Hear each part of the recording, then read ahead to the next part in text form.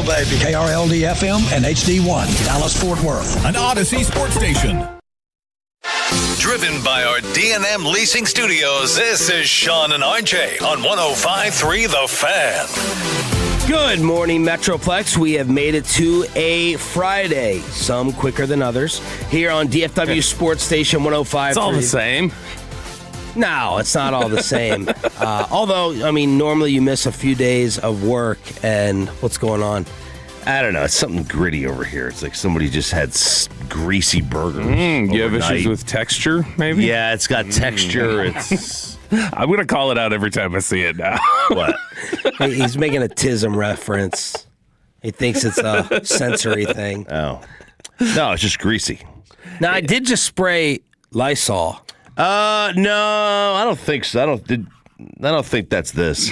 This is like, this is more OCD. That's not TISM. That's OCD. Those are connected. They're not connected, Bobby. They're not. OCD doesn't mean TISM. TISM does oftentimes mean OCD. Okay, well, then there you go. So shut your mouth.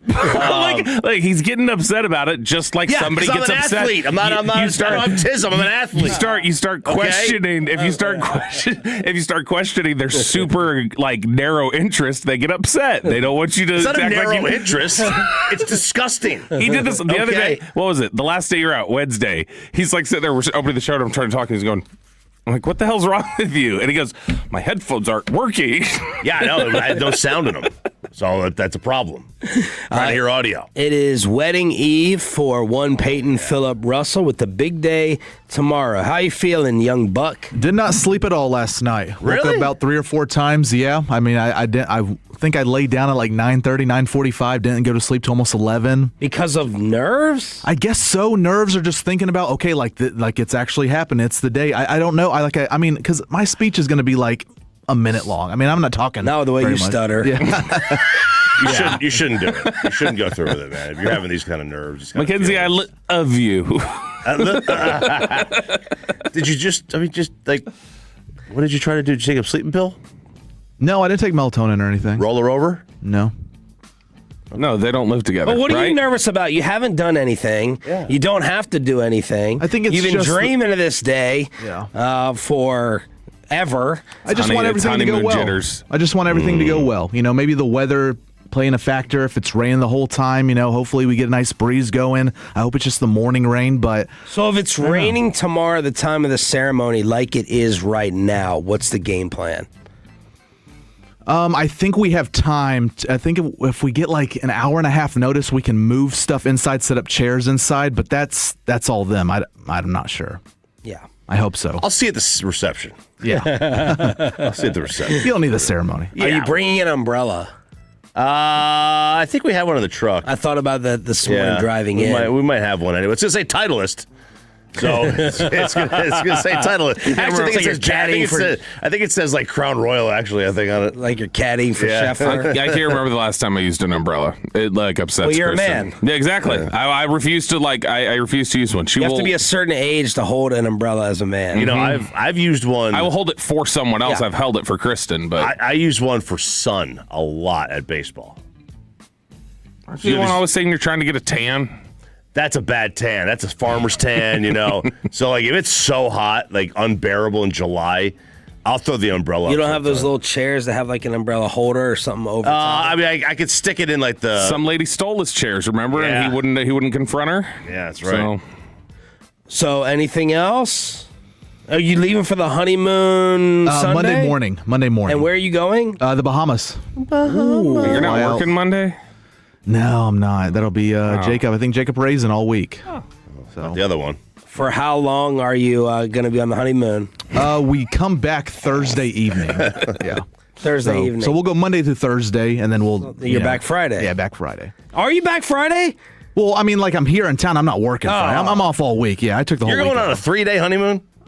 4, technically, but yeah.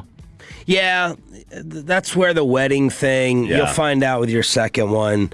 I don't know one person, unless you're filthy rich, who does the whole big. I mean, your second one was minimal. Very minimal. I think we spent $3,000. Yeah. 2 weeks touring Europe or something. Yeah. They don't do it. I don't have, I'll say this when my wife is asleep, but I don't have just instant pleasant memories of my wedding. Now, part of that had to do with, fist fighting my brother the night before. But besides that, did you see? Did I have a black eye? You did not have a black eye. Was I limping? Did he not bow at the waist when you saw him beating me? I wasn't limping around, but just the coordination. And I guess if you have to go back and do it, and it's such an expense. I was even being cheap with the videographer, and I'm like, we're not going to watch this video 15, 20 times. And you're trying to be cheap and cut costs where you can, but if you did have a coordinator, if you did have someone to handle all that stuff for you, that would have been a monumental help. A planner, yeah. Like, and is the person there at the site going to kind of be that individual? Yeah, we do have a wedding planner, Wow. a coordinator. So, yeah, she'll handle all that stuff. Kristen has repeatedly said she wished we would have just done courthouse. She's like, I just wish we wouldn't even had it like a ceremony. She's like, because she's so cheap, she was just like, it costs money. Why did we do that? Like why did we spend that money? I was like, I mean, it's fine. It's really not a big deal. But What did y'all do? like we like cut everywhere we could. Like in terms of like the venue we got like was a church at like a friend of ours that like just said we could like use it, and we ended up a follow hookup back then. Yeah, exactly. We ended up doing like all these different things. I think we ended up spending. It was not bad. It was like probably $6,000 total. For how many people? Like 100. oh wow, that's really So and then. She ended up, but then, like, she was just mad that we did it. She's like, we could have just been using that money on something else right after we got married, and we didn't. And I was like, okay, well, I mean, sorry, I guess we could have just gone to the courthouse, but you definitely were not going for it back then, so. Yeah, exactly. And then afterwards, you're like, this is unnecessary, and this, and that, and that, and this. because you like the expenses pile up quick, but then you're like, okay, that's a good idea. Like we had a mojito bar, and it was great. Like my first one, it was great, but like, do you really need a mojito bar? Like, is the regular wet bar not enough for everybody? Sufficient. That's enough. I did like at the reception you had that phone where we could leave you messages. Can we play those messages sometimes? Sometimes the one Peyton left you? Yes, Never and the heard one Bobby them. left. Not the one I left We've you. never listened to them. I would love to. Good, don't. I would love to. I think Peyton and I were fairly drunk and said things on there we shouldn't have. Good. But no, it's I will say, Peyton, the biggest thing I had with my wedding, I kept peeing. I almost peed my pants right before my wedding. The other thing is, what are your boys going to do to you in the lead up, in the build up, while you're all sitting in the back room, and what type of liquor bottles or what type of drinks are going to be back there? How much are you going to drink before you stand up there? And are you going to be worried whatsoever? I think you're pretty good at holding your liquor, but what are you going to consume before the moment? Yeah, I mean, they told us the wedding did that we could have beer and liquor back there. So, I mean, we'll take some shots, because some venues, I think the one that I was with in, my buddy in December, they were like, no hard liquor in the back. They wouldn't do that at Cody's wedding. They wouldn't let you have it in the venue back there. It was like a rule. You had to go to the bar. They had officers. They had people like officers on site telling you could not do it. It was It was a city regulation. You could not have it back there. A city regulation? Yeah. So I can have it on the other side of the wall there, serving it to patrons? It was like if there wasn't a TABC bartender there or something before things started, you couldn't be out there distributing it on the venue. A water bottle. Wow. So some shots. Okay, that's a little dangerous. Yeah, I mean, we'll take a couple, but yeah, I mean, Mackenzie, her mom, even like her sister last night was like, do not get drunk. Please, do not just get trashed. Will you bring me one? Will you bring me one out? Yeah, I'll while you're sneak getting you ready? some out. Yeah, thank Are you going to drink? Yeah. And then, I mean, How you guys deciding? I just figure we'll drive back and be fine. She can drive at night. It's not a problem. Actually, she is talking about she wants to just get a hotel and stay Yeah, out she there. cannot drive at night. No, I know. I was joking about that. But I plan on having like a couple. I'm not like, but it'll be early in the thing and then I'll be done. No. Because We know I don't want to stay in Waxahachie. I've been able to hold I it back don't want to stay in lately. Waxahachie. Shots fired. No, it's just the drive back the next day. I don't want to have to drive back on Sunday if we're still going to be doing show You're prep like later in the day and you stuff. just hate south of 30. No, I hate doing the like driving on Sundays. If I have to drive any sort of a distance on Sunday, knowing that I still have to get back and do prep and stuff like that, I don't How far like is doing the it. drive? Waxahachie's, I mean, from 45 Waxahachie minutes. up to Louisville. No, to Louisville from Waxahachie, it's like hour plus. Yeah, well, I guess Let me see. Get up at 9.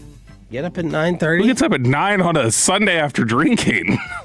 I mean, I do. You do. I can't remember the When last I time. don't drink, when was the last time I replied to a text on a Sunday before 11? I sleep till 11 on Sundays. You got the final fresh haircut? You go into any last second pimples popping up? No, I put the face cream on last night, so we're all good. The lotion, yeah. No, I got a shorter haircut about 2 weeks ago, so that way I was like, all right, I'm getting my last haircut, and hopefully it looks fine then.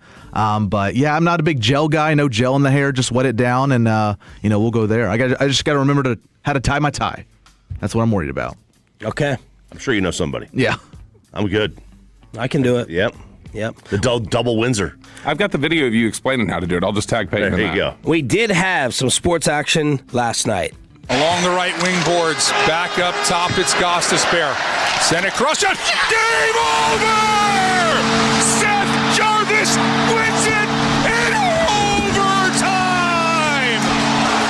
Maybe the most famous one-timer in Hurricanes history. Oh, Hurricanes. Hurricanes.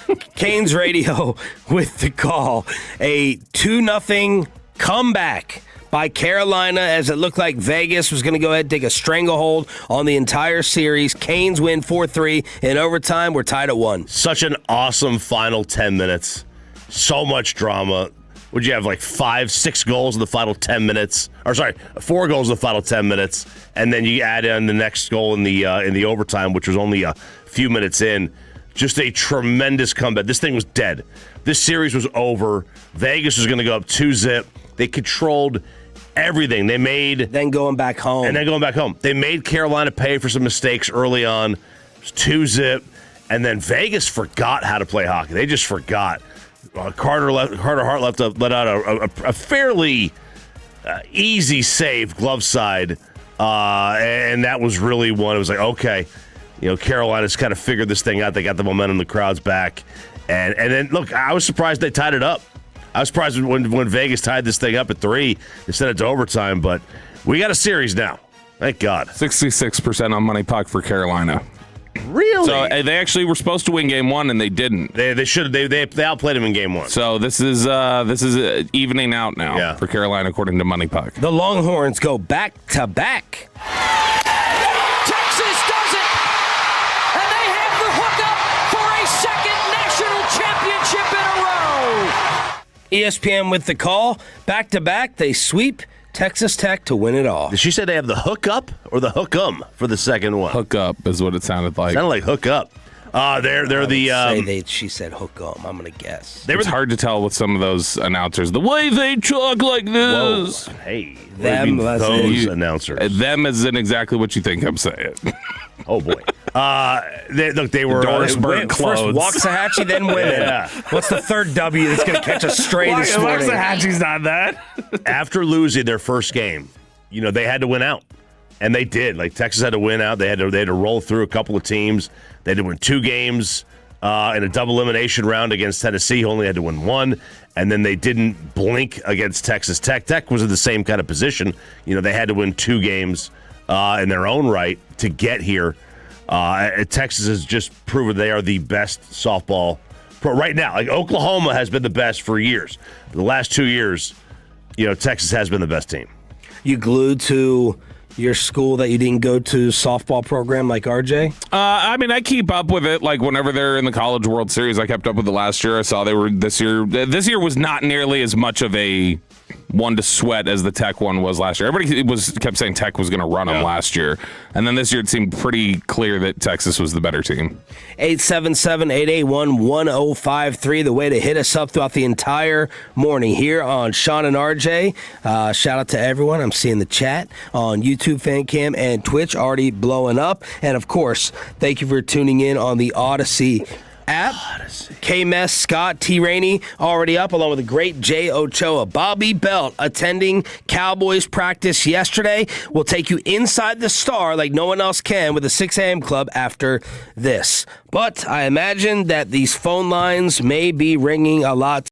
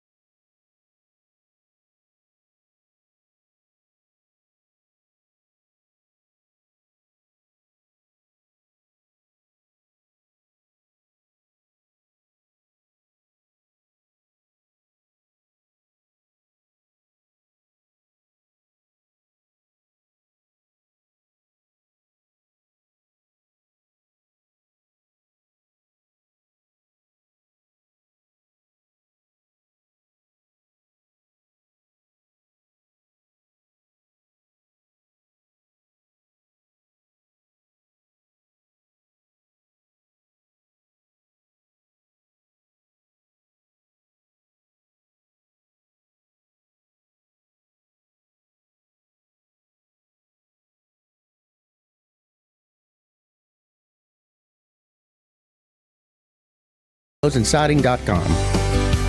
Best Buy Windows and Siding. And it's back to Sean and RJ right here on 105.3 The Fan segment here, brought to you by the personal injury lawyers Frankel and Frankel. If you've been injured in a car or truck wreck, call Frankel first, 214-817-333-3333. With Frankel and Frankel, there's never an out-of-pocket cost. They only get paid when you win. Frankel and Frankel, the go-to car and truck wreck attorneys in Dallas. From news and notes to the coaches and players for America's team, let us go inside the star on 105.3 The Fan. Dallas Cowboys open practice with the media there yesterday. Ford Center at the Star in Frisco. Our Cowboys insider Bobby Belt on the scene. Let's go inside the Star, Roberto. Yeah, so you had said the thing you wanted to see most. Well, another thing the fans wanted to see most that they did not see yesterday and apparently are not going to see during OTAs is George Pickens. There is no George Pickens out there. We were not able to see. That's not what I wanted to see. No, I know. I said the thing fans most wanted to see was that. What you wanted to see most was Caleb Downs, which I will have some Caleb Downs thoughts here in just a moment. No DeMarvion Overshown was out there.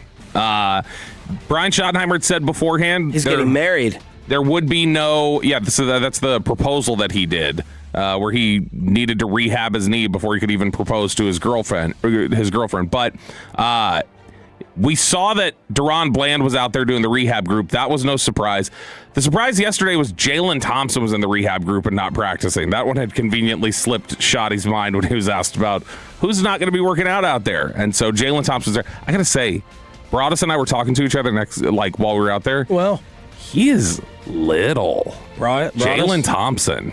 Really? He is, he looks short. I did not Thompson really. and Downs, not the most physically imposing back end. Thompson looks like he's built. He's just short. We were both looking I was like, does he look way shorter than you thought? And Broad is he is not as long as he looks on tape. And so he, same thing with Downs. It's the same thing of when you see Downs, you're like, oh, you are kind of short. But the Downs thing, maybe I'm just excited. But I cannot remember a rookie being that vocal during drills where he is very much in command. And he's the one. So they have all these different drills set up that they're doing, and they're kind of rotating stations, which I'll get into more in a sec. But Downs is at it, and he's lining up, and there's somebody lining up on the other side, and he's like, wait. And he's telling this guy who I don't even think it was a rookie. I think it was a second-year player. And he's telling him, no, you got to be a step up. You got to do blah, blah, blah. He's orchestrating, telling people, be here, do this. And every station they go to, he was being very vocal, keeping everybody's intensity up. It strikes me that he's going to be similar to the way Zeke used to be in practice, the way Dez used to be in practice. Dez was very intense. Was Zeke vocal? Zeke was a really hard practice player and would tell guys, come on, let's pick it up. Let's do this. He was... I know a lot of the thought has been that Zeke maybe off the field had his issues, and I think he did. The football character was always really high with Zeke, and he was always holding people accountable at practice.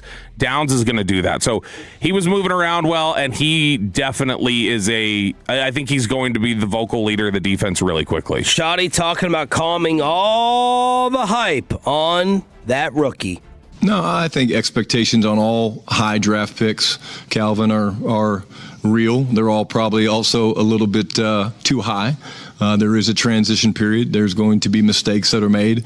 I thought one of the greatest compliments you could give a young player is they don't repeat mistakes. If you tell Caleb one thing, he's made mistakes throughout the course of phase 2 and OTAs, even the last couple of practices, but he doesn't make the same mistake twice. And I think that's a very, very good thing for us and the Cowboy Nation. And because at the end of the day, you don't want guys that repeat mistakes, because once you learn a skill set and you're corrected on something, it's cool to see them make those changes. And Tommy Yarsh adding that Caleb Downs, along with Kobe Durant, who has Caleb's number, both took first-team reps at slot corner. Yeah, and so the Downs thing, when he's going through these drills, I've never seen, I wanted to have eyes specifically on Downs yesterday, and I wanted to keep an eye on Christian Parker, how in command is he, how much is he running things. So Eberflus used to stand close to the linebackers. You'd have Zimmer standing close to the secondary. They all stand generally close to the position they work with. Shoddy roams around. Shoddy, though, a lot of times does end up closer to the quarterbacks. McCarthy used to be near the quarterbacks. That typically tends how you do it. There's been a lot of discussion, I know I've mentioned on the air, that you hear from people around there that he very much is comfortable delegating. Like, I hired you to be a position coach here and handle this position group, so handle the position group because I got other stuff I got to do. And so he kind of stands in the middle of practice and has these 4 quadrants set up, and I've never seen this before. He's got a drill over here that's blitzing off the edge and trying to smack the ball out of the quarterback's hand, so it's a blitz drill. Over here, they have these tackling sleds where the players hit the sled, engage with it, and then they put their hands up to try and block a ball in the passing lane. Over on the other side, they have a guy catch a ball, turn around, and then he's greeted by 2 players, and one of them is supposed to engage, the other's supposed to try to punch the ball out. And then on the other side, it's somebody holding the ball, and the defender is supposed to stand behind, and they're trying to punch the ball out from behind. So it's 2 different punch-out drills, like from 2 different directions. It's a strip drill coming off of the edge, and then it's a get your hands up in the passing lane drill. Wade did that. So typically you have the defensive guys that will, like defensive line will do the tackling sled. You'd figure secondary would do over here. He's got them in these groups, and 5 minutes later, Christian Parker will scream loudly for everybody to hear, switch, switch, switch, and they all have to switch stations, and they rotate the whole thing. He has all of the positions practicing every drill. So, like, defensive backs are practicing some of the defensive line drills, and you got some of the defensive linemen practicing some of the stuff you normally see linebackers do. And he's very much trying to get everybody's bases covered in terms of, I need you to know every aspect of this because I will want to blitz a corner. So if I'm going to blitz a corner, I need to see you practicing dipping a tackle. You know, if a defensive lineman, if I'm going to have you drop in a zone, I need you to practice your back pedal and doing some of this stuff. I need linebackers to practice putting their hands up in passing lanes while engaged with an interior offensive lineman. So I thought that was really interesting to see. It's the most different practice I've seen run in any practice I've ever been to in the NFL. And so I've been to 3 different coaches now on the Cowboys. I've been to Chiefs practice before. I've been to Broncos. I've been to Saints. So I've seen like a couple different teams. I've never seen anybody run practice like the way Parker ran it yesterday. And to be fair, I've never seen Fangio do it, which is where he comes from. So it could be similar to that. But he's definitely in command. I noticed Brian Schottenheimer was in his hip pocket a lot yesterday. But it wasn't like it didn't seem like a micromanaging thing. It felt more like, hey, I know this is your first time, like your first week doing this, so I'm just over here in case you're wondering about logistics. Kind of stood behind him, watched when they were doing all the drills through the bags, running through for the defensive players. Schottenheimer stayed with the defense. He didn't go to the offense like he normally would. He was like, coaching the players, hyping them up through the bag drills. So it was a different kind of setup yesterday, but definitely they are going to have, it feels like, Shotty kind of overseeing everything, but definitely leaning more to offense. And then the defensive side is going to be run by Christian Parker during practices. Shotty on working with CP at practice. Yeah, I think I would say it's not as much about CP. It's more about what I've learned, going into year 2 as a head coach and doing the good, better, how on myself and areas where I feel like I could have been better last year in terms of early on. I spent so much time with the offense because Clayton was a new coordinator that I didn't really do as much on the defense. And then when the time I got over there, I felt like it was a little bit too late in some regards. We made some changes, but at the end of the day, the product wasn't good enough. I'm not a micromanager. I'm an opinion giver. And if I give you the same opinion multiple times, I suggest you follow through with those opinions. But CP's been great. Again, everything that we've experienced that you guys have seen, the way he runs the meeting, the way he communicates, he's and it's a compliment, a man of very few words. He doesn't need a lot of words to get his point across. And I'm really, really thrilled with what I see from our defense right now. It's been fun for me to talk to some of the offensive players, and they're excited as well. Yeah, and I think it's one of those things that when you see, I was thinking that when we got there, you would typically see Christian Parker, even if he was observing. A lot of times it's hard to look engaged when you're just delegating like that and kind of having your hands behind your back. But he was kind of popping around everywhere and talking to coaches. He spent a lot of time talking to coaches, and then when he needed to talk to players, he would. But a lot of time he was just spent talking to a position coach. What are we doing here?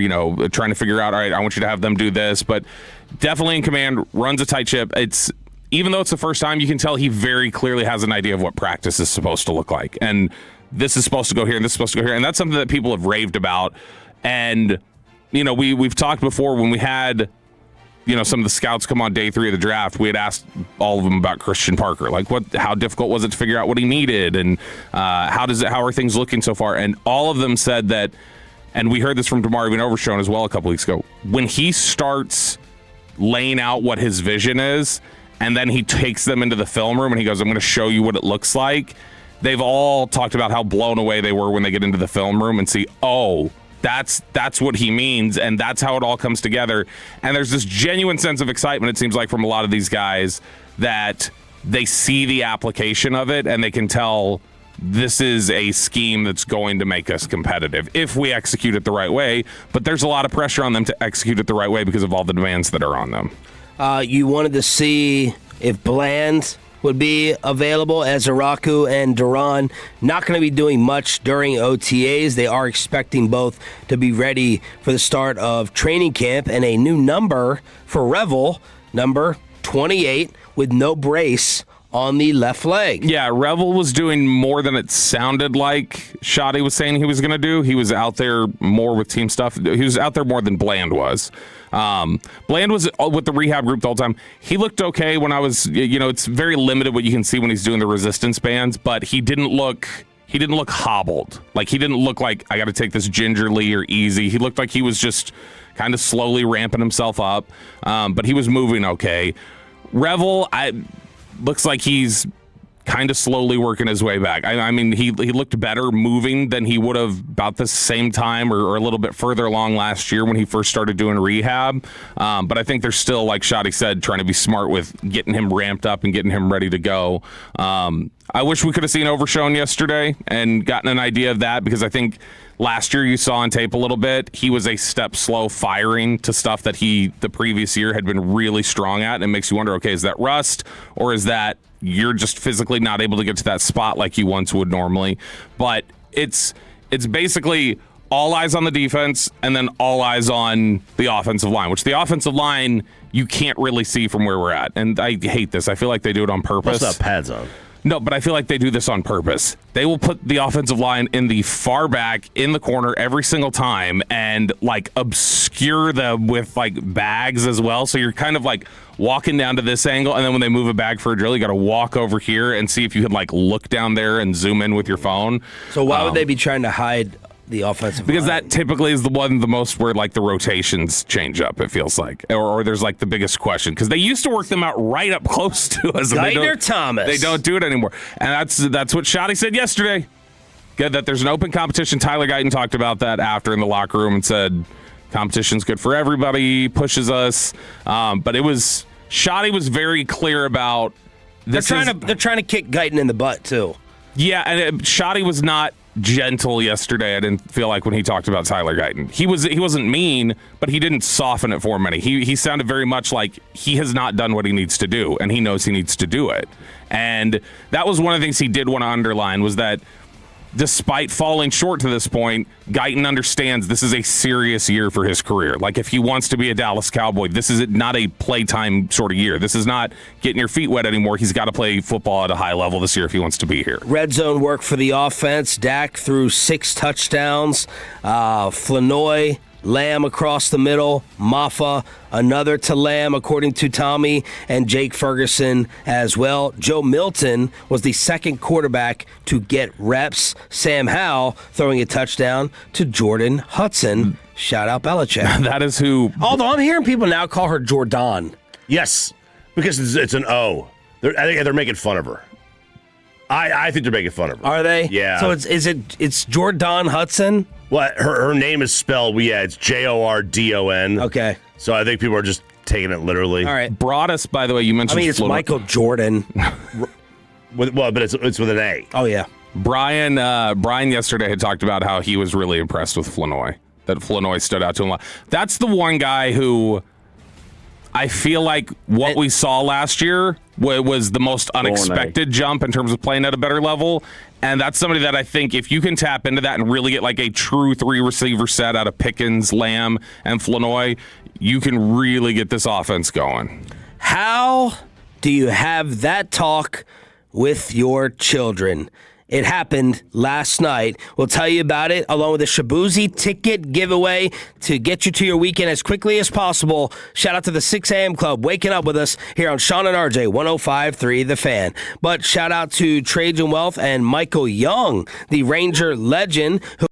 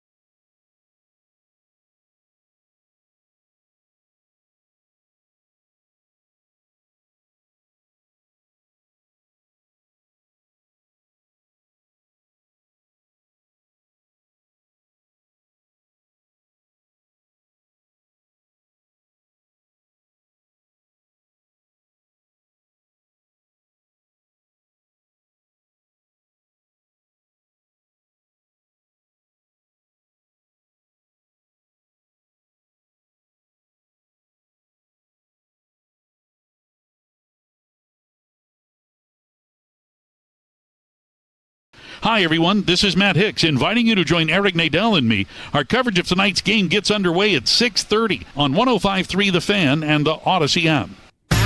And it's back to Sean and RJ right here on 105.3 The Fan segment here brought to you by Classic Chevrolet. If you're in the market, upgrade your vehicle, get to Classic Chevrolet in Grapevine today. The #1 Chevy dealership in the world, 3 years straight. They've got more new Chevys than anyone else, all priced to sell. Visit ClassicChevrolet.com. This is Texas. This is Classic Chevrolet. Together, let's drive, relax, enjoy the difference based on new Chevrolet registrations 2023 through 2025. Alec Medford getting the sloppy city seconds of Peyton Russell as they mimicked your day. They hate us because they ain't us, Sean. That's what it feels like. You know, They hate us 'cause they ain't us. Yeah, no, ain't us. Aren't you from Mansfield? Yeah, that's where I grew up. Yeah, so I get a whole city to myself. He gets a water park. So hey, A great water park. We love the folks at fantastic. Hawaiian Yes, Falls. fantastic. Where was he Hawaiian Falls. for an appearance? And he missed Travis the show, Jankowski was there too. but he missed the show for it. Yeah, I mean they gave it to him. They're like, hey, we got an appearance for you. Come out there, draw a crowd for us. And they came out with a proclamation and everything. Yeah, I guess so. I didn't listen to the video. It was, you know, they said my name a couple times, obviously, because it's rent free in their head. You know, they had to mention me to get the clicks and all of that, the views. So, you know, I appreciate it. But no, I mean, actually, it's cool for Alec, I guess. He gets something in his life. oh God, wow! I love He it. doesn't get a lot of airtime, you know, but he gets some camera time. It's more than Jake. Does he get a daily segment? Yeah, I think 2 of them. Yeah, he asks a question for 15 minutes. He copied Zach's thing, right? Like, what's your generic question of the day? Except I don't think his the second segment of their show. We'll crosstalk at 9:40 with Mr. Is it Mansfield? Is that where he was? Yeah, Mansfield. Mr. Mansfield. That's a good Hawaiian Falls, though. That's a good one down there. Oh, I've been there. It's Yeah, great. it's a good one. Yeah. All right, Bobby, you've been worrying about this and putting in a lot of thought over the past 48 hours. You finally had one of those talks. Yeah, so Kristen's uncle, who we've talked about here on the air a little bit, that was had been sick. He had been intubated, so he passed away the other day. And she had been down in Austin for that, and so she came home, and we knew we were going to have the talk with the girls about death, because they've never had anybody really die, like that was in their circle or in their orbit. The closest, I mean, they had some deaths early on, but they were very young. They were like 2 years old. You can't really, you can say it to them and they don't really process it the same sort of way. So they're older now. Laura's 10. Addison will be 13 next month. And we were like, okay, we're going to have this talk and we're going to have to kind of lay this out, which I know you brought this up couple like maybe last month, the idea of like, how do you tell somebody, like how do you frame it? And my concern always when they're that young, and they're a little bit older, so it's not as much of a problem, but my concern has always been, how do you say it in a way that lands, but also you're not trying to make sure it lands, so you just overdrive into their head, hey, they're dead, you know that, right? They're not here anymore. Yeah. And that's the frustrating thing of like trying to figure out the balance. Well, Laura is a very emotional 10-year-old. She feels people's pain. She when she found out that he had been sick, this was the other night. Kristen was in Austin. I'm sitting there. I'm doing my prep work and stuff. And I talked to Laura, and she had heard an update from Kristen, and she goes, "Oh, okay." And then she, like, you know, kind of, she's like, "I'm gonna go play." And I was like, "Okay." And so she went into her room to play, and I was sitting there for like 30 minutes doing my prep, and I was like, "I've not heard her in forever. What's she doing?" And I went to that, and she was curled in a ball behind her bed crying, and she'd just gone in there to cry. And I was like, "Oh gosh, this is not gonna be easy to talk with her about." So Addison, on the other hand, whenever we've given her any of these updates, has not shed a single tear yet. And I was trying to figure out, is this a little like removed and emotionally psychopathic, like choppy here? Or is this not understanding it? Or is this she's just in denial until it's real? Turned out it was in denial until it's real. So, because we had the talk last night and I had let them know that he was no longer with us. And Laura surprisingly kind of just...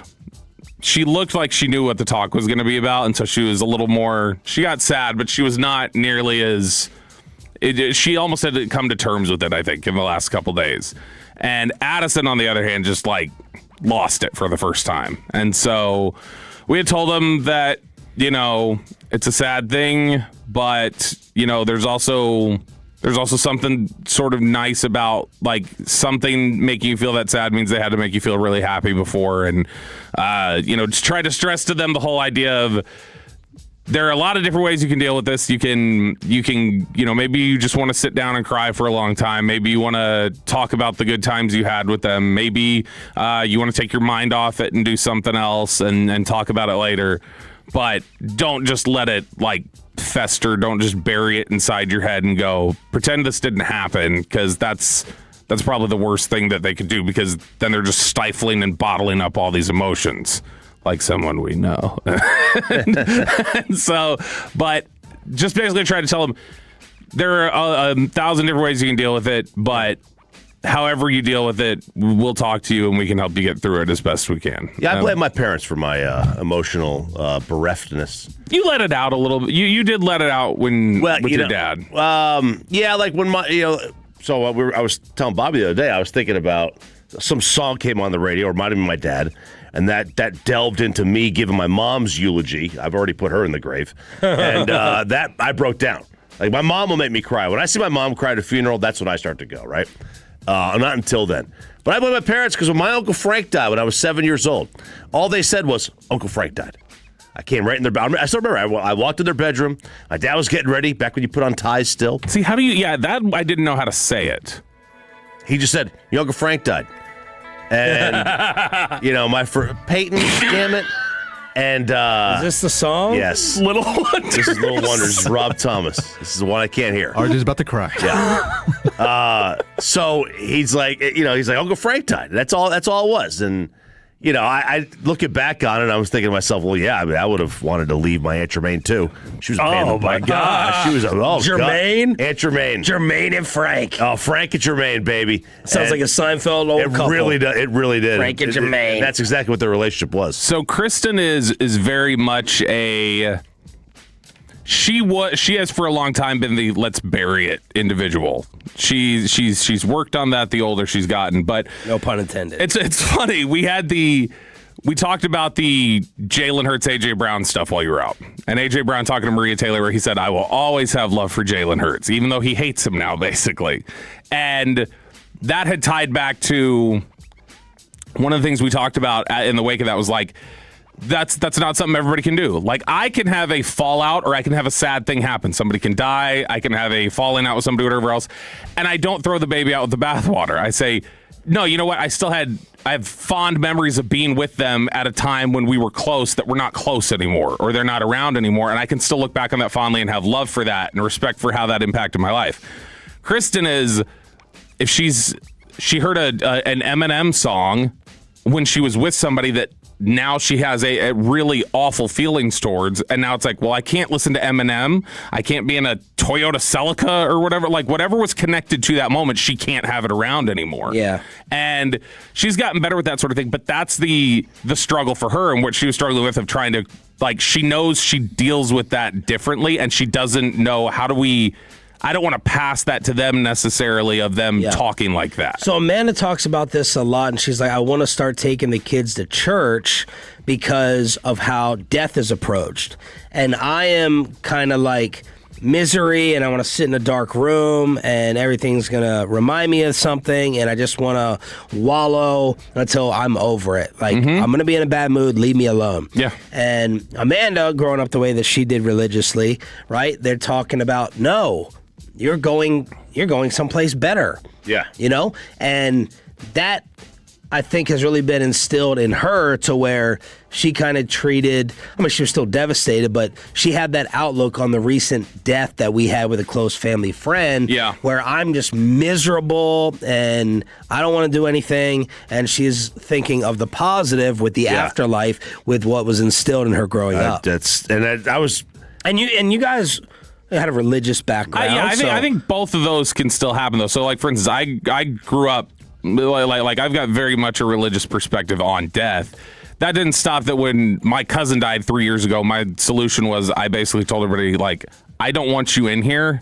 let me be by myself tonight, and I'll cry and I'll be miserable tonight, and just let me get it out. And then I still had a perspective on it of like, I believe that she went somewhere better, and I believe that she's somewhere now where she's not in pain anymore, and that she has all those things. But it still didn't stop the fact that that's nice for her. It's not nice for me. I don't have somebody here anymore. Yeah. And I want to get it out. So I think you can still have both perspectives.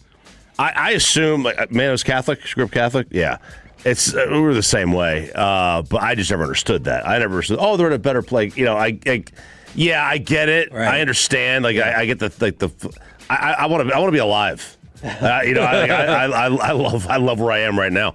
But that's, and the people that do deal with death better, I do think have that perspective on it. You know, my mom is like that. She's like, I can't wait to die. Really? Yeah, and I'm like, oh gosh, that was God, stop this. The worst I ever got. I remember, I knew. Like, so you're telling God, stop this, like. Or telling her God stop. Well, yeah. I mean, so my how much mom, money am I getting? My mom was an only child, and so my grandmother took it really hard when my mom died. Well, my grandmother got diagnosed with breast cancer about 10 years ago, and I remember thinking she's not going to be long, because I talked to her right after she got diagnosed. And I was like, so what's the plan? What are you doing here? Blah, blah, blah. And I remember she said, I'm just ready to see your mom again. And I was like, oh, God, okay, she's not fighting. And I was like, and it was like, it went downhill really fast. It was like 2 weeks later. And so there are a lot of people who that's how they come to terms with it, though. How they come to terms with it at the end. And it's a lot of people how they deal with it after. And not to say that, like, this is the woo-woo way. Like, I mean, that's a belief and a genuine thing that they hold on to. And we talk through those terms with the kids as well. It's really hard for the kids at that age to think better about it, though. Yeah. They're just like, well, okay, even if I believe that still makes me feel sad that they're not here. Let's make you feel a little bit better with a Shabuzi ticket giveaway. And we finally have some coaching names for the Mavs opening, plus shots fired in the San Antonio locker room at each other. All that next with Sean and RJ, 105.3 The Fan. The more time you give, the more our crush grows. Together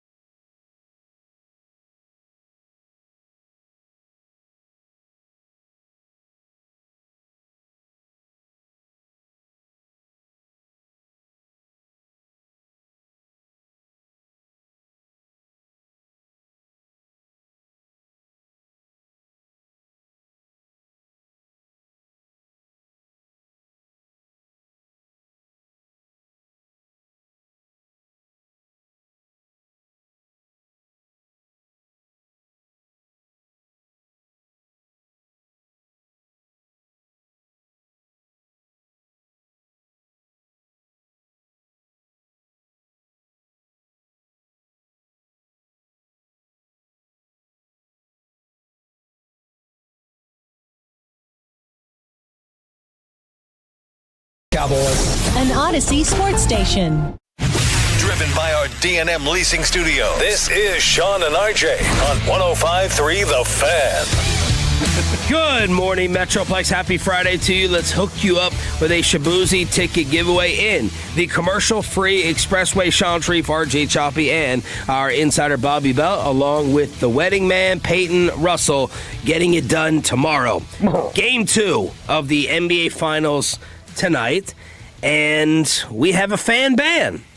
That guy, that little kid who ran out on the court, didn't even get his Wemby selfie, has been banned along, apparently, with someone else who was in on the act. How do you get banned? You're not even storming the court. The other kid. How does the other kid get banned? Had to be an accomplice.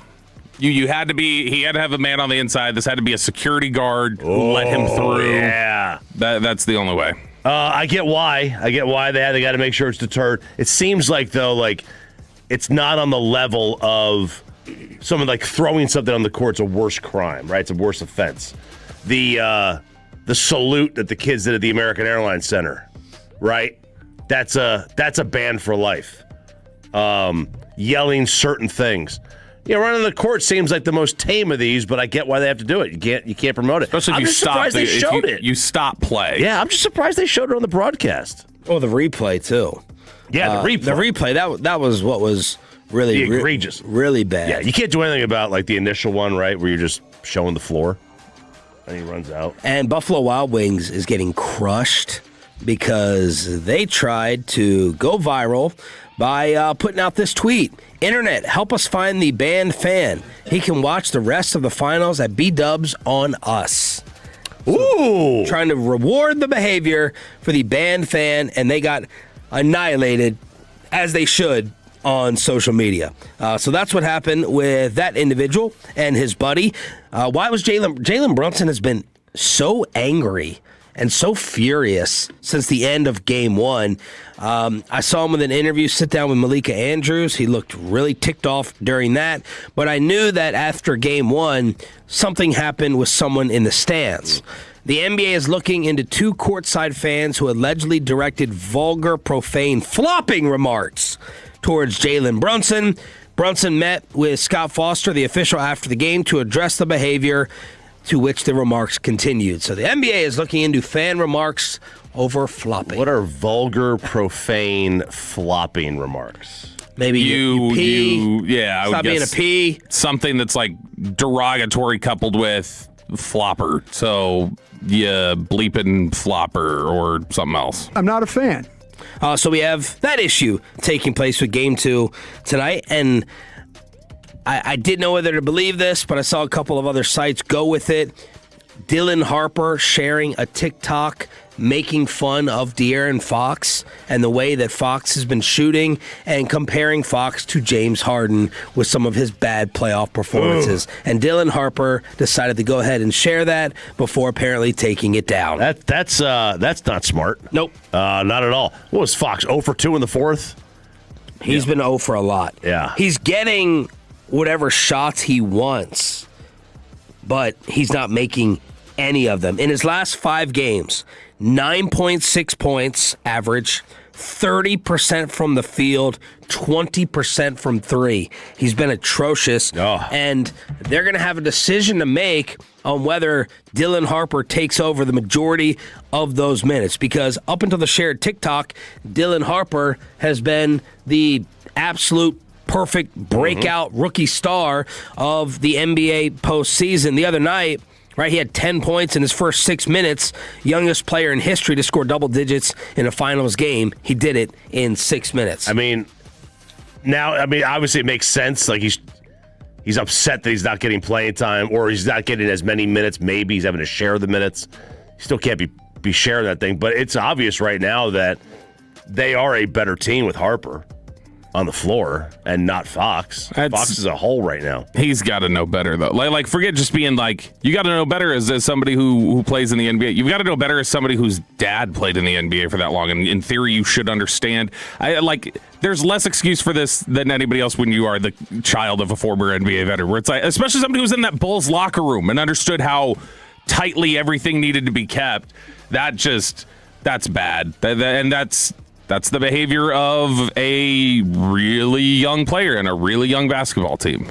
Meanwhile, the money and the anticipation for Game 3 at the Garden, it's almost indescribable. It is through the roof. The 30 years almost since they've been in the NBA Finals.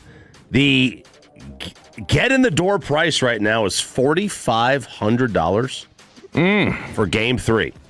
So somebody went and did the math on this.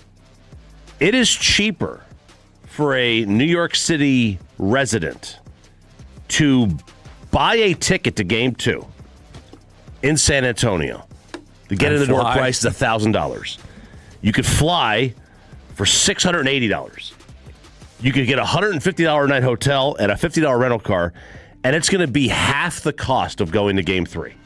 It would save you over $2,000. But it's not the Garden. It's not the Garden. Game 3. I mean, the amount of Knicks fans are there is halfway the Garden. There's a $500,000 charity bid right now on 2 courtside seats. The bid was up to $500K, confirmed by Darren Ravel. What is your what was your number one team or focus growing up as a kid? Number one team? Yeah, like the one you were most passionate about, like Orioles baseball. Like what was the number one focus? Maybe the Buffalo Bills. Okay, so would you have wanted? Which would have been a cooler thing to see, like the Bills come back against the Oilers? Seeing that in Buffalo or seeing that in Houston? In Buffalo. So that's that, because I think there's definitely being with a crowd where everybody feels the same, but there is something to going into somebody's house and being a visiting fan and watching them steal it. That is a fun experience. And if the Knicks win this game tonight, the Spurs are done. It's over. Like the series is over if the Knicks win tonight. Someone went and did an game time view of the seats. The amazing deal right now is in section 211 for $10,245. Then you go down to 107 right in front of that, $30,555. Then you go down the section in front of that, $100,873. 6 of those tickets left. I'm looking at $25K, $14,800, $11,400, $10,800, $12,700, $9,300, and then the cheapest seat that I see here is $84.94 in section 419. It's stupid. It's crazy. It's stupid. No, that's not worth it. You cannot make the justification. I mean, obviously, if you have unlimited funds, then the money doesn't matter. And there's plenty of people, I'm sure, in New York City that have unlimited funds. But, I mean, you realistically cannot justify those kind of prices. Any of you guys have a really strong feeling about tonight? Spurs. I don't. It's 6.5, San Antonio. San Antonio's shown pretty consistently when they drop something in this postseason run, they usually come back locked in. Would you feel good about taking the Knicks with the points? 6.5? No. I mean, I wouldn't feel good either way, but I definitely...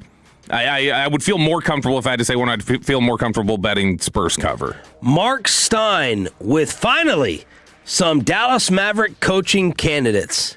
How about... Were people, by the way, while I was out devastated that Sweeney went to Orlando? What was y'all's reaction but to not it? a ton. I still think that this speaks to... They don't want to. They're cleansing of anybody from that era, and so I don't know. They didn't. The only interest we saw was on betting markets. We didn't hear Dallas was really hard up to interview Sweeney. So no, I mean there was some disappointment. Alec Medford, I know, is beside himself. That's who he wanted. So fellow redhead. Because Sweeney, the hair. Couple of reports here. One, like you said, from Mark Stein is the college ranks. We've heard John Shire's name thrown out there. I hadn't heard Dustin May's name thrown out there. Oh, the guy from your group chat. That's, I'm sorry, Dusty May, not Dustin. Dustin May is the guy for the group chat. Oh. Dusty May is the coach of Michigan. We have not heard his name at all. And if they do go down that road, does that add somebody else to the mix, like Yaxel Lindenberg that played for him, to the draft? Does that change things up at all? Obviously, the Shire connection with Duke. But then there's another name that was thrown out there, and that is the name of Terry Stotts, who I really like. I mean, he was here in 2011 as an assistant. He's a really good, sound basketball. He's not a sexy name, but he's a good, sound coach the Blazers basketball coach. Yep. So Stotts is another name, and apparently he is only looking for head coaching. He's not interested in going back and being an assistant anymore for anybody. They tried to get him on kids staff here a couple of years ago. Wasn't interested, but that's another name that's thrown out there. He had a .558 winning percentage in Portland. Yeah, he's a good, solid basketball coach. There's nothing wrong with Terry Stotts. The college guys, I mean, that depends if you want to go down that road. And there's a stigma in the NFL. The NBA has had some guys that have had. I don't think there's as many college guys in the NBA, as history goes on. But Brad Stevens has had success, and Larry Brown's had success, and Billy Donovan he's a 10-year vet, and PJ Carlissimo was okay, not great. But then Pitino and Cal were failures. Every time I think of Terry Stotts, I think of him when he was an assistant with the Mavs there. They won the title, and they had a regular season game where Jason Terry and Steve Blake got into it. And I remember Matt Barnes pushes Terry Stotts down when Terry Stotts was trying to keep him calm, and it had to take the entire team to stop Tyson Chandler from killing Matt Barnes on that court when he pushed Terry Stotts. The players loved him when he was here. Terry Stotts was really well thought of when he was an assistant coach here. I have an uneasiness right now towards the Messiah. I wanted Ujiri badly, and I'm trying right now. Bobby's put his fingers together like Dr. Evil. Another person Bobby will convince me to hate. I'm having a hard time right now. Hate Dr. Evil. Reconciling Ujiri getting rid of Jason without an obvious successor in place. And I'm like, all right, when you go into a job, should you fire that individual that you can get away with working for another year if you don't have their immediate replacement? I'm just trying to think about that in different workspaces. You chime in on the fan text if you have an opinion on that. Because right now, it looks like Masai Ujiri came in and said, you may challenge my relationship with Patrick Dumont. You were tied to the trade. You got to go, even though we don't have a replacement. And I don't know how to feel about that. Right now, I don't feel good about it. No, I mean, I said that when it happened, it was like, if you're getting rid of him, to prevent any kind of a problem, that tells me you're just a control freak. And, I don't know that I love Unless that. Jason really was dirty behind the scenes. And he very well may be. And also, seems to be his reputation. Yeah. And I understand, Jason wanted Masai's job. That's what he wanted, right? He wanted to be in the front office. So maybe there's animosity on Jason's part, and he was like, how can I work well with somebody who I wanted their job and you didn't think I was good enough for it? I also questioned, Jason having both feet in coaching. Right. If you wanted that front office job. No doubt. So there are circumstances in which you can paint to say, all right, I don't know who it's going to be, but I know it can't be you. I get it. It's not. I'm not tore up about it, but I totally see the questioning right now because they're going to have. If they bring in Terry Stotts, I think people are going to melt down a little bit because you're expecting, this new, oh my God, creative, Masai, hand-picked individual. Then you get a retread in Terry Stotts. I got nothing for John Shire. The only thing about John Shire is, oh my God, he's the Duke head coach. Well, congrats. Daddy Shesky handed it down to you.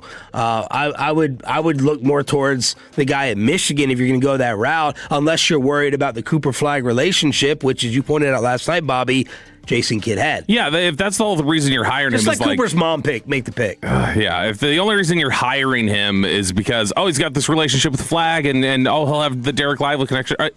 Kid had a relationship with Flag. Flag loved him, apparently, is all that we heard, so why didn't you just keep him? I'd be out on Shire completely. As a guy who, has developed a little bit of a reputation of his Duke teams have underperformed, or his Duke teams have fallen short, and they haven't necessarily, lived up to everything they're supposed to be come March. So, no, I'd be out on Shire. May would be interesting because there was just nothing but glowing things anybody had to say about him and the job that he did this last year. He did a great job at Florida Atlantic and with their Final Four. And they, he took, obviously, Michigan to the title this year. He's fantastic. But, again, I don't really know in college, what is he are you a recruiter? Are you a personality guy? Yeah. Are you X's and O's? All that stuff. All right, so there it is, getting you set for Game 2 in San Antonio tonight and the latest candidates for the Jason Kidd opening. Let's go. Commercial free, no reason to change it anywhere else. We're going to hook you up with one of our final Shabuzi ticket giveaways. And what is annoying CeeDee Lamb at Cowboys practice? Commercial free expressway after this. After we get you over to Underdog Fantasy, promo code TOLO, and that is going to get you $50 of bonus entries when you make your first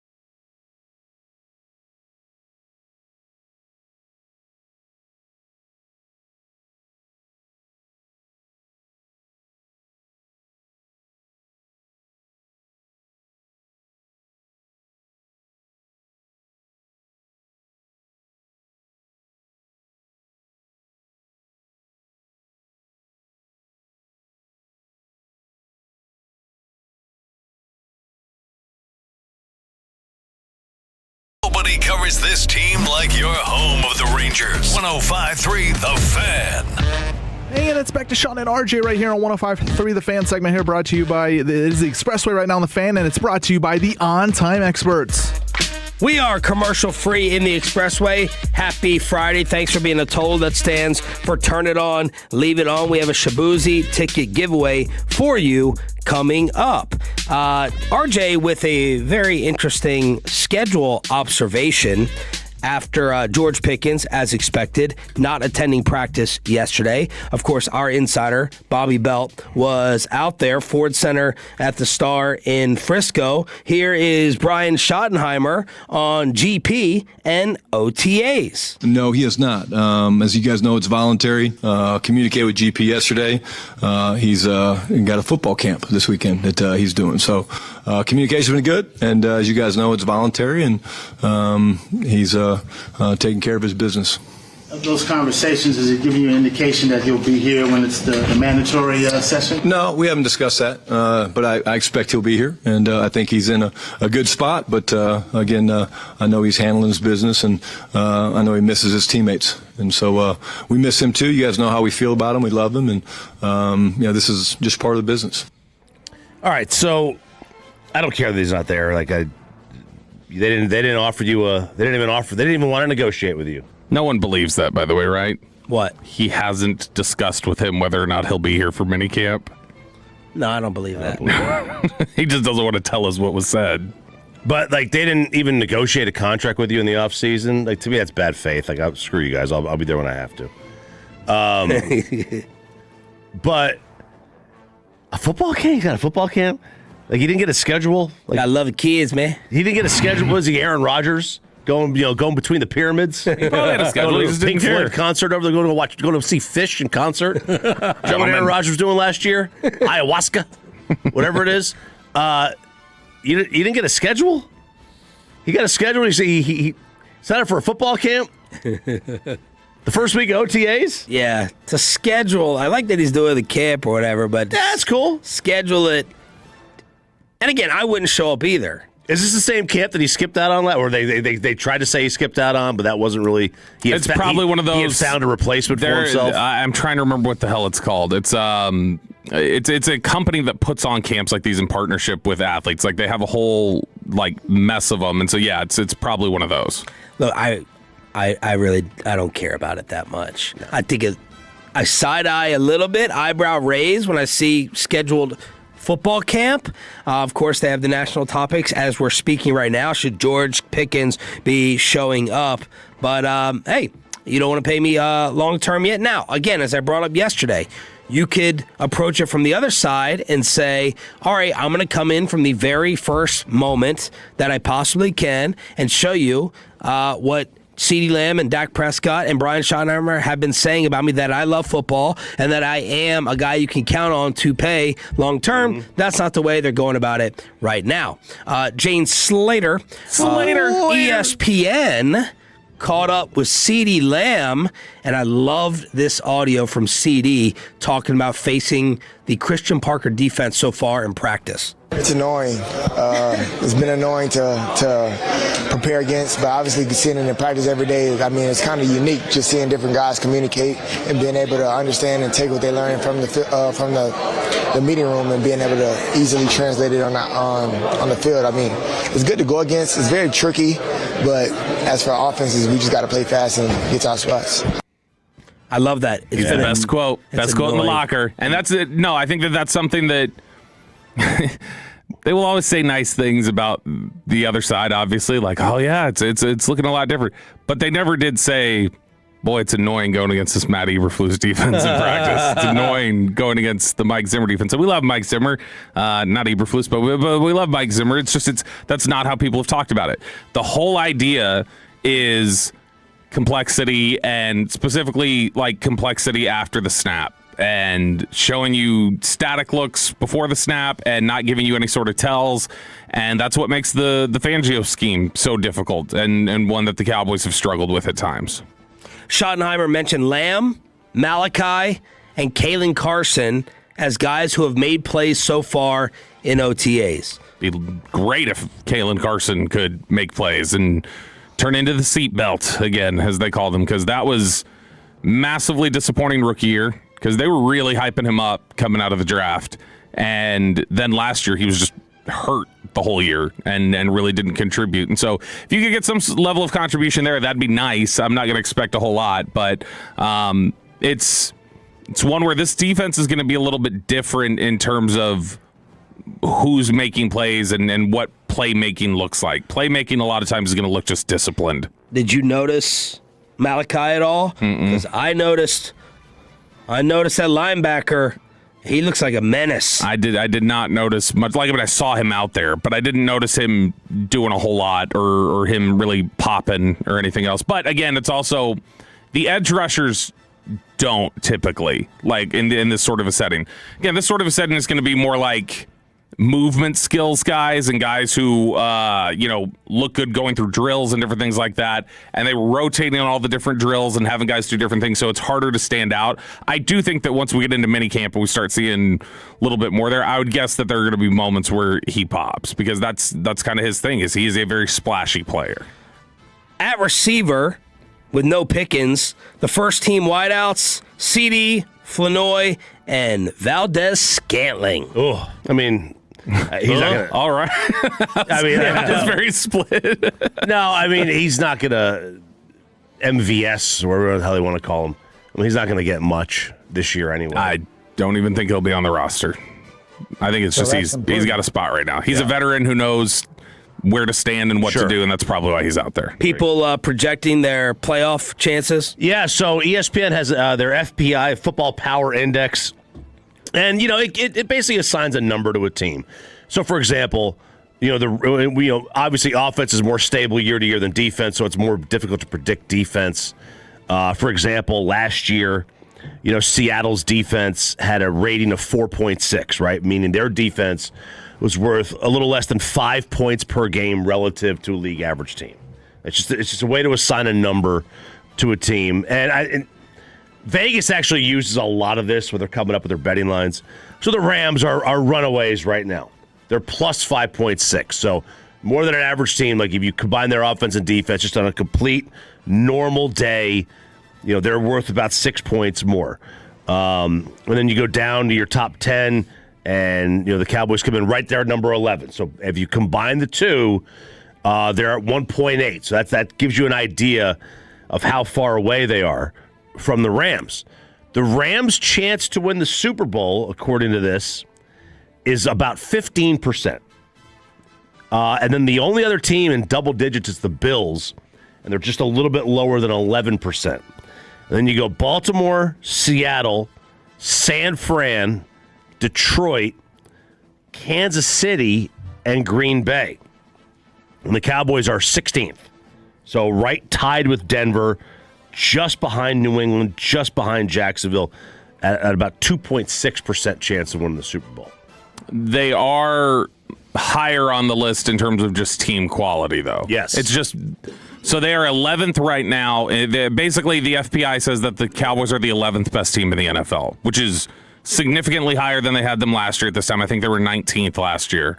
Has anyone ever tracked if this FPI means anything or hits? Obviously, like some of the teams that disappoint, like whenever we think the Ravens are going to be good and then they're not, like they usually have the Ravens up high. But no, last year it's roughly close enough for like 2/3 of the teams that it's enough to like be interesting to look at.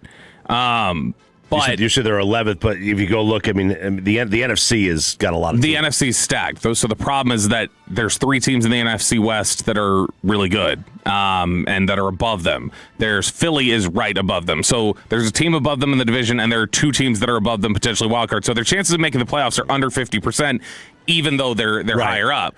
But they've got them right now. They've got Dallas ranked as a better football team than half of the teams that were in the divisional round last year. They say they're better than Houston, Chicago, Denver, and New England right now. And my word. Bobby mentioned the NFC West. That's lofty. Yeah. But Bobby mentioned the NFC West. They do the most likely Super Bowl matchups. Of the top 10, the top 9 involve NFC West teams. Rams-Bills is most likely, 4.8% chance. Rams-Ravens, Seahawks-Bills, Rams-Chiefs, Niners, Ravens, Niners, Bills, Rams, Chargers, Seahawks, Ravens, Rams, Bengals, and then the first one that is not NFC West is Lions, Baltimore. Yeah, the 3 best teams in the NFC, according to this, are all the NFC West teams. It's the Rams, Seahawks, Niners. Well, That's Micah issued a warning, basically, to Myles Garrett, saying it's a whole lot different, NFC versus AFC. I look at the AFC, I'm like, it's cool. There's a couple sharks, but the NFC is shark-infested. It's different football. It's like playoff football every week. There's not really weak opponents in the NFC. I'll put it like that. I know the AFC is top-heavy. Predictions are pretty much the same every year, but the NFC is unpredictable, so it's great to add more talent to an already shark-infested pool. We'll see what we do on Thanksgiving. Yeah, and, if you look at it, why are, of all those teams, like of the top 10 most likely, the only one that is not NFC West is Detroit, and the explanation for that is they have the 31st ranked schedule. So everybody in the NFC North has a schedule that is much more difficult. It's 10th, 14th, and 16th. But because they finished last, they get a big drop. Like they play the Cardinals as opposed to, pick your other division team, right? So the 49ers. Right. So right. So they play the Cardinals, right? And then the other teams in the division are the 49ers, Rams, and Seahawks. Rams and Seahawks. So it's a much more difficult schedule. Well, the Chiefs are 9th on this thing as the 9th best team in football. I don't get that. It's supposed to be math, right? Like, wouldn't math say you don't have your quarterback, you've lost all your weapons, one of them is in jail right now, one of them is aging and has lost it ever since he started, getting with a pop star, and then you've got your entire secondary that you hit reset on. What mathematical equation goes 9th best team in football? Well, maybe they are, you guys were wrong about Matt Stafford's availability. Maybe we're wrong about Mahomes. How you like that? I'm just distracted right now because Choppy, we talked about this yesterday. Brian Windhorst has non-gray hair today. When they cut back, Choppy and I were talking during a break when you were out yesterday. Brian Windhorst's hair was gray, all of it, and it is not gray today when it was gray yesterday at the NBA Finals. So that just distracted me. He clearly got the dye job. But we could be wrong about Stafford, but that was more like we didn't think he'd heal from that. And then he did. We know Mahomes is going to heal from it. They're just saying a timeline that doesn't sound possible. Speaking of receivers in trouble, Brandon Ayuk, I think I'm on the Choppy defense team here. Better call Chop. After Ayuk filmed himself speeding a long time ago, well, apparently you can take that as a police department and charge him right now. Yeah. What? I don't care for this. Now, apparently he was going like 40 over. Yeah. Some insane. He filmed himself going past Levi Stadium at 104 miles an hour, which is, I'm sorry, the posted speed limit is 40. He wasn't going 40 over. That was the speed limit, and he was going 104. Guy's an idiot. Nobody's discounting that one. And you don't film this, all right? But catch me in the act, man. They can take you. I guess if you film yourself murdering someone, you should be charged for that. Yes. Murdering. I agree. Murdering somebody. Lighting a bill, arson. Arson. Yes. This should not be prosecutable. No. Sound like Johnny Cocker right there. We have a social construct here, a social convention, where I accept if I drive past a police officer speeding, that he pulls me over. I don't even try to get out of him. Sorry, officer, I wasn't paying attention. I was speeding, whatever. But catch me in the act. Yeah, that's the deal. When I see a police officer, I slow down. If I don't see one, I'm going to speed up. Let me say this because everyone is kind of expecting Ayuk to end up in Washington. I would stay far away from Brandon Ayuk, no matter who I was. I'm getting the sense there are other things there. There's other things. Yeah. I'm not going to get sued. This is just my guess. It seems like there's some more things that are off. I would not be surprised I would not be shocked if his football playing days were totally done. There was some stuff that I had that I found out was like out there about Ayuk during the pre-draft process. Where did he play? Arizona State.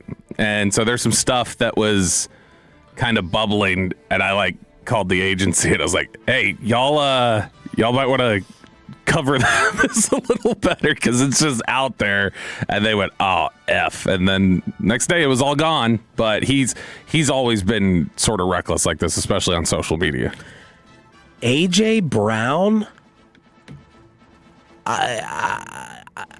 What? I thought this was fake. Are you guys, by the way, I feel like I'm spending so much more time on Twitter. Every time I open up my timeline, I feel like there's, in the past week, maybe it's because I've been trying to play catch up, a flood of stories and sound bites and clips. And I think what adds to it is 30% of them are fake. And I thought that I never know what's fake anymore. Right? But I feel like I've been getting so many stories. Like, we don't have enough time in today's show. Again, I've had 3 days of topics saved up from being out with strep. Mm-hmm. But I guess this is real. This is part of A.J. Brown's sit down with Maria Taylor, admitting to intentionally leaking stories to the media in Philadelphia. Did you already play this? No, we didn't play this, but I think it's been ripped out of context is what it is. All right, let's hear it first. It was done purposely to give us a push. I know if I say something in the media, I know it's going to propel us to work on it. If you say what you need to say in the media, which I won't do that anymore, it gives everything legs and legs to push and to push everybody to be better. Because pressure isn't always a bad thing. It can also be a good thing too. Honestly, I feel like it was okay to do because we had guys in the locker room who are men. So this was really circulated by Dove Kleiman, is who really pushed this out there. And they post that clip, and they say, AJ admits to leaking stories, blah, blah, blah. So the question directly before that was about some of the antics that he had while he was out there.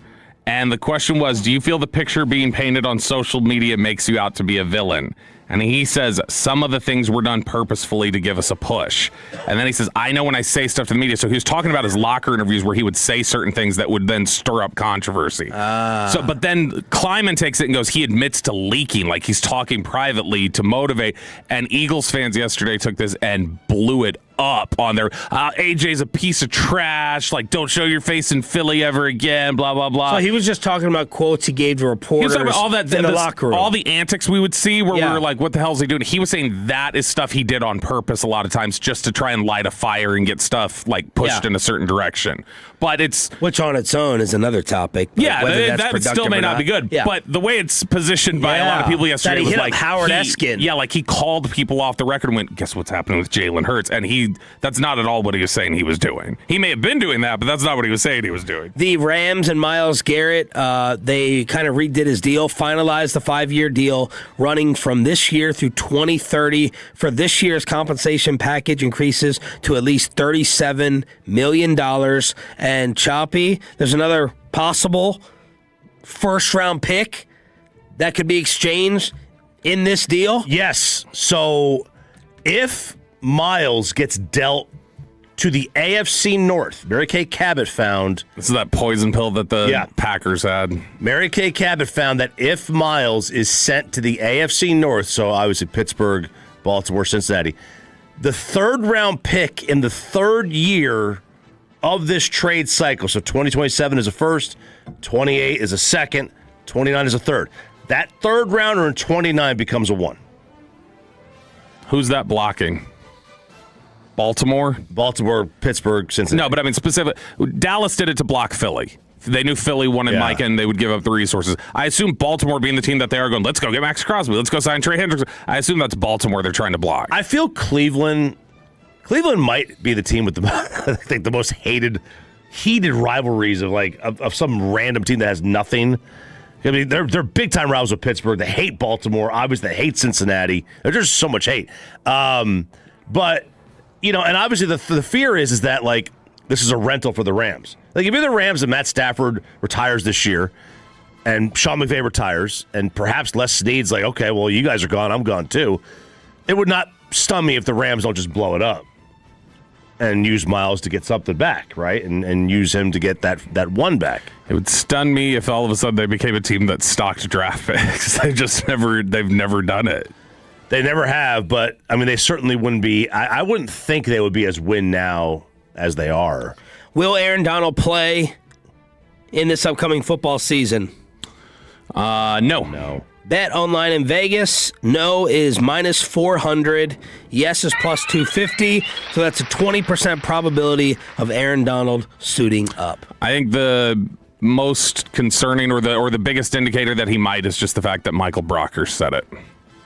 This all started with Michael Brocker saying on a podcast on Monday, hey, Aaron might go back. And then Michael's been really close to Aaron Donald and played with him for a number of years.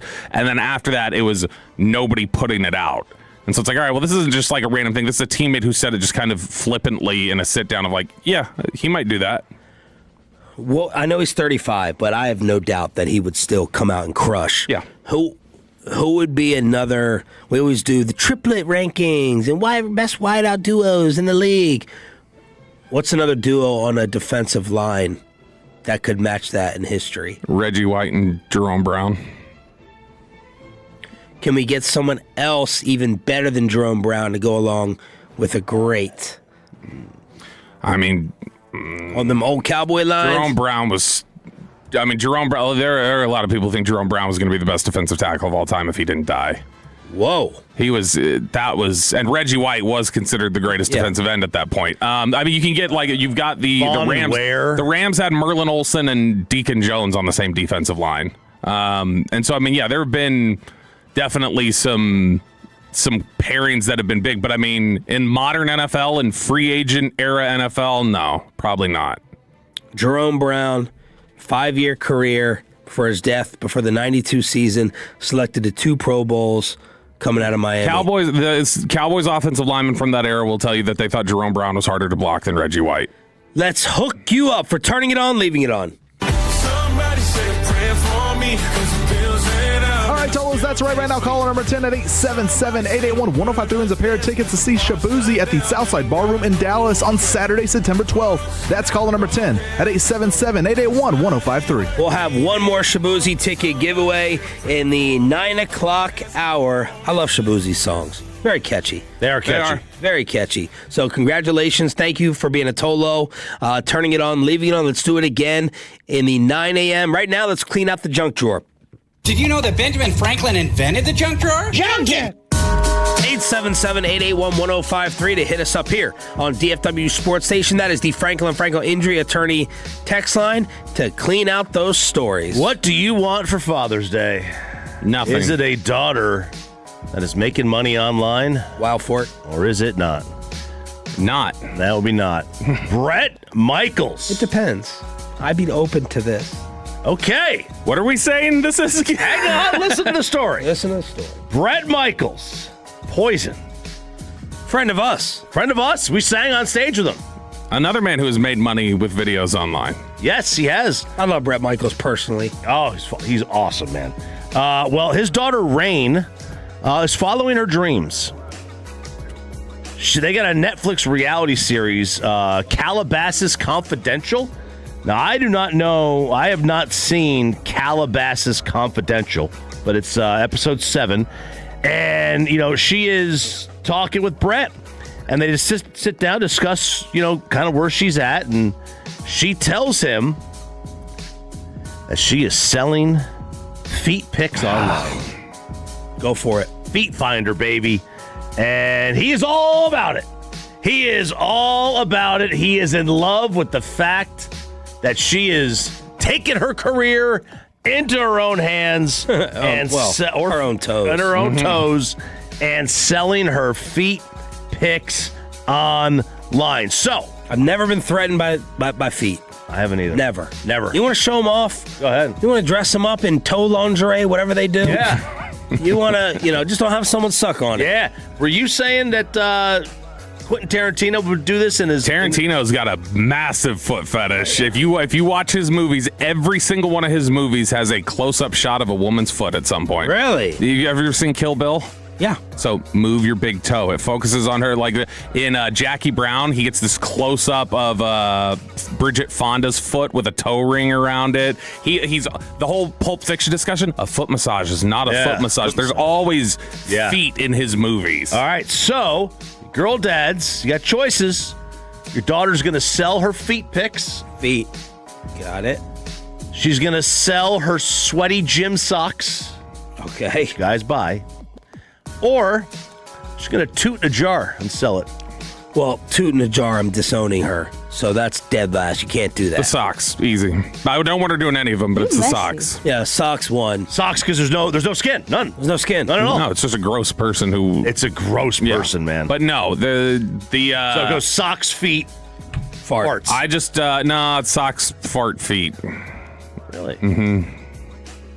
You hate that type of talk. I do hate that kind of talk. But two of those involve, like, again, I wouldn't want any of them, but two of those involve, like, you don't see them or anything else. Like, the other one involves somebody actively getting to a point based on looking at your daughter. I mean, they're even actively if it's a point, they're actively getting somewhere looking at your daughter. Listen, no, I don't. She's not selling that. I they're don't want her getting doing to that. a point with all three of them. Let's be fair. But one is looking at her and, like, actively thinking about her. But you can't convince me that the gas jar market and the sweaty sock market is as high as the feet market. It's niche, though. It's niche, and so it's harder to find. And so you got to pay a premium. It's like you're a Knicks fan and you got to buy NBA final seats. It costs different in San Antonio. Broadus weighing in and saying Bobby is absolutely right about Jerome Brown. So there's the great Brian Broadus on the expressway, in the expressway. But to be clear, these would all be no's for me.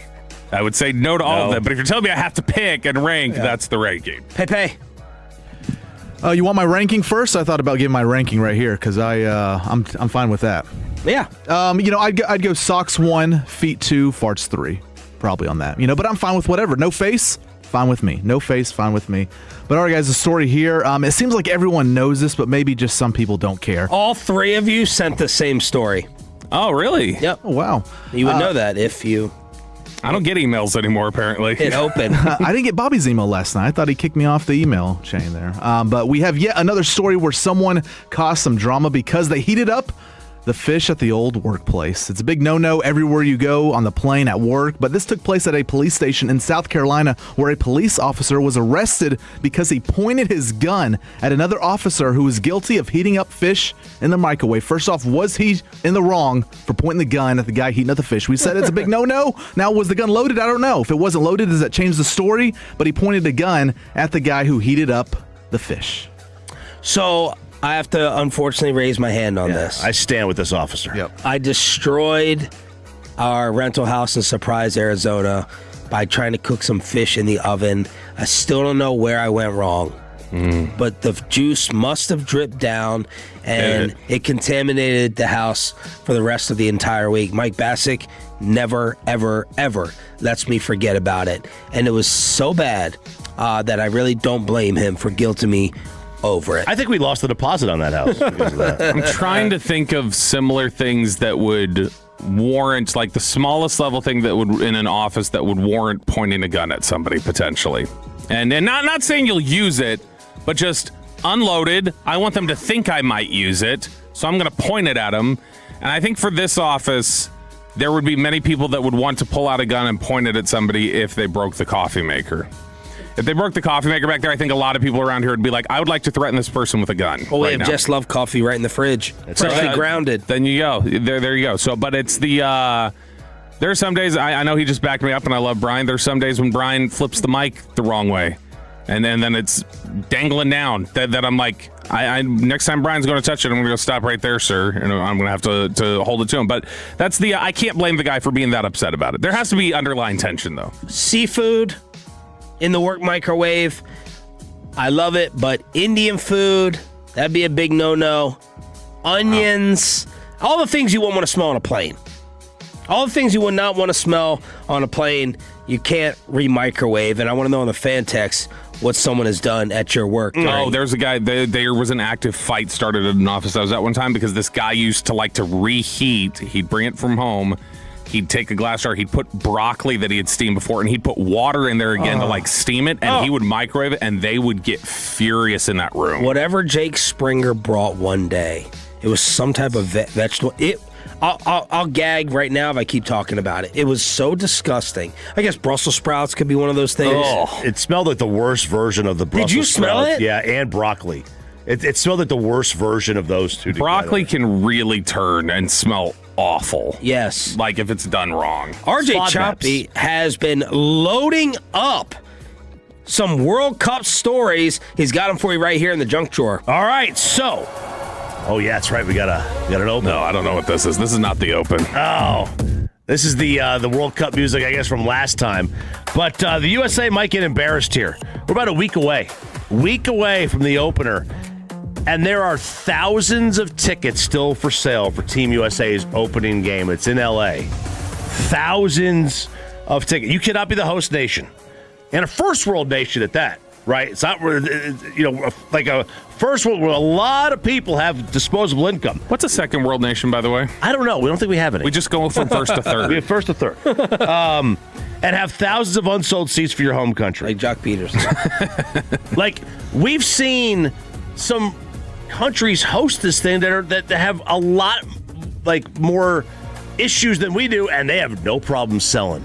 No problem selling for their home team. Now, you get some other countries in there where it's like, I don't care about Croatia versus, the Ukraine or whatever, but like Team USA, this should be the toughest ticket in town.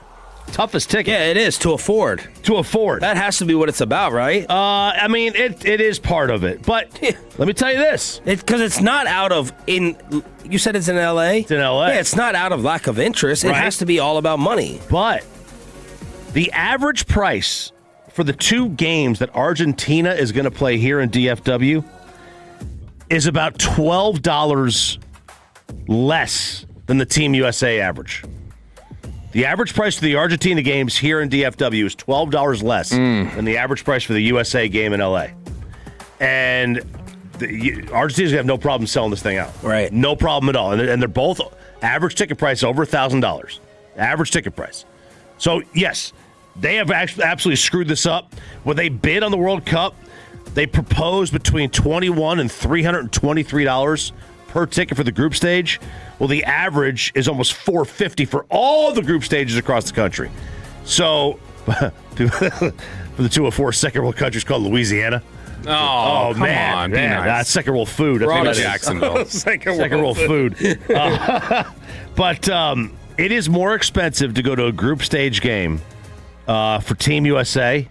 This goes to the cost than it would be to fly to Paris to watch the UEFA final. Wow. It's like flying to San Antonio versus getting tickets at the Garden. Right. Crazy, huh? And then I've got to say, this the one thing. There's been about 2,300, and this is thankful because we do have this team in DFW one game. But there are about 70,000 England fans that are expected to come to the United States for this. 2,300 are banned. And the English newspaper is saying they're calling them thugs. These thugs are banned. These hooligans. Hooligans are banned. British police is banning them from leaving because they're so rowdy. And we don't need rowdy. Guys, don't go to the England game. Don't go. Don't go. They love to fight. Don't find a bar. If the England fans are at a bar, go to somewhere else. They want to throw hands. It's like you're punching a little person. RJ Choppy with a World Cup update. And we have an intro? Yeah, we have an intro for it. It's us against the world, bro. Just watch us shine. Choppy's here to tell us what the hell is stop page time. World Cup, soccer at home and global too. Sit back, relax. Let Chop nutmeg all over you. Oh, Lord. So graphic. I don't think so. No, he's nutmegging. It's a soccer term. After the blockbuster NFL trade, Choppy wants to know if these sports rules still exist. Next on Sean and RJ, 105.3 The Fan. But yeah, I don't think you're doing much grilling or smoking today or this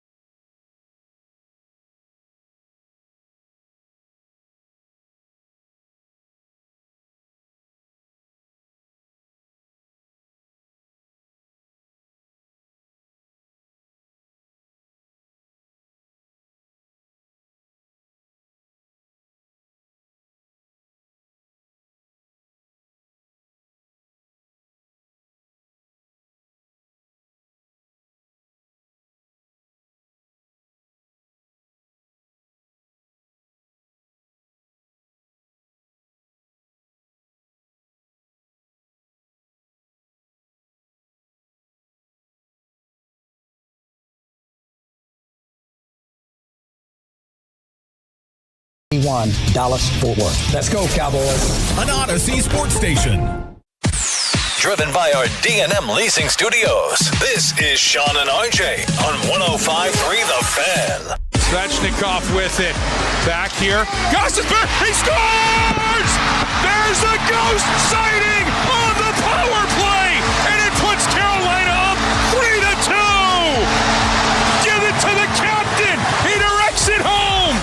Canes radio with the call. Good morning, Metroplex. It was a 2-0 Vegas lead. They lose it. We are tied at 1 game apiece in the Stanley Cup Final. Sean Sharif, RJ Choppy, and Bobby Bell with you on DFW Sports Station. If you did not take in the hockey last night or the Longhorns winning back-to-back softball championship, what else did you do with your night off with no Rangers baseball returning today against Cleveland? I watched I was in the hockey. I watched this. This was a tremendous third period. Like the last 10 minutes, some of the more entertaining final 10 minutes I've seen in a long time, maybe of the year. It was awesome. And I actually thought Vegas got hosed on the no goal.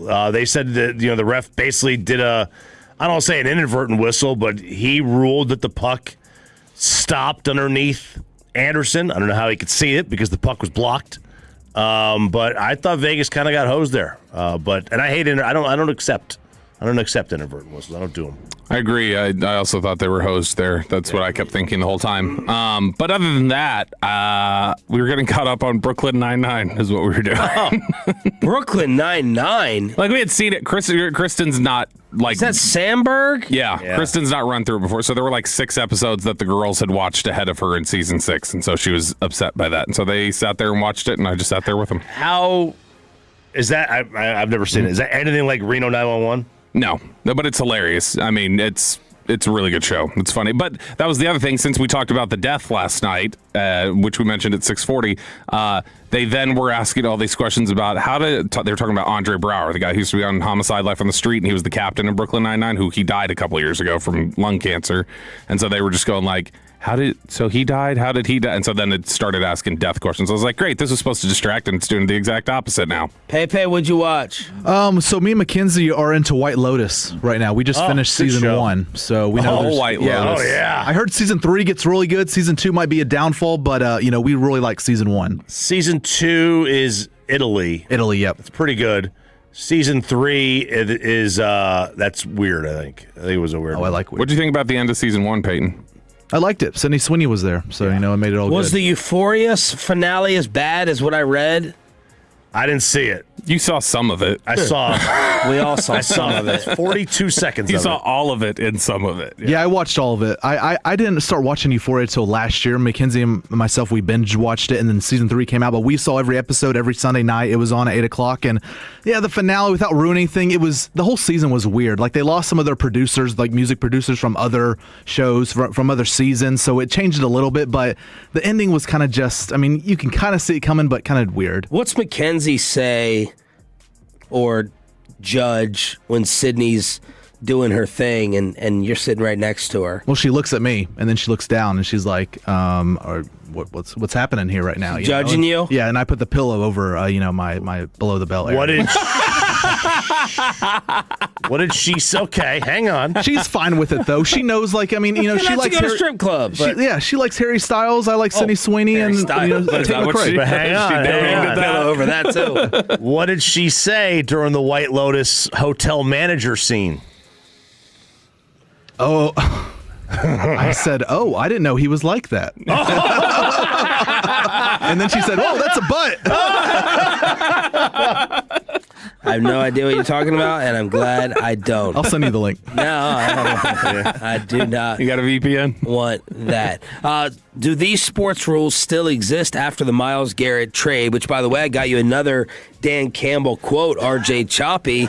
Campbell's a little feisty here this offseason as everyone is being asked about the Rams' new star. Yeah, I mean, good for them. They've won it now, right? Ooh. I had none. I mean, he's a hell of a player versus hell of a player, and they're two totally different players. But that was what they felt like they needed to do, and good for them, man. Just hand them the title. Just give it to them. They've won it all, right? According to you guys. Man, pajamas from last week. Yep. And then earlier this week, and Feisty. now this. Yeah, he's spicy. He's spicy this offseason. So one of the rules. This is a rule in sports we've done forever, right? Never trade young for old. Right? That's kind of one of these unwritten front office rules, and unless you're the Rams. But I was thinking, that rule might not be in place anymore. Obviously, it isn't, because teams are doing this more often. They're trading young for old. So, what other rules don't exist, or do they exist? So, I'll read you maybe kind of a rule, like an unwritten rule, or something that people say, and you tell me this thing. It's not unwritten if you wrote it down. That's fair. If it touches your hands, you should have caught it. Stupid. Doesn't exist. All you wannabe rec league flag football players who think if you have Odell Beckham's sticky gloves, you'd rein in everything. No, I don't believe in that saying. I would say if both hands touch it, like if you get your hands on it and it slips straight through, then you should have caught that. Yeah, to me, if it's like a fingertip, that's not a... Yeah, one of those ones where it's like, well, if your hand was close enough to graze it or tip it up in the air or even get one hand on it, no. But yeah, if you get two hands on it, it hits both your palms, you should have caught that. Palms. Yeah, palms, different. This is one. We talked about this the other day, I think. Except my palms. That's right. If you're on time, you're late. No, it's stupid. I was on time this morning. Y'all were trying to act like I was late. 8:58. Or sorry, 5:58. Yeah. That was on time. That was 2 minutes early. I beat this saying. I was early. Yeah, I don't really. I think Hagelin hates that saying. He hates it. He hates that. No, I don't. I would not apply that to my employees to be like, hey, you're 2 minutes before the clock. You should have been here 3 minutes ago. No, I would like you to be. I don't want to show up to Peyton's ceremony tomorrow with 5 minutes to spare, but I still would not technically be late. In some instances, it's ruder, I think, to show up an hour early somewhere than to show up 5 minutes late. Like a house party? Just, or an something hour like that. early? Yeah. What else?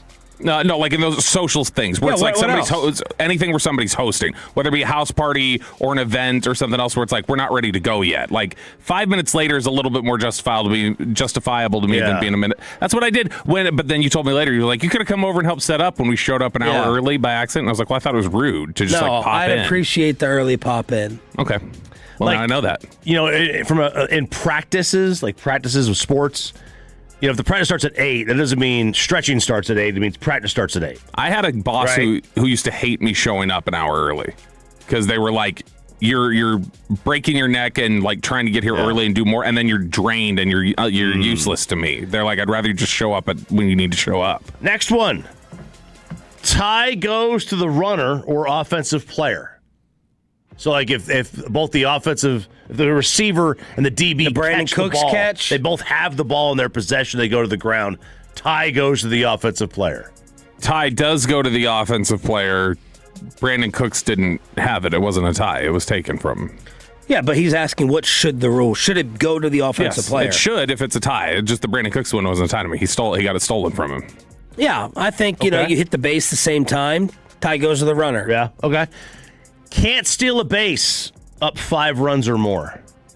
Yes. 5?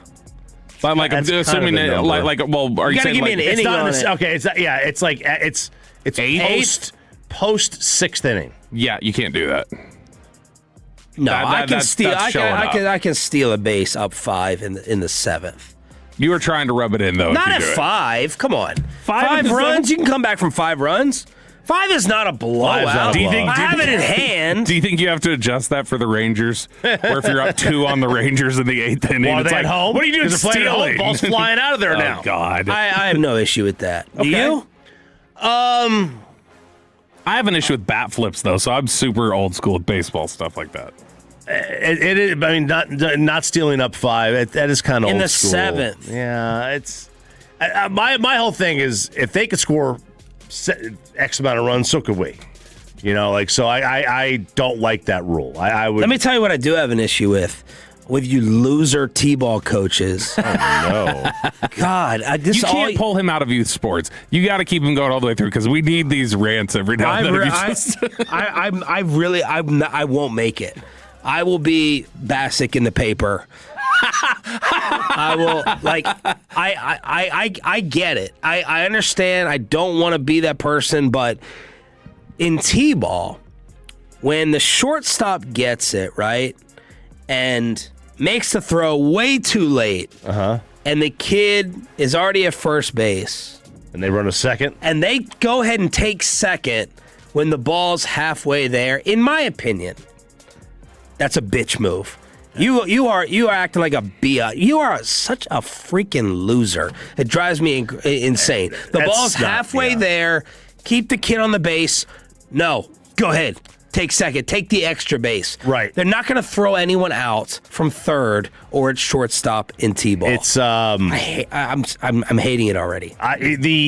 Now I don't know what the rule. So the rule generally has been if the moment the lead runner stops, nobody else can advance. So if the now unless there's an overthrow, but in T-ball I feel like overthrows are like just stay, just don't bother. Like it's what's the point? You're not. I mean, no one's keeping score in these games. No, but they are. Anyway, yeah. But they actually are. You're hitting a ball off a tee. You shouldn't be trying to take second. You got to find an advantage. You're hitting the ball off a tee already. Is it just T-ball or modified? Like, do they do coach pitch first and then T, or it's just TT? T. Yeah, that's I don't know. I don't know about that one. I don't like taking the extra base there. It's You want to be in your club level and your select, especially in rec ball and your select T-ball. Okay, right. Fine, right. I get it, but now when they're learning to play, you losers. God, I like. It makes me root for these people to get fired from their jobs. I get that upset about it. Like, you're making me root against your children, which I don't want to do. Yeah. You know, I'm like, what are their? I hope their grades. I hope they struggle. They struggle. Last one. It's not even the kid's fault. Last one. Take the points. Take the points. Does that rule exist anymore? It should. Take the points. It should exist. Which what does that mean again? Like field goal. Like just settle for field goal. Settle. No. Yeah, instead of going for take the points. No, it should. It's or not to the extent it does. As just a because that's what harmed Dallas last year. So. And I think last year, I'm sure there's studies. I think last year people got burned more than normal in trying to go for it more on fourth down. I felt like there were many instances in which taking the points would have been better than what actually ended up happening. A lot of the I don't remember if it was league wide, but it definitely was a lot of the guys who were normally known for I think Detroit had a lot of trouble going for it on fourth down when they typically had not. So I think it was also a lot of the prominent people who do it were getting burned by it. 877-881-1053. So there it is. Do these sports rules still exist or not? From RJ Choppy. Coming up in the 9 o'clock hour, our final Shabuzi ticket giveaway for you. Turning it on, leaving it on, so just keep it right here on DFW Sports Station. What is it going to be like when the president shows up at the NBA Finals? Beautiful. Next on Sean and RJ. Up to date on sports? Of course you are.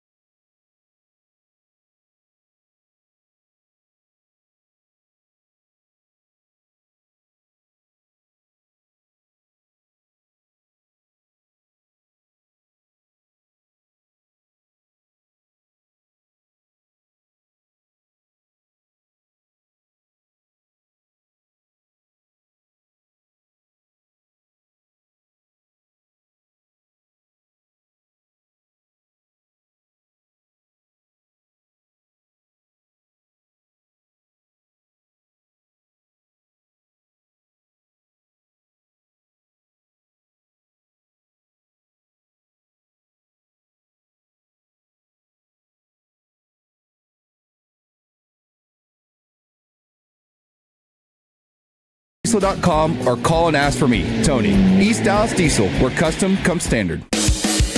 And it's back to Sean and RJ right here on 105.3 The Fan segment here, brought to you by the personal injury lawyers Frankel and Frankel. If you've been injured in a car or truck wreck, call Frankel first, 214 or 817-333-3333. With Frankel and Frankel, there's never an out-of-pocket cost. They only get paid when you win. Frankel and Frankel, the go-to car and truck wreck attorneys in Dallas. What are y'all addicted to in every single commercial break? 82and0.com. Sales guy Cody showed me this. It's 82-0.com. Oh, 82-0. I haven't seen Cody's apologetic text messages to us. He is in a grave after right now. his Thunder got eliminated and questioning how he even got these jobs in sports radio. I haven't heard from Cody whatsoever. He is in a grave right now because of that. Now, this is they've got this for football, basketball, and baseball. When Immaculate Grid took over a couple of years ago, I would assume they have them for hockey. I don't know. I haven't looked yet. But you were basically trying to create a starting five lineup, and they just rotate a team and a decade, and then they give you the options of players that were on that roster, and then you try to build a starting five with it and see if you can create a team that, when simulated, goes 82-0. Tinkered with it last night a little bit. Sarah got mad at me. She goes, you're just on your phone. We're just trying to hang out. Choppy was getting addicted. He's like, does this come in app form? He's like, do they have an app for this? I tried. So I started with the basketball one. I tried football and baseball. It's too long. Football's a lot. You got to pick 12 players. And baseball, you got to pick, obviously 9 positions, a starting pitcher, a relief pitcher, a DH. It just takes too long. NBA, you pick 5 guys and you're done. So you could rattle through these. And I think it's more fun. I think the basketball one's more fun. And who has accomplished 82-0? I've got it 4 times, but I should be clear. I think I've simulated this about 1,000 times in 2 days. This is all I've been doing whenever I have downtime, so I've just been messing with this thing. Really? I just put, let's see here. I'm going to... Who was one of your teams? Can you recall? Well, here's one of them right now. I'm literally playing it as you're talking, Sean. So I'm going to put Carlos Boozer at power forward. Well, that team's not going 82. We went 75-7. We had Stephon Marbury from the Nets. We had Tracy McGrady from the Magic. Kevin Garnett in the 2000s at small forward. Carlos Boozer, and then Jokic from the 2020s. And the best you've done? 75 and 7. 75 and 7. And that was the first one you did. Yeah, it was the first one I did. But I haven't found a way to get. I've only gotten Wilt once. The cheat code is you got to get Wilt. You get Warriors in the 60s. You get 41 points per game, 25 rebounds per game. Wilt Chamberlain. I mean, I just got Kareem from Milwaukee. So that's good. That's 30 and 15. That's 30 and 15. It's a good day. Yep. But, you follow that up and you get Phoenix in the 80s, and all of a sudden your whole thing's screwed. It's screwed when you get the Grizzlies or the Pacers in any generation. They don't give you anybody that's any good. All right, let us know if you're playing it along with these two in every single commercial break. The storylines for the NBA Finals, Game 2 tonight. Spurs are favored by 6.5. Dylan Harper sharing an insult at De'Aaron Fox, comparing his playoff performances to James Harden. The fan that ran on the court has been banned for life from all arenas. And then the build-up to Game 3 at the Garden with the ticket prices and apparently President Trump attending. This is going to be a madhouse that I cannot miss. It's going to break all kinds of records, okay? We're going to have so many people there. They're going to love me. They're going to cheer me so well. They're going to say, "We love you, President Trump. I love you so much." And they're going to be shaking hands, and the Knicks are going to win, hopefully, quite frankly. But that's going to be on Monday. Oh, man. I was hoping it was going to be on Sunday. Game 3 at the Garden. Be on Monday. I don't remember. But, by the way, I was thinking, I don't remember the NBA Finals being on Friday night often. I always feel like they usually start on a Thursday and then Sunday is Game 2. They always want a Sunday. I feel like they usually go Tuesday, Thursday, Sunday, Tuesday, Thursday, Sunday, and then end on a Tuesday or something like that if it goes to Game 7. Yeah. The money has been raining in on the Knicks. Nearly half of all the money, at least at DraftKings, going on New York. And this is before Game 1, with the Spurs favored. So the Knicks have heavily bet. It? Are they now the favorites, you said, in the series? Yes, they're now the favorites. Are you in agreement with me of what I said earlier, that if this is a Knicks win tonight, Spurs are done? It's 2-0 going back to the Garden? No. I wouldn't say that yet. I'm worried, though. For some reason, I'm rooting more for San Antonio, but it's minus 125 for New York to win the series. The Spurs are plus 105. The exact series result, Knicks in 6 is 3-1, then Spurs in 7, then Knicks in 5, and Knicks in 7. So there it is after ripping off 12 straight wins. And the president will be there for Game 3, and we have another president basketball clip. We do. So Ike Barinholtz, do you know who he is? He's been in. He used to be on Mad TV. He's been in. He was in the show or the movie Neighbors, where Zac Efron and Seth Rogen lived next door to each other. He was Seth Rogen's best friend who would like work in the office with him. So Ike Barinholtz is a comedian who is from the Chicago area. So he was on his podcast, which he co-hosts with another girl, and they were talking, and he decided to tell a little story about the pickup basketball games he used to play with Barack Obama when he was a... See, y'all were balancing it out. Yes, when he was a local politician, and how he didn't like getting fouled. I used to play basketball with him. What the hell? Didn't I tell you this? What? I'm from Chicago, as he I is. talk about constantly. Yes. And there's this gym in Chicago that I used to go to, and me and all my friends would go, and this guy would play with us. I knew he was like a politician, but he was like very hyper local. And I asked him one time, I was like, what do you do? He's like, I'm a state rep for the district. And I was like, I don't know. Who cares? No one cares. One time got really mad at Dave Stassen, who was like my partner. And he went up for a shot, and Dave kind of hacked him pretty hard. And Obama came down and like got in his face and was like, don't fucking undercut me, kid.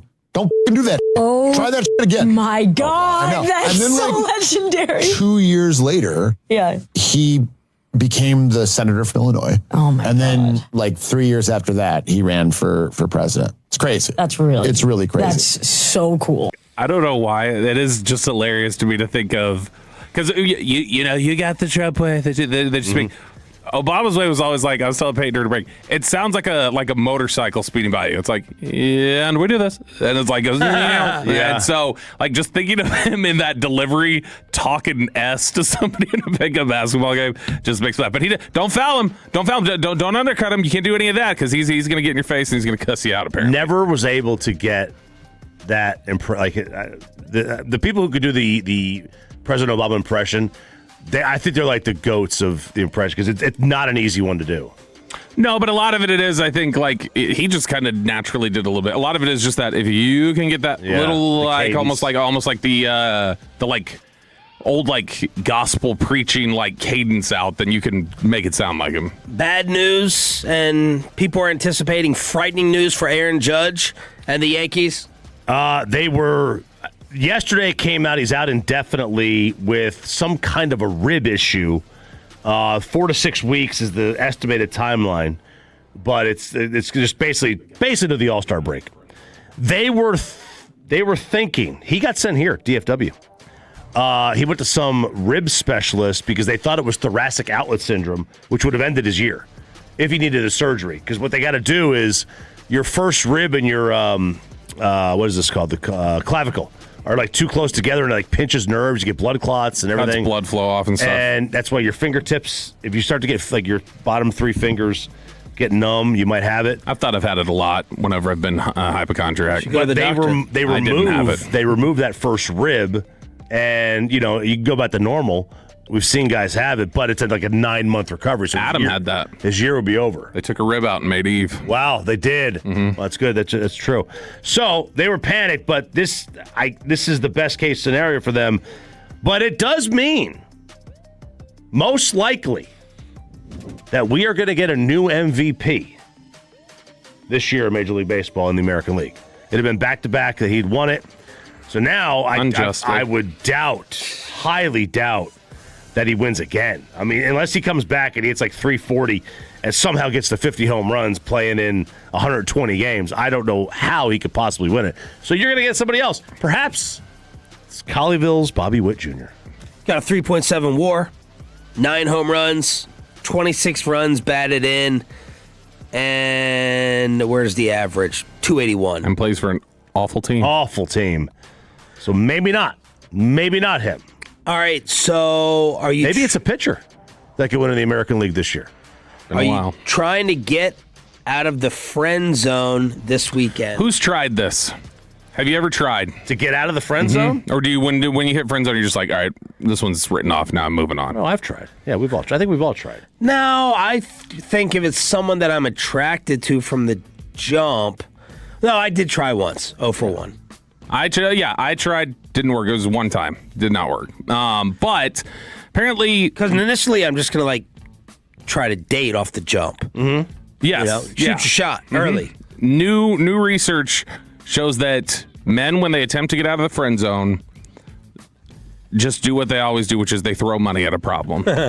So it says the study found that men begin picking up a significantly larger portion of the bill when hanging out with a female friend that they are interested in. So once they determined, I want to get out of the friend zone, I want to do something more, then they would start throwing more money, or they'd start spending more money naturally when they do this. And they say that this is a indication of their strategy. They're just trying to buy affection or whatever. I think this misses the mark. I think the research actually is off on this one. I do think that's probably what men do, but I think it's more likely that it's not about, I'm going to spend and then she'll like me. I think it's more like sort of the animalistic unconscious drive of I am provider, or I see her as this person that I want to be with and be the provider for or whatever. So I'm going to start almost doing it this way and being territorial that way or whatever. I think it's an unconscious thing where guys would just start doing it. I definitely started doing this with the one that I was in the friend zone with. I was definitely starting to pick up a lot more and pay for more stuff. And I remembered at one point, I was like, why am I spending so much money now?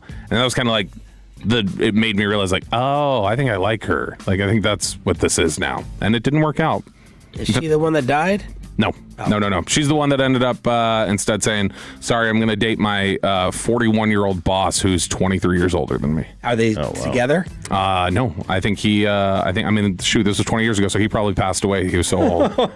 That's 60? Yeah, I would imagine. Pay, I can see you doing this. Yeah, well, you know my rule, guys. No queso on the first date. Sometimes the second date, no queso. Sometimes we might even be dating, like me and Mackenzie. I still don't get queso because I'm like $7 for extra queso, but you already get a margarita. You know what? I don't know. No, but yeah, I find myself doing this, or did back in college and in high school, because I was like, I was like, oh, well, I'll just start spending more and then she'll just like me, because obviously money is the key to everything, right? And that's what I thought, and then I was wrong. But there's another research that on the other end of this does show that that's probably the way it'll work, because it says that there's another psychological research that says women oftentimes do gravitate towards money. And they gravitate towards power. It's just like a natural, oh, this is security. I feel secure with this individual, and they gravitate towards it. So when they are the breadwinner, the new research shows that they're just like men, and they will pick you just based on they want a sugar baby.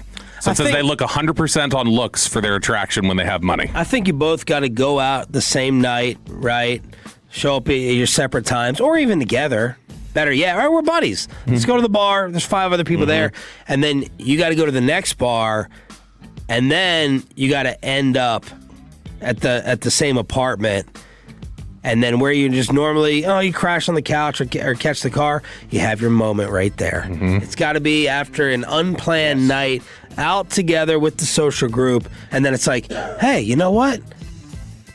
We're here for a reason. Just the two of us lasting at the end of the evening. The one, well, I don't know how long it'll last. Yeah. The one time, the one instance where it almost flipped for me in that scenario was we were just all hanging out in an apartment, and it just got weird for a second. And then it lost it, and it wasn't until later that night that I was like, oh no, that was the moment, and we missed the window. That was it, where it was just should have done something. You didn't play Dave Matthews Say Goodbye. Nope, didn't matter, because then I ended up with Kristen and my family and my kids, and so I was happy. Nice. Why Christian Parker gave Bobby an NFL experience he's never seen before. The recap from OTAs. There's only one morning show that can do it. Next, and below, right here on 105.3 The Fan. And Trajan Wealth is the place for you to go ahead and work with a true team. The fiduciary advisors over there at Trajan collaborate with you to fine-tune your investments and weather any market shifts, because your wealth plan should fit you, not the other way around. There's more to retirement than just crunching the numbers. Trajan Wealth is going to build strategies around real goals and your real life, not spreadsheets. They craft personalized plans to keep your future in focus. So visit TrajanWealth.com to start planning today, and hit them up. Make your appointment before you start your weekend, with offices in McKinney, Fort Worth, Southlake, Arlington, and Frisco. TrajanWealth.com is the website, TrajanWealth.com, or call them Tell them you're a Tolo at 1-855-TRAJAN-1. Advisory services through Trajan Wealth LLC. SEC registered investment advisor. Additional services through Trajan Estate and Trajan Tax. Actual client. Paid advertisement. Additional disclosures at TrajanWealth.com. Coming up on the next KNC Masterpiece. At noon, we've got Apple TV's baseball savant and sideline reporter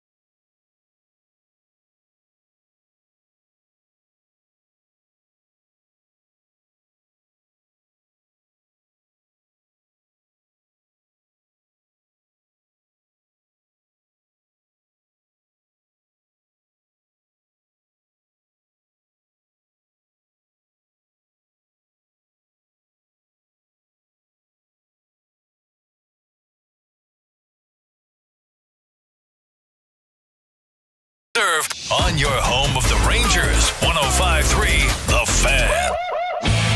And it's back to Sean and RJ right here on 105.3 The Fan segment here, brought to you by Classic Chevrolet. If you're in the market, upgrade your vehicle, get to Classic Chevrolet in Grapevine today. The #1 Chevy dealership in the world, 3 years straight. They've got more new Chevys than anyone else, all priced to sell. Visit ClassicChevrolet.com. This is Texas. This is Classic Chevrolet. Together, let's drive, relax, enjoy the difference. Based on new Chevrolet registrations 2023 through 2025. The great Bobby Belt. Bobby knows ball. Hey, let's talk ball. We're the ball knowers and we just talk ball. Not so fast. John Machota says, I don't know ball, and it's Sean who knows ball. Yeah! More on that in just a second here in Below the Belt, which is sponsored by Window Nation. Before we get into that, I need to eat the tacos that Chicalina's running around here, I guess. But that's the... You're not going to eat them before. I need to. Although I don't know. This is the... there's like a salsa here, and it's got like little seeds in it. So I think this is going to burn my mouth if I take a bite. Both of those salsas look very good, but dangerous. Yeah, no, I'm a little concerned, but I'm ready to dive in. All right, before we go to why I'm an idiot and Sean knows ball, allegedly... from The Athletic. Cowboys OTAs are going on right now.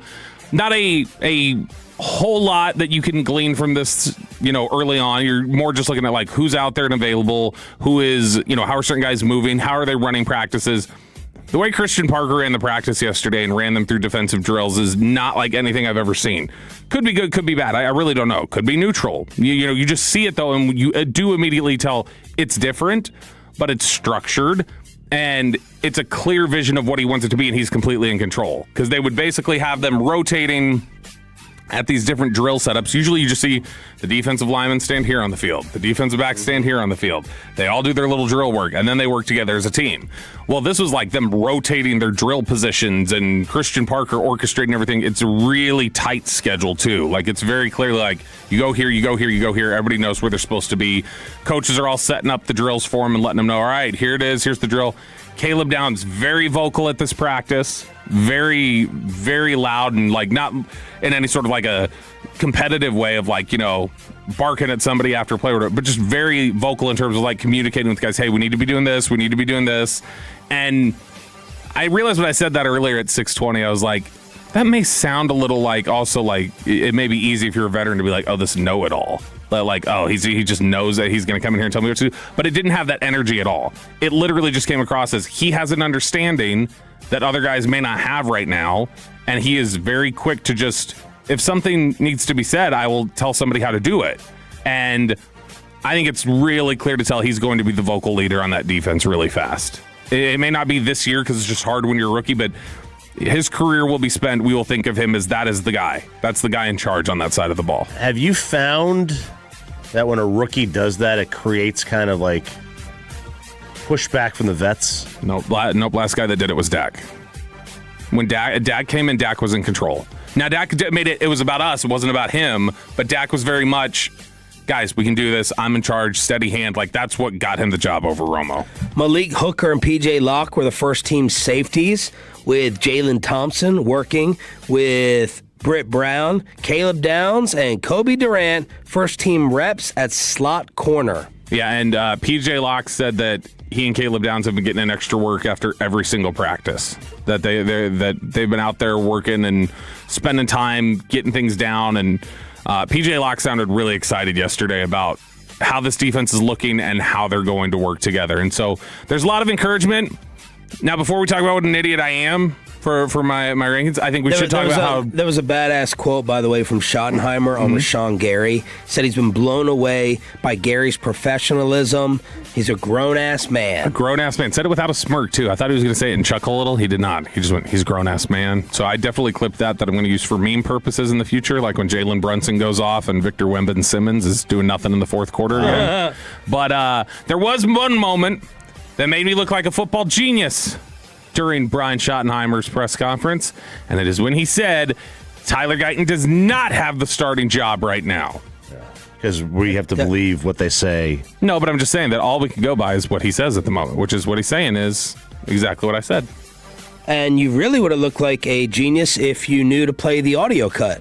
I think it's different, to be honest with you. I think, usually you have a pretty good sense by year 3. But I was around Rich Gannon when he was a backup in Kansas City, year 6 or 7, been through Minnesota, different places. And next thing you know, the guy's playing in Super Bowls and winning MVPs. And each position's different. It's a quarterback.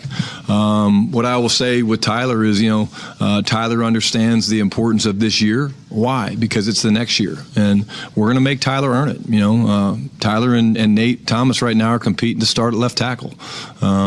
Why? Because we think that that's going to get the best out of Tyler Guyton and the best out of Nate Thomas. And Tyler's biggest thing is the consistency has not been there. Very talented, maybe one of the most athletic, big men I've ever been around, with his ability to kick, slide, punch, move, run. But there's got to be more consistency, and that's been the challenge that he's been working extremely, extremely hard on. And I was in here the other day, and Saturday morning I had to stop in and get a couple things, and there was really 2 guys in the building, Phil Maffa and Tyler Guyton. They want him to win the job. They think he should win the job if he handles what he does, but he is not. You heard it there from Schottenheimer. He's not been consistent enough to rely on that he's going to do it. So they're saying it's open, and this is it. You're not going to be given a starting job this year. You have to go win a starting job. I'm not going to fight with you for the 3rd day in a row. Yeah, because you're wrong. Ultimately, we just got the answer, and Brad Schottenheimer said I was right. But first of all, it's you're not right. It's not right. Just because the coach doesn't tell you the truth all the time. Yes, he does. It's Brad Schottenheimer. He tells us the truth every day. All right, last thing, and then we're going to move on. What is the premise of the argument? Choppy says he owns the job currently and can only lose it. Not that he has to win the starting job. It's like you don't have. I'm the champ. You don't have to beat me. I have to beat you to get the job. Right? Like, if everything is equal. He just said he has to earn it. He has to go win it. That's coach speak. If they both perform the same, they're going to give it to the person who is the first-round draft pick, the front runner. That part's true. If they both perform the same, that means Thomas played above and Guyton continued to show inconsistencies that Schottenheimer just said would keep him out of the lineup. What if Guyton plays well and Thomas plays even above what he's supposed to? Then they would put Thomas in. Because they would say Thomas is the one showing growth and that Guyton is not. They would say Guyton's showing the same problems that we said would cost him his job here. I think they're just trying to put Tyler Guyton on public notice, and we shall see. He will start the first game. He will, because he's going to win it. He's going to be better. But if he's not, then he won't. It will be meritocracy, as Tony Romo said. All right, John Machota has the rankings of the Cowboys position groups right now, and he says, wide receiver is number 1, quarterback is number 2. Brian brought us yesterday, very, very impressed with one Ryan Flanoy. And so you throw that in with Pickens and Lamb. Yeah, very easy argument to say that wide receiver is the best position on the team right now. Quarterback 2, he's already got safety at 3 and defensive line at 4. So in one offseason, we've done enough to flip 2 defensive positions up near the top of the list. But you go down the list and you're looking a little further and you go, I don't see a position that I don't think is nearly as big of a problem as everybody else does. And then you get down there and you see number 10, cornerback. Yep. Cornerback. Below special teams. Like, he made sure to throw special teams in there as a position. And so he's got special teams, and then it's cornerback. They're at number 10. And, Sean, you have said routinely, this is what you are most concerned with and what you are most afraid of. And Choppy has been worried about it as well. So this is 2 for 2 with us against Bobby this week. Literally, Brian Schottenheimer just said I was right. He did. Because you would have been fine with him drafting corner in round 1. Now, yesterday you wanted to see Deron Bland and Savone Revel at practice or get a feel for what their availability was going to be. What did you get? So Deron Bland was on resistance bands the whole time, so he was not out there participating. In fact, when we were getting ready, it made it sound like there would be no Bland. It made it sound like maybe there would be some just lighter working back for Revel. We knew that Easy was not going to be out there, and found out DeMarvion Overshown wasn't going to be there due to his wedding. But what you ended up getting was Deron Bland on the resistance bands and Revel being out there and moving better than he did last year. But I also think still trying to find the comfortable level for him. Now, they're also not going to have you work like you're in, training camp full pads type of, like, exerting of energy. So like you're not going to see that from Revel. So part of it could just be the ramp up and that he's going with. But yeah, I think that when this gets back to it, he's going to be 100%, like Revel is in terms of his health. Yeah. The question is just going to be, is between the ears 100%? Does he feel comfortable? Has he gotten in his head at all about the injury? Michael Gallup was 100% before his head was 100%. And that's what ultimately robbed him of having confidence in his knee. It's a little bit like what we talked about in terms of splitting hairs, I guess, with the discussion of Kyrie Irving. And Kyrie saying what was the status with his knee.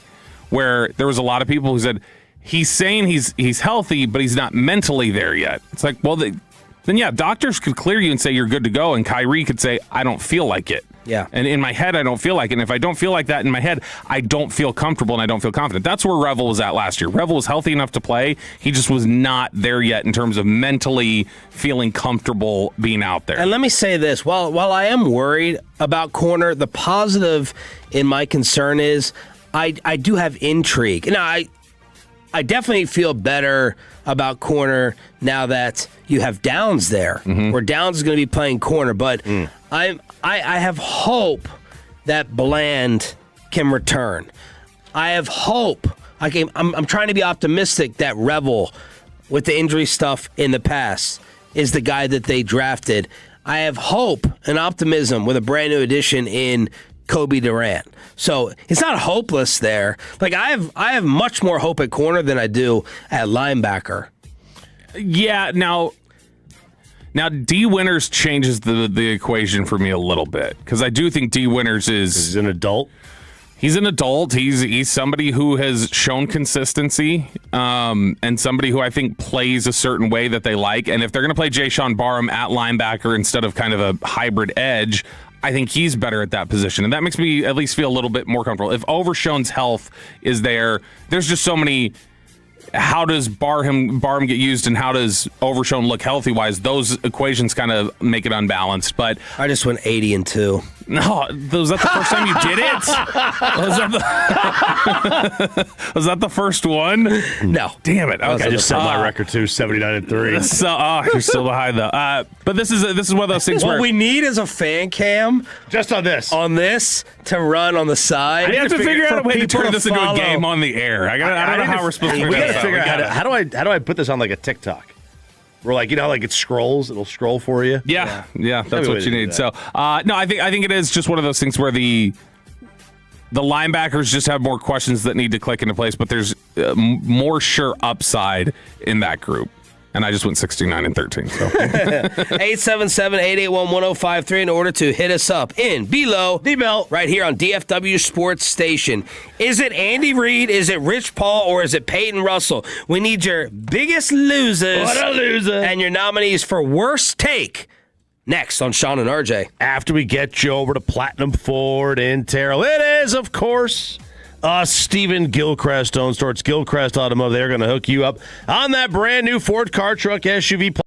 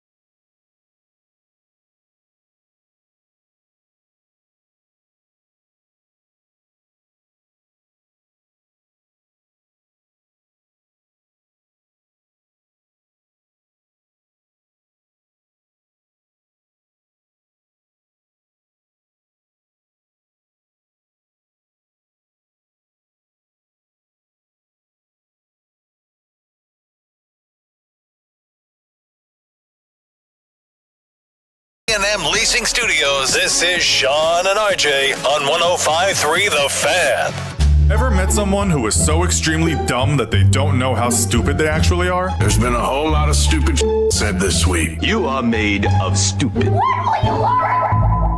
That's right. It is time for Worst Take. This is where we take down, destroy, laugh at, whatever the worst takes from the last week, whether that be pop culture, society, sports, whatever else. It could be a tweet, it could be a decision, it could be a comment, whatever it may be. We talk about the worst of it, and we get your nominations on the Frankel & Frankel Injury Attorneys fan text, 877-881-1053, 877-881-1053. He's not a nomination, but an honorable mention is the dyed hair from Brian Windhorst, which I don't, it's just back-to-back days. You can't be on TV with different colored hair. Yeah, I've seen gray on his left side, or maybe that's moose shining in the light. No, this was like gray yesterday. Choppy and I were talking about it. He was like looking borderline like white on his hair. Why can't he dye it? You can't dye it on back-to-back days. I can't see you on TV one day and then the next day it looks completely different. It's just too jarring. All right, let's take us to Michael Wilbon for not coming on the show today, for refusing to come. Say he can't. He's too busy. You texted him? I tried to get him on today. Wow. Yeah. But he texted back? His producer did. Okay. Said, he's doing he's doing TV all week. So bad take, Michael. That is a nice move on your part, though. You ask for Michael Wilbon without telling us, so that then if you get Michael Wilbon, it just seems like you're 100% of the time hitting on your request because we never know about the times you asked and didn't get it. I've got a bad track. I got a bad mark. All right, the first nomination is going to go to Peyton Russell. And this was so jarring that while Sean was out, I needed to text him in the middle of it happening. When Choppy was talking about the last time the Knicks were at the Garden for the NBA Finals and the parade of celebrities that were out there, and he said, "You think Peyton will know these?" I said, "Yeah, he'll know a lot of these, but I mean, it's possible he doesn't know." Somebody goes, "I think he's going to know all." And then he said, "Peyton, who's Evander Holyfield?" And Peyton, you said what? I said he got his ear bitten off by You did Mike not. Tyson. You said no clue who Where's he the clip? is. Play it back. Play it back. Where is it? Peyton had no idea who Evander Holyfield was. And then when we told him, he said, "Oh, I knew somebody got their ear bitten by Tyson, but I didn't know who." I don't care about second place. That's pretty disgraceful. He won that fight, Peyton. Oh. I try to excuse a lot of it, but I think that might be his worst. He didn't know who Freddie Mercury was. That's pretty bad. That's pretty bad. No, but sports talk. Oh yeah, sports-wise, that's the worst. Like, he should know Evander Holyfield even over Freddie Mercury if that's not his music genre. How old was he with the ear bite? What year was that? 97. Yeah. So how old were you in 97? So maybe one if it was after September. But he was still. And it was before September, I think. He still was he was still a prominent fighter, and he's still somebody who's prominent in sports. Like, yeah. Are you familiar with? Because we weren't alive during the Rumble in the Jungle, but are you familiar with the Fan Man? No. That's the old mascot here at 105.3, right? No, that was. I don't know the Fan Man. That was the guy that it was. I think it was a Foreman fight. I don't think you know who he is. Did you know George Foreman was a boxer, or did you just think he was a grill guy? I thought he was just the grill guy. He was the guy. Are you being serious? No, I knew that. Yeah. He had the parachute on, and he parachuted into the fight. Okay. Oh, okay. I didn't know he was called the Fan Man. Do you know Joe Frazier? Down goes Frazier. Yeah. Okay. And Sonny Liston, no chance. Yeah. Rocky Marciano, you know who he is? Rocky. All right, next one up on Worst Take, and I had nominated this very early in the week. Andy Reid. Dear God. We are the show that is trying to take down the teddy bear. Dude, or the walrus. This is so bad. And Choppy was like stunned they would talk like this. But the Rashee Rice incident, which is like his fifth, it feels like, in the last couple of years, where he's gotten in trouble even before the car accident. But Rashee Rice, of course, got hit with marijuana. It was a parole violation. He's in jail for 30 days now. And Andy Reid, when talking to the media last week, Friday, said it's not an easy thing he's going through. Life lessons are important, but we're all given chances to learn. He's in that position now. Now he's in the position. He wasn't in the position 5 times ago. He wasn't in the position in all the other instances that have happened. And this is tough for him. It's really hard for him. Not the people who ended up in the hospital because he hit a... Andy Reid is... The Chiefs consistently will bungle the response to this and other things. So Andy Reid here. And Sean, you want to nominate a man, Rich Paul, whose clip we played this week with no context. We didn't know what it was. We just hit it because we didn't want you to be able to use it when you came back on Tuesday, we thought. But you wanted to nominate him for something. So give us the context. Rich Paul has made a tremendous mistake of talking. Now, when he was initially, hired or named as the guy to represent LeBron James and his empire, I was like, okay, this is LeBron's buddy. As time went on, I gave Rich Paul more and more respect. I'm like, okay, he seems legit. He might be a brilliant businessman. Look at what he's doing and building and the way he's moving. You go ahead and get Adele. After the weight loss, you're really winning. But then he starts this podcast with Max Kellerman, and he says some of the dumbest things that I've heard from someone with a basketball opinion and the experience that he should bring to the table. And look, I get that to a degree, you have to favor LeBron. He's your meal ticket, right? He made you who you are. But Rich Paul not only compared LeBron to Muhammad Ali. What's Muhammad Ali's other name, Peyton? Man. He's a boxer. No. That's good. Oh.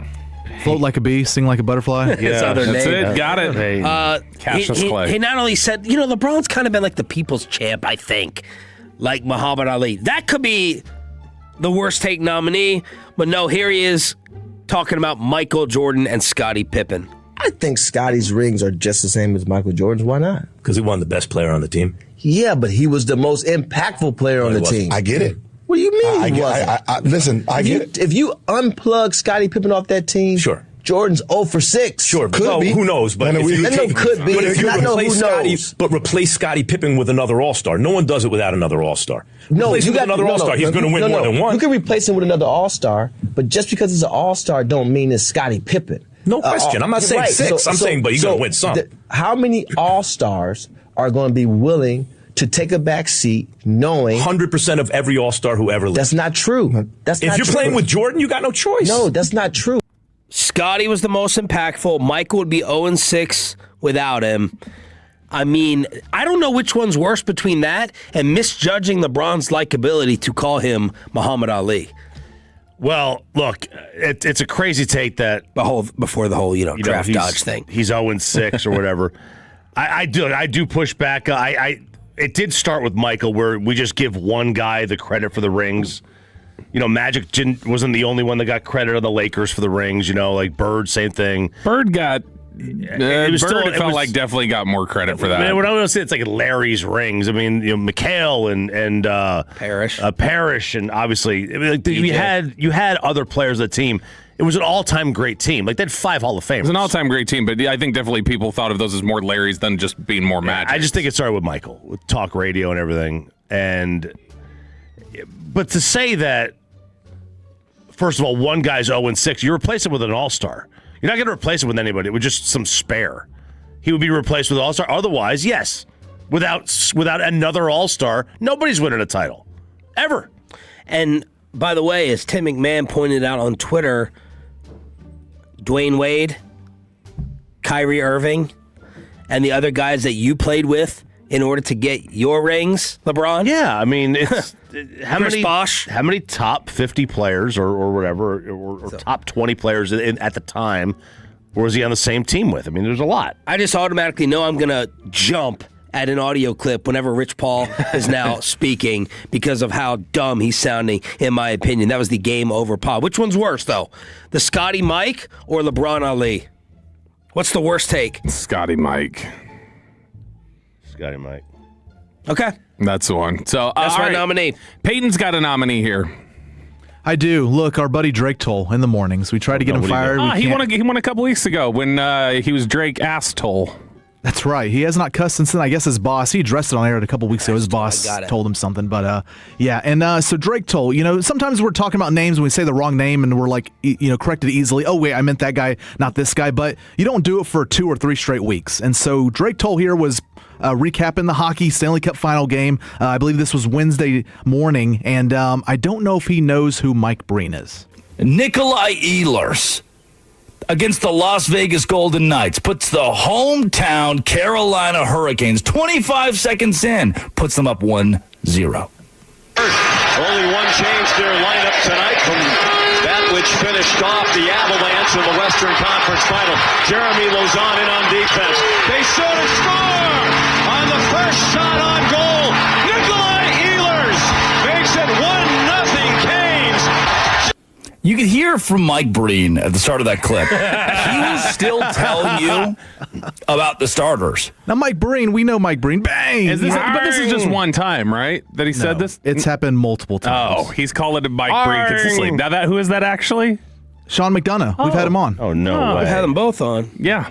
Maybe that's it. Maybe just Drake hasn't had either one of them on before, so he doesn't know what they sound like. Worst take, Arbor. That's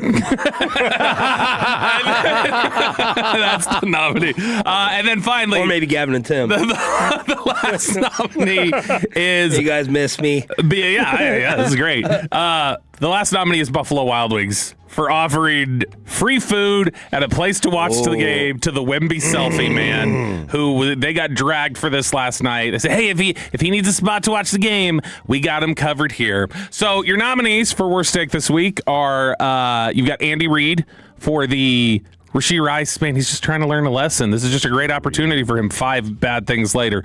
Peyton Russell does not know who Evander Holyfield is. We've got Rich Paul, who's like Scottie Pippen is really the guy that drove those titles, not Michael Jordan. We've got Drake Toll, who thinks that Sean McDonough is Mike Breen. And then B-Dubs for wanting to align with a criminal. Who wins?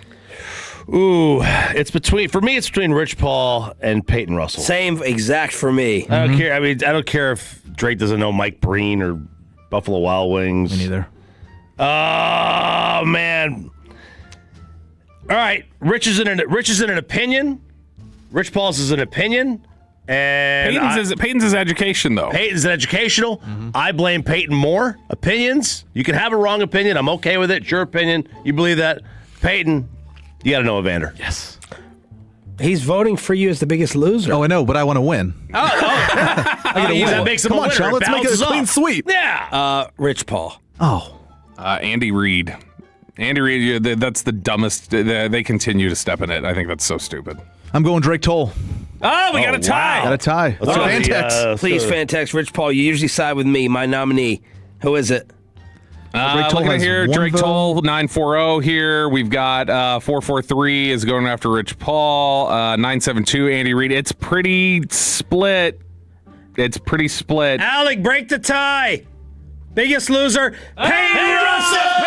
He's a winner. Man, that was a fixed vote right there. He knew that after Alec got his Mansfield day. Couldn't recuse himself like the Sorsby judge. And you couldn't pronounce that. No, I couldn't. After yesterday, we got another wide receiver deal. What is that going to do to George Pickens after we hook you up for turning it on and leaving it on, Sean and RJ? Somebody said pray for me, 'cause the bills ain't up. All right, Tolos, right now, caller number 10 at 877-881-1053 wins a pair of tickets to see Shabuzi at the Southside Ballroom in Dallas on Saturday, September 12th. That's caller number 10 at 877-881-1053. What are you going to get this weekend at Hurtado Barbecue, the official barbecue of the morning show and the Texas Rangers? The beef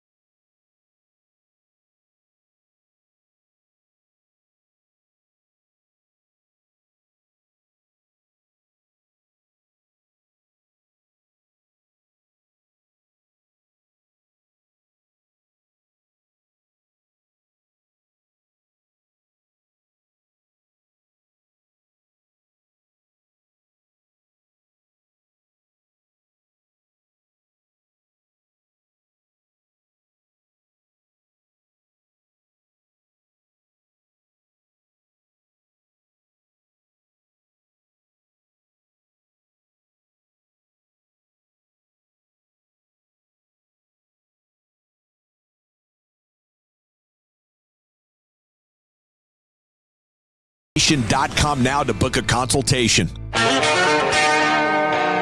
And it's back to Sean and RJ right here on 105.3 The Fan segment here, brought to you by the personal injury lawyers Frankel and Frankel. If you've been injured in a car or truck wreck, call Frankel first, 214-817-333-3333. With Frankel and Frankel, there's never an out-of-pocket cost. They only get paid when you win. Frankel and Frankel, the go-to car and truck wreck attorneys in Dallas. How many people want to eat a W tonight? You know what I like about the media? They think you can just dial 1-800 and get a quarterback. What's the problem? Uh-oh. What's wrong? The problem is, I know you have in the past not liked when you go to the state fair and you try your food and you're like, I'm blurring me taking a bite of the food for my videos because you guys are not going to catch me slipping. So I sat here for 3 minutes trying to record you taking a bite of burrito. I've never seen somebody chew one bite for 3 minutes. 3 minutes of chewing. And I was asking Peyton, I was like, Peyton, say it in the talkback real quick. Just like, how's the burrito? Put it in his mind. Like, try to like inception him to take a bite of the burrito. And he's like, well, I got to say something. Are you a chewer? He's like, 5 seconds left. You got to get it. Yeah, he's a chewer. I literally just counted about 10,000 chews of one bite. I've never seen such mastication. I'm a 2 or 3 chew swallow. Yeah, like the Tootsie Roll guy. 1, 2, 3. This is the Red Zone. It's brought to you by Jess Love Coffee here on your official home of the Cowboys and Rangers. We'll crosstalk with the KNC Masterpiece at 9:40. Of course, George Pickens, not at OTAs yesterday. Bobby Bell was. He was running a kids football camp, or he has one scheduled over the weekend, I believe Brian Schottenheimer said. Good question to Shoddy. What do players miss out on when they're not at voluntary? You know, I think, Jane, more than anything, there's the connection piece that's the most important to me. I mean, this is the time of year where these guys are training. The workouts are a little bit longer. It's actually more about the strength weight room program than even the football, quite honestly, working through phase 1 and phase 2. And I've always believed this, and this has got nothing to do with a single player. How do you prove to your teammates that you're doing everything in your power to be the best version of yourself if they don't see you doing that? Ooh. I have no question George is preparing, just like I had no question that Micah was going to prepare or whoever. It's voluntary, but that's the biggest thing for me. It's not really the scheme. GP will learn some of the language and stuff that we do, and with he and Dak throwing and things like that, the relationship he has with CD and Joe Milton and all those guys, I don't worry about that. But more than anything, it's just the connection piece. We've got a lot of new faces on defense and some new ones on offense, but that's probably the biggest thing. If you're not attending the offseason program, that you probably miss out on. Doesn't mean you can't make it up. Great answer. Yeah, but it's also I don't love what I just think it's kind of funny. It's like, hey, he's not missing out on much, just like Micah wasn't last year. It's like, well, Micah didn't end up here, so there's that. But then the second part, it's like, okay, so are you saying there's a whole bunch of language changes the playbook is going through that like George has got to learn? Like, why? What language needs to be learned? If it's, I thought that's the whole reason of like a second off season. Everybody knows what this is now.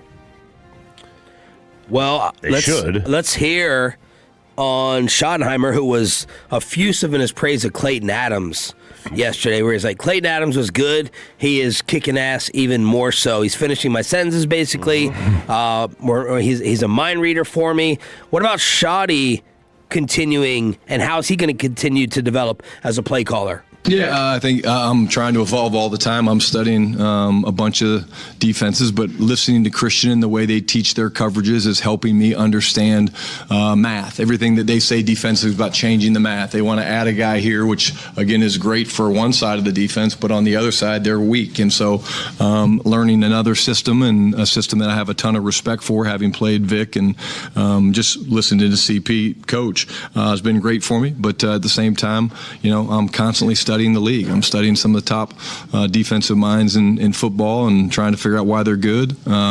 Because if we don't evolve offensively, which we will, if we don't evolve offensively, then the league's going to catch up to us, and we're not going to let that happen. I mean, I like the idea of everybody being obviously on the same page, and evolving offensively is something that we haven't had. We've asked for a lot around here, from even in like the Wade days, Jason days, McCarthy days. I feel like we're waiting on something that's just never going to happen. Like, you don't think they did it? Yeah, they evolved last year offensively. I don't know. Like, when I say evolve offensively, I mean become the Rams. I mean, they were considered one of the best offenses in football last year. Yeah, but Dak that's because they have weapons. That's because they have players, to me. I mean, if you just want to look stylistically, Dak threw as many touchdowns from under center last year as he threw in the previous 3 years combined. Like, they definitely changed the way they operate and the way they look. So what does that mean, be the Rams? Like creative, unique, like we've how many times we've talked about pre-snap? They did a little bit more of that, but we've talked about all these unique play designs, getting guys wide the blank open. And I feel like the Cowboys still, and maybe I'm wrong on this, but I just feel like they still have this old school Garrett, beat your man, out talent you instead of out scheme. I mean, Ted Wynn talked about this with us at Super Bowl when we were there. He's talked about that he thinks Shoddy's one of the better play designers in the NFL, based on what he saw on tape this year, that their offense definitely was more advanced than a lot of the others that are out there. So, I think that, that was you want to talk about what that was? That was 100% what McCarthy wanted to run. That was 3-step drop, West Coast offense, everything timing, just be where you're supposed to be, that kind of thing. I think Shoddy does do some things that are looking a little bit more for advantages that they can get. All right, let's get back to Pickens and the money. Did I miss an RJ Choppy Drake London rant the other day after Drake London got $35 million? I saw that clipped on social media. Well, yesterday a Green Bay Packer got 27 per. Christian Watson, who his all-time high in receiving yards. He's played 4 seasons now. He gets hurt all the time, but his all-time high in receiving yards at this point is a little over 600 yards. In fact, he's had 611. I think there was a year in there where he had 400-something, and then his highest one yet was the 630 he had 2 years ago or something like that. But this is a guy who cannot stay healthy and on average is averaging about 500 yards receiving, and he ends up getting $27 million a year. It's $7 million more than the $20 million a year we were all kind of like, man, can you pay Amari Cooper that after he'd already shown he was an all-pro receiver who changed the offense completely. Just 8 years later now, we're talking about guys who get 500 yards being $28 million players. And what was your London rant? I mean, look, if he's going to get $35 million a year, George Pickens is a better player. It's not even close. If he's going to get that kind of money, they're going to have 2 guys on this team making $35 million or close to it a year at that position, or they're going to have to figure something out because they can't keep them both. Because George is going to get so much money. Drake London makes more than CD now. That's a higher deal than CD's even. I've resigned myself to the belief 90 to 95% that George is not here after this year. Now, if George has 1,500 yards this year, he will be here the following year. I don't know. I don't know about that. Somebody else Maybe. will. Well, the other guy ain't going nowhere. That other guy is checking a lot of the boxes that they've been talking about they want from George. And the other guy is a better receiver. Yes. If the other guy... As I look you dead in the eye and say it. Okay, if George goes 1,400 yards and 1,500 yards in back-to-back years, eclipsing what the other guy has, then he's no longer a better receiver. Like, sooner or later... I mean, you were saying he wasn't a better receiver last year. But sooner or later, you're going to have to change your mind. CD has done it for 6 years. No, I know. Yeah, so later. You got to play later, I would have to change my mind. Not sooner. And Because CD's sooner is had not the argument. 1360, 1750, and 1200. Yeah. Oh, I'm not saying he's not great. But if George goes, what did he have, 1,480 or whatever last year, and then he goes 1,500, and he's the top receiver on the team for a second year in a row, when they're both on the field, I mean, you got to make a decision on one of them. And then the decision will be by the George Pickens. But why would you get rid of the guy who's proven while they're on the same team that he produces more? Because he's done it for 2 years. And he's younger. What's the age difference? It's like 2 years. 2 years, something like that. And what is that? So that's not a large enough gap for me. And I still trust CD as the professional and person and teammate more than George, I would guess. I mean, put what you want on the wall. If George Pickens has blank yards, CeeDee Lamb will be gone. Are you willing to say that? I say you should be. Okay. If you're not going to keep them both. I think they should keep them both. But if you're not going to, and the other guy has proven in back-to-back years on the same team that he's puts up better numbers. All right, so that is because I've wanted to get you committed, committed to a certain frame. So okay, so what you're saying is that. Oh, look at that. That's such a great Dirk stat up there, by the way. That just makes me feel happy. And by the way, Lamb has done it right without always having a great number 2. And how much am I going to attribute George getting some of these numbers? Now, it's a give and take. George is going to get less attention because of Lamb, but also may not be getting as many numbers because of Lamb. So what you're saying, though, is that 1 season is enough and definitely 2 is the time frame you want to make all of your firm determinations about players. Because you said before, like, I don't know, but you're saying 2 years definitively tells you. You just said 2 years, then you definitively have to say he's better than Lamb. If you have 2 guys on the same football team, in back-to-back years, playing the same position, and one guy consistently puts up better numbers, he is the better player. Okay, first off, how is that? First off, what universe am I in that this is some hot take? First, he didn't. He had consistently more explosive games. The bigger games he had were bigger. Consistency-wise, CD had more 100-yard games last year than George Pickens did. Okay. So what's the threshold that you're saying this? Because CD also didn't just like disappear against Detroit in the biggest moment. Listen, I'm not saying that George that context matters as to who's a better player. Well, CD disappeared against Philly in the opener. And that's two. That's CD two did now. disappear against Philly. In Another the game that Pickens disappeared in, the Philly opener. That's 2 different ones now, though. That like, yeah, you just said. In what world are we living in? You just laid out exactly what I said, which is you're saying 2 years. 2 years is all you need to make the determination. I guess, yeah. I guess what you're saying is that if I have 2 guys on the team at the same time and one guy puts up better numbers, then yes, I am going to say he's the better player. If he put up better numbers, like consistently, which he didn't, but yeah, I mean the other guy could have put up way better numbers if he didn't drop every freaking ball. Okay. All right. When we talk to CD and Oxnard in August, we'll play some of this. Dan Orlovsky's saying you're not going to be able to keep both. Well, they're not keeping both of them. So it's either going to be signing George Pickens to a long-term deal that they've been hesitant to do, or CD Lamb's going to be traded. Both are great receivers. I think CD's proven to be a little bit more reliable, I guess, in personality maybe. I think that there's still some question marks in regards to George Pickens proving that maturity, but they're not keeping both. Yeah, they are, Dan. Of course they're not. Beyond this season. After this season. After this season. After this season. Okay. Yeah. Good Lord, Adam. Pay attention. He has a lot of those. Pay attention, bro. It's been getting worse. It's not free agency. Shouldn't be on his phone. Cut the audio. Maybe he's doing 82-0. Hot take moment. No, he's going to want a clean rip of this. Dan Orlovsky's right. Okay, he's right. They're not keeping both of them. They're not going to. Be tough. They've got to make a move. And the guy that they don't have any reason at this point to walk away from CD unless Pickens shows certain things to them this year. And if Lamb gets hurt again this year, they're going to start asking questions because they're going to be like, that's 3 years in a row you've had trouble staying healthy. And George has shown us some things now. But those both have to happen. Oh, CD's definitely more professional. He's a guy that you want to model your franchise after. Like, there's no doubt about that. George's got to show that. Yeah, and CD has to show he can stay healthy this year. Like, if you get a little banged up, that's fine. And CD needs to become the ultimate leader he always talks about. He has sideline moments still, and he also was late in Vegas. Yeah. So let's not let him totally off the hook for that either. Which some people would question or wonder, like, is that an influence issue, though? Is that you've got your buddy with you? And if he wasn't here, we wouldn't have these problems. Who is going to be the better mayor of their future town? Peyton Russell or Mom Donnie? The wedding man?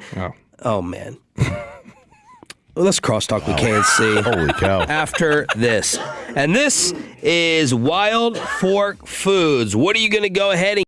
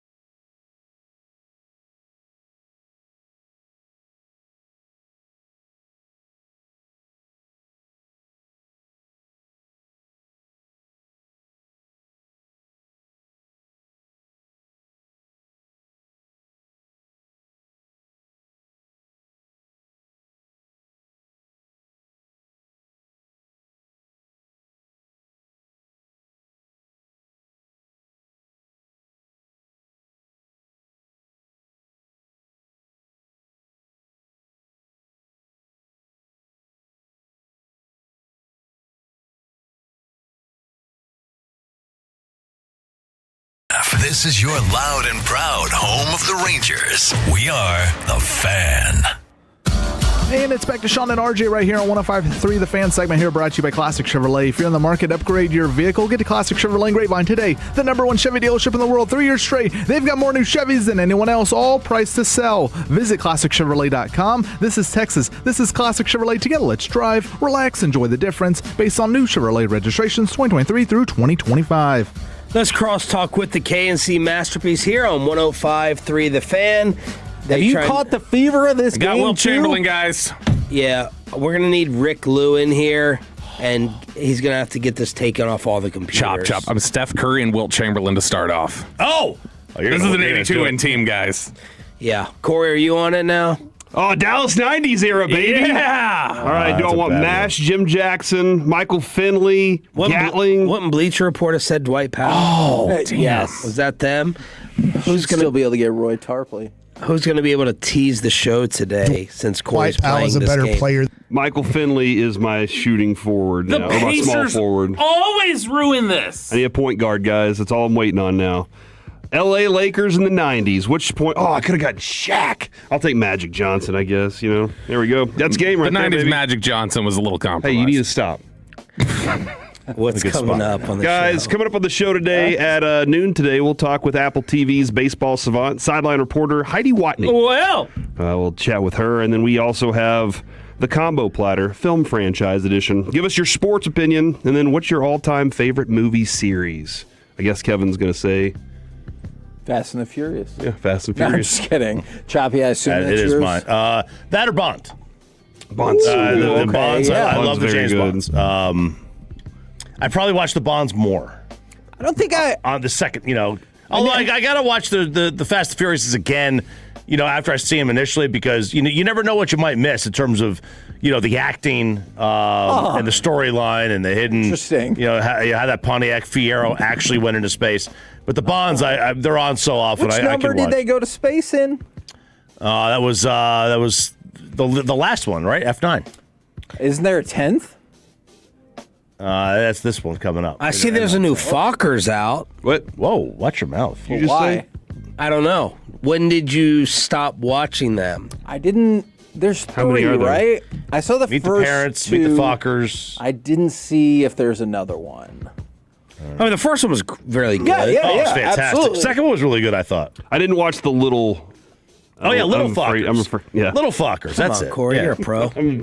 Sometimes I'm not though. And Yeah, I've not seen that one. Don't you remember the whole chick fadge problem? man. That was a problem. Sometimes my brain doesn't link up. I just got to be careful. Congratulations to Alec Medford getting his own day like Peyton Russell. Pepe, what were your Oh thoughts? no! No, It's not very a different, day. Sean. No. Not a day. He's the mayor Yeah. Of what? of Hawaiian Falls. In Mansfield. Was this on air that this happened on? Did the mayor go on Wilson. It will air? be today. Oh, okay. So you got to talk about it after. You have a day. I had the mayor on the air You have at a that day. time. You have a day. Yeah. Odd day. Do you? Alec has an entire water park that Yeah, that I went to and he peed in. can go in. Get sunburned at. Wow. Pape said I went and peed in it. Yeah. Clean it up, Alec. Wow. So some Sweet chlorine in there, I'll be fine. Yuck. So we need wedding day advice, and your first advice may have been Number to one, get get invited. invited. There you Yes. go. Yeah. Your wedding day advice for Peyton Russell tomorrow. Wedding day advice, not marriage. It's wedding day. Oh, by the way, are you spending the night somewhere else tonight? Yes, I'll be at an Airbnb with my friends. You Groomsmen. should not do anything leading up to the wedding. Don't do the gallon of milk challenge. Nothing. No drinking? Not a drink? Sure. That's doing You just nothing. said nothing. No, that's doing nothing. Like you shouldn't have to lift a finger. What if I want to throw a football around? Your dudes finger. should take care of everything. Everything should be taken care of for you. You don't even have to alert them to anything. They should just think for you. Ooh. What tasks did your groomsmen do for you? Drove me to places. Made sure I got the rental car. They took care of that for me. Brought the rental strippers. Car. No. That was a problem. Fed. I made sure I was fed. Food was like I didn't even have to think about what to eat. They just went and grabbed food and brought it back, and I was like, awesome. Wow. Yeah. And the only thing that kind of got a little weird was we were all toasting because everybody went and got flasks and brought me a flask full of some Johnny Walker, and we were toasting, and father-in-law walked in. Johnny Walker, what? Gold. I never had gold. Blue Chew Gold. Promo code RJ. Is that above blue? Or green or gold? It was one of those. Green two. is.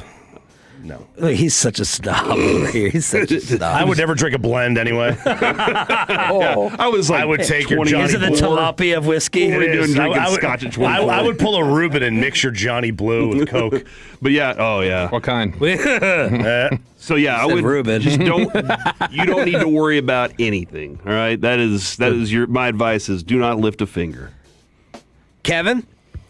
Yeah, I'm going to go against all of that advice. If you plan it yourself, you can control the narrative and not have to worry about other people screwing something up. So take care of everything you want yourself. So I can be bossy. Hell yeah, you can be bossy. Yeah. Nice. It's your and wedding they can't say day. anything about it. Yeah, because we all love the groomzilla, you know. Exactly. What are they going to do? I can just boot them out of the party. I got a woman be replacement. that. See ya. You think Mackenzie's going to be stressed? Oh yeah, I can tell she already is. Yeah. She is, and I already told people I was like, look, you have any questions? Text me about it. Don't go to her. Talk to me about it. Leave her out of this. I got news for you. Don't you can't talk to her, right? Bad luck at all. Well, I'm not It going was to just see her. not to see her. I don't think you're supposed to talk. Oh, well, you're going to I would prepare for marriage. read up on Emily Post tonight. I did not see I can't her. text her? I didn't see her until. I don't think so. Yeah, we didn't chat at all until I saw her walk down the aisle. You know, maybe you say good morning. That's it. Make sure she's in on that game too, because if she texts you and you just don't text her, Yeah. But we on have the that, night before that your wedding, Snapchat that might be a streak. problem. We have that She'll walk- Snapchat streak. Yeah. You'll see she'll walk her. up, You'll we see need her to tomorrow. Eventually, snap her at the wedding. What are you going to be looking for? And the wedding night. Yeah, the wedding night. My goodness. Oh, you're not going to. You're going to be too tired. What are you going to be looking for, Choppy, with your marriage? He's very particular about his wedding observations. I mean, you are the most experienced wedding having person. Also the most autistic. I also read Emily Post. Good. I told you I'm not. I'm an athlete. Is Emily Post the manners No gal? calls. No calls. No pizza on I'm just telling him. I'm Saturdays. telling him what the etiquette is. Is that the manners gal? Yeah, Emily Post. Yeah, I had a book. I read the book. That's one of the. I think it's the last book I read. What am I going to be looking for? Well, is there a cocktail hour? Yes, there is. Okay. Beer and liquor. Open? Okay. Open And bar. there'll be food. There'll be hors d'oeuvres. Oh yes, there will be.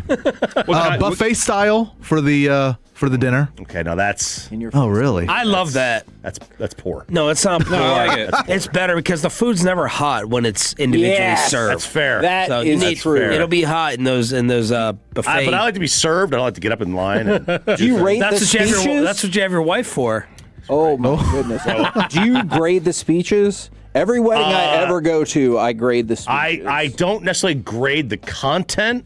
It's the time. Yeah. How many people are speaking?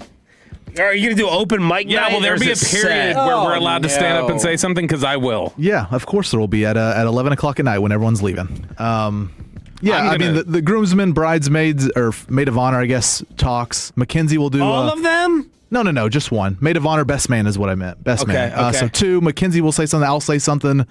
Maybe her dad will say something. I'm not sure. yeah. But so probably 5, maybe 6. Hey, My give dad your. thought he was Don Rickles at my sister's. What's Roasted that mean everybody. for those Well, I that mean, are you young? did that at your dad's I did it at his funeral. wedding. I got so him back. Yeah. And his funeral. And his Yeah. funeral. Yeah, and his Hey. funeral. Sorry. Hey, Peyton, tell your best man to remember that both of y'all are getting married, and the whole speech doesn't need to be about you because that's a big thumbs down. Oh, really? Yeah, man. Whoa. Way too many people are like, I know Peyton, and then they only talk about Peyton, and they're like, congratulations. What about the person he's married? But what if they don't know her that well? Well, maybe you shouldn't be the Maybe best they weren't man. that close a friend. Yeah. Yeah, you're just a guy. Who was your best man? Brandon. Okay. Hurtado? He crushed it. Who was yours?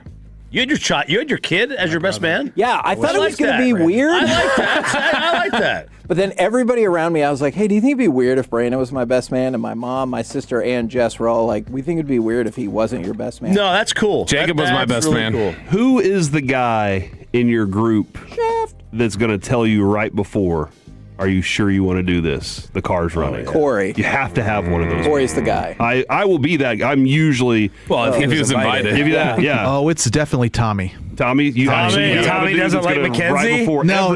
Maybe Tommy really likes Mackenzie. Oh my goodness. Well, his girlfriend's name is Kinsey. So it's too close. He's like, there's only room for one. Only room for one in this group. Is Tommy your best man? No. It's Adam. Is that the adopted one? No. No. Chance will be there. How but did he's you not. choose between the brothers? The oldest. Okay. That was easy. Chance is Chance is the oldest. Adam is just a friend. Best man. Oh. How many brothers do you have? Oh, so your brother's not the best man. No. Oh, burn. Man. Oh, your brother's not. I thought you said your oldest brother was. No, he's in the party. He's just not the best man. Okay. So only one brother is in the party. Yes. Ooh. Oh, God. Interesting. Because that would be an odd number. Offensive, you mean? That's offensive. So decisions were made. Who do you think's more offended? The brother who didn't get asked to be the best man, or the brothers who aren't even in the party? I think the brothers not asked to be the party actually dodged a bullet. Nobody wants to actually be in the wedding party. If you're not you know what I mean? It's like you got to get a suit, you got to stand up, you got more responsibilities. Right. He can just go to the wedding and party. True. Is her maid of honor like her sister? Or? Yes, her sister. Yeah. So how did you choose the friend over the brother? I mean, it was tough, but I knew, like, you know, I'm closer with my friend than I guess my brothers in a way, you know. So, you know, he had been around since I was, you know, we were kids. So that's how your brother wasn't. Your brother just showed up. He really was the adopted one. Did any of the brothers take offense? No, I went with the oldest one. I had to make a decision. If I brought in, you know, my younger brothers, Jared and Grant, you know, there would have been an odd number there. I would have had more than the bridesmaids and all that stuff. So I think you should. How many are in your wedding party? Rank 5. Okay. Me and 5 others. Yeah. If you have more than that, I think. Yeah, but I think when you have 3 brothers, you got to say you have to add another girl. You know what I mean? You got to bump some people. And it's all Mackenzie. Her fault. Yeah. We'll blame her. Well, I'm looking forward to it. Our table again is who? It's us 3, our girls, and is it Tim and Gavin, and then Aiden. And Aiden. Is Aiden bringing someone? No, he did not have anyone. Who are you worried about? Tim. Whether it's station or other. I've heard the horror stories of Zach Wolchuk at Cody's wedding. Ooh. Now there's no Stars game on, thank goodness, but Zach, when he gets drunk, I can. That was not the Stars. His issue was he was Green. He was talking through UNT football the whole time. That's what he's doing. What did he do? He's like loudly talking like they're, oh damn it, we're losing, like in the middle of like the father-in-law's speech. So Zach has butchered that wedding during a father-in-law speech. He almost had, was it Dak's agent beat his ass? Yeah. He screwed up our team dinner over Michael Jackson. Oh gosh, yes. But we love him. We love him. No. Let me finish. There's more. There's more. That's what she said. He sounds like the biggest social question mark / problem amongst everyone. It used to be a social though, worker, right? No, it's never me. No, it was me. I'm a Hall of Fame socialite. What about with those bikers back in the day? Didn't you almost start a fight? I led Was him that to the the elf parking thing on the lot. car? Is that what you're referring to? I led him to the parking lot and What kept about him with from Evan getting killed. Corey told me you almost started a fight. Were you with us? It was me. I was there. It was me and Sean. Somebody came up to me and goes, "Hey man, choked Sean Evan. might die in a minute." And I Evan was like, Grant? "Okay." So I just From walked Vittori. over and walked you. And I was like, "Hey man, come with me." And you're But like, someone "Smart was- idea." no, This someone was me. It touching was the- me and you. We were walking out of the Double parking AC. lot after the Mavs. It was one of the playoff games in 2011, and some guy was leaning up on Elf's cute little convertible, and Elf was like, "Guys, stay here with me, will you?" And we go up, and we're just like trying to like wonder what's going on. Like we're just like, "Hey man, what are you doing?" And Sean's like, "Get the F off his car, bro." I'm like, oh my I god, know I didn't say bro. I would have deserved to get punched if I said bro like that. All right, so there it is for Peyton. He'll be out next week, Bahamas vacation. Oh, are you going on a cruise? No cruise, just resort. Yeah, baby. Let's No go. cruise, just resort. Is Alec bringing someone tomorrow? Yes. I bet he is. Oh, he gave the Jordan shrug. It's complicated. Oh, it's complicated. Oh, man. Bobby, you going to be stirring up trouble? How far away is Carter from me? Oh, he's right behind you, actually. Oh baby. Crap, I forgot about that. Man. That is, I'm not joking. I'm not joking. That was a severe social miscalculation on your part, putting us near You each can other. mend the fences. No, hell no. Mend. No. This Get is tight with his girl. Oh. Get his girl off to the corner. that is a good play. You know what I mean? Oh, I know what you mean. And soon she will. He's going to set the building on fire. The KNC masterpiece. It won't be raining, so whoa. it'll Yeah, I get you. dissipate. Roll in the wedding, guys. Just roll in the wedding. KNC is next. Disagree with the boys? Who hasn't?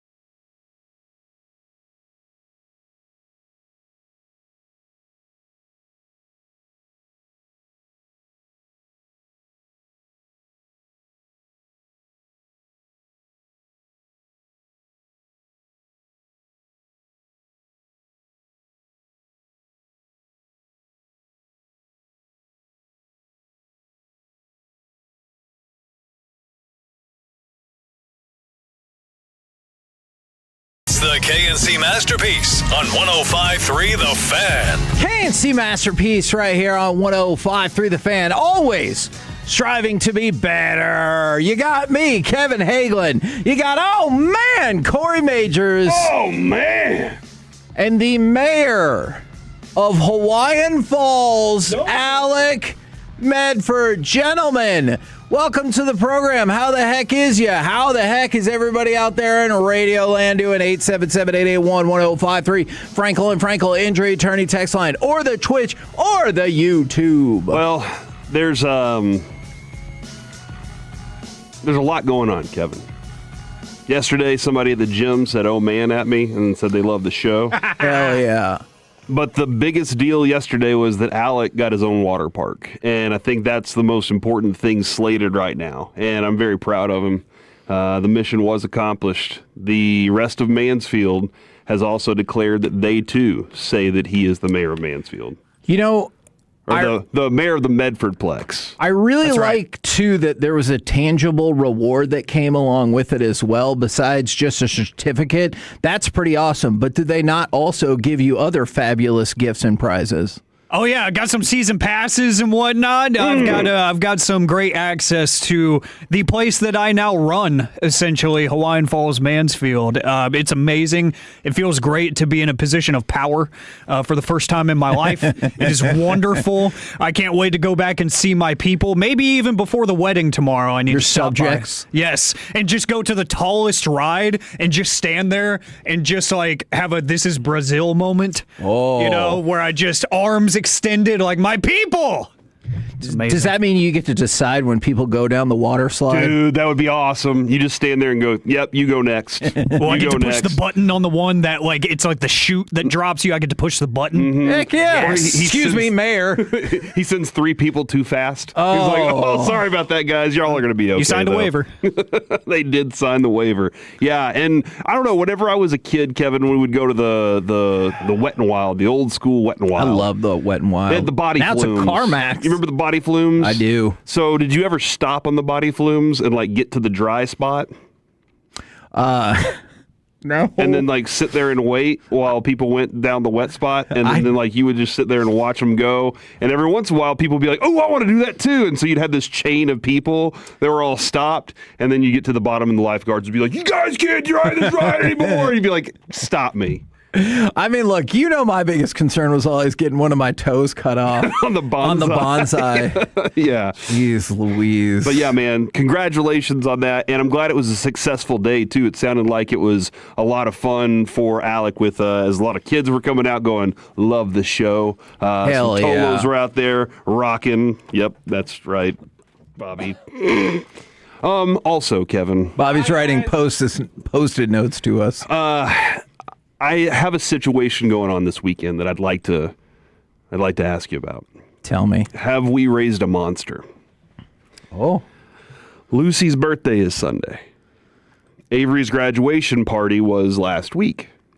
And Lucy is like, "Well, where's my birthday party?" The next morning, she was like, "All right, all the decorations need to come down for Avery's party. It's now time to start decorating for mine." And I was like, "We're a week out, Lucy. It's going to be fine." And she's like, yesterday, she walks in, and Adrian still had the balloon arch up over the window. Oh. And Lucy walked in, and she goes, "Oh, is that still up right now? It's not been taken down yet?" And I was like, "Oh, stop it right now!" And she's like passive-aggressively pointing things out, and that we need to get done so we can start celebrating her party. And I'm just wondering, have I raised a monster?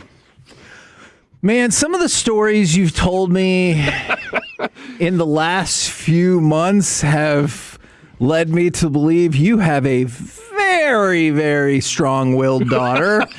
And particular about things. I wish you all of the luck in the world with that. So yeah, that's where I am heading this weekend, Kevin. My brain's kind of focused on. We'll discuss actually during the C block today. Maybe when you stop throwing birthday parties for the kids. Ooh. At what age? Okay. Maybe. Actually, I don't even know if we're going to get to it because I have such a cool story. We have a lot of content Let's to roll. get to today. All right. Let's go ahead and we will kick it off with some Dallas Cowboys news of the day. It is also a shout-out Friday, 877-881-1053. Franklin Injury Attorney text line if you want to send in those shout-outs, or the Twitch or the YouTube. Yesterday, because we had kind of talked about this off-air pretty much all week, if there was going to be a real left tackle competition. And then you hear during Shoddy's presser yesterday, there will be a competition. So my dual question to you is, do you think it will be a real open competition? And secondly, can Nate win it? Yes. I think Tyler Guyton, he has done nothing to prove that he is Pro Bowl left tackle. And if you're a Pro Bowl left tackle, at least, that means you're not losing your job anytime soon, all right? But other than that, the left tackle position has been a flip-flop. And I don't know if Nate Thomas is talented enough to take it away yet, but he showed last year that he can play the position.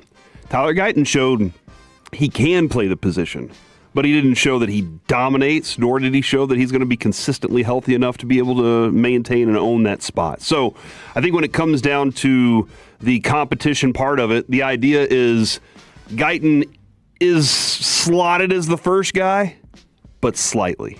Okay. Just slightly. They're like, dude, and I don't know if it's you're on thin ice, or we got to see it all from you, dude. We got to see everything. And that's going to confirm our idea that we don't have to do anything else at that position. But I think Nate Thomas has shown he can roll out there and play the position. Yeah, I think that's a fair way of putting it. How much of a colossal disappointment would that be if Tyler Guyton's not able to win this job? Or are you like, hey, better player's the better player regardless of where we drafted them? I'd be disappointed in the player for sure, in Guyton. Absolutely disappointed that you spent that first-round pick on him. There were other potential guys that you could have gotten at that spot too, but you chose him, and you knew he was raw. You knew, that was Tyron Smith was raw. But you knew how limited he was and how much experience he still needed to gain whenever you drafted him. But this is the idea of, hey, we're all these guys are projects. And I know Will McClay has told us, hey, none of these guys are finished products. I get that part. But man, are you setting yourself back whenever you take a guy that doesn't have that many starts, even in college, and you're saying we need to hit the ground running. So it will definitely be a disappointment if he loses that job. But Kevin, I do not care as long as the job gets done. I don't care where you were drafted. Have zero care. You could be an undrafted free agent. Get out there and block for my quarterback, and get out there and block for Javonte Williams, and let's run. Now, OTAs wrapped up for the week. They will start again next week. You get them on Monday, Tuesday, and then Thursday. And then the Monday after that, you will begin mandatory mini camp, which I do believe is what San Francisco already canceled because they had such great attendance and performances at their OTAs. Now, yesterday, we talked about D. Winters. Wanted to bring one more up. How big of an upgrade do you think Kobe Durant is over, whether it's Kyer Elam or Triquez Bridges or whatever? Because that feels like another one for relatively cheap that you might have made a nice little upgrade there. That's one of those weird things that the market didn't seem to go his way, because that was a full-time starter for the Rams that played his best football in the biggest moments. And that's a guy that can intercept the football, that is a ball-hawking corner, that rolls the dice a little bit more than what you have on the roster. I think he's a perfect yin to the yang that you already have, because he is going to take those risks and those chances, whereas some of the guys like Revel, I consider Jaron Bland a relatively clean player when it comes to his risk-taking versus just straight-up playing coverage and what he's assigned. I really like what they did there, and I think he is a pretty big upgrade over what you had, because some of those guys that you just named, like Bridges and whatnot, they were guys that you added during the season last year because you had nobody else. Yeah, out of necessity. Yeah, and nobody absolutely. else wanted them. So it's nice that you were able to go and find one of those. It wasn't the bargain bin, veteran that's been around for 12 years in the back end of his career. This is a guy that has recently played his best football and is coming into a system that I think benefits him and will allow him to take those chances in coverage with help behind him in case it's a big swing and a miss. He's allowed to be himself in this system, and I think people are going to realize that was probably one of their better moves of the offseason. I'm curious about learning the terminology, the words that Brian Schottenheimer uses. And here's why. He mentioned Kalen Carson multiple times yesterday. And does that mean he's mentioned Luke Schoonmaker a lot of times this offseason? Does that mean you're on the cusp of losing your job, or does that mean, no, they're actually doing the good work? I don't know yet because we haven't been around him enough. See, I think it's the latter, but I just don't know how much that translates on the field. You know what I'm saying? Like, I appreciate that they're working their butts off and doing the things and everything. I just don't know if that's going to translate when it comes time to play. I listen, man, they went and invested in quantity and a little more quality and actually a lot more quality than they had. But they said quantity is going to be key for this team. We have to sort out our cornerbacks. Now, maybe Christian Parker came in here and was like, I just don't see anybody that I like, and we're going to have to go get all new things. So they want Devin Moore, Kobe Durant, PJ Locke, like across the board, they added to this thing. Even with Caleb Downs, the draft pick. Now that seemed like a no-brainer to us. Right. You take the best ball player on the field, and that's the dude. He's as they say, the first one picked at the yard. But they went and added to this secondary because they didn't. Christian Parker, I believe, didn't feel they had the pieces to do it, or he wanted to create some real competition to see if those guys could beat out these guys in his new system. I like what Kobe Durant adds to this thing. I don't know if a Revel is going to be able to beat him out, but if let's say Bland has an injury that he can't be on the field, you can move some guys around. And I'm starting to feel a little more confident. Kevin, we talk about that a lot when it comes to starting pitching. You used to be like, oh, if we can get 5, that'd be great. Now you're like, we need 8. Right. And I think that's the same with cornerbacks. It's always the same way. You get as many as you can, plus you need those dudes, especially if you're not carrying like 7 receivers, 6 or 7 receivers. You Which, need as dudes we to play special discussed, teams. you probably should not. Now, one other thing. You know what? Actually, I want to go to some of these shout-outs because there's a whole lot of shout-outs from the 512. Shout-out to Boyd, Class 3A Division 1, and Paradise, Class 3A Division 2, for winning state baseball titles yesterday in Round Rock. Both are District 10 3A, so obviously District 10 is by far the best in 3A. Follow-up question. Can Paradise claim to be the ultimate state champion? Why? Boyd is in the same district as Paradise. Boyd lost only 3 games all year, and the only 2 games they lost in the regular season were the 2 games they played against Paradise. Can Paradise say we are the ultimate champion? No. Was there more? Or just no? The answer is no. Because you play the tournament to decide the champion. They did have fewer losses than Paradise. Cool. No. Do you kind of want to see him play like one more time this weekend? Yes. That would be awesome. Play one more game. If that's what you really want, is to decide the ultimate champion. Personally, I wouldn't, because I was like, we already won the state title. Wasn't this like the same back in the day when the national title, they'd be like co-national title champions. You'd be like, let's play one more game to figure this thing out. And they'd be like, we can't do that. You remember, the NCAAs can't do it for the safety of the student athlete. Man. Now move forward about 30 years. You got like 6 more games. Exactly. They have no problem with it for the student athlete. From one number, Kevin. So it's the 817. So it's ball hawk. I've been saying ball hog my whole life. Okay, listen. Different expression. 2 different things. If you are a soccer player or a basketball player that does not pass the ball, you're a ball hog. If you're a football player at the cornerback spot or the safety spot, or maybe even a linebacker, or maybe even a defensive lineman that's really good at this, it is a hawk. You are flying around trying to find the football. Exactly. Thank you for that you got clarification. You can use both of those. Yeah, I appreciate that. By the way, multiple people pointing out the shout outs for Paradise and Boyd. Then somebody added in they're only 8 miles apart. I knew that because that's where the Drummond compound is in Paradise. And so it's right over by Boyd. They know I call it the Drummond compound. Mr. Drummond's house? Yeah, to Mr. Drummond. Do they at the Drummond compound? Do they have one of those things that you can get into and then go upstairs? The little what's it called? Like a dumbwaiter? Yeah, Or an dumbwaiter. Do they have a elevator? dumbwaiter? You are not supposed to get in the dumbwaiter. You Arnold can. always got in the dumbwaiter and went up I'm and not down. saying you can't. You're just not supposed to. Willis didn't. He was too big. I do not believe. No, they do not have a dumbwaiter. Can you ask them to install one? They probably could. We'll look into that. That's all right. why Kevin has 4 cars from Platinum Chevy, y'all. 2 of them were wrecked and one of them was stolen. By the way, in case you ever wondered, like, how did we get to the number 4? That is exactly what happened. We're the KNC Masterpiece right here on 105.3 The Fan. Coming up next, Game 2 of the Stanley Cup Final leads off our NBA and NHL playoff super segment. Next on The Fan. Sean and RJ, the KNC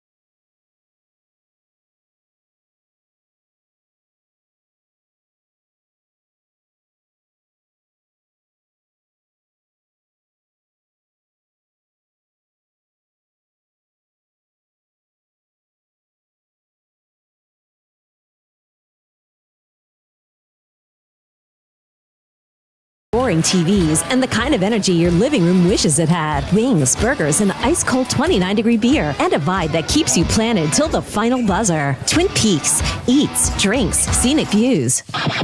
This segment of the KNC Masterpiece is brought to you by the personal injury lawyers Frankel and Frankel. If you've been injured in a car or truck wreck, call Frankel first, 214 or 817-333-3333. With Frankel and Frankel, there's never an out-of-pocket cost. They only get paid when you win. Frankel and Frankel, the go-to car and truck wreck attorneys in Dallas. These gentlemen would quiet all the critics wondering where they've been if they score the game winner in overtime. Goss to spare. They score! Seth Jarvis quiets the critics and ignites the crowd. KNC Masterpiece right here on 105.3 The Fan. That game right there will kick off our NBA and NHL playoffs super segment. This game we're screwed. Had it all. From goaltender interference that included a pile of, I don't know, like 5 or 6 people right in front of the goal, and then the puck did sort of the cartoonish trickle, trickle, trickle. I thought you were talking about 82-0.com. No. This game definitely has it all, and we're addicted already. Very addicting. My apologies, Kevin. I was on one wavelength, and you were surfing another. I appreciate you sticking to the hockeys, though. I am focusing on the on-air product for now. Sure. But, so this game was amazing. There was, like I said, the controversial goalie interference call. I was listening to, I think it was PK Subban this morning, and he goes, yeah, it's, that's tough. You got to respect what the officials say. But, like, that was his version of being like, that's a stupid call. I thought it was a stupid call, too. That was a goal. I thought it was a goal, too. And now I don't know, like, what's the outcome in that situation beyond that? Is there another comeback? Then I don't think so. Then, right? I don't know, but it looked like a goal to me. Stankoven's first goal was awesome. The game winner by Jarvis was phenomenal. Like, just puck coming at me, bury it home. There were some tough goals made last night, too, though. Kevin, I think what I'm loving about this series so far is, A, the Hurricanes are the most overtimeiest team I've ever seen in my life, but B, this is the most hustle I think I've ever seen in hockey. And I'm like watching a lot of hockey. They play hard in these things, but these two teams are fighting for every inch out there, dude, and I love it. And guess what? First 2 games, both been historic in collapse nature.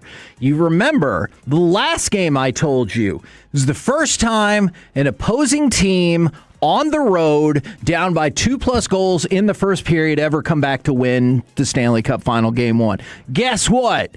In this game, it was the first team in the Hurricanes to win a Stanley Cup Final game after trailing by 2 or more goals in the final 10 minutes since 1944. So the first one never happened before. This one hasn't happened in 82 years. And what does that get you? It gets you a 1-1 series. And also, don't take the Hurricanes to overtime. It will not end well for you. They pretty good at it? They are 6-0 in overtime in this playoffs and 13-2 overall. Which, by the way, if you think about it, that's pretty wild. So 7-2 in 9 regulation games, 6 overtime games already. They are 6-0 in that front, and it has been the overtimeiest team we've ever seen. You know what? I'll have to check the stats on that, but they are pretty overtime. If they go undefeated in overtime games from here on, too, if they add like another one or two. Yeah. Well, we'll call them that. I think you're right. Yeah, if you finish the Stanley Cup Final and half of your wins were in overtime and you went 8-0 in overtime, then I do think you deserve to be called the overtimeiest team. I'm with you on that. So there was some scary news for the Golden Knights. Braden McNabb, he had to go to the hospital after he took a puck to the face. And just remember, like, I know they can get faster than this, but the puck was traveling 87 miles per hour. That's fast. It is terrifyingly There fast. are people that don't even want to drive their cars that fast. Absolutely. It feels out of control. And I know he had the visor and everything that like is supposed to do its job a little bit. it doesn't matter. Like that's not gonna stop that the way that it was coming at him too. But I mean, do you think though, when he looked at his teammates through his puffy eyes, that he said, "Did it go in though?" So that's what these dudes think. I don't know about that, but I do think there's potential for a variation of that this morning. Okay. So John Tortorella said this morning that the only update he had was that McNabb was traveling home with the team. Okay. So that's a positive. Now, what that means for Game 3 tomorrow, I don't know about that, but that could be a kind of a rallying call for your team. I don't know if you really need a rallying call in the final, but if you do, I think that could serve as one of those. Yeah. Go ahead. I just always wonder how gun-shy guys are after something like that. It's hockey players. They're tough. Their minds are get back out there, do what I've always done. This is something that very rarely happens to me, especially. It's only happened one time in my whole life of hockey or whatever. Right. But I just always wonder how gun-shy a player is and what they have to go through mentally to get back and being prepared for that again. I think that is a very legitimate question. By the way, for the All-Star game, the NHL has finally given in. After the success of the Four Nations and the Winter Olympics, their next All-Star game will feature teams representing Canada, Finland, Sweden, the United States, and a world team with international players from every other country. So, I don't know if those other countries will feel slighted, and they're like, yeah, we're the world team because you did not think we were good enough to field our own team. Kind of in your face, Czech Republic. So I think it's smart that they've gotten along with the program and they're like, people don't really care about our All-Star game anymore, but they did care about the Olympics and they did care about the Four Nations. Oh, so that's let's for sure. Do that. So do you think any players from Brazil will be on the world team, Kevin? I have to admit, I don't want to hear that drop, but also I am not familiar with Brazilian hockey prospects. All right, yes. So, yeah, you're right. Yet. Once you hear about them, you're going to be like locked in.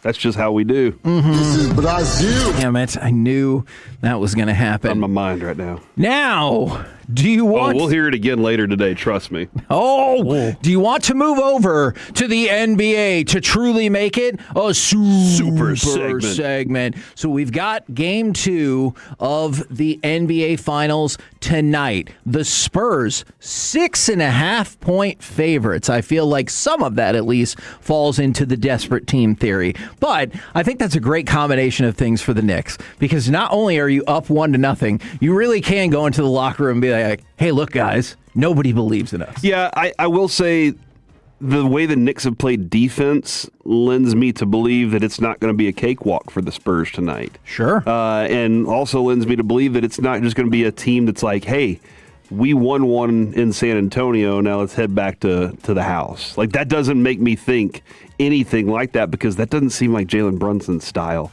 Jalen Brunson seems like one of those dudes that's like, let's go ahead and put our foot on their throat and close them out. Yeah, that's... As soon as we can. I'm glad that you brought that up, because he was essentially asked a variation of that question in the postgame. Is like, hey, what's the goal now? Because the goal's always to steal one. Like, what's the goal now? Like, what do you think he's thinking? Do you think he's like, well, we already won, so it doesn't really matter what happens on Friday? No! He's going to be like, we want to grab this series by the throat and walk it back to MSG. He didn't say that. He had a much more diplomatic answer, which I appreciated. Now, the Knicks have won 7 straight playoff road games by double digits. Wow. That is an NBA record. So it's not only that they are winning these games, but they've won 7 straight road playoff games by double digits. Just keep that in mind when you consider that point spread going in. The Game 1 winner of the NBA Finals, what percentage of the time do you think they win the whole thing?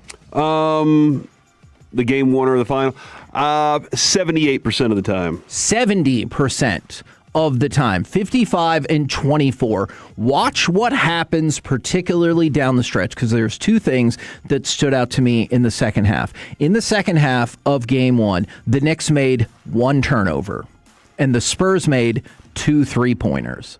So, either one of those, it feels like it could definitely tip the balance. You put them in combination, that's tough for the Spurs.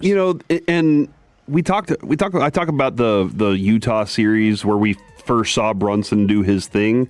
Do you remember who he was doing that to also? Rudy Gobert. Yeah. Who's a really good defensive player He's and very awesome. tall. Yeah. And it did not matter because of what Jalen Brunson does and what he brings to the game. I don't think that they're a team that's going to be like, you know what, now let's slow down to just a half-court game also. I think they're going to keep pushing tempo and keep trying to get shots off early to make sure that Wembanyama they're going to have to reset and say, okay, so here's what happens. Are they going to try to gas him? Again, probably. And keep him out of position. Yeah. Try and make him chase, and if not, okay, now the adjustment is made by Wembanyama and the Spurs to make sure that he gets back and he's in setting the defense quickly. Well, then now don't you think that the Knicks have a plan for that too? Absolutely. So they're just waiting for Absolutely. They already said we exposed this for you. Now that's the play. That's the hand that got played. And I think that they're going to do the same thing. He looked gassed in the third and fourth quarter in the last game, and I don't know why they wouldn't change things up because they're a team that can run all night. Do you want the uplifting story next or the politics story? I like uplifting. Okay. The Knicks and Madison Square Garden are going to donate at least 500 free tickets for games 3 and 4 of the NBA Finals to the underprivileged Garden of Dreams Foundation youth. So underserved New York families affiliated with the charity will receive 250 tickets per home game. So they're going to get at least 250 for game 3 and game 4. If there is a game 6, they're upping it to 750 tickets. That's like $1 million. You are filling. Actually, that's way low. You are filling that place with people that are going to be losing their minds. Yes. Love this thing. Yes. It's not just a, hey, I'm here and this. And granted, I'll give Ben Stiller and Chalamet, like those dudes they're rocking that place too. Chalamet is very excitable at those games. These guys they're actually cheering this thing on. They're into it. But you add that group, that group of people right there, they are going to lose it. It's going to be awesome. And I'm going to present this by the numbers in a bipartisan situation. President Donald Trump says he will be attending Game 3 at Madison Square Garden on Monday. So, of course, there are numbers on that. Will he get booed or cheered? Which will be more noticeable the first time President Trump is shown on camera? Cheers, plus 200. Boos, minus 300. So boos are about a 75% favorite. If it is not shown on camera, obviously, all bets are voided. So, like, if he's there and he gets cheered or he gets booed, but they don't show it on camera, doesn't count. So there's just a political note. This will be the first time ever the sitting president has attended the NBA Finals. Really? Yep. We're the KNC Masterpiece right here on 105.3 The Fan. Didn't get to it yesterday. Today we will. Baseball Nuggets. Is jealousy of the NBA and NFL at the heart of the potential MLB work stoppage? Next, right here on The Fan. Coming up in the next G-Bag Nation, a Friday show with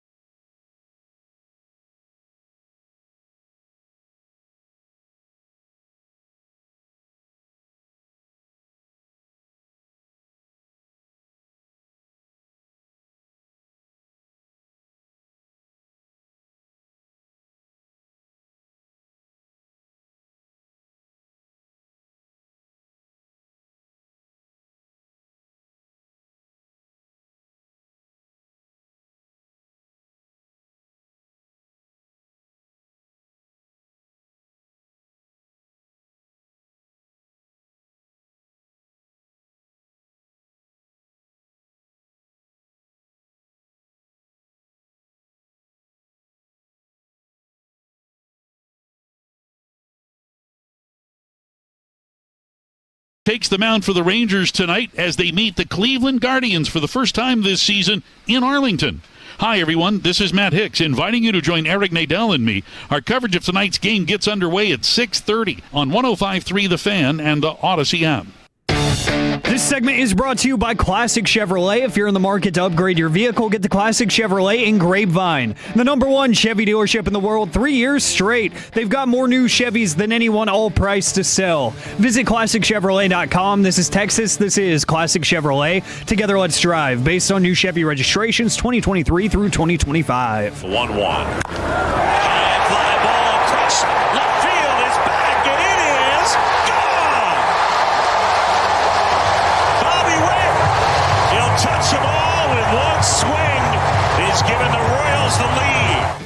KNC Masterpiece back here on 105.3 The Fan, where we have positive news of the day for the Dallas Cowboys. Malachi Lawrence has signed his contract, so that means now all of the Cowboys draft picks are under contract as we will head to the second week of voluntary OTAs, and that starts on Monday. Of course, you can hear more about it, sarcasm-free, right here on 105.3 The Fan.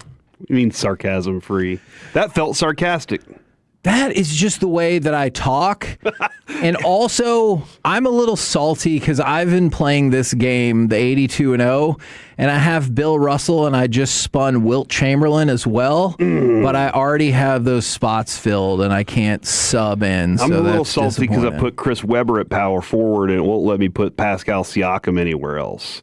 And so I'm a little upset about that right now because now I have to go find somebody else. It is fun, 82-0 if you want to try it. By the way, let me know if you get worse than my worst record because I started picking up all the worst players and I went 4-78 multiple times. Here you go. Right now, it's time for some baseball nuggets. As a reminder, we've got Heidi Watney coming up at noon o'clock. But let's start with a Rangers note or two. First of all, Josh Spores has re-signed a minor league deal with the Rangers. He asked for his release, I guess, tried out the market, nothing for him straight away, so he is back with the Rangers for now. Would love to see him back and getting a shot with the big club at some point. Evan Grant reported yesterday evening that the Rangers are going to activate Corey Seager today, and then will option both Alejandro Osuna and Cody Freeman back to Round Rock with the idea that the other spot is going to be for Wyatt Langford. So we talked about it yesterday, kind of hoping that maybe at least one of them, if not both of them, could be back today. That looks like that is the case. I think it is a shame that Alejandro Osuna, who has an on-base percentage of about 85 points higher than Evan Carter, is getting sent down, but I get it. Evan Carter's defense has been magnificent this season. That's the only reason you think? I do. I think there's a lot that goes into the conversation he's got here. Some pop. Osuna doesn't really have pop. Yeah, I think there's a lot of back and forth. I think on Kevin's team, Kevin would put Osuna on there because he loves this heart and hustle. True. I think, and the production. Yeah, and I think they think the ceiling for Evan Carter is higher still, and they're hoping that he finds that at some point. And I hope he does too. Sure. Because this team could really benefit from yeah, it. Absolutely, I do as well. Now, we said keep an eye out on the Aaron Judge injury situation. Well, we got information, and it's not good for the Yankees, but it could be worse. So he has been diagnosed, Aaron Judge that is, with a stress fracture of the first rib on his right side. Okay. Now, here's where it gets scary. He is expected to return this season. If you have to say he's expected to return this season, that obviously means it's going to be a while. He's going to be re-imaged in 4 to 6 weeks. So you got to think straight away he's not coming back before the All-Star break. Yeah. So, like, that's just, and that feels like base minimum if he's only going to get re-imaged in 4 to 6 weeks, and then we'll see what happens. But he underwent MRIs, CAT scan, or CT scans, X-rays, because they couldn't quite figure it out, and even went to a doctor who specializes in that thoracic outlet syndrome, which, remember, obviously, with Matt Harrison and other players, we've talked about that. But they were worried that he might miss the entire season at some point. That will not be the case, but he is going to be out for some time. I'm kind of curious on this. Whenever it comes to these plays on something for, that's a long play for Aaron Judge or something like that, how does that affect whenever the injury happens? Is it just like, well, that's just part of it? Yeah, but, it just hasn't been the case for him. Like a future? Yeah, I mean, and he's not, you think he's hitting 63? I mean, I thought he could have. But will he this now, do you think? Yeah. No. And I so mean, just look, he's going to miss a giant chunk of time, which, again, is unusual for him. Yeah. So in the last 5 seasons, so after the shortened season of 2020, he had played less than 148 games one time. Dang. So in 2023, he had run into some issues, only played 106. But outside of that, 148, 157, 158, 152. So, like, not only was he producing these ungodly wars, he was out there almost every single day. And so this is a massive blow for the Yankees, and I am really curious to see how they are able to weather this storm in his absence. Now, let's talk about one of the reasons for the potential of the baseball work stoppage. Okay. It's the owners, to a certain extent, and their greediness and jealousy that sounds like they're pushing this thing forward. Now, obviously, you want a salary cap just because you want to lower costs potentially. Like, that's pretty common sense. But I was reading this article from The Athletic. The average baseball team is worth $2.9 billion. Okay. So that's a lot. That's more than double the MLB average value a decade ago per Forbes. A decade ago, average team is worth $1.3 billion. Now it's $2.9 billion. So you would think... Didn't go up that much. That... $1 billion is a lot, Kevin. Yes. But it more than doubled in value in the decade, and you'd be like, oh, wow, that's really impressive. But look at this. And we also... Do we really know the difference in profit?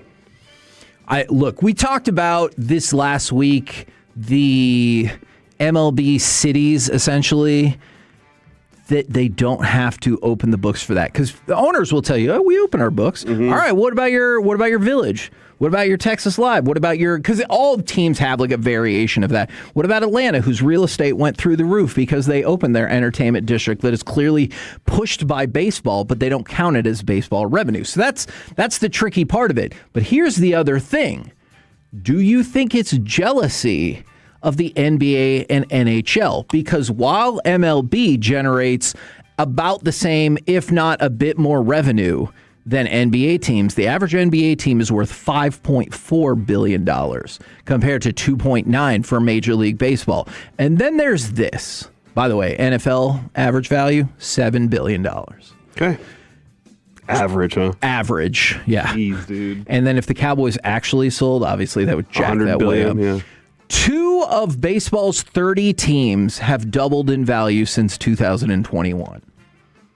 Only 2. Only 2 in the last 5 years. Yankees and Dodgers? I actually do not know the answer, but that is a very logical guess.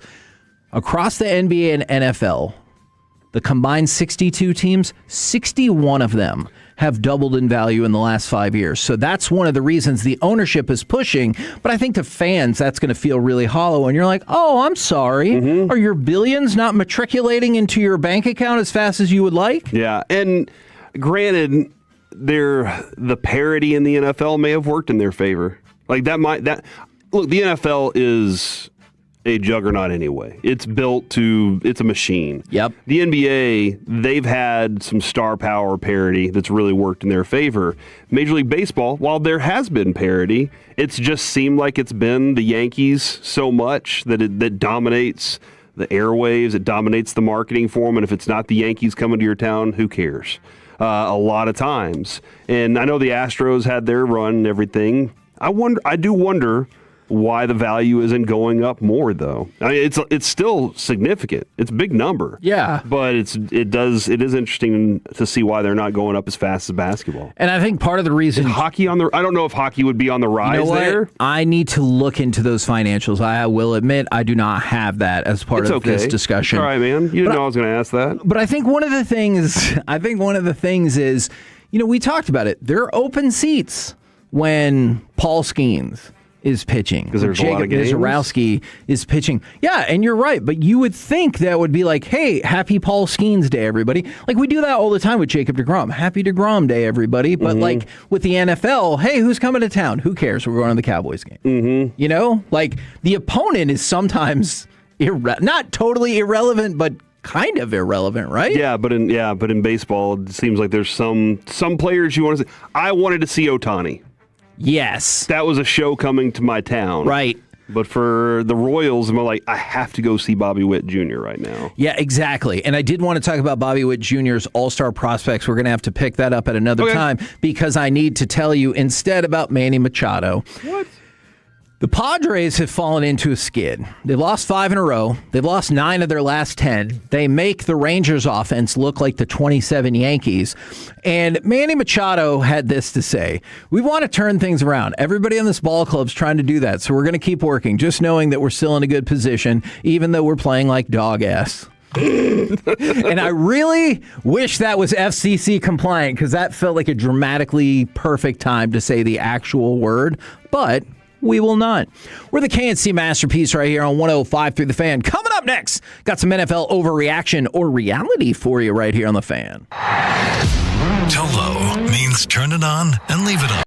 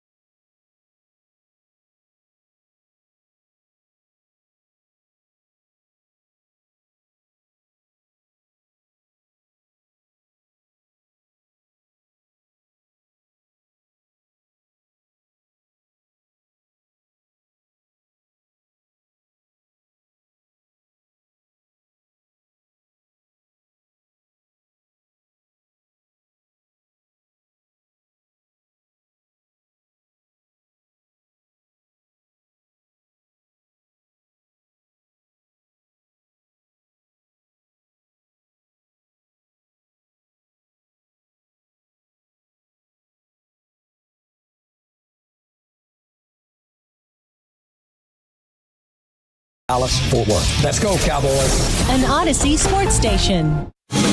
Driven by our D&M Leasing Studios, it's the KNC Masterpiece on 105.3 The Fan. KNC Masterpiece right here on 105.3 The Fan, whether you want this update or not. Alec just put together a team that went 81-0. Who was the team again? Excuse me, 81-1. 81-1. One game, one loss. Dude, it was LeBron from Miami, Chicago Bulls, Michael Jordan, Tracy McGrady from the Magic, Larry Bird, and David Robinson. Which one's the weak link on that, McGrady or Robinson? I think McGrady. Okay. But I got my own situation transpiring here. Uh-oh.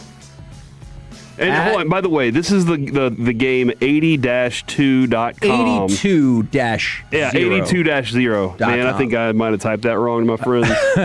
I've got LeBron James from Cleveland at the 2, Carmelo Anthony from Denver at the 3, Dirk from Dallas at the 4, and Bill Russell from the Celtics at the 5. Who was at the 2 again? LeBron. It's a good team. I don't think it's going to be 81-1. Unless I get Wilt Chamberlain. Or hold on. Oh. Would you take Michael Jordan from the Wizards? Oh. As my shooting guard? I think his knees were going to snap like dry breadsticks. So my team is LeBron, Michael Jordan, Carmelo Anthony, Dirk, and Bill Russell. What? 70-12. Thanks a lot, Wizards Michael Jordan. Should have gone with Arenas. I know, I really should have. Arenas, Agent Zero could shoot lights out, man. But yeah, so this game but he doesn't know his password to Netflix. Exactly, because the TV went in the pool. That's a real story. Look it up. All right, overreaction or reality. By the way, if you get to 82-0, let us know what your team was. Or if you get to 0-82, let me know what your team was. It's got to be the team Alec just put together, but without David Robinson, it's Wilt Chamberlain.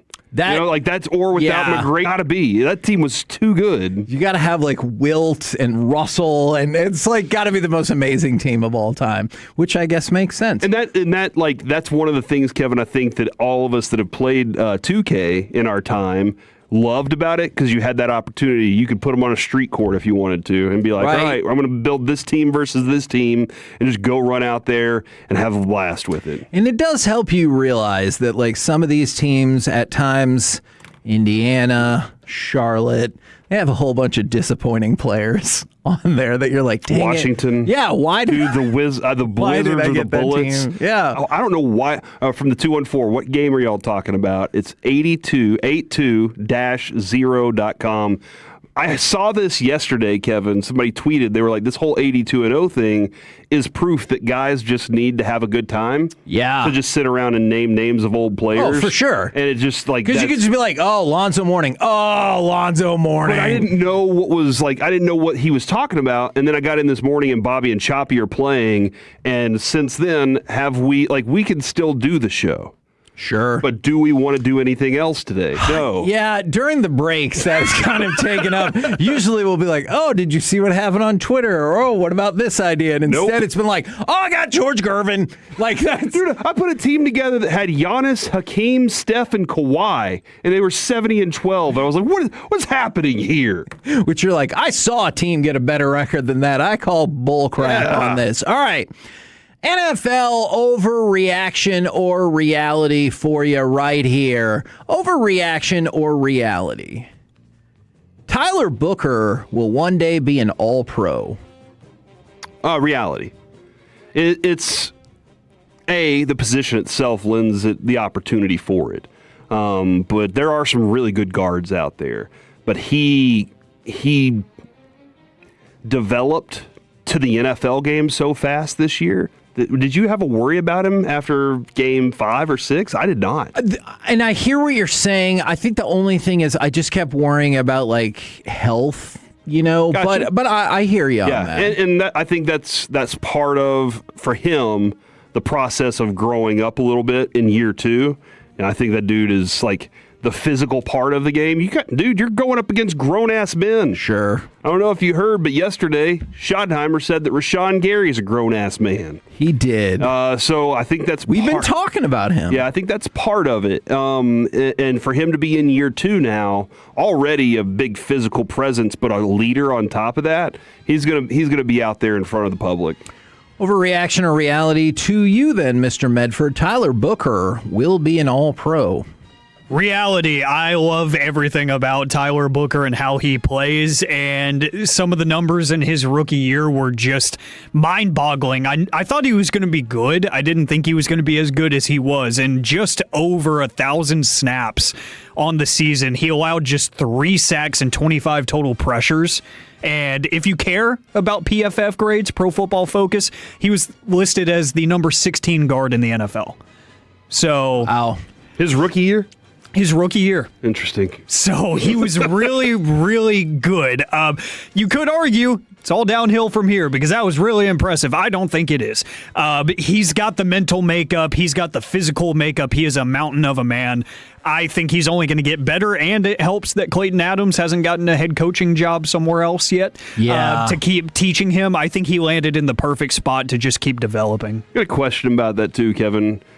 Do you think that a dude that says that he enjoys seeing the life be sucked out of players while they're playing against him is going to give up on that throughout his career? That's like my dream player right there. They love this game until they play against me, and then their joy gets sucked out. And you're like, I'm going to stand there and watch you fall apart. Like that's an amazing level of competition right there. Yep. All right, overreaction or reality? Aiden Hutchinson can win Defensive Player of the Year this year because he talked about how, like, hey, his career has gone pretty well, but he wants Defensive Player of the Year. He just had a career high in sacks at 14.5 in a season in which he also forced 4 fumbles. Can, or even will, Aiden Hutchinson win Defensive Player of the Year? He can, but he will not, unfortunately. And that is because I do believe Aaron Donald will come back and win it again. Oh, my goodness. I mean, Aaron Donald had, 3 Defensive Player of the Years? No, 4, because Defensive 3. Rookie of the Year. But was it Cooper Kupp who texted him and was like, you better not? I just love that so much. Here's how it went. Defensive Rookie of the Year 1.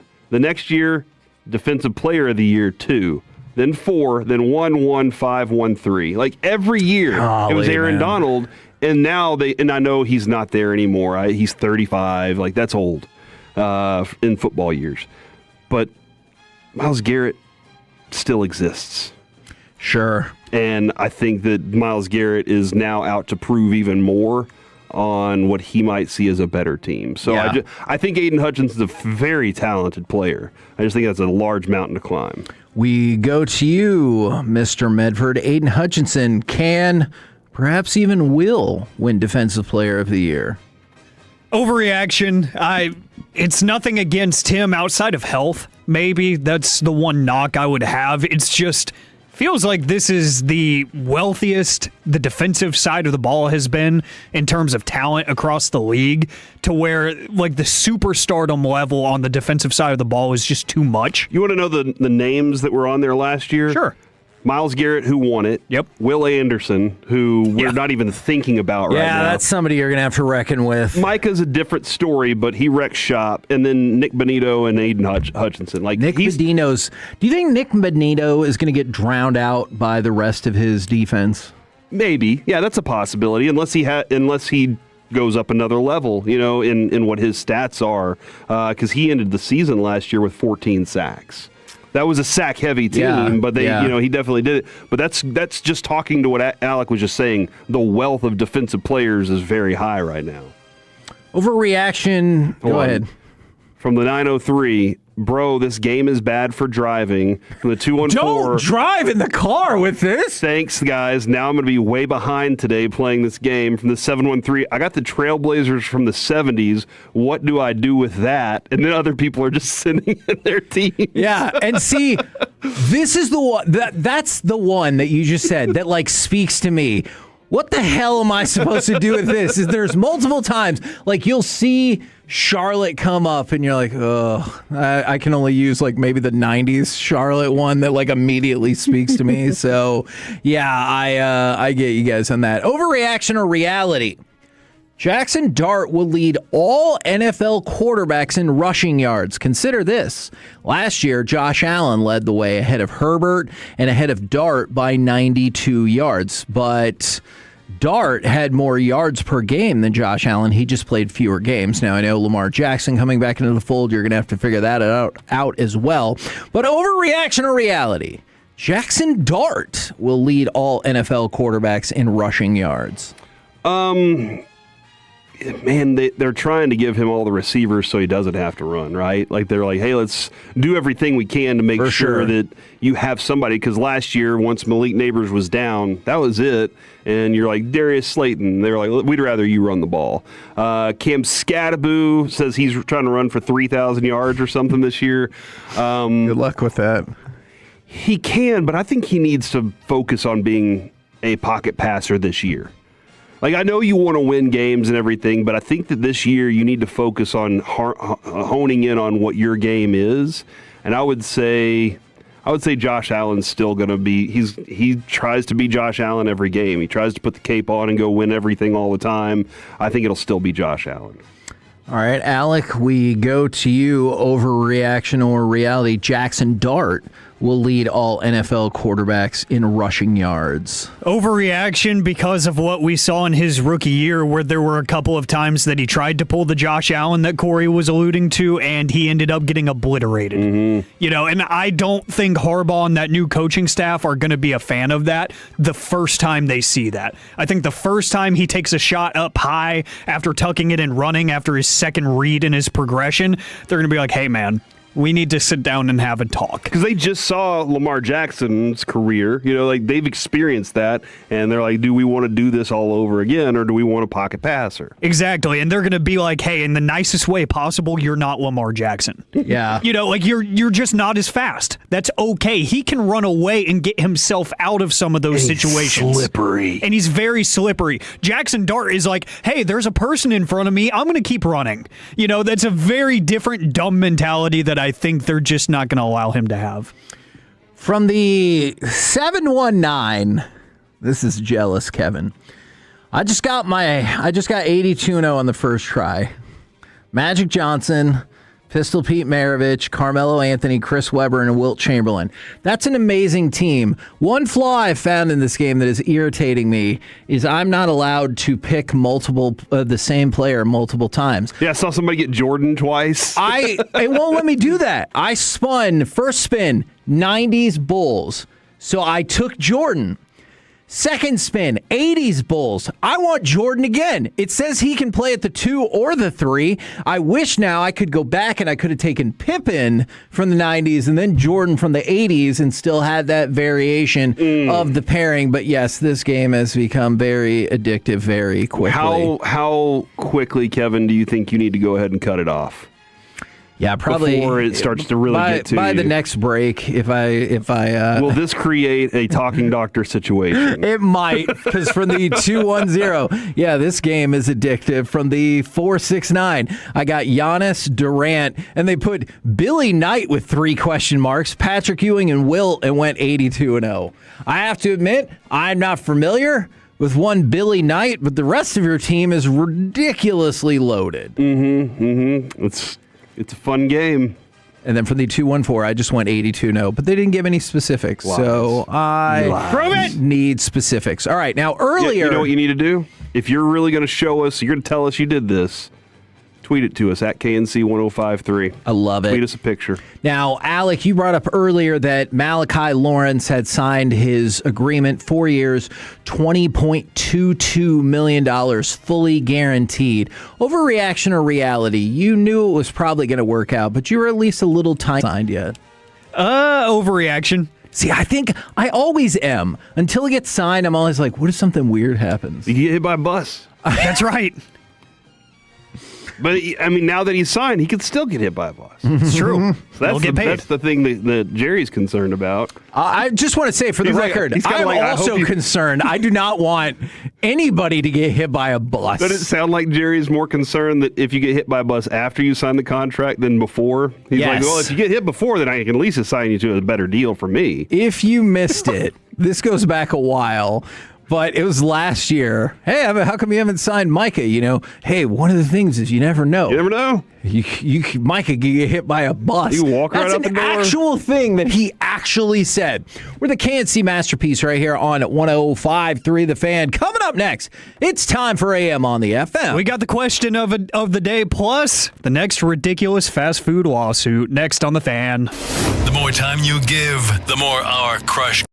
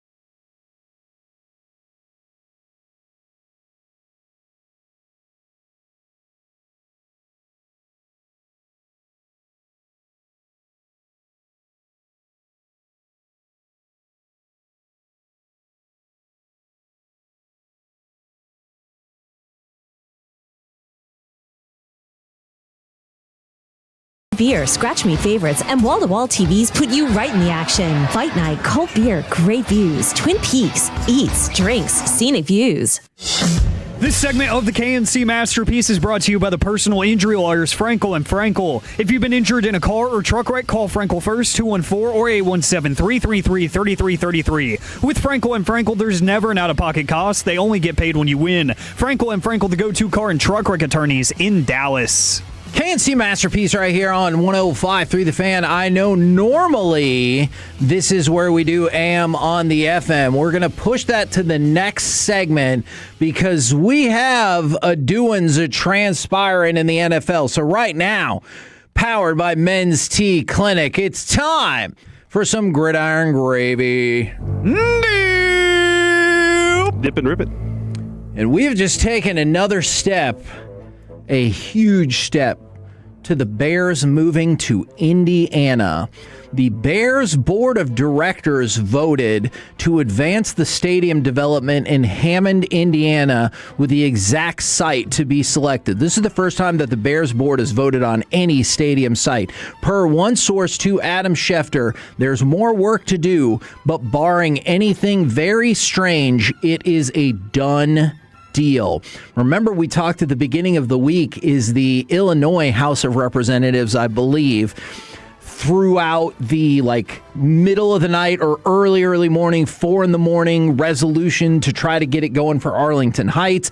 The Senate refused to take it up, and then the Senate spokesperson or somebody was like, hey, I know we didn't get it done right now, but we have a possibility to get it done in the spring. That apparently was a bridge too far for the Bears, and their chairman and president put out a joint statement that said, yesterday, the Bears Board of Directors met and voted to advance our stadium development in Hammond, Indiana. And then they added this. We believe a world-class stadium project in Hammond will transform the region, connecting Northwest Indiana to the south side of Chicago, through the Loop, and across neighborhoods and suburbs stretching through the city. It will bring Chicagoland together and deliver new opportunities to its residents and businesses. It is a bold statement to say it will bring Chicagoland together by moving out of Indiana. Now, I concede it's close,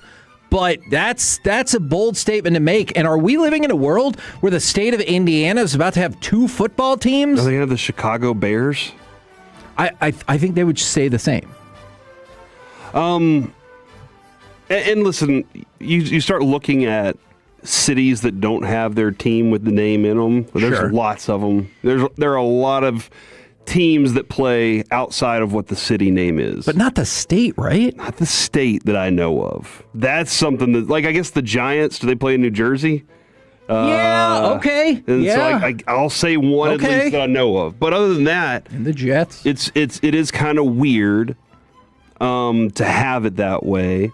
My question here is there no turning back from this decision? Because could they be posturizing so strongly for one last push from Chicago? I think there is. I will admit, I do not know off the top of my head all the procedures for Illinois state politics, but I would wonder if this move would be to call a special session of the legislature for Illinois. Again, I don't know the mechanics of that, and maybe that's just not something. Yeah, I like the word mechanics, though. That's fun. I want to use it more often. I don't know the mechanics of that, but I wonder, because that had to have pissed the Bears off, right? Mm-hmm. When they didn't come up with this until the very end, and then somebody came out and was like, yeah, we'll take a look in the summer, and the Bears are like, nope. I wonder if the Bears are like, this is your deadline. They're like, yeah. Yeah, and that's why, this is significant. It's huge. It's a bold statement to say, unless there is a chance to back out of it, and still you're using that as leverage to get the special session or whatever you're trying to get done. But the other thing, Kevin, I've said this many times, and you said you weren't sure. Black bears were historically wiped out of the state of Indiana, but occasionally a young wandering male will cross the border into neighboring states like Michigan or Kentucky, or from those states.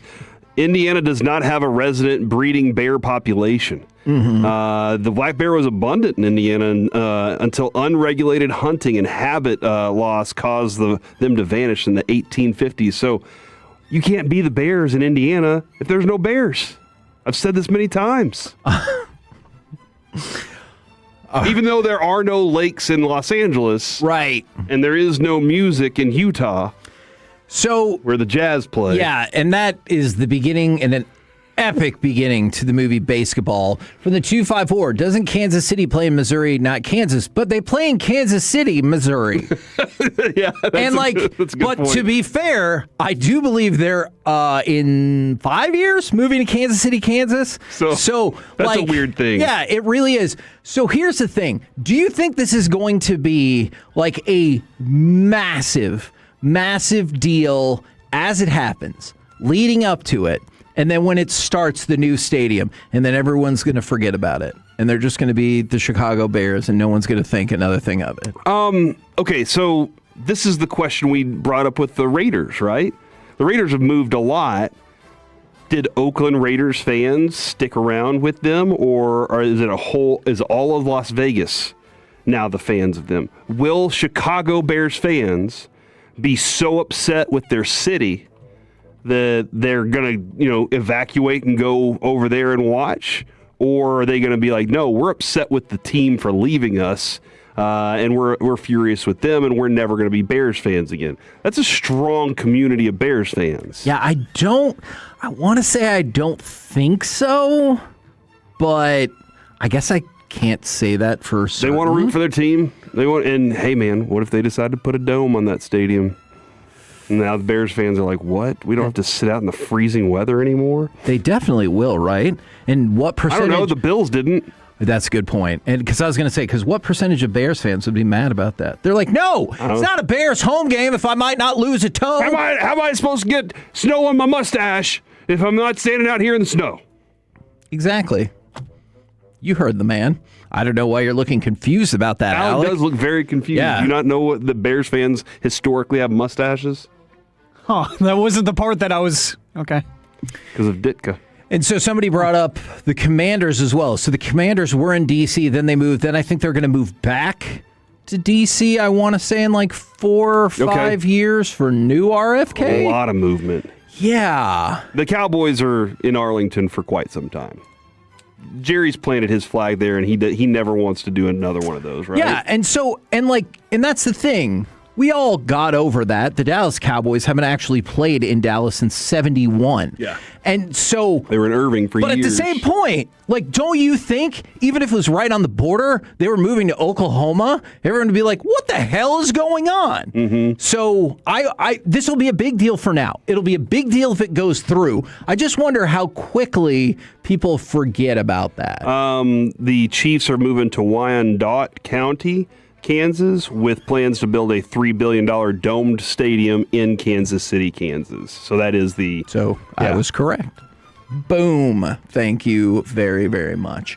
All right, let's go from that to I have more burning NFL quarterback questions for you. And let's start with that very team that we were just discussing, the Kansas City Chiefs. Patrick Mahomes. Will Patrick Mahomes start at least 16 games this season? 16.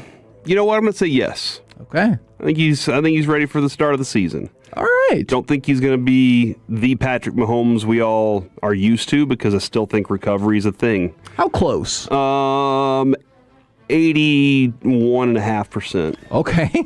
I love the specificity. Yeah, I think he's gonna be a version, but that elevated version that you're just like, whoa. I think he's still gonna be missing it a little bit. And you know what?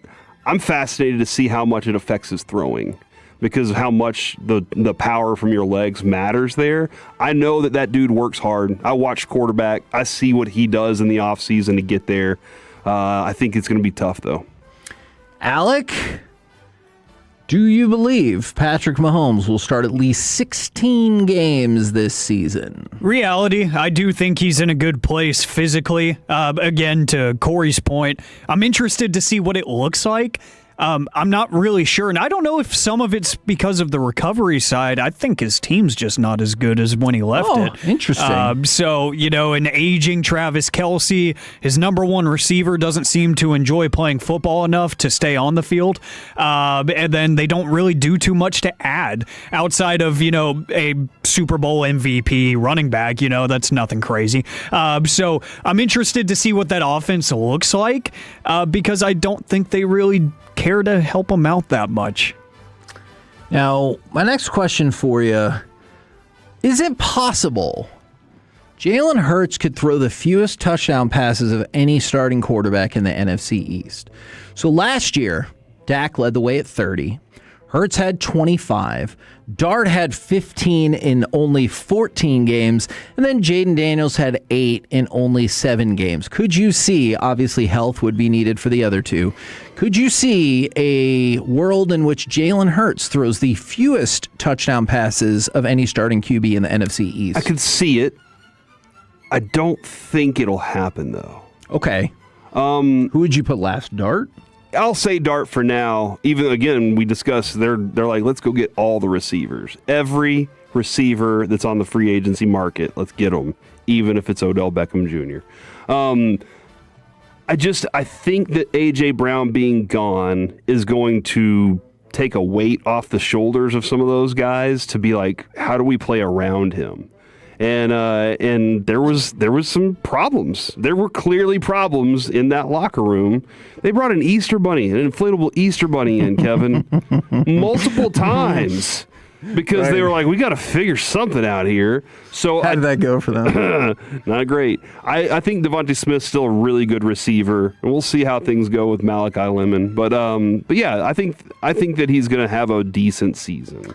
Alec, could you envision a world in which Jalen Hurts has the fewest touchdown passes by one of the starters? I really can, because I think last year kind of showed that when things are not equal for him, whether it's in the locker room or actually on the field in terms of health of the team around him, he's not the best passer in the division, just pure pocket passer. And there were definitely times where his receivers were doing plenty enough for him and he wasn't doing enough to help get the ball to them. Now, his biggest weapon gone, traded, and Mekhi Lemon is already missing a ton of time in OTAs because of a nagging injury. So if his new addition that's supposed to replace what they just gave up isn't seeing the field much, I think the situation around him could kind of just fall apart. Now, final quarterback question for you. Is the Baker Mayfield contract going to be a problem? This is what he had to say about it. Baker Mayfield has set the end of training camp as a deadline to discuss it. And he said, first and foremost, regardless, we built roots here in Tampa. We love the community. We love being here. They've embraced us. We enjoy being here and obviously going to raise kids here. But yeah, contract stuff. It's happening. It's starting. The talks and whatnot, but not anywhere close to what we were thinking. Well, why not? I think that they're like... Were they thinking too much? I think they probably were like, look how much better than Daniel Jones I am. And the Bucs are like, that contract was stupid. Don't go off of that. And he's like, don't care. That's what the market is. As you shouldn't. Yeah. If you're the agent, why would you be like, that's a good point. That was a you bad guys deal. are right. High five. Let's go ahead and have some lunch now. It's going to be like with the Christian Watson deal. Every receiver is going to be like, look at that dude. And you're like, hey, don't look at that. You're like, I have twice as many yards. I want twice as much money. Mm-hmm. Like that's probably not going to work out, but you get the idea. What is twice as much converted to a fraction? 1. Sweet. There you go. It depends on what number you're starting with. I don't really know how to answer that correctly. We're the KNC Masterpiece, I guess, right here on 105.3 The Fan. Coming up next, it's time for AM on the FM. We got the question of the day and fractions, I guess. No, another lawsuit in the world of food service next on The Fan. Coming up in the next G-Bag Nation, a Friday show at the ballpark. Join us in Arlington.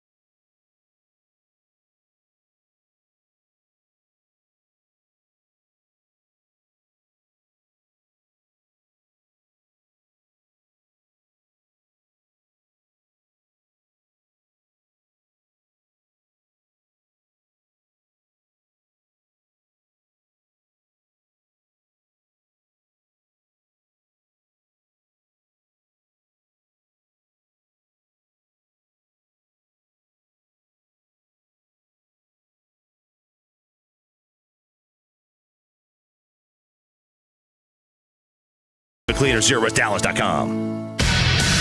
Hear from your favorite Rangers each Tuesday afternoon at 3:20 with the G-Bag Nation. This is the place for Rangers coverage right here on The Fan. This segment is brought to you by Classic Chevrolet. If you're in the market to upgrade your vehicle, get to Classic Chevrolet in Grapevine. The #1 Chevy dealership in the world 3 years straight. They've got more new Chevys than anyone, all priced to sell. Visit ClassicChevrolet.com. This is Texas. This is Classic Chevrolet. Together, let's drive. Based on new Chevy registrations 2023 through 2025. KNC Masterpiece right here on 105.3 The Fan. We flip things around to talk about the Bears.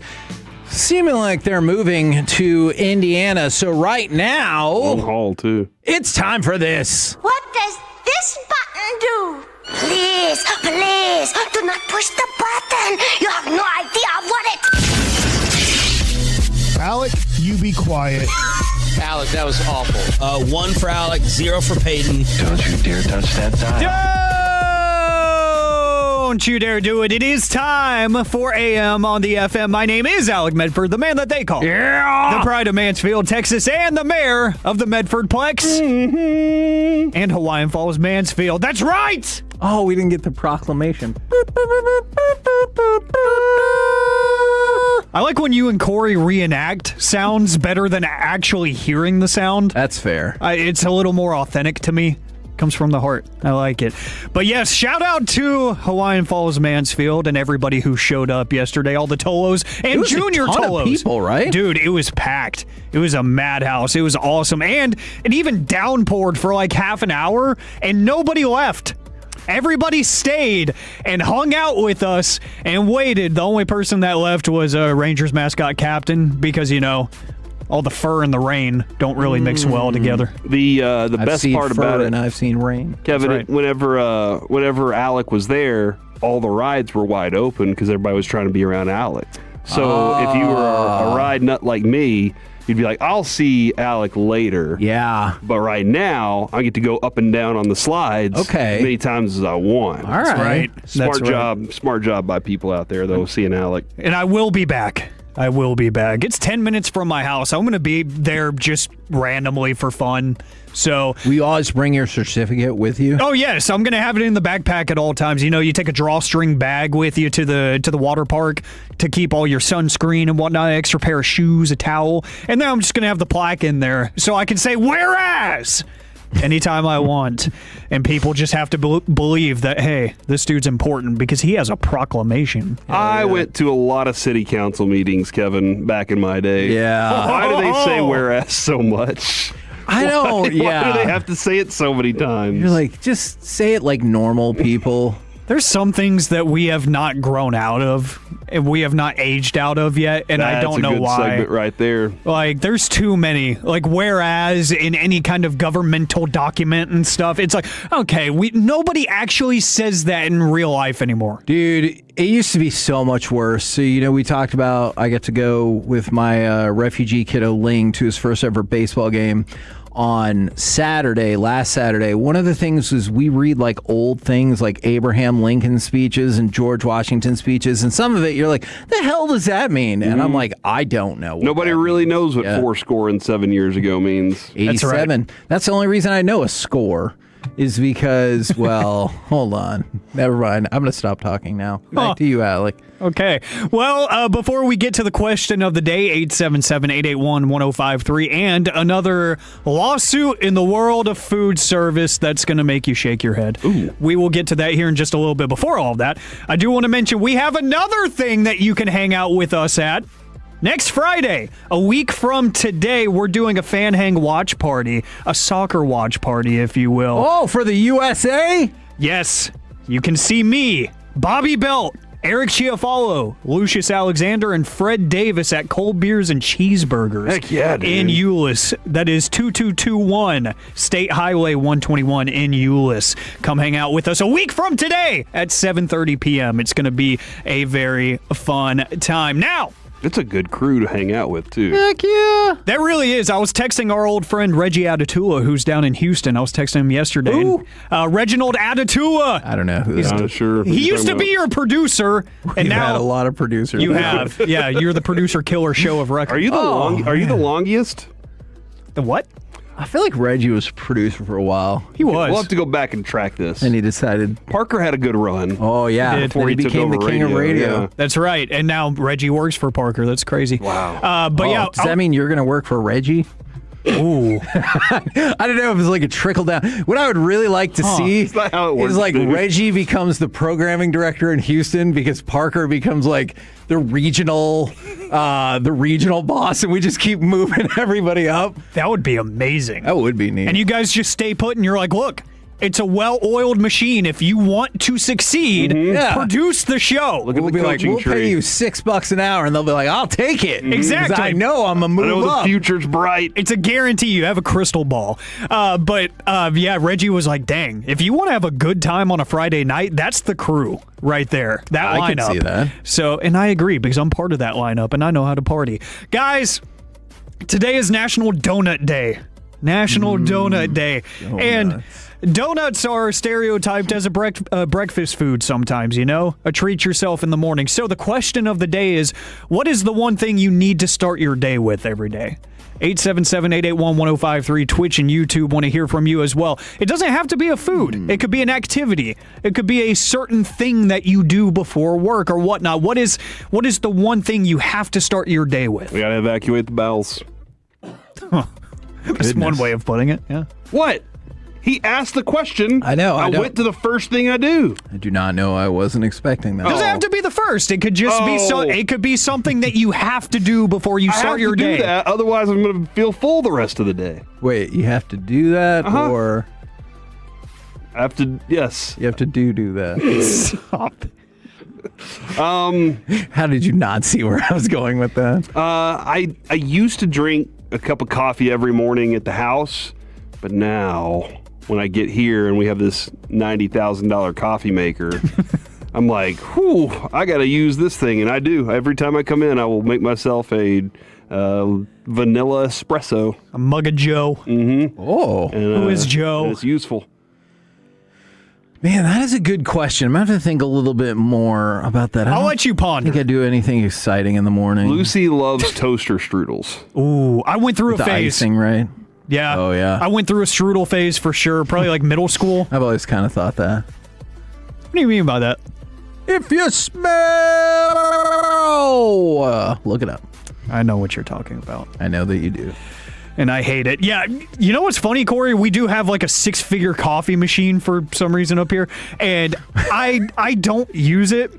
You should. No, downstairs in the lobby, They have the free coffee down there, too. For some reason, the one on the right-hand side is really, really good, and I just can't give that one up yet. I just can't. You can literally make whatever you want on this, and down there they're just black coffee. It's whatever. No, it's a fancy kind of. It's one of those. It's kind of like the Gavin Spittle special, where it's like it's some sort of foreign coffee bean that's just amazing. It's really good. Dude. So I can't give that up until they switch what they're serving downstairs. I'm not giving it up. Give Spittle two credits here. He knows talent. And he knows coffee. He does know coffee. Coffee is like, that's something that, and Kevin, I know you're not a big coffee guy. I love coffee. I'll just go ahead and let you know it's true. Dude does a really good job of bringing in some good beans. What's the story with that little shop downstairs? Is that just like the honor system the rest of the time? No, there's somebody there. Okay, I swear whenever we leave, the one outside? I never see anybody There's a camera, there. bro. I'm There's not a camera saying right I'm going to above it. steal, but like, who takes the money? It's like you type in what item. There's like a touch screen thing and a card reader. You okay. type in what item you took, and it populates for you. Yeah, it's And pretty with your handy. history, I do have questions. Ooh, good point. You know what? I'll tell you this. Thank you very much. Last time you snatched something? It's been a really long time. And this morning, I even went out of my way to not steal at the Kolache factory to tell the lady that she did not ring up my chocolate milk. Look at you. Even though it was right there. She goes, anything else? And I pointed to the milk. And she didn't You could have ring it up. walked right off. Then I would have known. And also Jesus would have known. That is a good point. It's a slippery slope. Let's see, from the 469. I don't know how Once we it got starts, you just keep going.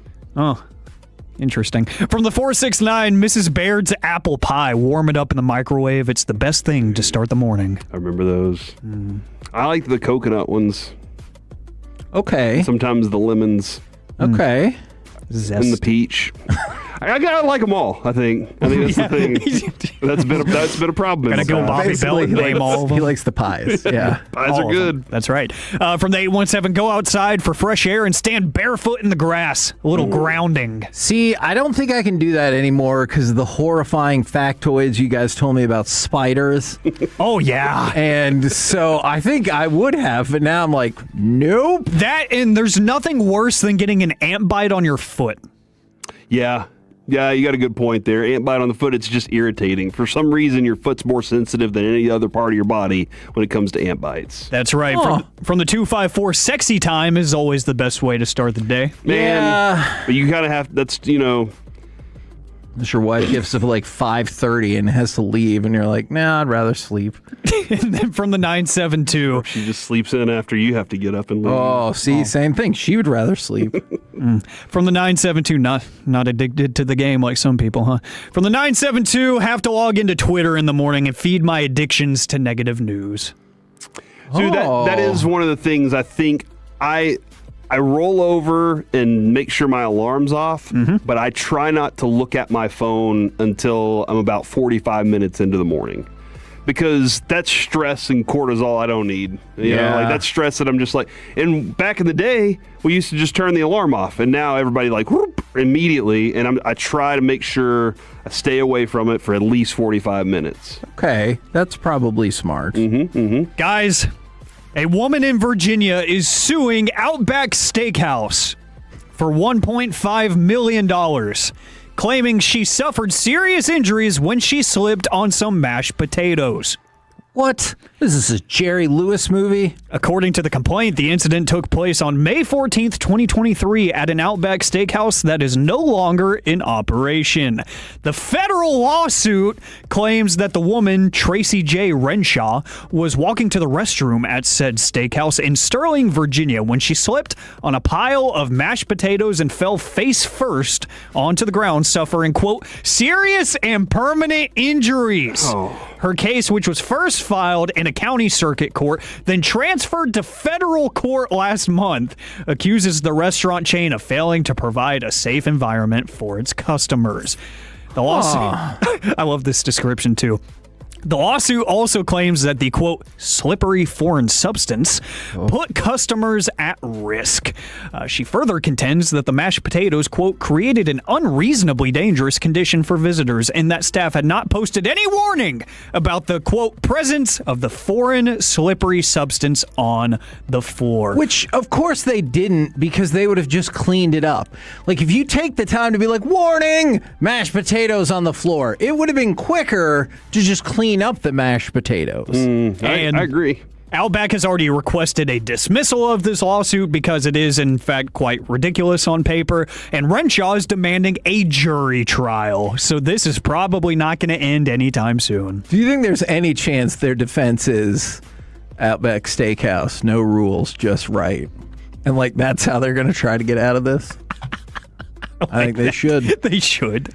They're going to lose. We're the KNC Masterpiece right here on 105.3 The Fan. Coming up next from Apple TV, we will talk with Heidi Watney right here on 105.3 The Fan. Take us with you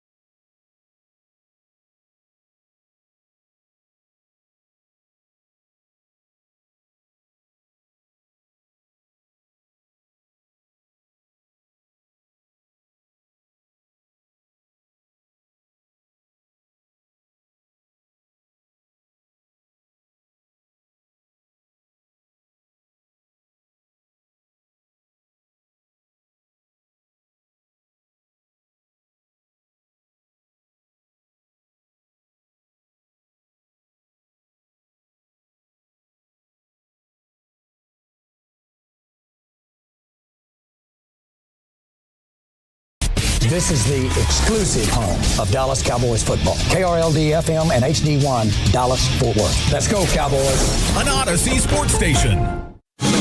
Driven by our D&M Leasing Studios, it's the KNC Masterpiece on 105.3 The Fan. KNC Masterpiece right here on 105.3 The Fan. Right now, we bring to you Apple TV's baseball savant and sideline reporter. It is Heidi Watney. Good afternoon.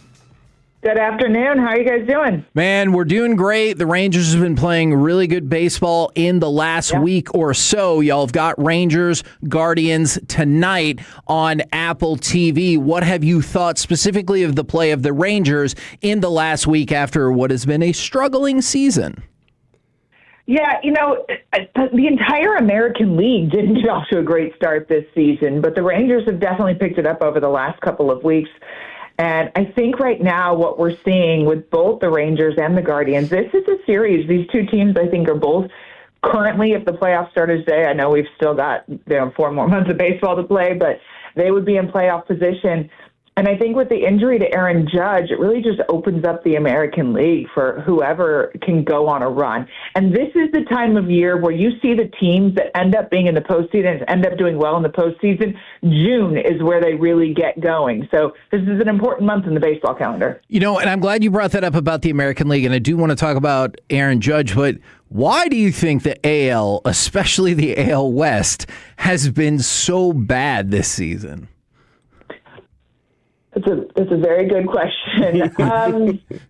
It's interesting. I was talking to a National League GM, and he was like, "Oh, it's the American League mid." It's just the run differential. It's just not great. I think part of it is you have so much parity in the American League that teams are just kind of all like beating up on each other. And no one's really risen to the top. And then you have these National League teams that are filled with so many superstars, and the Dodgers obviously, and the Phillies and the Cubs, and the Phillies had a terrible start to the season, but they've come back on strong lately. And you have so many great National League teams that I think it's making the American League look worse than it really is. But in the first month of the season, you really saw in interleague, the National League just dominating. But those numbers have come back down to earth a little bit as we've gotten now 2 months into the season and things are normalizing a little bit. So I think it's not as there's not as much disparity as we think there is because of the first month of the season. There was a ton. I think it's kind of balancing out now. I just want to start off by saying thank you. When we were a few years ago, we were working nights. And you were on at nighttime as well with MLB, and you kept us going. You kept us entertained. So I just wanted to say thanks for all those nights of entertainment. Thank you. Quick Pitch is a great show. I still watch it every night, but I moved out to California for my family, so I miss it. Do you kind of think we made a mistake by not starting off with a thank you, and instead we just barraged into the questions? Dive right in. Well, this Rangers team without Seager and Langford, like you would think those guys would be the all-stars. Is there somebody else that you see on this team that you're like, they are a potential all-star? Well, I think Ezekiel Duran has done remarkable. In fact, I know, the team and the fan base is really pushing for him to be an all-star, and I'll be interviewing him. He's going to be my Take Field interview tonight where I get to talk to him, 2 quick questions, and then the camera follows him out to the field. If you look at, I was just doing a deep dive on his career. Dude has played nearly every position in baseball, including pitching, and he's played them all defensively well. And filling in for Corey Seager, he's done his best Corey Seager impersonation over the last couple of months. His offense, he's posting career numbers this year offensively. And so many managers I've talked to, the ability to plug a player in anywhere on the diamond that you need help that night, that's invaluable. And this guy has done it all. Yeah, and when he got here, Kevin, it was like, whoa, this guy, what place does he have on this team? Then he started to chase a little bit, Heidi, and then all of a sudden this year, he stops chasing at pitches, and he becomes an elite hitter again. Mm-hmm. Yeah, well, that's key, right? Strike zone awareness and having a good eye and all of that. The best hitters in baseball all have it. They're all patient, and they're going to wait for their pitch. So that's one of the things I plan on asking him about today, just offensively, what's led to this growth this year in him. Now, on the other side, tonight, Parker Messick for the Guardians has been top-notch thus far. What have been some of the secrets to his success early on? Yeah, he's been a beast, right? He's just a guy, and left-handed pitcher, so that's going to be tough for the Rangers team, who just hasn't done the best against lefties early. Oh, we're on. with you on that. Yeah. They haven't faced a ton, so it's maybe like an unfair stat, right? If you've only faced a dozen lefties over the course of the entire season, the numbers are going to be skewed. It's like small sample size theater, but it's also your lineup and your roster that you have and that you're going to roll with. But Messick is, he's in the AL Rookie of the Year conversation. I think he's top 5 in the American League ERA leaders this season. And if you think about it, he came up last year right when the Guardians started going on that run. They were 15.5 games back in the division and came back to win the division on the last day of the season. And he made 7 starts down the stretch for them, and he was dominant. So we saw this from him last year. He's carried it over this year, and he's been even better. And, this Guardians team, I want to say they're sneaky because they didn't make a lot of moves this offseason to bolster their roster, but, those in the organization knew what they had coming with Parker Messick, who we saw a little bit last year, who's been dominant this year, with Travis Bazzana, who just came up at the end of April, and he's been moved into the leadoff spot, and he's just, everyone kind of knew what you're going to have. He's a 1-1 pick. That's obviously a high prospect ranking, but he's shown up and he's done well. And then you've got Chase DeLauder, who just, debuted in the postseason last year, which is just unheard of. But you put those guys around Jose Ramirez. He's not having his greatest season yet, but, this Guardians team is pretty good. So Texas is going to have their hands full this weekend. I think it's going to be a great matchup there. Yeah, that rotation for Cleveland is fascinating to me. No injuries, no openers. They've only used 5 starters this year. It doesn't happen like that. And that's so consistent. If you want to credit Austin Hedges, that's perfectly fine because he won a World Series for us, so we're okay with that. Oh, you know what? Give Austin Hedges and Patrick Bailey, the new guy over there, which is interesting, their catching situation, because Bo Naylor, Stephen Vogt was really high on Bo Naylor heading into the season, and he just, hasn't been able to really put it together offensively.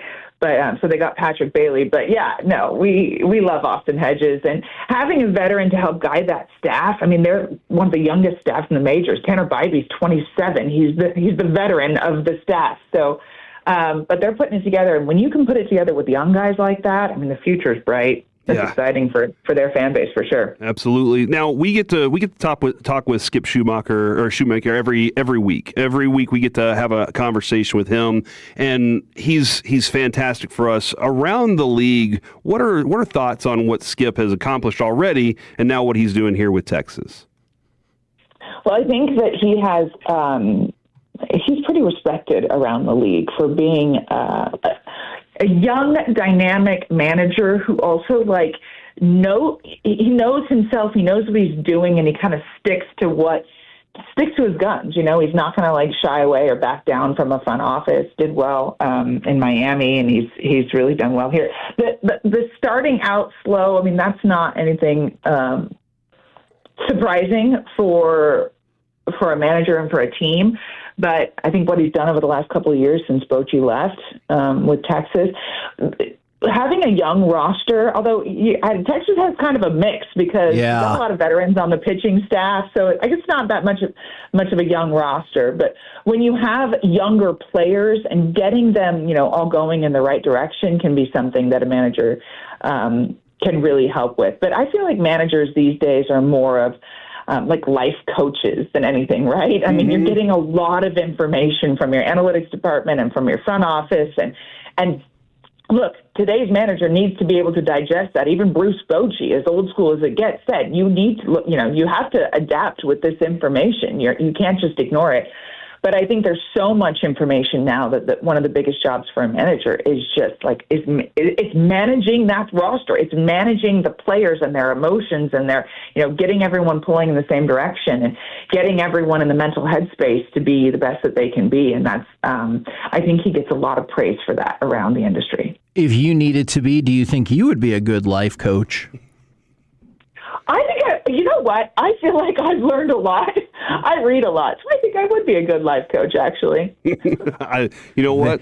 You got to be confident in Yeah, yourself too. For absolutely. Sure. Now, we discussed yesterday, Heidi, the Joe Adell home run off the head, and how we just started discussing the most embarrassing plays in all of sports. And then Pete Crow Armstrong has the ball that just freezes him in center field, and he can't find the baseball. Now, fortunately, he gets to walk off the game, and everything's okay after that. But is losing the baseball just as embarrassing as maybe one bouncing off your head for a home run? Okay, both of those. First of all, I love both of those players. They're both just great human beings. And no one has had a more mercurial season than PCA. Yep. The guy, he's beloved by the fan base. Then he has that incident with the White Sox fan, which he admits was not his proudest moment. He's struggled so much, but he's had so many amazing performances also with walk-off hits and dynamic catches. And there is no player who has higher highs or seemingly lower lows this 2-month stretch of time than Pete Crow Armstrong. But that's just the kind of player that he is. He wears his heart on his sleeve. He's an emotional guy. I've talked to Craig Counsell about it. He's like, we don't want to discourage that from Pete because that's what makes him so good. That's what makes him so lovable and so amazing on the field is he's an emotional guy. And it's his job just to kind of channel those emotions towards the game and towards the best possible outcome. But he is such a great dude behind the scenes. If you see him, signing autographs for kids and interacting with the fans and how much he just loves people, that's what made that White Sox thing so odd. But at the same time, I mean, sometimes these fans can be brutal, man. And I don't know how these players do it on a day in, day out basis, just tuning them out. And as far as Joe Adell, we had the Angels game right after he had that 3-catch night that was just amazing. I mean, the Hall of Fame came calling. They took his glove. It was just, and defensively, his stats across the board have been so much better this year. You have something like that happen. That's not, I mean, the ball hit his glove, pops out, hits his head, goes over. I mean, who is it that the highlight we show forever and ever and ever? Jose Canseco, a Texas Ranger. Who played with the Rangers at the time, yeah.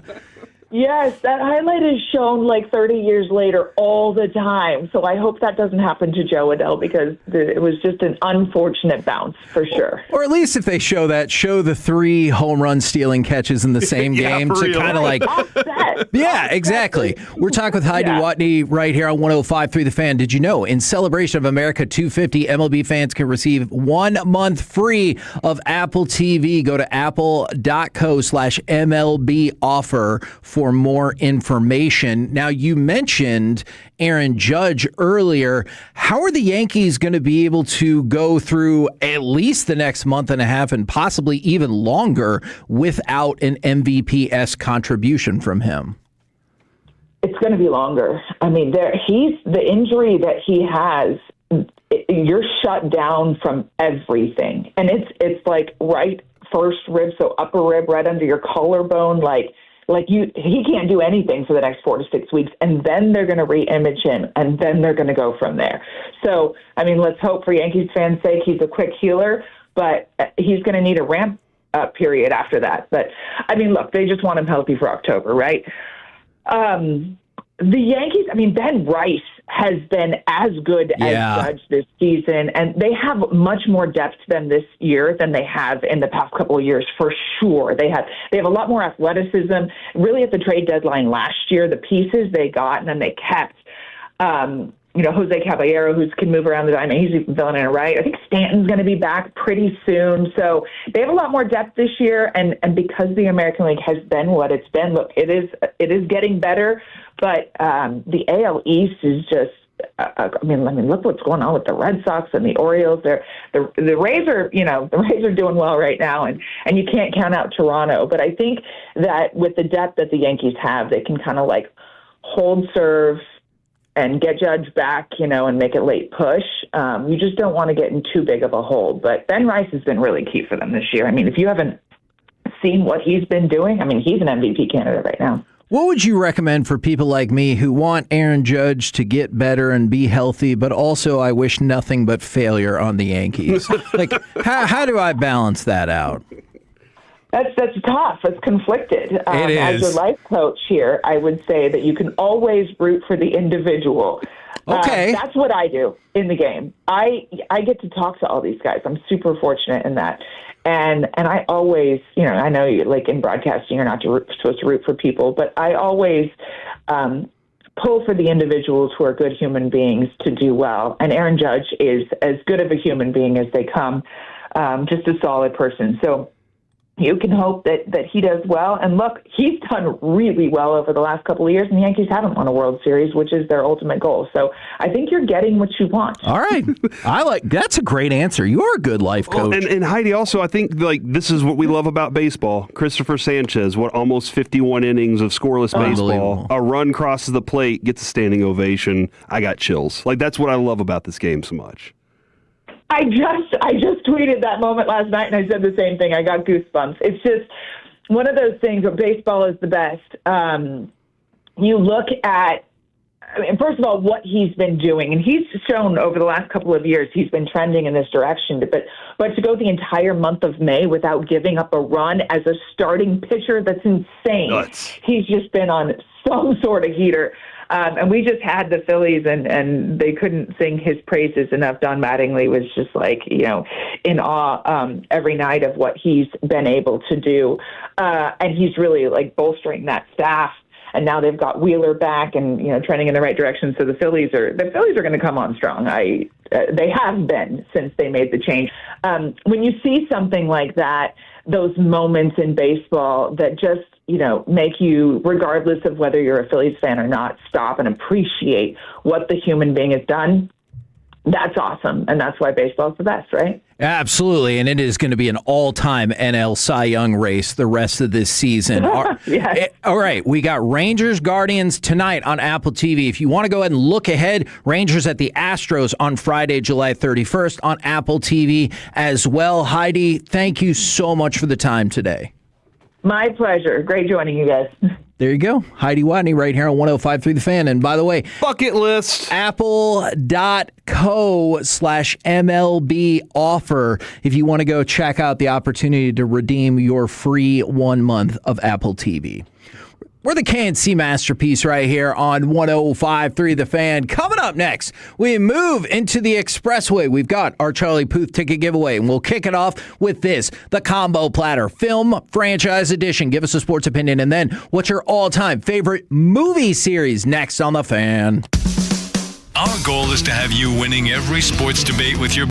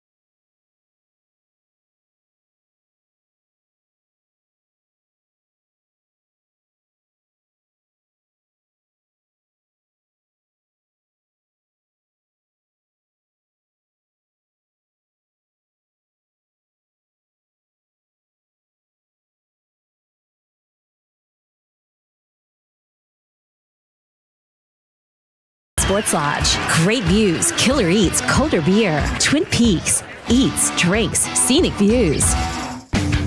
The Expressway on 105.3 The Fan is presented by the On Time Experts. Chandler's 1-0. Swinging a drive deep down the right field line. O'Hearn is back. It is fair, and it is gone. Home run, Corey Seager. His 6th of the year. It's a 3-run blast and a 6-0 Texas lead. KNC Masterpiece right here on 105.3 The Fan. In this segment, we'll do our final Charlie Puth ticket giveaway of that's it? the week. But next week, we're going to be giving away Rangers tickets for Rangers Twins. I think we're also going to be at Specs. Oh, man! In Arlington next week. So. That's not mine. So I meant not to say, oh, man. That's yours. You say it every morning. I know, but it's in... You wake up and the first thing you do is you scream, oh, man! It's in tribute to the greatest ad campaign I just presume that the first thing you say in the morning is the first thing you say on air. It's just, I know we're not to Forgiveness Friday yet, but Dickies needs to be in Forgiveness Friday. How did you ever give up the intensity of Corey Majors on those commercials? Mistake! It was a campaign. That was different. So. Yeah, well, they should have extended that campaign. Anyways. Oh, man! See? The combo. By the way, can I tell this story? I'll tell it real quick if you Okay. want me to. So I got the line from Dickies that they wanted me to read about their barbecue, and I was like, okay. So I went in there and I read it, and I did. Oh man! And they said we want even more intense, and I went, oh man! And they said even more energy, and I was like, what are you talking about? So that's where, oh man, came from. And I was like, and they were like, perfect.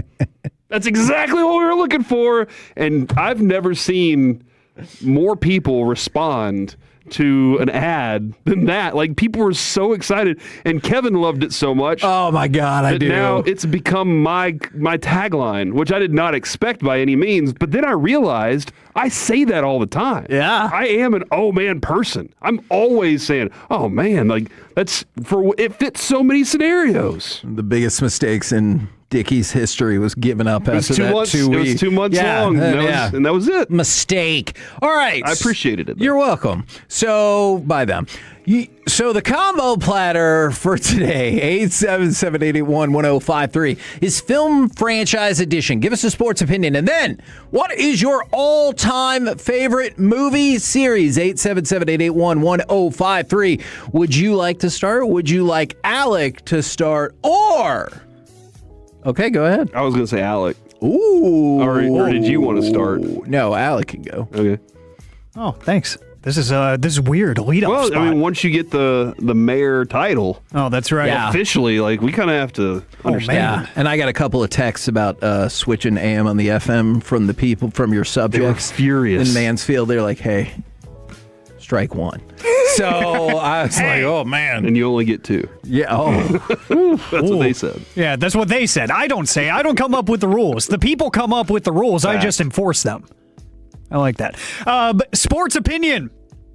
Gentlemen, this OTA kind of, I guess, report we've been getting about Christian Parker, the defense, and specifically Caleb Downs has foolishly gotten me excited. I don't know. Foolish.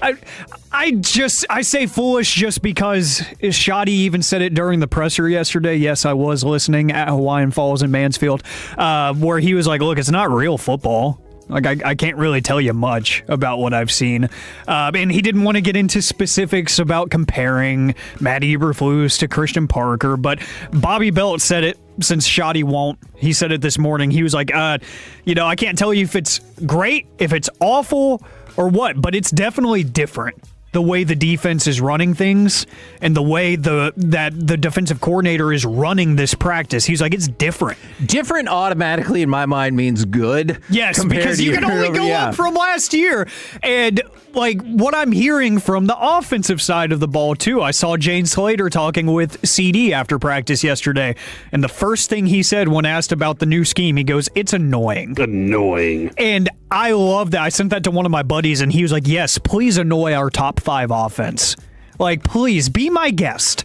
Annoy the hell out of that offense.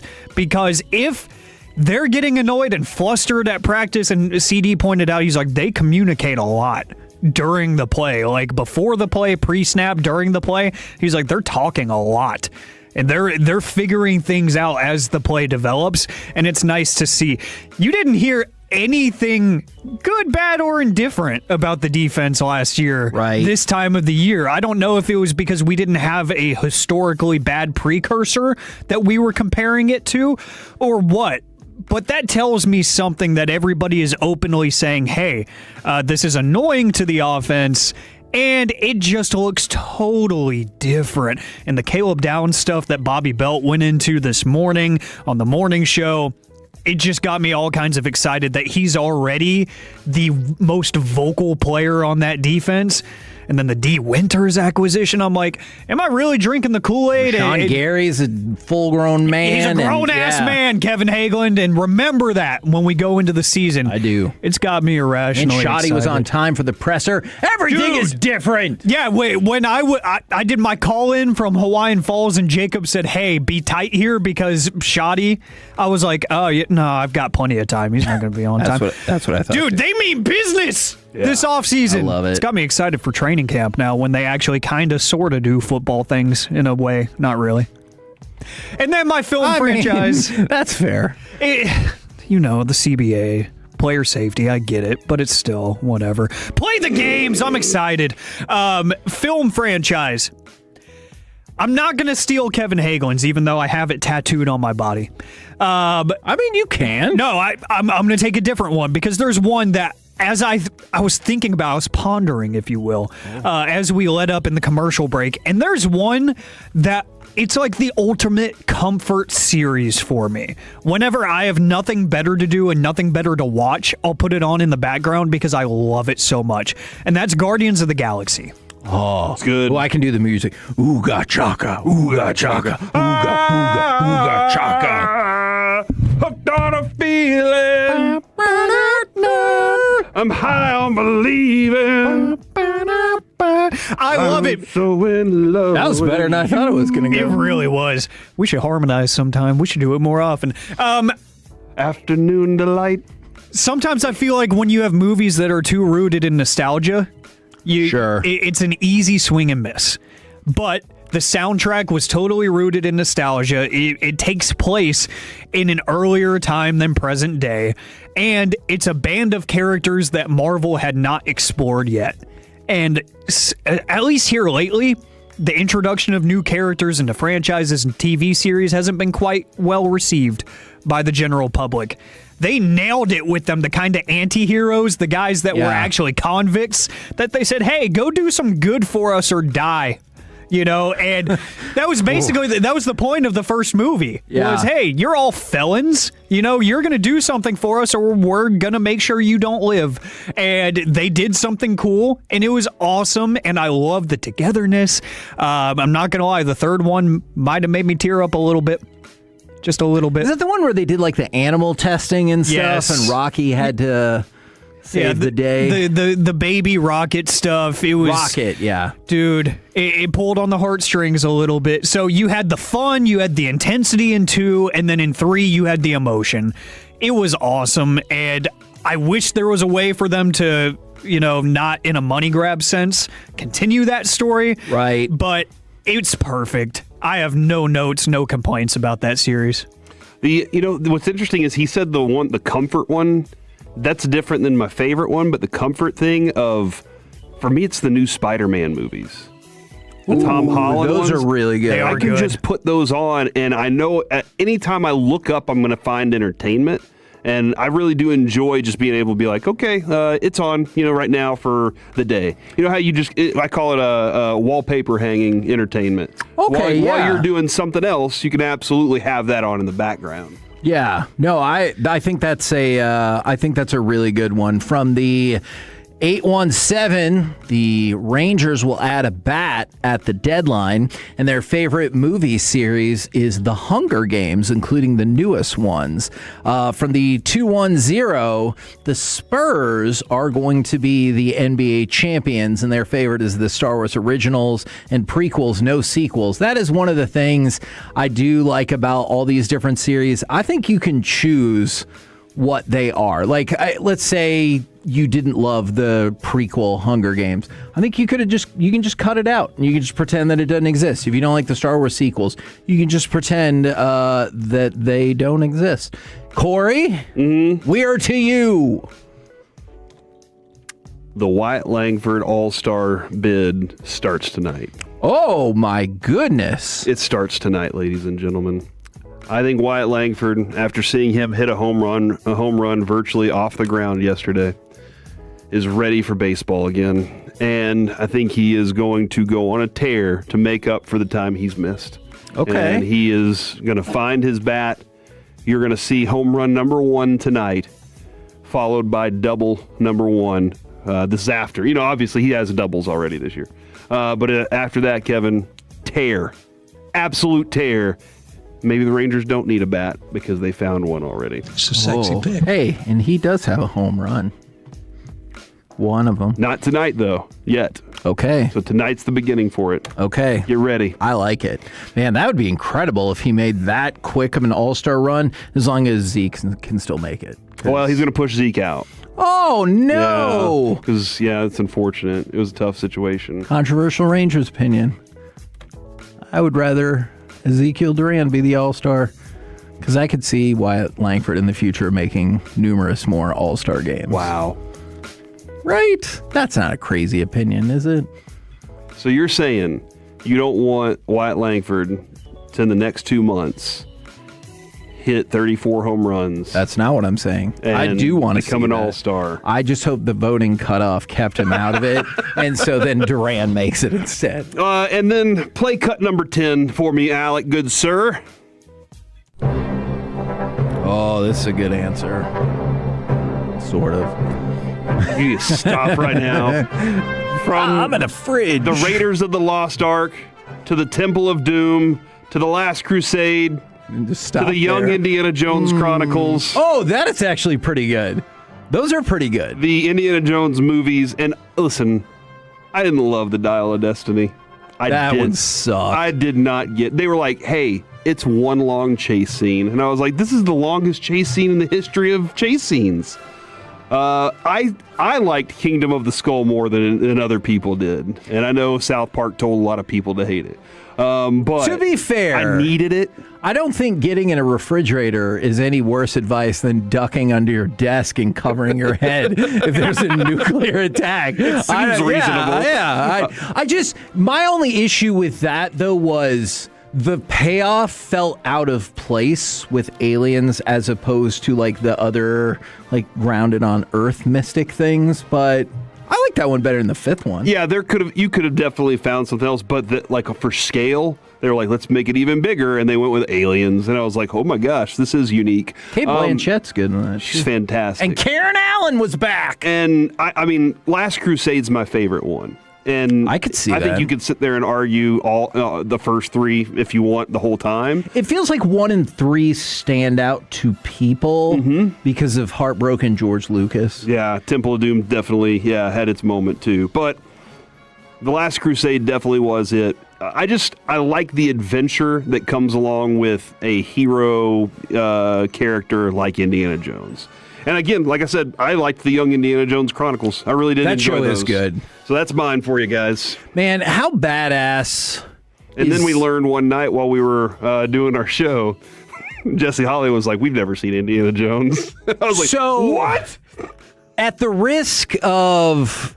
I hope you don't use this as a drop, but I want to retell the story as it dramatically happened. We were doing our night show. Yeah, and I asked Jesse Holly, and he goes, man, you know I ain't seen that movie. And I was like, why? And he goes, ain't no black person ever seen Indiana Jones. And I was like, what? That is an outrageous statement that you cannot prove. And he was like, how can you prove it? I was like, it was really popular. And then we got 8 billion responses from people who said that they either, most of them were black, and said either they had or had not seen Indiana Jones. And it was, I'm not saying it was overwhelming that they had seen it, but it was definitely more than zero. Mm-hmm. So Sean Connery rules all over Last Crusade. Yes. He's amazing phenomenal. in that movie. And also the idea that Tom Selleck could have been it. Oh, man. But he wouldn't shave his mustache, so that's why he didn't get the job. No, that is wrong. That is not what happened. They wouldn't let him out of his Magnum PI contract. I like the other story better. But, does Indiana Jones maybe have the most incredible introduction ever? Mm-hmm. The whoosh, and then you just pan up and you're like, oh my gosh, this guy looks like a badass. Yeah, no, it's and then whenever I went to Disney as a kid, you got to see the ball, the rock rolling and everything. Yeah. You got to see all that stuff. It was a lot of fun. And again, he's fighting. He's also a history teacher, and he just likes to find artifacts. And remember, his students wrote "Love You" on their eyelids. Yeah. So when they close their eyes, the beginning of that movie is just about perfect. Yeah. No, it's a really good movie. Really, I mean, Spielberg did a great job. I love with that it, movie, and I like the series. I still like it to this day. I'm not a huge fan of Dial of Destiny. But Did you like the fourth one? Maybe I'll go back. I liked it. Yeah, I liked it more than other people did. Okay. All right. Now, we'll go back to the fan text as I dread catching up to the Jesse Holly quote from the 817. Cowboys are going 12-5, and for the first time in 30 years, it'd be 31, make it to the NFC Championship game. Favorite movie franchise, Star Wars. No debate needed. From the 214, rooting for the Knicks. Have the Mavs fans lost their hate for Stephen A. Smith? Did Mavs fans hate Stephen A. Smith too? I thought it was just mostly Cowboys. And they said their best movie series has to be the Dark Knight trilogy. Man, those movies were awesome. Dark Knight trilogy is really good. Did you feel bad? I didn't know what to expect out of them though. Right.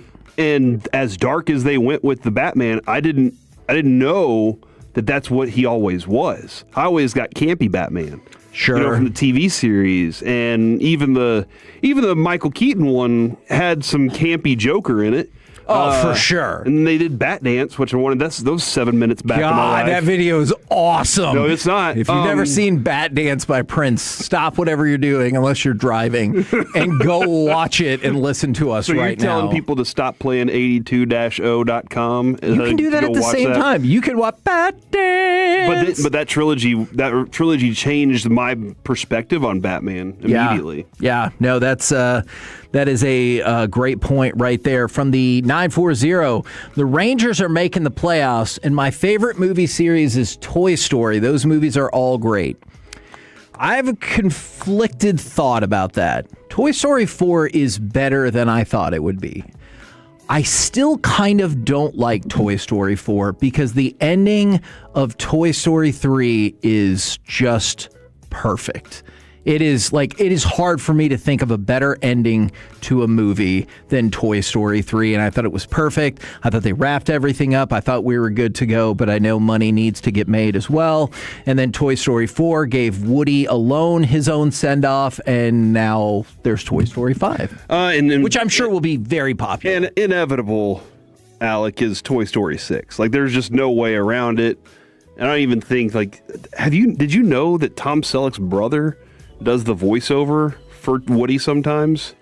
He does? Sounds just like him. Tom Selleck's brother? I'm sorry. Tom Hanks' brother? Okay. I was caught up in this Tom Selleck conversation. What? Yeah, Tom Hanks' brother. I did not know that. Sounds just like him and does the voiceover sometimes. Okay.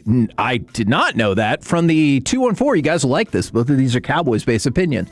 The Cowboys will be a top 10 defense this year, and their favorite movie series is the Creed trilogy.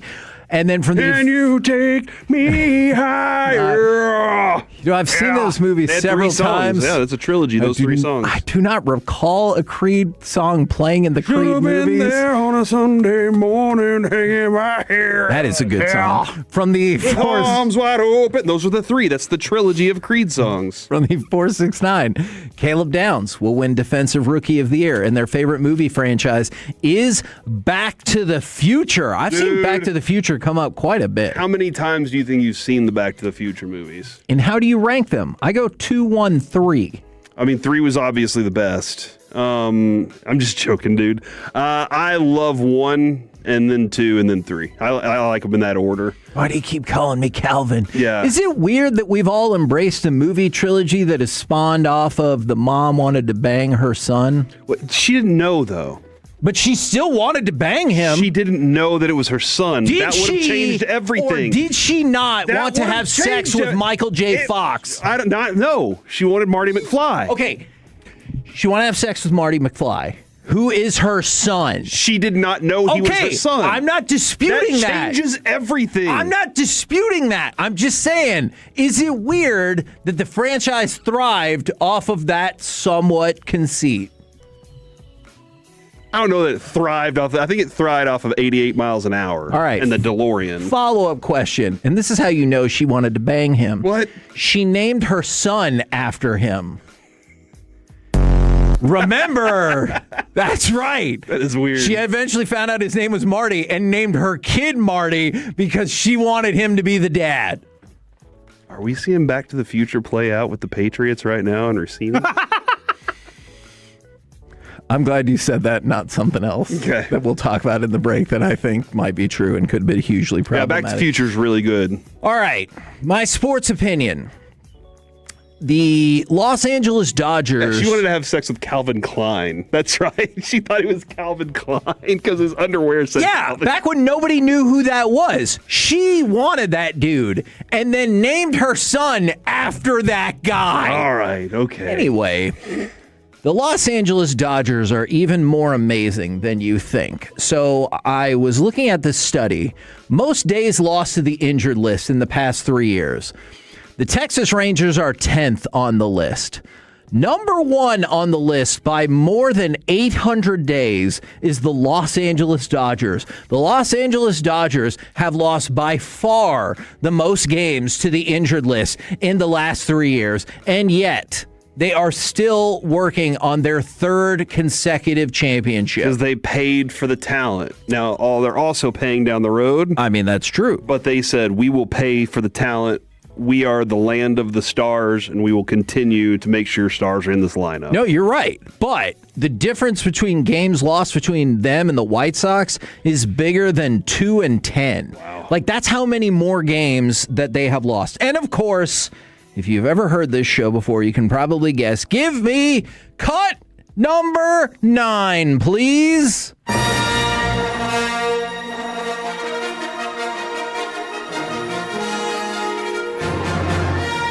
The greatest film franchise in history is, of course, Star Wars. Empire Strikes Back is my favorite movie that has ever been made.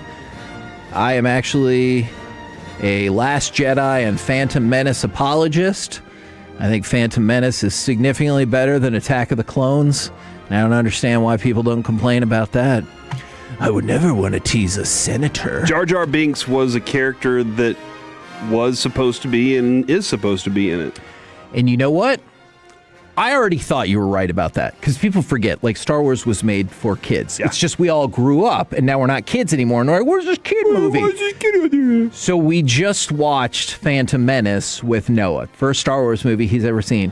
He loved Jar Jar Binks. Mm-hmm. That was his favorite. And then the boy, he just kept calling Anakin the boy. And he was like, the boy won the race. And so, like, he likes Anakin, but he loved Jar Jar Binks. And so, like, I hear the people's complaints, and so did George Lucas, because clearly they scaled him down last 2 movies, although clearly they should have made the reveal that he was a Sith all along. That's why he got Palpatine elected. You're going too far. Okay. You're going too far, buddy. This is like the time you texted me and you go, what was that planet the Ewoks lived on? And I responded, actually, it was the forest moon of Endor. And I think he's just like, thanks, nerd. Kevin, isn't it wild, though, that this series of movies thrived off the conceit that brother and sister wanted to bang? You know what? That's a good point. And you know why? Some would argue that George Lucas, well, I don't think it's an argument. He just made some of the stuff up along the way. Like, it wasn't even determined yet that Darth Vader would be Luke's father. And it definitely wasn't determined that Luke and Leia would be brother and sister. Oh, really? Yet. So he was kind of just like, I don't know. Yeah. They did kiss. I guess it happened. There's a joke on Family Guy when she's like, I always knew. And he goes, what about when we made out? And she goes, yeah, I'm from Alderaan. That's just what we do. But yeah, so that is fair. Man, we have a shocking amount of popular movies that are based around some weird incestual plotline. Somebody asked the question, they said, how did the McFlys not recognize him in the future? That's a good question. How did they not go, hey, you know who he looks like? Yeah. Why didn't George file for divorce when he's like, oh, my kid, huh? It really does look exactly like that one guy Calvin from Klein. high school that you said you were just friends with. Remember or he whatever. just jumped up on the stage and started playing guitar out of nowhere? Yeah. I like this from 940. Stankoven about to win his cup and the Bond series. Bond series is great. Okay, I'll take so the whole thing. This is something that I've been talking about with my wife because she said she would be interested in this. I have never seen like several of the Sean Connery Bond movies. So I've seen all the Brosnan ones and all the Craig ones, but like there's a hole in my James Bond knowledge for some of the Roger Moores, definitely the Lazenby one, and then some of the Sean Connery and the Timothy Dalton one. You need to go back and watch Solitaire. Solitaire. Jane Seymour, isn't it? A young Jane Seymour. Okay. Who I did not, hold on, or is this Live? Oh, yeah, she played the character Solitaire in Live and Let Die. Okay. And I was like, who is this? And then one day I looked it up on IMDb and I was like, what? That's Jane Seymour? But yeah, dude, the whole, I've seen every one of them because whenever I was a kid, if I woke up in the middle of the night or went out to the living room, Dad was watching them. Dad loved the James Bond series, and that's the one thing he'd let me hang out and watch with him, was if he was hanging out watching that, he'd be like, all right, come on, kid, you're welcome. Yeah. By the way, somebody said that Temple of Doom was their favorite, and the thing that I think is so remarkable about that is George Lucas wrote it at the time he was getting a divorce, or around the time he was getting a divorce. So the bad guy takes your heart and rips it out of your chest. Literally. Yeah, and Steven Spielberg's like, hey man, this is kind of dark. He's like, I know. Pretty Put much. it in the movie. Figure it out. Pretty much. We're the KNC Masterpiece right here on 105.3 The Fan, and let's get something away! 877-881-1053. Caller number 10 now will win a pair of tickets to go see Charlie Puth at the Pavilion at Toyota Music Factory next Friday, June 12th. You can buy tickets from livenation.com, or you can win them for free right now. 877-881-1053. Coming up next, it's the C Block. Oh my gosh, the World Cup. Why is it not a cup? We discuss next on The Fan. When your friends say, hey, did you hear? You can proudly say, I heard it on The Fan. Keeping you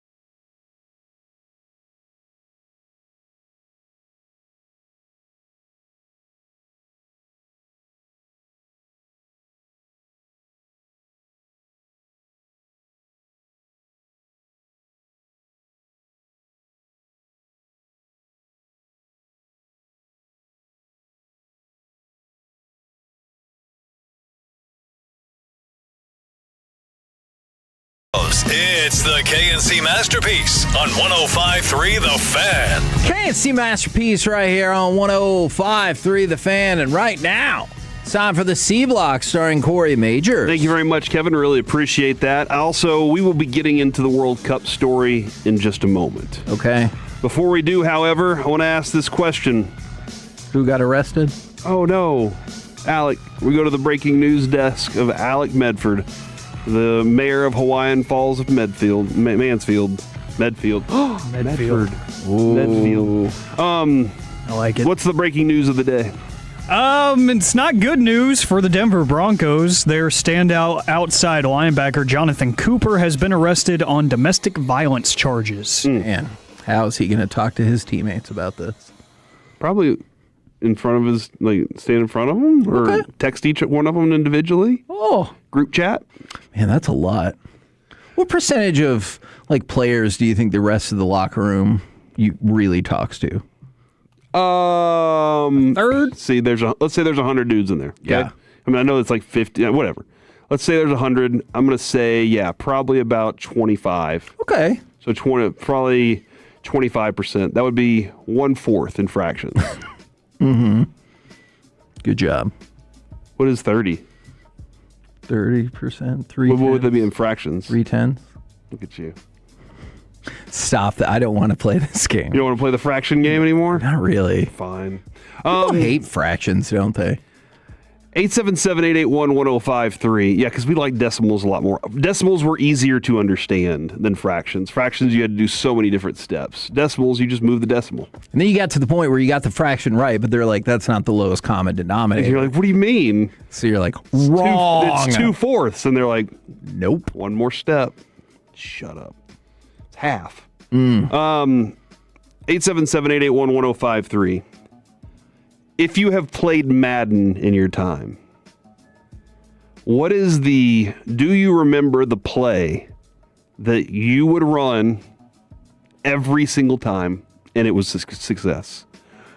Or do you remember the play that your buddy would run against you every single time and you could not stop it?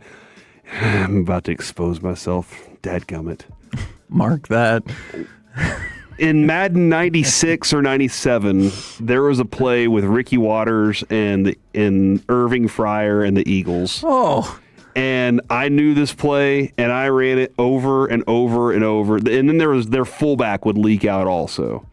I ran that play over and over and over, and my buddy was just like, dude, run another play.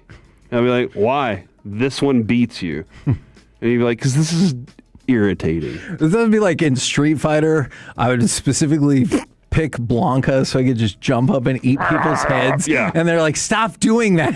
I was like, why? I'm going to win. Madden 97, which now features Caleb Williams on the cover. Also, Alec. Madden 27, right? Did I say 97 again? He did. Dude. I didn't know if they were doing like a throwback edition or something. I am just trying to get us to Masterpiece of the Week. All right? Okay. It is now featuring the Tush Push. Oh, really? Worst game of all time now. You can now run the Tush Push. I don't know if they're like you can only do it on goal line. Like I don't know if they're going to do that or whatever, or only in 4th down situations. Because what if somebody just tush pushed their whole way down the field? You'd have a friend that would. You have a friend that would be like, why would I run another play? Yeah. You can't stop it. And all of a sudden, there you are with the first half is gone, and you kicked off to him, and the first half got demolished by the Tush Push. And while I appreciate Madden saying we're going to do everything we can to be, as realistic as possible, that's it right there. Gonna stink, y'all. Would you unfriend that person? Probably. Oh man, not just stop playing the game with them. I might go to their house and take their PlayStation and throw it into the ocean. Oh my goodness. But then again, I also might be the person that does that too, because I would get Chung Lee and stand in a corner and just kick over and over. Oh, and when you tried to attack me, you couldn't. I would just be standing in the corner and done, dude. Or E-Honda. You could do the same thing with E-Honda. It was awesome. All right. Somebody said, play the Give Me Back My Son sound. That was kind of like that voice, right? Give me back my son. The current FIFA World Cup trophy is worth how much, Kevin? Got to be like $4 million. $20 million. Oh, my goodness. Yeah. That was way low. But the question is, it's called the World Cup. Oh. And it's not a cup. Alec, have you ever noticed that the World Cup is the globe with two dudes that look like they're wearing squirrel suits holding it up in the sky? You ever seen this? Look at it. Squirrel suits? Those don't look like squirrel suits. I thought it was just somebody being triumphant, and that's just gold around them, not the squirrel suit. Now that I've said squirrel suit, your thoughts? I can maybe see it. Okay. The FIFA World Cup's actually estimated value is $20 million, whereas the second most expensive, the Copa, is $8.5 million. That feels high. But it's not an actual cup. So we did a little research here. Our friends on Barstool did this. The trophy was named after longtime FIFA president Jules Rimet, the old trophy, the actual one that did feature a cup on it. Oh. It had a statue of somebody with wings, very realistic. Sure. Had a cup above their head. Really cool looking. Along with it came a rule that the first country to win the Jules Rimet 3 times in a row would get to permanently keep the trophy. Oh. But you had to win it 3 times in a row. I don't know why that became it like, we win it 3 times in a row and you get to keep this thing. It's Candyman theory. It took over 40 years or 9 World Cups before Brazil, led by Pelé, Carlos Alberto, became the first country to win 3 World Cups. And they were awarded Jules Rimet forever. Oh. Isn't that cool? So, they didn't win 3 in a row. They just won 3. So the first one to win 3. From there, FIFA said, we will create a new trophy. And that's what they did. Now, my question to you is, what trophy do you wish would get changed in all of sports? But that's not where this story ends. I'll give you some time to think about this. Before Brazil won the trophy permanently in the 70s, thieves had long been after the Jules Rimet. Oh, no. In the 1940s, the trophy was allegedly being hunted by Nazi officers. But FIFA's vice president at the time managed to hide it in a shoebox before the Nazis could steal it. A shoebox? Yep. Mm-hmm. Which, to be fair, makes sense. Would I be looking for that trophy in a shoebox? Probably not. I don't want those shoes. I want a trophy. After West Germany rightfully won the World Cup in 1954, heading into the next tournament, the Jules Rimet trophy appeared slightly altered, which led some to believe that the Germans had either lost or stolen the original trophy and replaced it with a replica. That was never confirmed. Man, German people really ruined the 20th century, didn't they? Wow. You know what? I don't think you're wrong. Leading up to the 1966 World Cup, the Jules Rimet was stolen from a display at an exhibition in Westminster, England. At the Abbey. Trophy didn't stay missing for long, though, Kevin. A week after the heist occurred, the trophy was recovered by a dog named Pickles. He sniffed it out of some... What? Yep, he sniffed it out of some bushes where the Jules Rimet was wrapped in a newspaper. Pickles went on a press tour and everything after that and was an international hero. Did you know that? I did not know that, but that, I mean, look, if your dog found the cup, I do think you're a hero dog. 1970 comes along, Kevin. The Jules Rimet trophy was Brazil's problem, and they managed to keep possession of it for 13 whole years before it went missing for good. In 1983, thieves broke into the Brazilian Football Confederation, cracked the safe, and stole Jules Rimet along with 2 other trophies. 3 arrests were made in connection with the heist, but the trophy was never seen again. The thieves claimed that the trophy was melted down into gold bars by an Argentinian gold dealer. But when the gold dealer denied his involvement and authorities searched his place of business, none of the trace gold they found in his shop matched the trophy's metal. The Jules Rimet was allegedly made of 100% gold, so the theory would be that it couldn't be melted down into gold bars.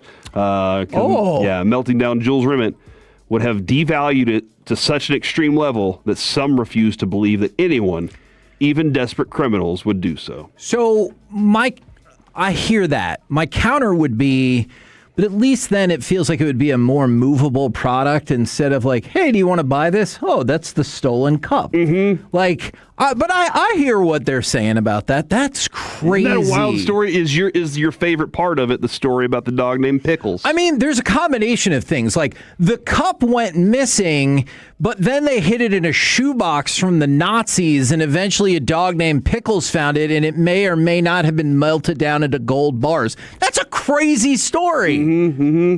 See, it feels a little like... I hope the USA wins the World Cup. This could be the next Indiana Jones movie, doesn't it? See? I think I would have liked that better than Aliens. If they would have found the original cup for this tournament, I think I would have liked that better. So you can believe that some dude in a tomb can rip out a person's soul via their heart and melt people by looking at them, but you can't believe in aliens. And that they came across the 1,000-year-old guard for the Holy Grail? Yeah. I can't explain it. Aliens is I can't too explain far it for either. you. Just for that movie series. In look, did I watch the movie Battleship and thought, oh, I could see that? Yeah, I did. How does that square with Indiana Jones? That's a fair question. Yeah. So that is the story of the World Cup. Now, the story that we still don't know the answer to is why is it still not a cup? Why did they? It is the world, right? Like they did. Does the top screw off of that? Now it becomes a cup. Nobody knows the answer to that. I feel like we would have heard that by now, right? The other thing too is how when the World Cup is like given out. You know they give out replicas of it to the players, but they don't actually give out the other one. Like it is locked up because it is worth $20 million. And that feels low, which is, I mean, that's a crazy amount of money, but that feels low. If the actual World Cup was put on the open market, it would go for more than that. Like I feel pretty convinced of that. Like the Hand of God Maradona jersey went for like $8 or $9 million. You're telling me the World Cup wouldn't go for more than that? I think that number is too low, but that makes sense. If the World Cup trophy ever goes missing again, do you think it would be a cover-up by Gianni Infantino, the president of the World Cup right now? I would not put anything past anybody involved with the World Cup or FIFA right now whatsoever. From the 682 Raiders of the Lost Cup. Absolutely. Like, that makes a lot of sense. I did ask the question, though, what trophy, like, do you now have that you're, like, not that you have personally and you're, like, on your trophy shelf, but trophies that exist in the world of sports that you're like, go ahead and get rid of that one. Let's create a new one now that that person or that team's won it 3 in a row. So, see, for the longest time, it was the glass crystal football. From the college football? Yeah, I always thought it looked incredible, but I was like, man, that trophy looks extra breakable. Mm-hmm. Like, not that you would want to drop any of these trophies. And now is it, was it Vance that picked up the trophy and the bottom fell off of it? Yeah. I mean, yeah, so that was the longest time. I was like, look, your crystal football looks really neat, but I feel like you're going to break it many times over. Is the Lombardi or the Cup the most beautiful, like, perfect one? I think it's the Stanley Cup just because of the history. It is a cup. It's actually a cup, too. Yeah, and it's... The Lombardi's gorgeous. You're right. No, you're right. But for whatever reason, I raise the aesthetic value of the cup because of the names that are on it, you know? Like, I know to other people you might be like, well, that doesn't look pleasing. There's just something about that I'm like, that's a magical Stanley Cup. Alec? I think the Lombardi is the most aesthetically pleasing because if you even breathe near it, it's somehow going to get a fingerprint on it. Yeah. You know, like it's too perfect. I like it. That is what I always hate when they hand out the Lombardi is all those players, their finger, by the end of it, by the time it gets back to the stage, it's like that thing is just covered in fingerprints. Do you think that guy who took it out of the case and the white gloves and stuff was like, seriously, guys, come on.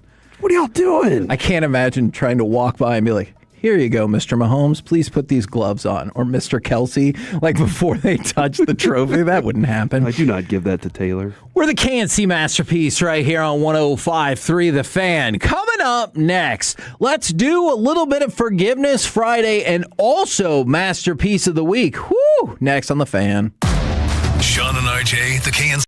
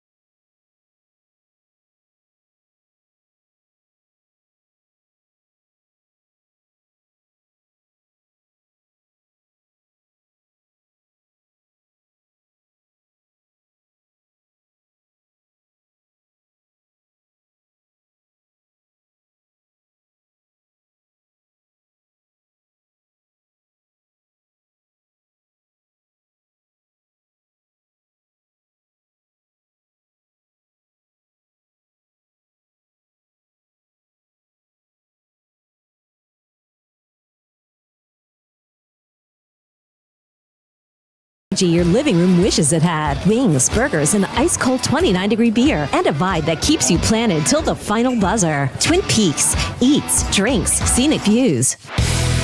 This segment of the K&C Masterpiece is brought to you by the personal injury lawyers Frankel and Frankel. If you've been injured in a car or truck wreck, call Frankel first, 214 or 817-333-3333. With Frankel and Frankel, there's never an out-of-pocket cost. They only get paid when you win. Frankel and Frankel, the go-to car and truck wreck attorneys in Dallas. Texas does it! And they have the hookup for a second national championship in a row! K&C Masterpiece right here on 105.3 The Fan. We're going to do a little bit of Forgiveness Friday. But first, the Longhorns victorious yet again. They defeat Texas Tech for the second straight season to win the national title. Texas had trailed 1-0 after 4 innings. But there was a base-loaded error by the Tech shortstop that allowed 2 unearned runs, make it 2-1. Texas would extend that out to 4-1, and they're victorious. This time, they get the sweep. I believe last year they won the series in 3 games. So Texas Tech runner-up 2 years in a row, losing both times to the champion Longhorns. Sorry, Texas Tech. I was rooting for you. I just, yesterday you asked what I thought was going to happen. I said Texas shut it down, and they did. Yeah, not particularly surprising after game 1. Mm-hmm. So I'm with you on that. I know your heart was broken for the Red Raiders. So true. Their hearts were wrecked, if you will. Oh, wreck them. Yeah, but still worth all that money to get in the spotlight and make it to the finals in back-to-back years, right? Look at those crowds. Yeah. Look at those crowds, and you know exactly where that money was worth. Spent. Now, you were talking about FIFA just a second, so let's go ahead and throw it over for some Forgiveness Friday. Please forgive me. So FIFA is the worst. And here are 2 more examples. Did you know a few weeks ago they said fans could bring empty water bottles up to 1 liter into the stadiums? Okay. Hey, all right. For what? You can save some money. So you can fill them back up, save some money on drinks and everything like that. They're charging you to use the water fountains? Well, instead they changed their mind, and now fans are banned from bringing empty bottles into any of the stadiums. Those giant bottles you have, is that a liter right there? That's 1 liter. That's exactly what you need to make it through a game. Exactly. And they were like, hey, this could possibly cut into a tiny sliver of our profit. We can't have that. At Dallas Stadium? Yes. In Arlington? Exactly. But they weren't done screwing people over there. Oh, my gosh. For a handful of fans, it was just magical. They went to go buy World Cup tickets. 60 fans mistakenly got them because of a website error for free. Instead of saying, 60 fans, huh? This stadium will easily hold 80,000 for one of their 9 games and one of the 9 of the 104 matches across the continent over the span of the next month and a half. Sure, no problem. Good day for you. No, instead, they made sure to rescind those tickets and say, if you want to buy them again, we'll charge you the regular price. It just feels like a system quirk where they could have done something nice for those 60 people. You're and right. Still made all of the money. You're right. You also have to figure out how to keep those 60 people from speaking. Okay, so if they would have signed like an NDA, they're like, you can have your tickets for free. You just better shut up. Okay. Don't you think those people would have made that deal? Yes. I think you're right. But also, you understand what I'm saying? Yeah, I do. Once they say something, everybody else is going, whoa, whoa, whoa, whoa, where is my free stuff? What are you going to give me? And also, you knew you were trying to pay for those tickets originally. Right. So you go ahead and pay them. I agree with you. Could have been nice if you'd have just been like, you know what? We'll take care of it. Here's what I would have done. Go ahead and swing them a sweater. Or tell them they can bring their empty bottles in. Yeah, nobody wants one of those scarves, but you can do something else. Oh, you don't want one of the scarves? Nah. Okay. Nah. Give them a soccer ball. Give him a Yamal card. Oh, that would be cool. That'll make it up to him. Okay. You know, something like that. Yeah. By the way, we're only 6 days away from the start of the World Cup and only 7 days away from the fan watch party. Give him a full kit. Oh, yeah. With his shin guards and everything. Let me ask you this. I would slip in the cleats at AT&T or at Dallas Stadium. Would you wear those out? Would you try at least? The shin guards? No, the whole deal. They gave you the official, United States, the whole kit. Would you try to wear it to a match? Yes. I would probably wear it to the mall. Okay. I would wear it, pick your kids up. Wear it to the grocery store. And they'd be like, oh, there's Tom Thumb famous Corey. Mm-hmm. I might be a Kroger guy now, just saying. Oh, no. But yeah, I mean, where else? You mean wear it to men's tea? Deal. A little bit. Yeah. Do you think they'd be like, you're too manly already? Well, then I think that's the part where I fall down and act hurt, and then I'm like, that's why I need men's tea. Okay, now 2 more quick things. One's not great, but then the other one's really bad, and then we'll get to fun. Ex-Alabama State players said they were paid to fix a game in 2024. They played Southern Miss. Southern Miss was a 6-point favorite, went ahead and won the game by 17 points. The 2 known bettors offered the players a total of $2,000 to throw the game. The players accepted, and they were later paid. And then... That's a lot. Right. But it's also not much and not enough for that kind of violation. Yeah, because, we would... everybody's got a price, is what the $1 Million Man would say. Absolutely. Feels like it would be a little bit higher. And then as we move into the no-joke zone... DiBiase? That's great. Ohio State, they have okayed a $100 million settlement with ex-students who claimed that one of the doctors was abusing them between 1978 and 1998, 20 years, and they did nothing to stop it. He worked at the school and also ran an off-campus clinic. There were numerous complaints about it. Nothing happened, and 280 people registered as victims. Were there more than that? I don't know, but good gosh, that is just an awful, awful story. Sheesh. But the good news is now we can cheer everybody up because it's time for Masterpiece of the Week. She said, list this. Gentlemen! 443. Why has Kevin blatantly defined the rules and not saying the world's biggest soccer event? That's right. Good question. You know, I should be careful about that because I joked about the big game and then I accidentally said Super Bowl in a promo and I was like, whoops. Be careful. Big football is out for you, Kevin. It's time for Masterpiece of the Week. Before that, though, Corey got me intrigued by the 20-0 NFL version of the game we've been playing. My first team I put together, Josh Allen, LaDainian Tomlinson, Torrey Smith, Trey McBride, Walter Payton, Calvin Johnson, Bradley Chubb, Rod Coleman, Robert Mathis, Asante Samuel, Aaron Glenn, and Max Crosby. Wow. I went 18-2. Oh, how'd that team lose too? I don't know. I have no idea. Brutal. No idea. I'm sad I can't win any of these. But I can win this segment because I can't pick on myself. I'm going to pick on y'all. We're going to revisit the wild, wacky, odd, and very concerning things said throughout this very program all week. Corey, you were not here last week at the end of the week. True. So I saved one for you. Oh, man, you didn't need to do that. I saved one for you that I wanted you to be here for. Okay. Because I need an explanation on this. I can't always reach the back, so Adrian has to help sometimes. That's cool because she touches my back.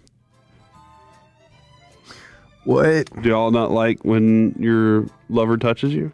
I don't have a lover, so I wouldn't know. But when you do have a lover, you don't like when she touches you? This is just the way that was phrased. That I don't. Yeah. Oh, was it a scratch? Like if I got an itch? You tell me. Is that what it was? Were you okay? Did you get another bad? Oh my gosh, Kevin, dude, you got to stop.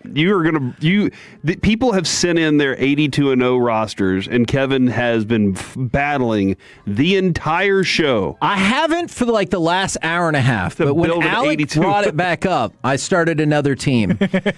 My backcourt is James Harden from the 2010 Rockets, John Havlicek from the 1970 Celtics. My small forward is Elgin Baylor from the Lakers in the 60s, Carmelo Anthony from the Nuggets in the 2010, and Kareem Abdul-Jabbar from the Bucks in the 1970s. We went 80-2. This game is fun. It is, but it's angering at the same time. There is an alarming fraction, if you will, when you look at Kevin to Corey ratios this week. There's like 14 Corys and there's like 2 Kevins, so there's going to be a lot of Corey. That's 1/7. That's true. Good job. Man, that was really fast, too. Hey, you're picking it up. You started off rough. I'm back in on fraction. I think I might have fractions okay.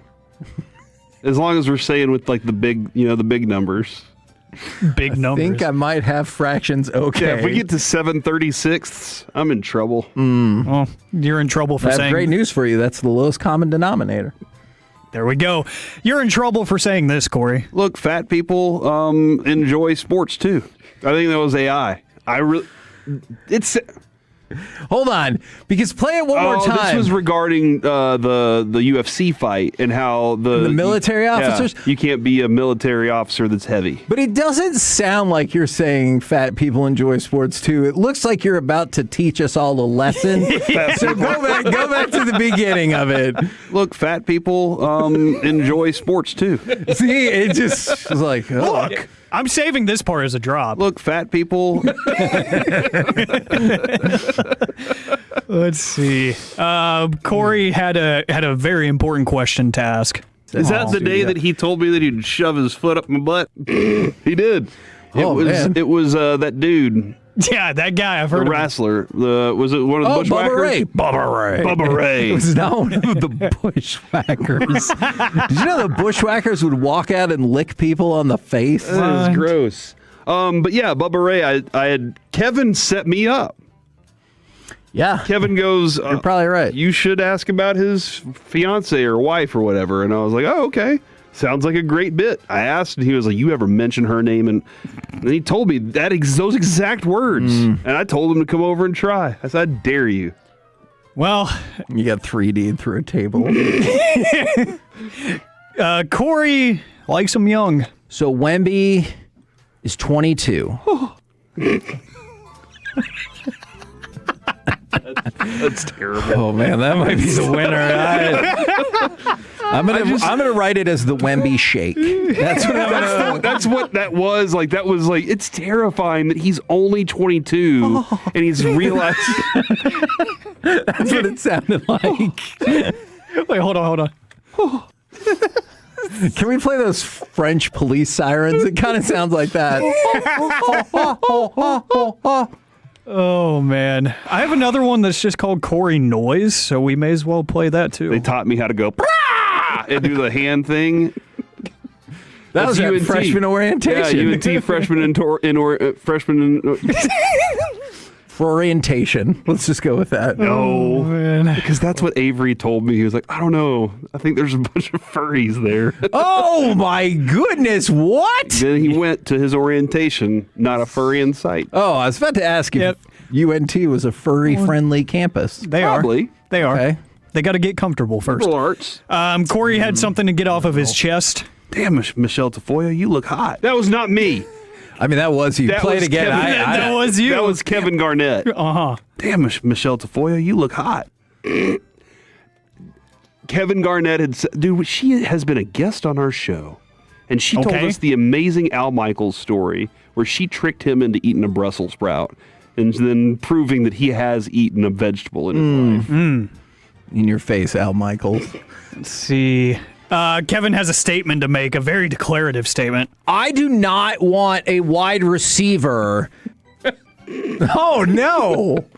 You just hates him. You're just like more Javonte Williams. That's right. I have a terrible feeling that was probably about Marquez Valdez-Scantling, right? We went after him pretty hard this week. It was actually about Jonathan Mingo. Oh, okay. But yeah, he's a good blocker. Whenever we interview George Pickens, we're going to play that. Oh. He's going to be like, really, Kevin? See that, George? Yeah. He thinks your spot is stupid. I'd be like, because you didn't show up to OTAs. Yes, because you notably love OTAs. It's so important. Somebody said he has a camp in Corpus Christi coming up next week, and that he won't be at that one either. He could have told me he needs to watch season 3 of The Wire, and I would think that was also a good excuse for skipping OTAs. More Corey noises. And he was like, wheels! Wheels! I don't know why I love that so much. Because it was my friend Tracy's grandpa. He was awesome. I told I told Kevin this. Dude, I'm struggling. He would laugh and carry on all the time, but one thing we always knew, he was our biggest fan. He was at every practice, and he would be quiet during practice. But then whenever you'd get up, he sat right at the end of the dugout, and every time you got up, he'd give you some words of encouragement. He was right there to yell for you and scream for you. That was one of the coolest things, was you knew at least you had one fan in the stands for you that day. Hell yeah. This wasn't cool by Kevin. You know what sign we had up? My mom's tombstone. Oh, gosh. That? Heaven. She built AT&T. That's right. Never worked for AT&T a day in her life. No, that was Bobby making his dead mom jokes. Bobby does that a lot. Yeah. He does. He loves to make inappropriate jokes and also talk about his dead mom. He's guilty as charged. I know this one specifically came up yesterday. Let go and let God. Yeah. Yep. And then we got one more. And of course, it's Corey.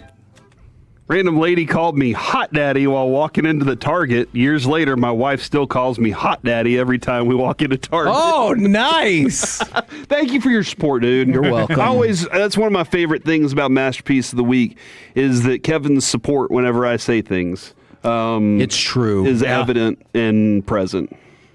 You're welcome. That's nice. Obviously, I feel like I have to vote for Corey, and the Wemby shake is what I think we should call it. Let's see if it'll open. So Wemby is 22. I hate that. Wemby. Somebody for the 214, I almost crashed on that Wemby moan. Please don't. And that's what we'll call it, is the Wemby moan. I'm going to go with the headstone. I'm sorry, not the headstone. I'm going to go with Hot Daddy. Oh, okay. Where is that? On the fan. Yeah. Random lady called me Hot Daddy while walking into the Target. Years later, my wife still calls me Hot Daddy every time we walk into Target. Oh, Dude, nice. I'm telling you, somebody calls you Hot Daddy as you're walking into some place, you're just feeling good. You're walking chest out a little bit more. Maybe something else out a little bit. Whoa. You mentioned walking into somewhere. I totally forgot I have this. Don't vote for it, though. Walk into Target, and you're like, man, where's the wife beater section? Oh. You know? Gosh. Just wanted to get that one out there. Yeah, we're not going to lead this up to the people. So Wemby is 22. It's impressive that he's that good at 22 years old and tall. Oh, no, I heard how impressive long it was. legs, long arms. We're the KNC Masterpiece. Yeah. Right here on 105.3 The Fan. Coming up next, let's chit-chat with those fellas from the G-Bag Nation right here on 105.3 The Fan. Coming up Monday morning on Sean and RJ, the full report from Peyton Russell's wedding.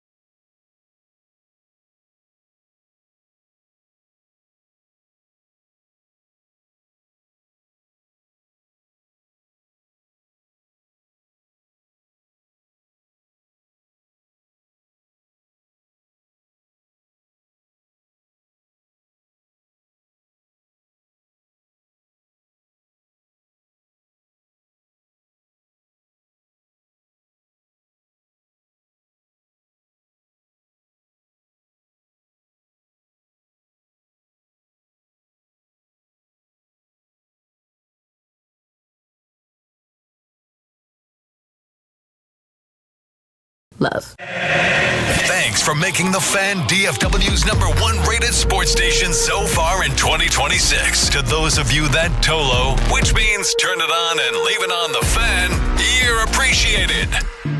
This segment is brought to you by Classic Chevrolet. If you're in the market to upgrade your vehicle, get to Classic Chevrolet in Grapevine. The #1 Chevy dealership in the world 3 years straight. They've got more new Chevys than anyone, all priced to sell. Visit ClassicChevrolet.com. This is Texas. This is Classic Chevrolet. Together, let's drive. Based on new Chevy registrations 2023 through 2025. Svechnikov with it.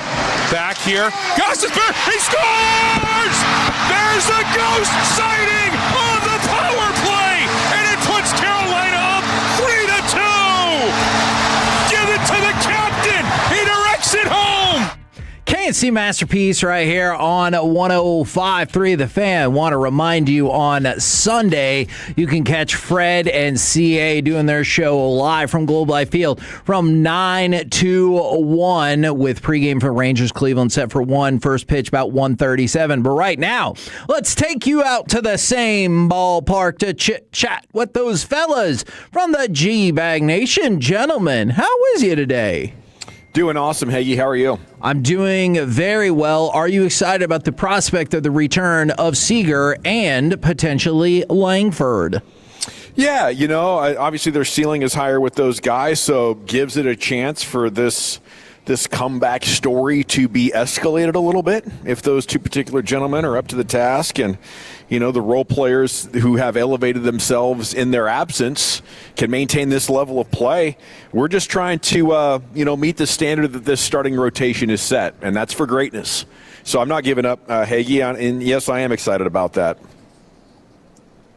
Your face, Kevin. How about you? In your face. Yeah, you thought that he would be like, no, you know what? I'm not excited at all. Well, no, Corey looked like he wanted to talk, and then I looked over at him, and he was like, "That's kind of awkward, Hagee. You need to do a better job out there." I'm not. He's like, I'm not looking to talk. You're in right now, but go ahead. Yeah. All right. Hey, how much are you guys looking forward to what you drinking, what you thinking today? Then. I am. Polo and I are going to get into a death match probably here.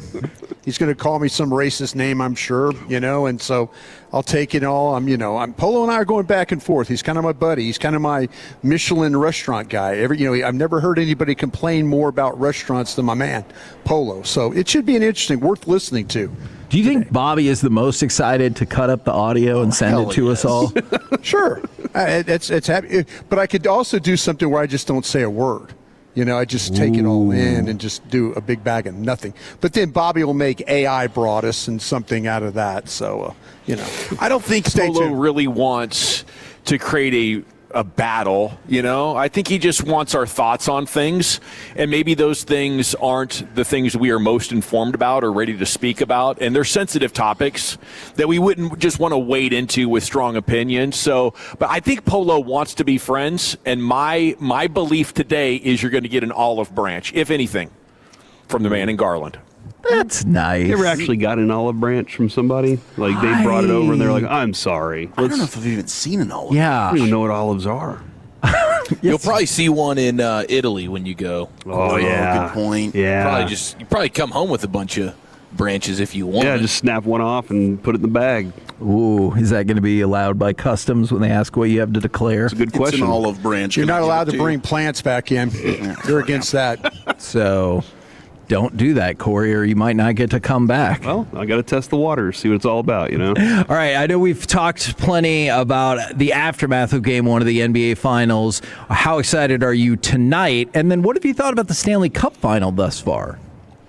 Stanley Cup Final has been incredible. We just had two amazing games. I thought Vegas looked like an unstoppable machine, and then all of a sudden, boom, here comes Carolina roaring right back. They go up 3-2. Stanky got them going with that goal to start off the third period. But once Mark Stone scored right before the end of the third to send it to overtime, I thought that's going to rip the spirits right away from the Canes. But to be able to get that power play goal in overtime, now you're tied at 1, heading back to Vegas. This has been fun. I'm pulling for the Canes. I'm pulling for Rob Brindamore and Logan Stankoven. I still think ultimately Vegas is going to win. But I'm excited for tonight.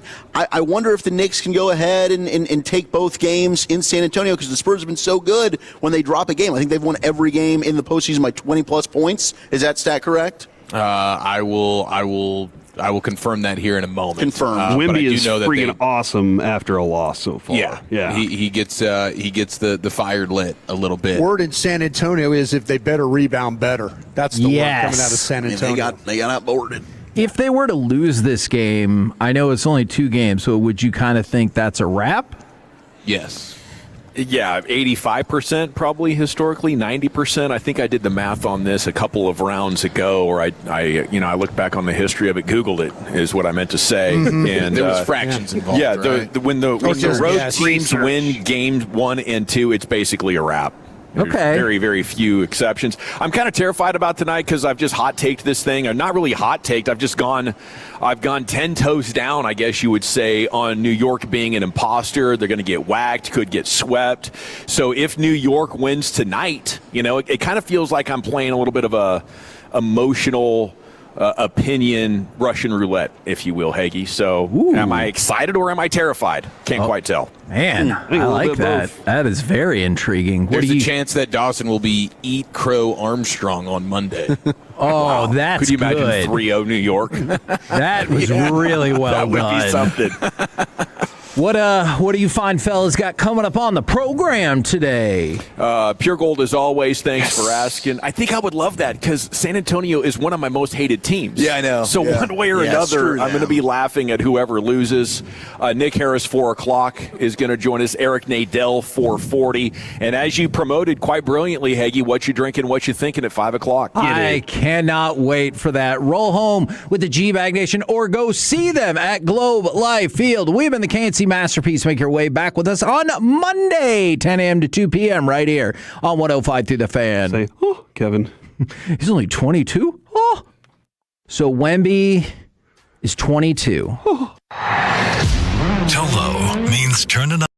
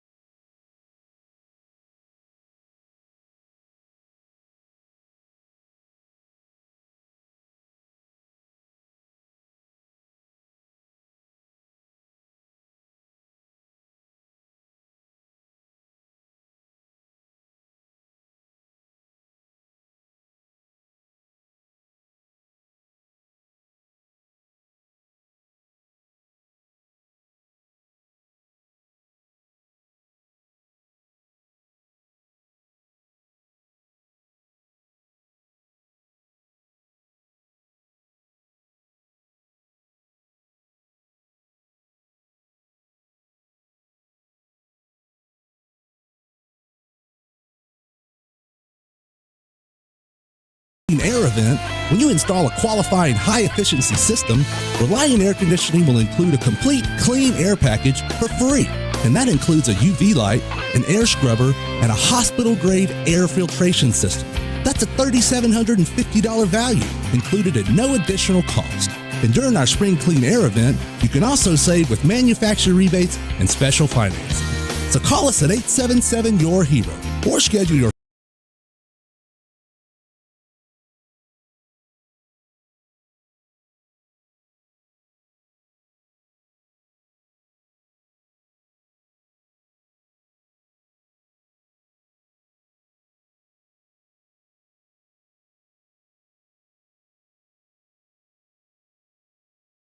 And stop crime before it starts with DFWsecurity.com. DFWsecurity.com. Attention Fort Worth. Luxor Staffing is hiring for a large new major electronics manufacturer in the Alliance area, plus hundreds of openings across the DFW Metroplex. Weekly pay, great benefits, and start as soon as tomorrow. Visit LuxorStaffing.com today. That's LuxorStaffing.com. Hey, Tolos, RJ Choppy here. Real talk time, man. You have been dealing with that terrible, awful feeling. It's called ED. I want you to remember something, though. It's not the end of the world. There are fixes to that problem nowadays. It's called Blue Chew Gold. A 4-in-1 upgrade targets both body and brain. That's right, most blue pills only focus on Blue Chew Gold. Goes further, enhances arousal, desire, connection, total performance, both physical and mental. It dissolves right under your tongue. Starts working in as little as 15 minutes. Look, we don't have time to wait and wait and wait for it to kick in. That's why Blue Chew Gold is a turbocharger. It's a PED for the bedroom. It works in as little as 15 minutes. Ladies, if you're listening, send your man this link, BlueChew.com. Promo code RJ, 10% off your first month of Blue Chew Gold. With the promo code RJ, get your confidence back and your little fella feeling big again. Get informed. If you're buying, selling, refinancing, or just want up-to-date information on the market on the Texas Lending Mortgage Show. Saturdays, 8 a.m. on 105.3 The Fan. The Texas Lending Mortgage Show is paid for by Texas Lending. This is the story of the one. As a maintenance engineer at a beverage manufacturing plant, he starts his day knowing every line is ready to run because Grainger delivers the industrial-grade products he needs to keep mixers, conveyors, and packaging equipment moving. With Grainger's vast selection of bearings, belts, and motors, he keeps operations running smoothly, so nothing grinds to a halt.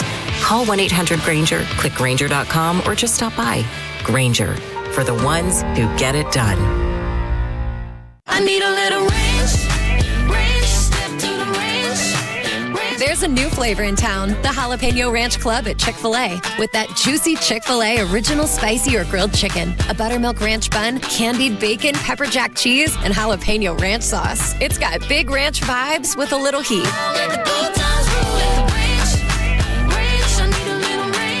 Chick-fil-A's new Jalapeno Ranch Club, available for a limited time only. Order ahead on the Chick-fil-A app. This is the story of the one who keeps multiple buildings running smoothly day after day. Plumbing that flows, HVAC that hums, cleaning supplies that keep surfaces sparkling. That's why she counts on Grainger. With easy reordering online and 24/7 support, Grainger helps her keep the products she needs on hand. So shelves stay stocked and buildings stay ready. Call 1-800-GRAINGER, click Grainger.com, or just stop by. Grainger, for the ones who get it done. Hey, Tolos, RJ Choppy here. My good friends over at Zeros. Let's get that carpet professionally clean. The clean way, the green way, the Zeros way. No soaps, no chemicals, no detergents. And we got some big summer savings for you right now. 3 rooms, pre-treated, clean, and sanitized for $109, and then $75 off your air duct cleaning. Every year, do the carpet, the tile, the hardwood, the upholstery. Get the RJ Choppy fan special from Zeros 214-37-CLEAN. 214-37-CLEAN or ZerosDallas.com. What if everything you learned in history class was only half the story? I'm Dr. Hrini Bhatt, host of Hidden History. Every Monday, I go where history gets mysterious. Vanished civilizations, doomsday prophecies, paranormal phenomena, and events that science still can't fully explain. On Hidden History, I treat these moments like open case files. Not myths, not superstition, just incomplete explanations waiting for a closer look. Listen to and follow Hidden History, available now wherever you get your podcasts. Working the phones, at the practices, and covering the biggest events, we call it the Fan Difference. The more you listen, the more you know when you turn it on and leave it on. The Fan.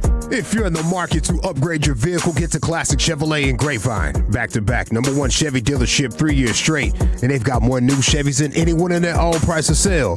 Silverados, Tahoes, Blazers, Malibus, Equinox, and more. Visit ClassicChevrolet.com. This is Texas. This is Classic Chevrolet. Together, let's drive, relax, and enjoy the difference. Based on new Chevrolet registrations 2023 through 2025.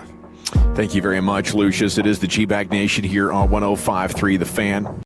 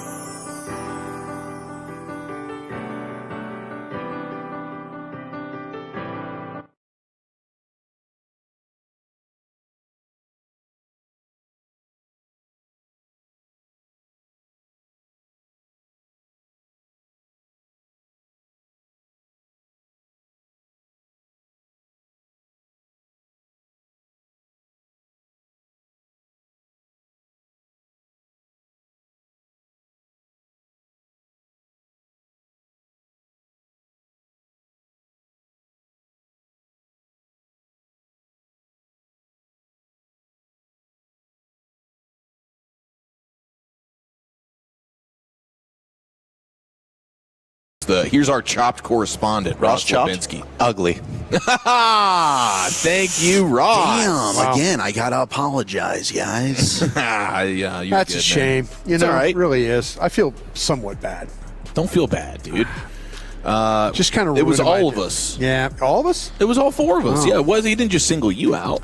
He should have. It was all four of our faces. And apparently we're chopped. Who's this person? Old and out of shape. This is just a guy on Twitter who's apparently been listening for a long time. Yeah. Am I added in this? Master Toad Sage. Yeah, I mean, we all are. We're all on it. All of our faces are in that video. So we'll have to hold that L all weekend long and potentially for the rest of our lives. Master Toad. We have our buddy Rat, Tim and Carthage, biggest dub. Grandsons Camden and Brady celebrate their birthdays this weekend. That is fantastic. Knox begins his all-star season, and the L is that he's projecting that Mother Nature is going to wipe out all fun summer outside activities this weekend. Is that what's going to happen? Are we about to get rained on? I hope Is not. Peyton going to get his big, lovely married wedding day? That's 4 o'clock in the afternoon outside, right? Yeah, 4:30. Do we need to get IVs before we do this? Potentially. I'm still trying to find a babysitter. Mine dumped out on me, so trying to figure out. You might be Han Solo. I might be Han Solo. You need to have Hagee on the wait list. I should call somebody who didn't get invited and I think bring them Hagee would along. be hilarious as a +1. Because Hagee would show up in sweatpants and Yeah. a T-shirt, probably like a Marvel T-shirt. He of some seems the sort. most angry that he wasn't invited. Nothing wrong with sweatpants. He just wanted to say. No. I You're love chopped, sweatpants Dawson. just as much as the next guy. Let's see. 972. Biggest L took a beating at work this week. Biggest Dub made it through. Yeah. About to go smoke the stress away. Oh, there we go. So there you go, Smoke man. the He's stress got away. the weekend Smoke the stress remedy away. cooked up. 903. Biggest L got mandated to work tomorrow. Biggest Dub straight OT, baby. Okay, There you go. Time and a half. That's fantastic. I mean, you can really appreciate the time and a half situation when you get that. 817, biggest dub, morning quickie before work. Great way to start the day. Well done. Just learning that, huh? All right, there you go. Just learning that. That's, I mean, I think scientifically that's when our bodies are most ready. Oh, yeah. I think that's when we're most ready. I mean, That's my lived experience. You wake up. You wake up. Oftentimes, if you're healthy, you wake up prepared as a man. Yep. It's true. The problem is just trying to figure out: do we have to go? Do we go brush our teeth right now? Right? Like, don't you want to go brush your teeth before that, or wash your balls? You just totally just let that go. When you're in love, it's just like, who cares, right? Yeah, like maybe the first 6 months of dating Who or said something. anything about love? Yeah. Or facing each other. Good call. Good call. 214. It's our buddy Woody. Woody. Big L literally sitting in the dentist chair right now to finish this root canal from last week. Oh, what? geez. You have leftover remnants of a root canal that couldn't get done in the moment? Are they practicing on you? That is brutal, Woody. That's awful. Yeah. Misery. Good luck staying away from the benzos and the opiates after that, brother. Big Dub, though, got the Odyssey app on, and he is trying to make some new Tolos. Okay, so he's just blaring. He's just blaring us right now while they're getting a mulligan on his root canal. That's fantastic, dude. Could you come back in? We need to finish up. Good luck to you, Woody. We love you. Let's see here. We have the 713 biggest L. My wife rolled her Toyota Highlander over last week. No major injuries. That's the victory. Woo. Insurance giving us almost $25,000 for her 2018 model. That's the beauty of the Toyota, man. Does hold its value pretty strong. Yeah. I've leased a number of Toyotas from D&M Leasing. I've had my car and my wife's car $3,000 worth of repairs over the last 3 weeks. Oh, there goes that trip to Mexico. That stinks. There goes that trip to Mexico. 100%. Sorry, baby. That sucks. Sorry, baby. Vacation. We'll have to wait till next year. And by the time I overcome this $3,000 charge, it might actually be the following summer, honey. All right, so just sit tight and appreciate the fact that you got yourself a working vehicle right now. Hopefully that stays. And Zoom. Yeah, exactly. We have, how about this one? This is actually a victory. This is the headline. Mount Everest Sherpa, who went missing for 6 days, rescued while family was holding a funeral service for him. Oh, wow. They had thought this dude was lost in the frozen mountain. He ends up being found while they're in the process of having his funeral service. That is crazy. He literally showed up to his own funeral. Did he just walk in? He walked. No, he was crawling. But when they found him, he was army crawling basically, probably very close to being dead. Would you want to go to the funeral and kind of see what people are saying about you? See how many people showed up?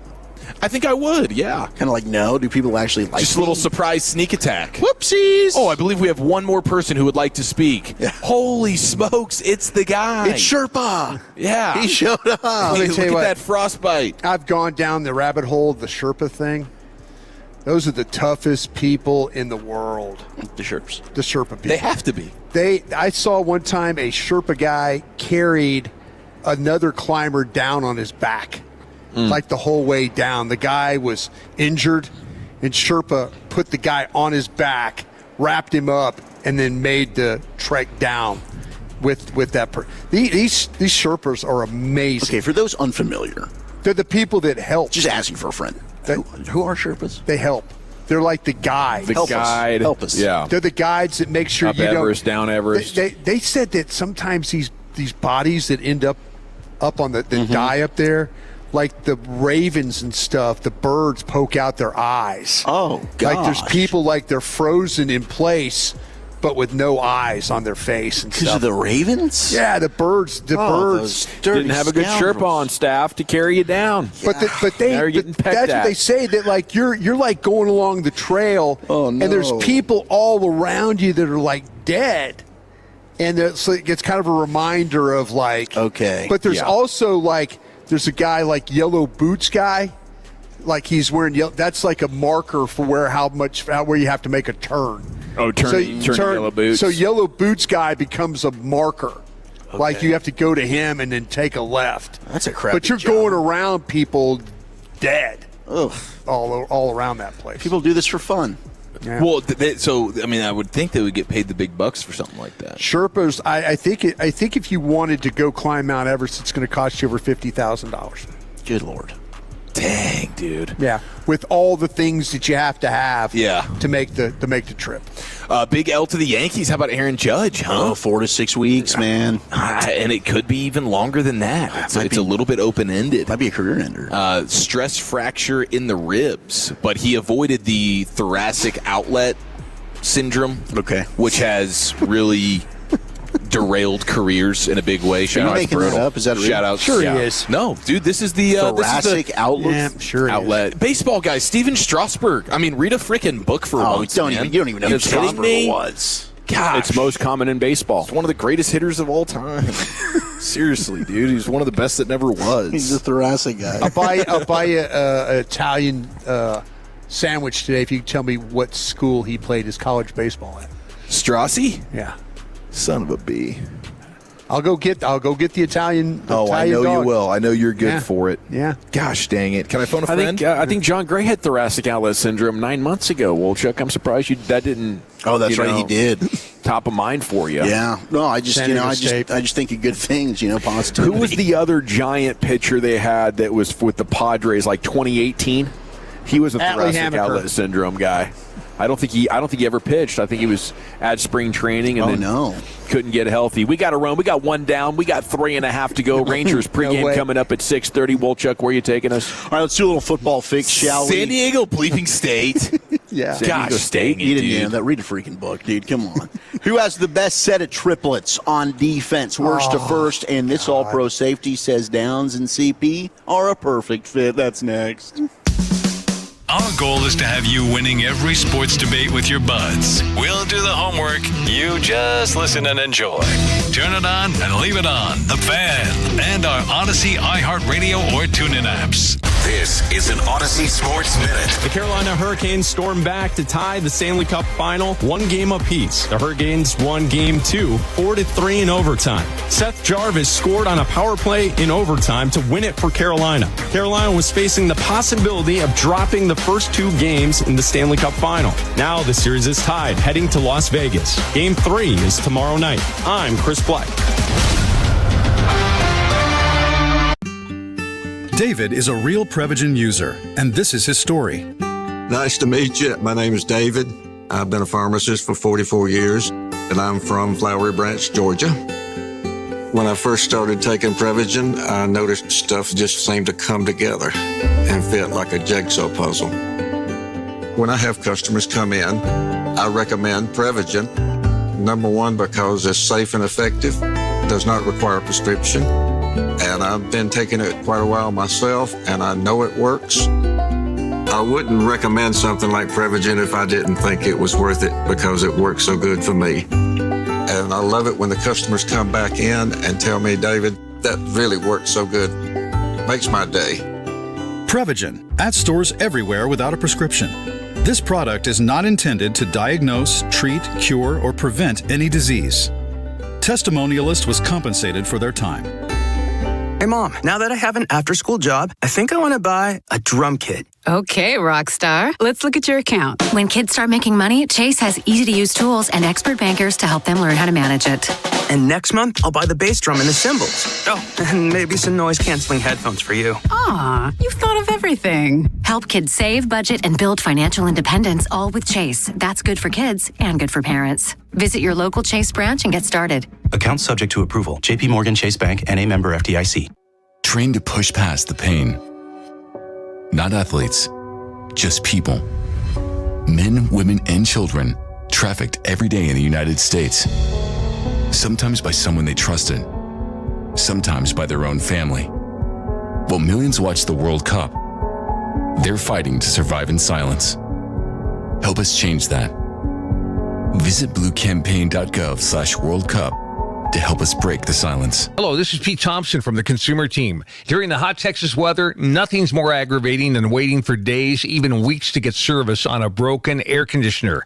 And that's why we recommend the On-Time Experts. They'll be at your home same day, or the service and diagnostic fee is free. And their technicians are there to fix your air conditioner and not try to sell you something you don't need. Go to theontimeexperts.com to set your appointment time today. Theontimeexperts.com, the choice voice of the consumer team.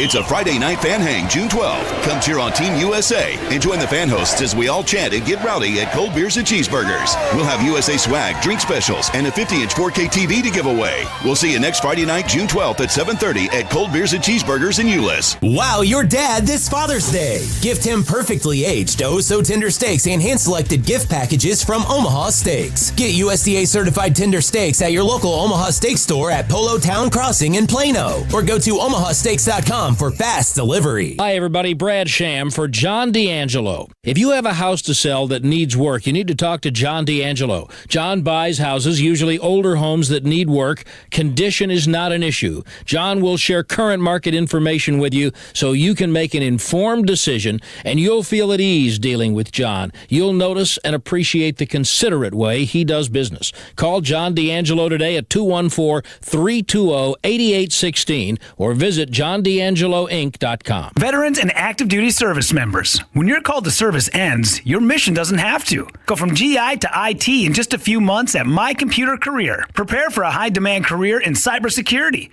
protecting people, systems, and institutions from real cyber threats. Cyber warriors are needed now. Will you answer the call? Go to mycomputercareer.edu/CWP to learn more. That's mycomputercareer.edu/CWP, an elite CompTIA certification partner. VA education benefits are available to those who qualify.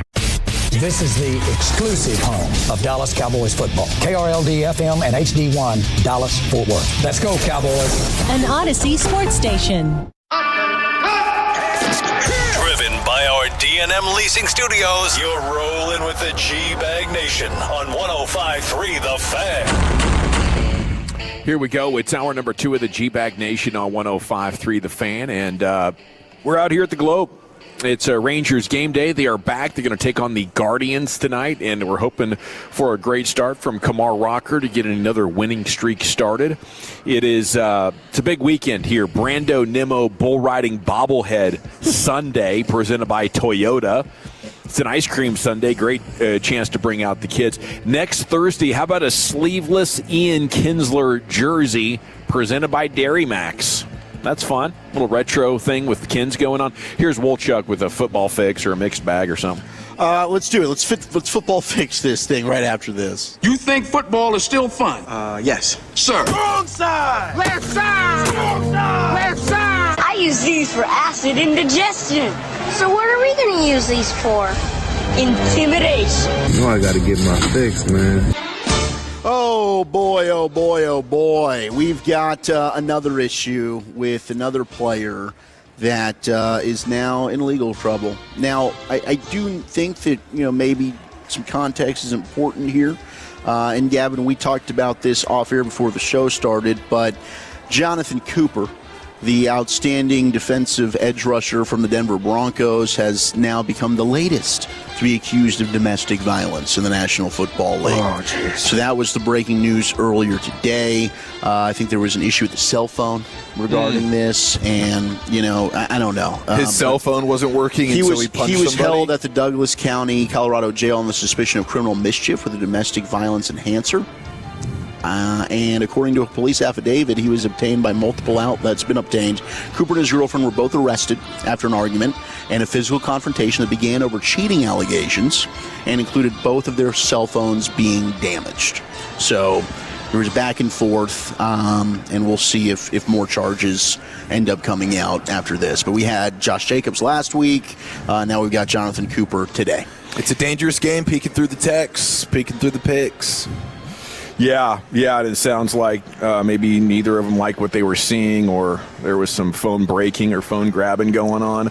I wish we could live in a place where you could simultaneously say domestic violence is horrible and anybody guilty of it never deserves to play football again. Football is a privilege and not a right and all that.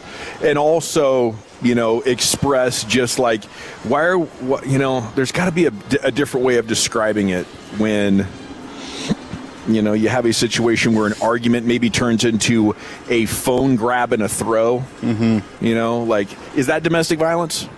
Like the way they describe, the way they were they both frame arrested, it. you said? Yes, they both were arrested for domestic violence. Yeah, no, that doesn't. That doesn't sound like it should if that's all that takes place. When I think of domestic violence, I'm thinking of people being shoved, pushed, punched, bullied. Yeah. Yes, like physical altercation. scratched. Yes. Not clawed. like damaging an item out of anger that is not harming a human body. Eye gouging. The Dallas Cowboys and first-round pick Malachi Lawrence have reached an agreement today on a 4-year, fully guaranteed $20.22 million deal. All the first-round picks are now getting done. They're all done. Right good. before camp, right before holidays. All the Cowboys rookies have now been signed, so they are good to go. Congratulations, Adam. For mandatory OTAs next week, and indeed for training camp in August. And it looks like we're moving forward here for the new stadium in Indiana for the Bears. The Bears Board of Directors have voted today to advance the stadium development in Hammond, Indiana, with the spot to be selected later. This is the first time that the Bears Board has voted on any stadium site. One source said, there is more work to do, but barring anything very strange, it's a done deal. So unfortunately for Chicago, the Bears will be leaving. How far is Hammond, Indiana, Dawson from Chicago? Oh, I don't know. Maybe 40 minutes? You're our Midwestern correspondent. I thought maybe you knew this. I know part of Indiana is considered Chicagoland. I think this is where it is. 36-minute drive. All right. That's not terrible. No. But they're not the Chicago Bears. Do they change their name? The Bears of Indiana. No, they keep the name. They stay the Chicago Bears. They don't go Indiana Bears. They false advertise that they're the Chicago Bears. It's like Dallas Cowboys. They're not changing to the Arlington Cowboys. So we know the board of directors, it's all like the McCaskey family got together at breakfast and voted for this? Is that who their board is? Is just all various members of the McCaskey it's McCaskey's family? and Howell's family, yeah. I get it. Well, they're rocking through there, and they're going to get that new stadium. I'm sure it's going to be absolutely gorgeous. It's a little sad that Soldier Field's not going. I mean, we're starting to lose some really historic stadiums. Arrowhead, like hopefully nothing happens to Lambeau, right? You got to make sure Lambeau. Oh, I don't think anything will ever happen to Lambeau Field. We keep Lambeau. Yeah. But it is kind of sad to say goodbye to some of these amazing landmarks. Lambeau lives forever. Is Lambeau the most historic football stadium? So. Yeah, I think so. It is. It is. And then we probably have college stadiums that come next, like the Shoe, the Big House, the Rose Bowl. I would say, the Coliseum in L.A. are pretty historic. Yeah, I mean, absolutely. But I can't think of another NFL stadium that would be close, especially now that we don't have Arrowhead. They'll be moving here soon. Highmark Stadium, that was Ralph Wilson, that was something else before that's gone now. Like a lot of the great stadiums have all been kaput, and they've rebuilt. Rams and star edge Myles Garrett did not agree on a new deal. Instead, they have reworked his contract. So it's going to pay him $204 million over 5 years. Essentially, that's what he was making, but the average per year and term remain the same as his deal with Cleveland. So this now allows the Rams to bring him on board, and that vests his dates of guarantees back a few months, which I guess helps their salary cap. So just a couple, we're dotting the I's, we're crossing the T's to finalize of this trade. Just a little housekeeping. Did you see this Andrew Berry, the GM of the Browns? Yeah. Before he made this trade, he said that he had a think tank going on. Oh.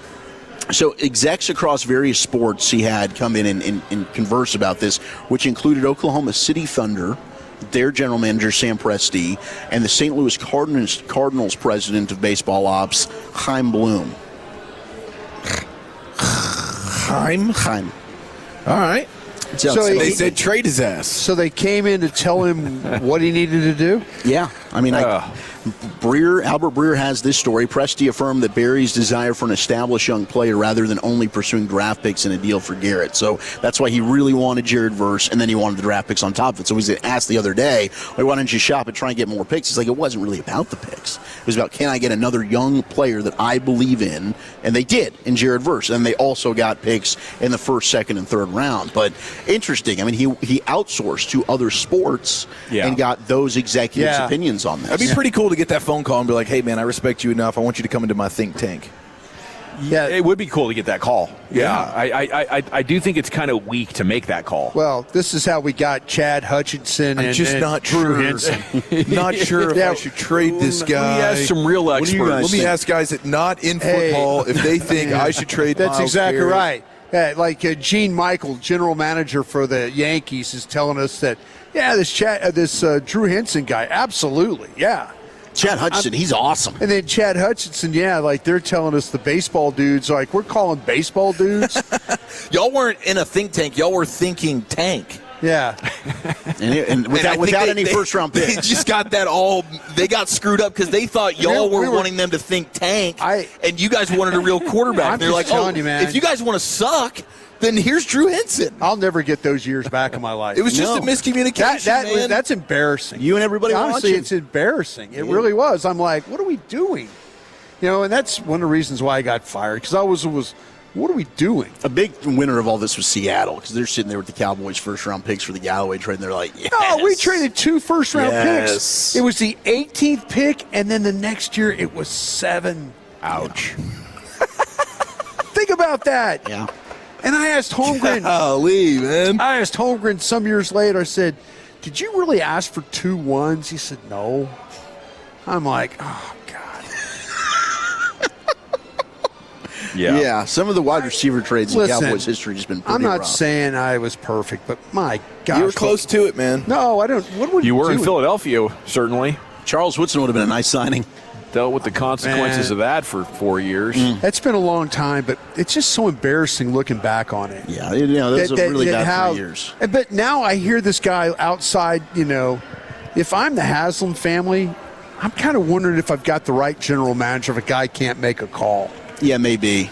Well, and the Haslams have just donated $140 million to Tennessee, their alma mater. Yeah, he's big in the business school there. And I guess, Pete Prisco, your buddy, has been saying if you're a Browns fan, you should watch a lot of Texas play. Because I guess Jimmy Haslam is good buddies with the Manning family. So they're trying to, it's a Tennessee thing. Yeah. The march for Arch is on, dude. Okay, so maybe if Arch has a good year and he warrants being a top 5 pick, the Browns are a team to watch. Hey, by the way, tip the cap to you. You were right about him. Staying at school. Thank you. I appreciate that. You remember that. Steelers have no plans to trade T.J. Watt or Alex Highsmith. Did you gather a think tank to make that take? One guy for that Arch? I really trust. Okay. Well, the Manning family's been saying it for years. Don't give him credit for that. No, give him credit where it's due. You didn't doubt me. You didn't doubt me on it. Give him credit where no it's big due. deal. No biggie. It's okay. I'm going to pat myself on the I'm back. glad somebody on the show has a good opinion. This I guy was appreciate reading you, Brian. press clippings. No big deal. I'm just trying to get our show information to make us smarter, but just get Let me know when you backhanded. start. We need to call. We need to call the Hispanic Go station. after yourself. Get some ideas from them. All right, here. Let's go to We'll Justin. call Jack FM. Let's go to Justin Hey, Simmons. Jack, tell us what we need to do for the Krusty's Corner today. Seriously, stop listening to Jack FM so damn much. Listen more to our show, okay? Jack keeps. We're like running behind the coattails of Jack here. Did that happen again today? I don't know. I didn't ask. I need to check. I'm just saying, man. Hey, Tim, text me. Let me know how the recent week was. I wonder if they're still running promos saying "Don't listen to the fan." Don't listen to that, Jack. You're listening to the fan, but you could be listening to Jack. You could be listening to better radio. Here is Justin Simmons, all-pro safety. I do enjoy when Jack FM is in the men's room at our place, as opposed to our Great station. songs. Yeah, they I play. get it. They are a good station. They I play will some say. The good spot's songs. pretty good, The too. spots are good. Yeah. No, shout out to Jack, and definitely, at times, listen to him. Right? I just They're like not a JT sensation. Springer, man. But just not during the It's G-Bag a Nation. great, Listen to the other shows. They're not JT's the ours. man. All right, here was Justin Simmons talking about how amazing this is going to be between Caleb Downs and Christian Parker. I really like that they got Downs. I think that his versatility and what I know CP wants to run, because he comes from that Vic Fangio style, he'll add his own flavor to it. But the fact that he has someone, because if you look J-Mac in Denver is a CP product. I'm not saying he handpicked him and did the whole thing. Sure, but McMillan is, I get you. He's playing lights out, and a lot of that is because of the preparation and all the things that he's learned from CP. Transition to Philly, Cooper, DeJean at that nickel spot. Only 3 years in, but his first year, he's one of the best players, at that position. And Quinyon Mitchell. And Quinyon Mitchell, when he drafted him, right, to play corner, already one of the best. I'm just saying, his eye for detail and preparation and execution has to be some of the best I've seen.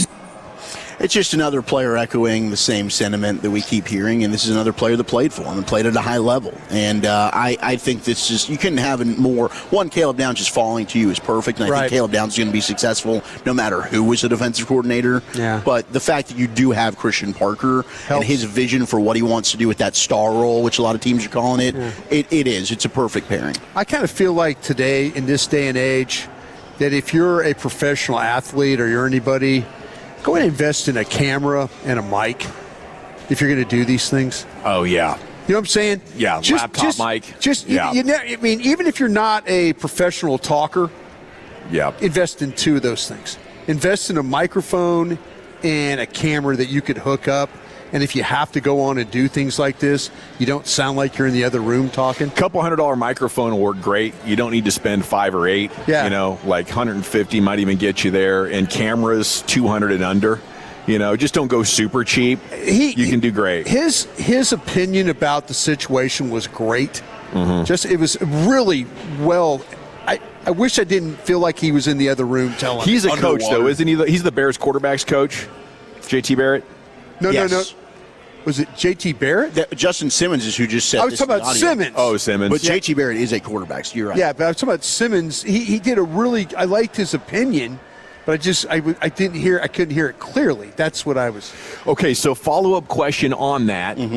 McMillian in Denver, more of a cover guy, 185 pounds. Yeah. Right. Cooper, more of a cover guy. Right. Or do you have a cover guy or do you have a safety guy coming in to do your nickel? Because I think Christian Parker's biggest last two hits defensively have been more cover guys. I wonder if that's why they're throwing Durant out there a little bit. I absolutely think. I think they're stealing a page out of the Seahawks playbook. Yeah, I don't think he's going to be playing your slot all the time. I don't think that so either. At times he'll rotate in there. Other times he's going to be playing back. Hell, he might even play down linebacker or something with Kobe Durant in the slot. Totally agree. I think it's a lot of we can move Caleb Downs' chess piece into basically any position we want. That's how damn good he is. Love it. All righty. Thank you, guys. It's the G-Bag Nation live at the Comerica backyard at the Globe, where the Rangers are about to open up a series with the Guardians tonight. Hopefully a can of whoop you-know-what as well comes along with that, as we're anticipating the returns of Seager and Langford, and we'll get more on that a little bit later on. Eric Nadell's coming up at 4:40. We got the Cowboys news of the evening coming up next here on 105.3 The Fan. When your friends say, "Hey, did you hear?" you can proudly say, "I heard it on The Fan." Keeping you sports informed with some quality laughs along the way. Turn it on and leave it on. 105.3 The Fan, the Odyssey app, iHeartRadio app, and TuneIn app. If you're looking to buy a brand new car, the place to go is Platinum Chevrolet. My family has bought 4 cars from Platinum in the last 6.5 years. It's because of the great people, service, selection, and those low prices. You get them all at Platinum Chevrolet. Get in now and pound your fist on the table for GM Justin Rudd. You got clear upfront pricing. Whatever you see online, that's the price you're going to pay. Shop online and let them deliver your new Chevrolet. Visit PlatinumChevyTexas.com. Drive a little further to save a lot more. Chevrolet, together let's drive. Dax Kurtz here. Let's be real. Right now, everything feels so expensive, and replacing your windows can feel like something to put off. But here's the thing. Old, inefficient windows are costing you money. Our windows can help lower your monthly bills, and that adds up. We're home with the 10 windows for just $59.50. And with 0 down, 0% financing with approved credit, you don't have to come out of pocket to get started. If you've been putting it off, now's the time to call 469 Windows or visit BestBuyWindowsAndSiding.com. Best Buy Windows and Siding. Used to say so. Get ready for Government Mule and Ziggy Marley, dreaming the same dream tour. Saturday, October 17th, the Pavilion at Toyota Music Factory. Get tickets now at LiveNation.com. Produced by Live Nation. You guys have been awesome coming out to our Sean and RJ Firehouse tours. Your chance to grab breakfast and a one-of-a-kind Tolo item is coming up again. Where are we going to be next Friday, Choppy? John, we're coming to your side of town. Fire Station 1 in Mesquite, 410 South Galloway Avenue. And what's that one-of-a-kind item, Bobby? Real cool fan soccer jerseys, and they are high quality, so you need to come out. We'll be giving away one of these jerseys every 10 minutes. Our Firehouse tour is presented by Fraser Roofs and Gutters, the Law Office of Branch and Dillon PC, and Tolbert Garage Door. We'll see you next Friday morning at our Firehouse tour in Mesquite with The Fan.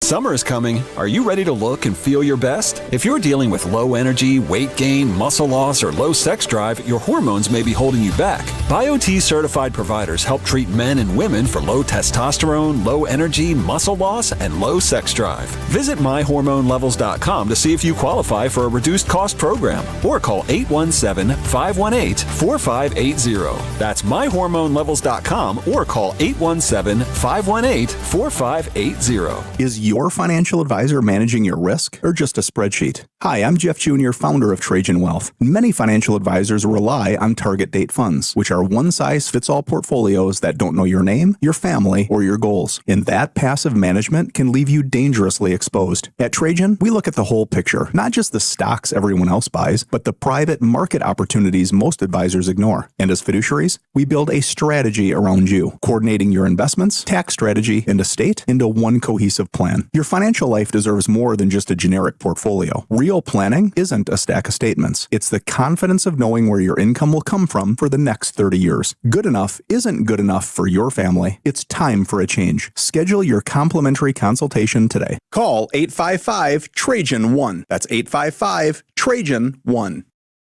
Advisory services through Trajan Wealth, LLC, an SEC registered investment advisor. Private equity investments require accreditation. Other services through Trajan Estate and Trajan Tax. Additional disclosures at TrajanWealth.com. Most home sellers get one offer, and it's never enough. Orchard changes that. With Orchard offers, you don't get one offer, you get multiple cash offers from serious investors all competing for your home. Here's how it works. An Orchard agent submits your home to their exclusive network of local cash buyers. They compete to buy your home.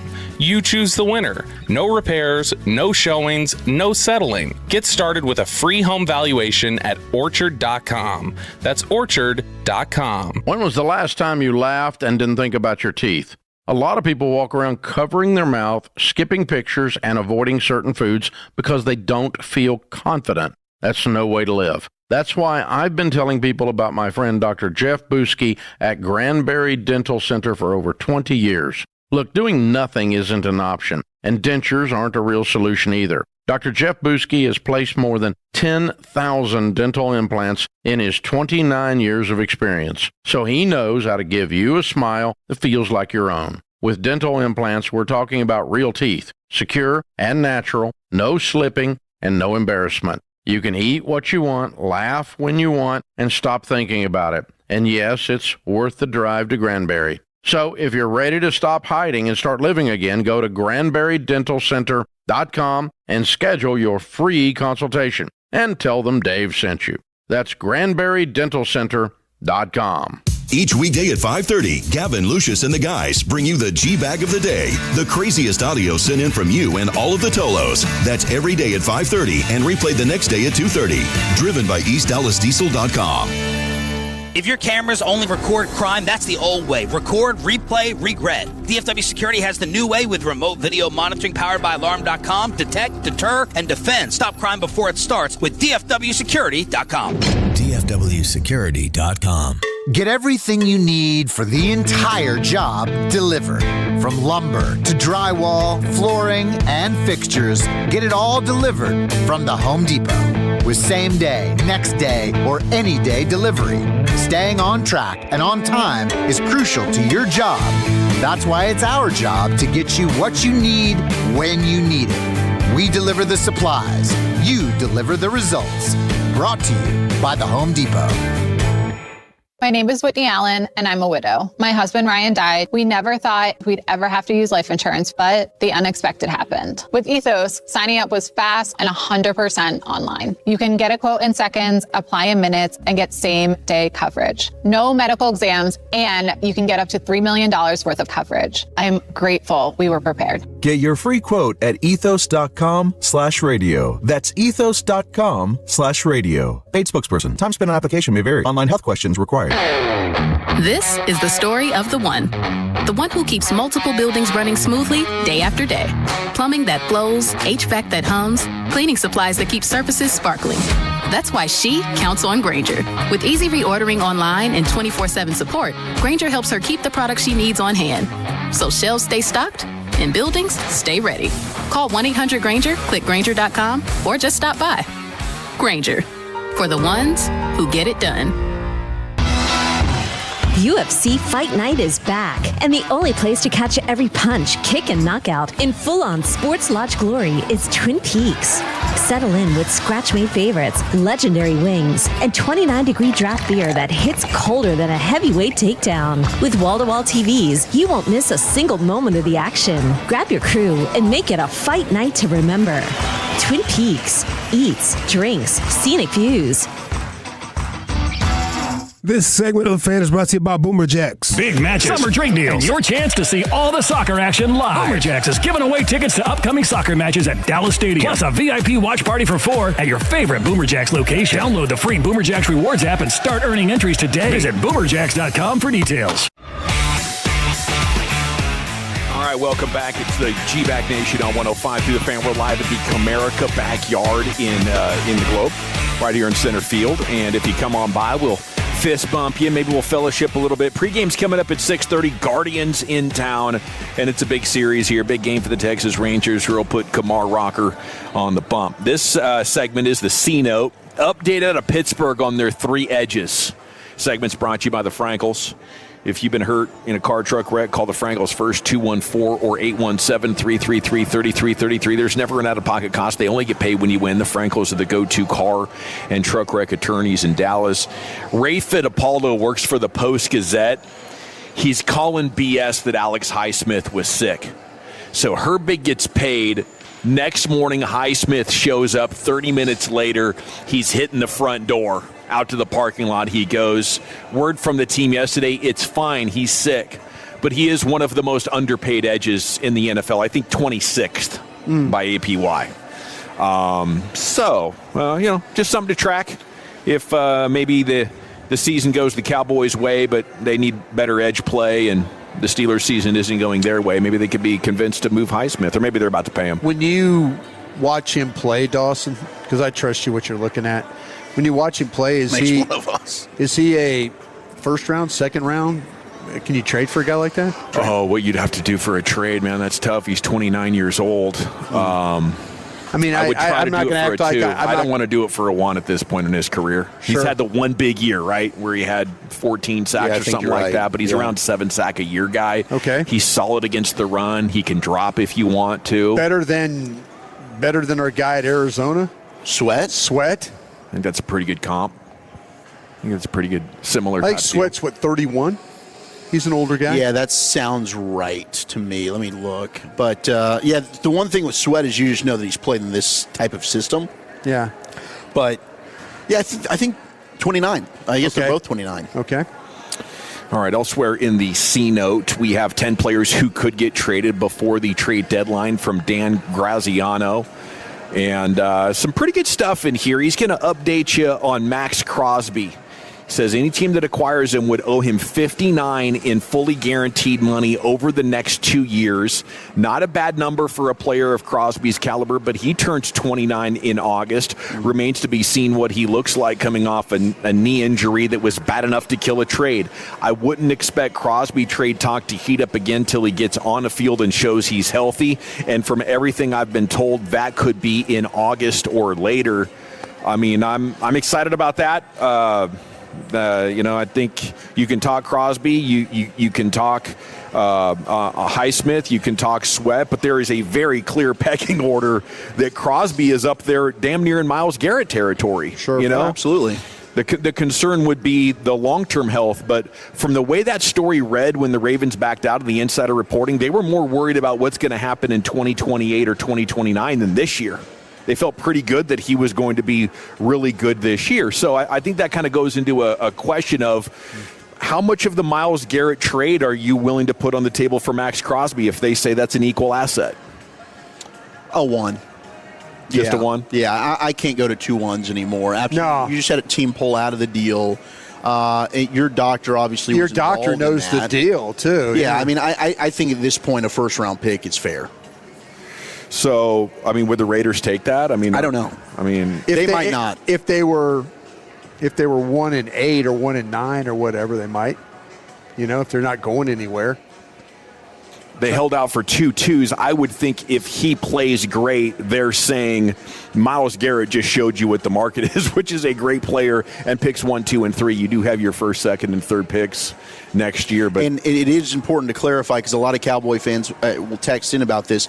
They can trade that second one. Yeah. They can. That is not frozen. That is not an accurate story. I know Joseph Hoyt has gotten some insight on that from people with the organization. The Cowboys can still trade that second first-round pick. They did the Quinnen Williams one, which is going to be the higher of the two, but they're still able to trade that second one if they wanted to. Josh Sweat, Graziano says still possible because Sweat is holding out of the offseason and letting people know I'm not happy. So maybe the shoot down from 2 days ago was more from Arizona's perspective that they don't like the offers that they're getting and would rather not trade him. So Sweat's going to try to force their hand as this summer goes on. But I'd love that move. I guess the other sticking point in the negotiation, as Danny points out, is the Cardinals are going to have to eat $22 million in dead cap if they move on from him. So they're saying, we've already paid a ton of this freight. You guys are benefiting from that tremendously, so you're going to have to overpay with the picks. Okay, how about this? If we get into camp and they do this battle with Guyton and Nate Thomas, and it's close enough, Arizona's a team that could use offensive line help. Would you float one of those linemen in a trade for Sweat, plus maybe a mid-round pick? I'm always open to moving players, but are you going to – I hate to say Who are we this. talking, Thomas or Bass? Guyton? Thomas or Guyton, yeah.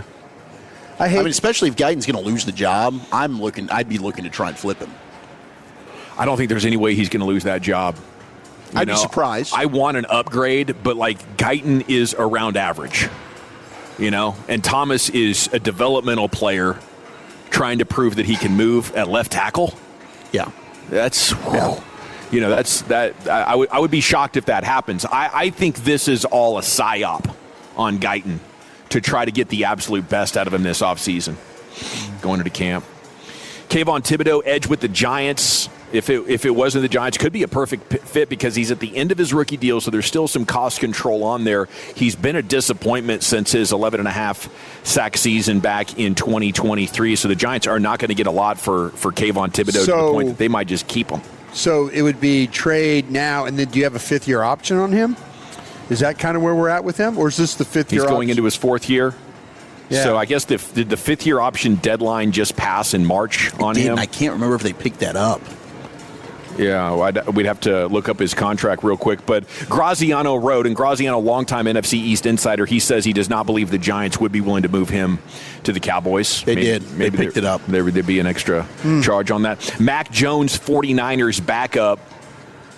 I would think I might be open-minded to this because there's a little bit of a quarterback controversy in there. Two different playing styles. Some of the people inside the building and the fans preferred Mac Jones getting the ball out quickly with high completion percentages. They're going with Brock Purdy, but apparently the 49ers coaching staff loves having both of those guys. Mac Jones had a 62 total QBR. He won 5 of 8 starts. And San Francisco is telling teams they're not trading him. I think his salary's around $4 million. It's cheap, good Not backup. bad, yeah. And Brock Purdy's been banged up, so that's a hell of an insurance policy. Clearly, he kept you afloat. James Conner is the next name. Yes, please. He made magic with Clayton Adams. They've squeezed him out of the rotation there in Arizona. His salary is low. He is 31 years old. Had a pretty ugly ankle injury last year, but I was watching old Ross Winchie. He's the Cowboys national scout. He is. Watched last night. I listened to some of it, and then I watched the rest of it on my smart TV. But he was saying that Jaden Blue and Phil Maffa, if you missed that yesterday, Brian told us. But I think they want to, and I guess I'm all right with that. But it's their opinion. I mean, we're looking at it from an outside. To them, we don't know if Blue, in fact, has tried to turn the corner a little bit. I mean, I like the idea of giving them a chance going into camp, though. Sure. If your position now is we want to give these guys the opportunity to believe the opportunity is out there. We have not blocked your progress. But if you show up and we're a couple of preseason games in and nobody's inspiring any confidence, then hopefully they could be more aggressive on that. But yeah, if they're seeing good signs from Jaden Blue, I'm willing to forget about anything that happens in your rookie year. Yeah. I think Mekhi Lemon is showing us right now sometimes you don't know what it takes to be a professional, so your default is to try to act cool and tough. And then you get called out for it. And you're like, bro, you got to be humble and hardworking and have an open-minded to what the coaches are saying, not prideful and egotistical. We know you're very talented. But, I think a lot of young guys sort of have a hard time adjusting, both on the field and off. And if they've got that message home to Jaden Blue and he's ready to lock in, you can't find anybody else with that level of talent. 4.27, Yeah. That's what they're lacking right now. I mean, I believe in both those rookies. I feel Maffa a little more than Jaden Blue. I'm going to stand by my Maffa love, but that'd be a difference maker if you can get Blue going. I like what you said on the stack earlier today about the running back situation could very well come down to who pass blocks the best. Yep. Williams, that's his strength. So between Maffa, Blue, and Davis, I do think some of that playing time 100% is pass blocking. So are you guys doing draft coverage already on the stack? Or we're talking off-season stuff? We're just talking, once a week we get together. I mean, I'm about 50 guys in on next year. I mean, to hear from Ross, they get going pretty early. They're already doing early season work on some of the guys they expect to be prospects. I never thought I would start earlier than December 1st, but November 1's now my day. It's helped. It helps. I think I'm going to start as soon as Dane releases his top 50. There you go. Okay. Well, Dane's already started. Yeah. Like he starts Memorial Day. Let's go. Oh, wow. Kyle Pitts in Atlanta. I think it'd be crazy to consider trading him, considering they only have Drake London. They're a wide receiver 1 and tight end sort of passing attack with Bijan, wide receiver 2 and 3. Like Zachariah Branch, Zachariah Branch, yes, and he had his legal charges dropped. Oh, good. So that's for standing on the sidewalk. Yeah, for standing on the sidewalk. That was such a weird deal. Kayshon Boutte in New England. They have A.J. Brown, Romeo Doubs, and Mac Hollins now, and maybe you could make that Boutte call if you're looking to do something like that. All right, we got Krusty's Corner coming up next, though. Brian, where are you taking us? Yeah, I got a little game for my guys. It has to do with the World Cup.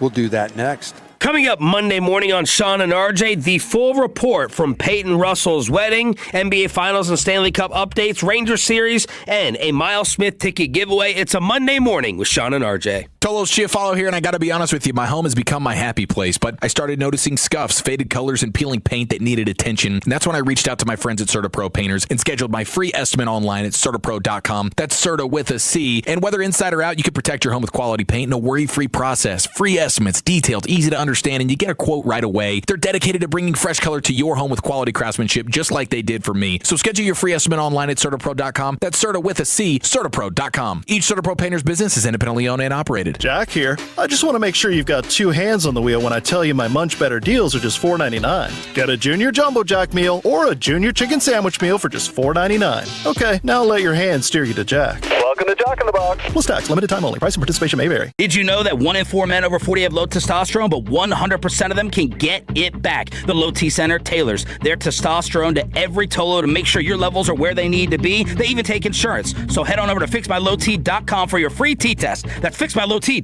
Patrick was way behind on his IRS taxes. I was in way over my head. The total amount ended up being somewhere just over $30,000.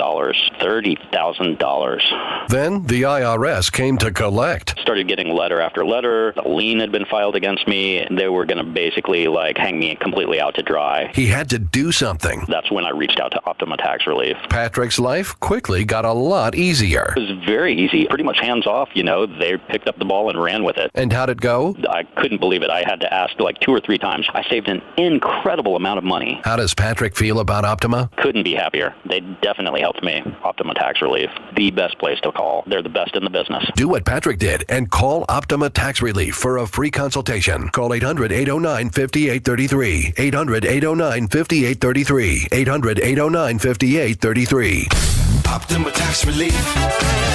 Testimonial from an actual client. Some restrictions apply. For complete details, please visit OptimaTaxRelief.com. Download to see if you qualify. Not all customers will qualify. Transfer fees may apply. No Albert subscription required. Albert is not a bank. Albert Instant Loans are issued by FinWise Bank, member FDIC. Not an actual client. Terms apply. Kylie, what's wrong? I just got hit with a car repair bill. I'm behind on rent, and I feel like I can never save any money. Have you tried the Albert app? Albert is your financial assistant, helping you find ways to save and create custom budgets to actually grow your money. Plus, you can get up to $10,000 for big expenses or advance up to $1,000 fast when you need cash right away. Albert can get me up to $10,000? Exactly. Albert spots you in a pinch and helps you grow your money in the long run. I'm downloading Albert right now. Download the Albert app and use promo code EARN to borrow up to $10,000 for whatever you need. The Albert app helps you budget better and save more money so you reach your financial goals faster. Download the Albert app right now and use promo code EARN to borrow up to $10,000. Use code EARN to borrow up to $10,000. Texas isn't just a place.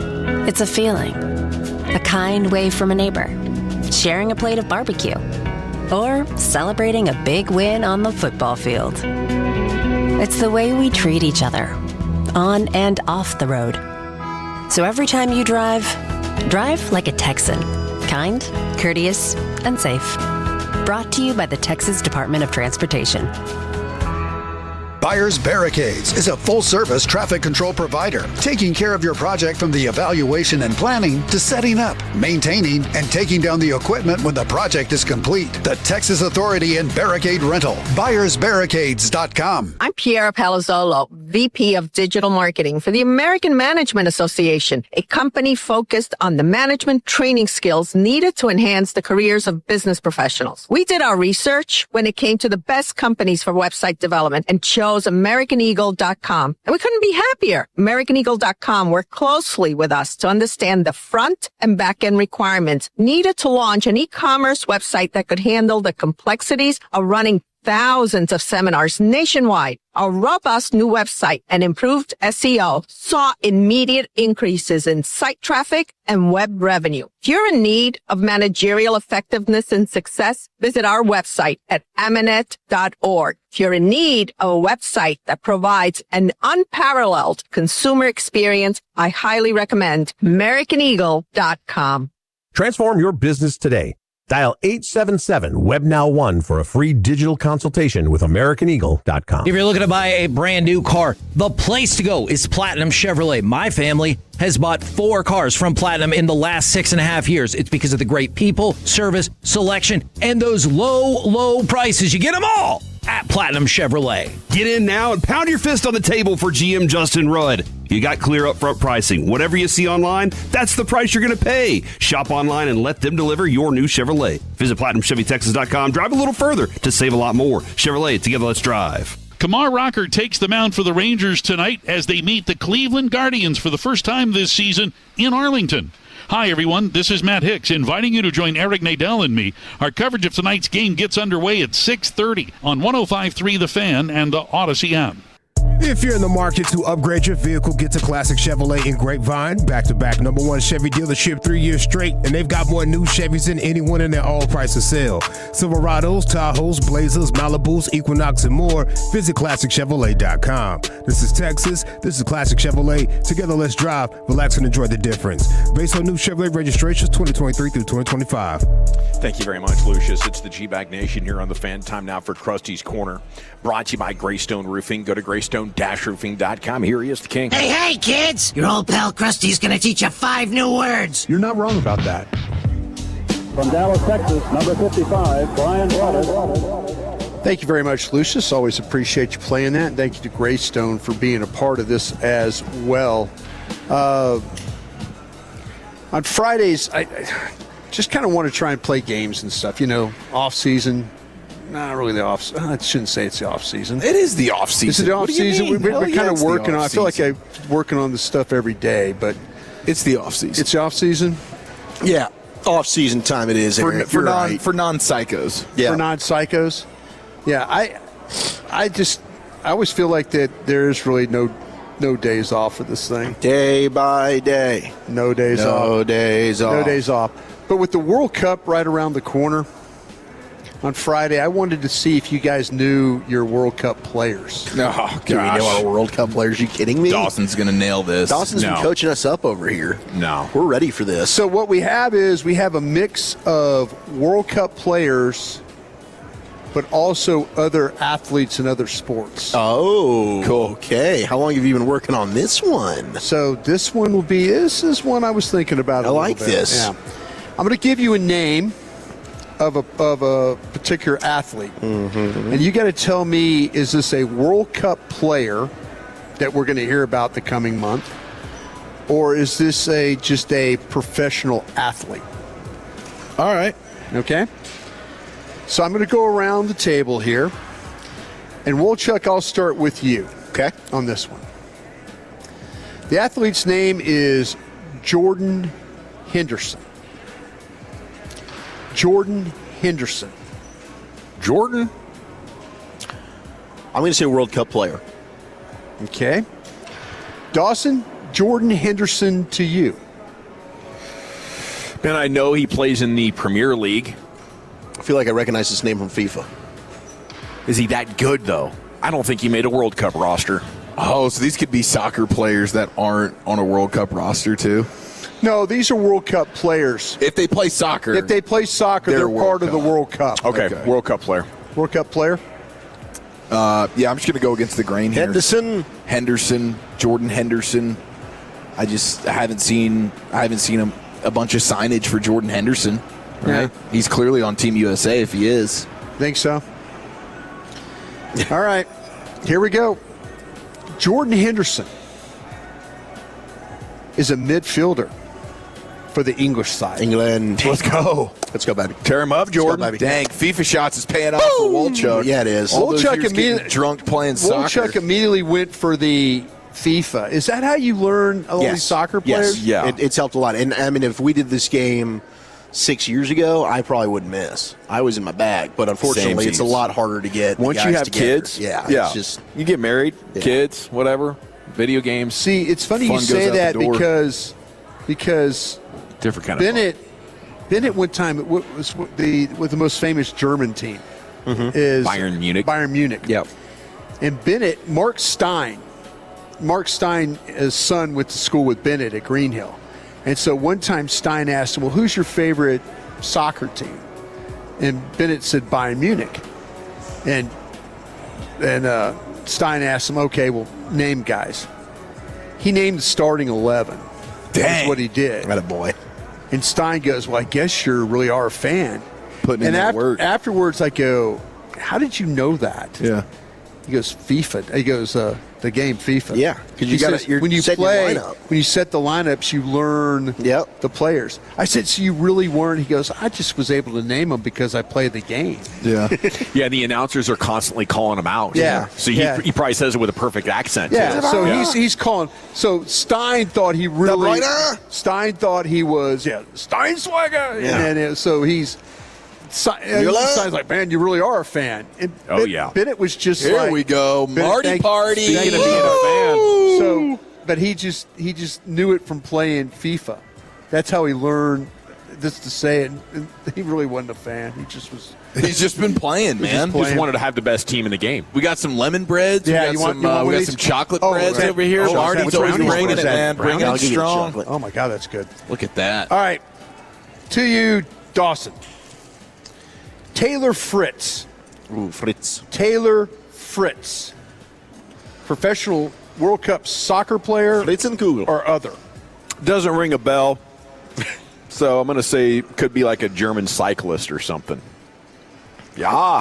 Fritz. German cyclist for Taylor Fritz. That's what I'm going with. How about you there, Chieftain? Yeah, I think that guy can kick it around on the pitch, man. Fritz on the pitch. It's got a nice ring to it. Fritz on the pitch. Taylor Fritz, you're saying World Cup soccer player. That's what I'm saying. How about you there, Wolster? I'm going to go with an athlete, but not a World Cup athlete. You want to guess what kind of athlete if you're going to throw that out there? Taylor Fritz, PBA bowler. Tennis. Whoa. Taylor Fritz is a professional tennis player. Oh, is he really? He is a professional tennis player. Nice work, Wolchuk. That's just a lucky guess. Who said he's only a hockey guy? Yeah, bring it on. Baseball, hockey. You name it. Yeah. Taylor Fritz was number 4 in the world at one point. Wow. Yeah. My goodness. I need to watch more tennis. Taylor Fritz. Dang, tennis dude. player. How about this one there, Chieftain? Mm-hmm. Matt Fitzpatrick. Matt Fitzpatrick. I think this guy brings Fitzmagic onto the pitch once again. I think this guy's a soccer player. All right. I'm going to keep hammering the drum. I'm just going to go soccer every time. Are you? How about you there, Wooly? Fitzpatrick. There is a Fitzpatrick in FIFA. Matt Fitzpatrick. But I can't remember what his first name is. It's Matt. He just told you. We're going to go with a World Cup player here. I'll just stick with it. Dawson? Not a soccer player. Would you like to guess what sport if you're going to guess? I know what he is. Oh, you know? You know? Yeah. Well, go ahead and tell the world. He's a golfer. Matt Fitzpatrick is a professional golfer. Fleet bus. Son of a gun, dude. Matt Fitzpatrick. Fitzy Pat. This could be the hardest game you've ever created. It's a good one. Maybe not. Well, Chuck. Brian? Promise David. Promise David. I'm going to go with the track star. Dawson. I'm going to say he's a soccer player. Okay. Chief. Yeah, this feels like a World Cupper. Seems like from a biblical type of country, maybe. A historic one. Historical, biblical. Yeah. Part the Promise waters. David. Promise. I mean, his parents are clearly like, those people that go out and share the word with people. What do you call those missionaries? Folks? Missionaries, Mormons? Yes. Yeah. Share the word. Yeah. Hey, heard the good news? What do you call those people? We had this son. We named him Promise. He told us we had to share the word. Yeah. Okay. The promise of God. Promise of God. So we got 2 soccers and 1 no. Promise David happens to be a forward for Canada. Oh, let's go. Canada. Come on now, baby. Go. Canada. Oh, Canada. You nailed it, man. Biblical. Yep. Yeah, I was on the other side of the globe, but You nailed it, man. I was thinking like Egypt. Yeah, close. I was thinking something over there as well. All right. What were you thinking? Just probably like Israel. Were you? Name like Promise? David. Promise David. Oh, I see. That's just the last name. I know, but still. Yeah, okay. I see what you've done here. How about this one? Dawson. Yeah. Nathaniel Brown. Nathaniel Brown. I'll say soccer player, but it's just a guess. Why did you guess soccer? That sounds like a proper English name. Sounds like an English fullback or something. Yeah. Maybe Ireland. Nathaniel Brown. Okay, Welsh. Dawson goes Welsh. soccer. Chief, how about you? Gosh dang it, dude. Nathaniel Brown, nothing's really hit me heavy of I know Nathaniel sounds plays like a tennis. founding father or something. I know Nathaniel. Golly, dude.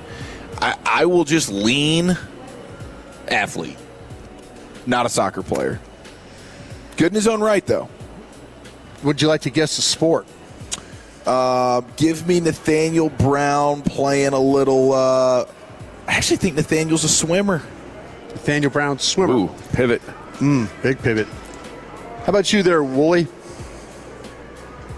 I'm going to go with a World Cup player.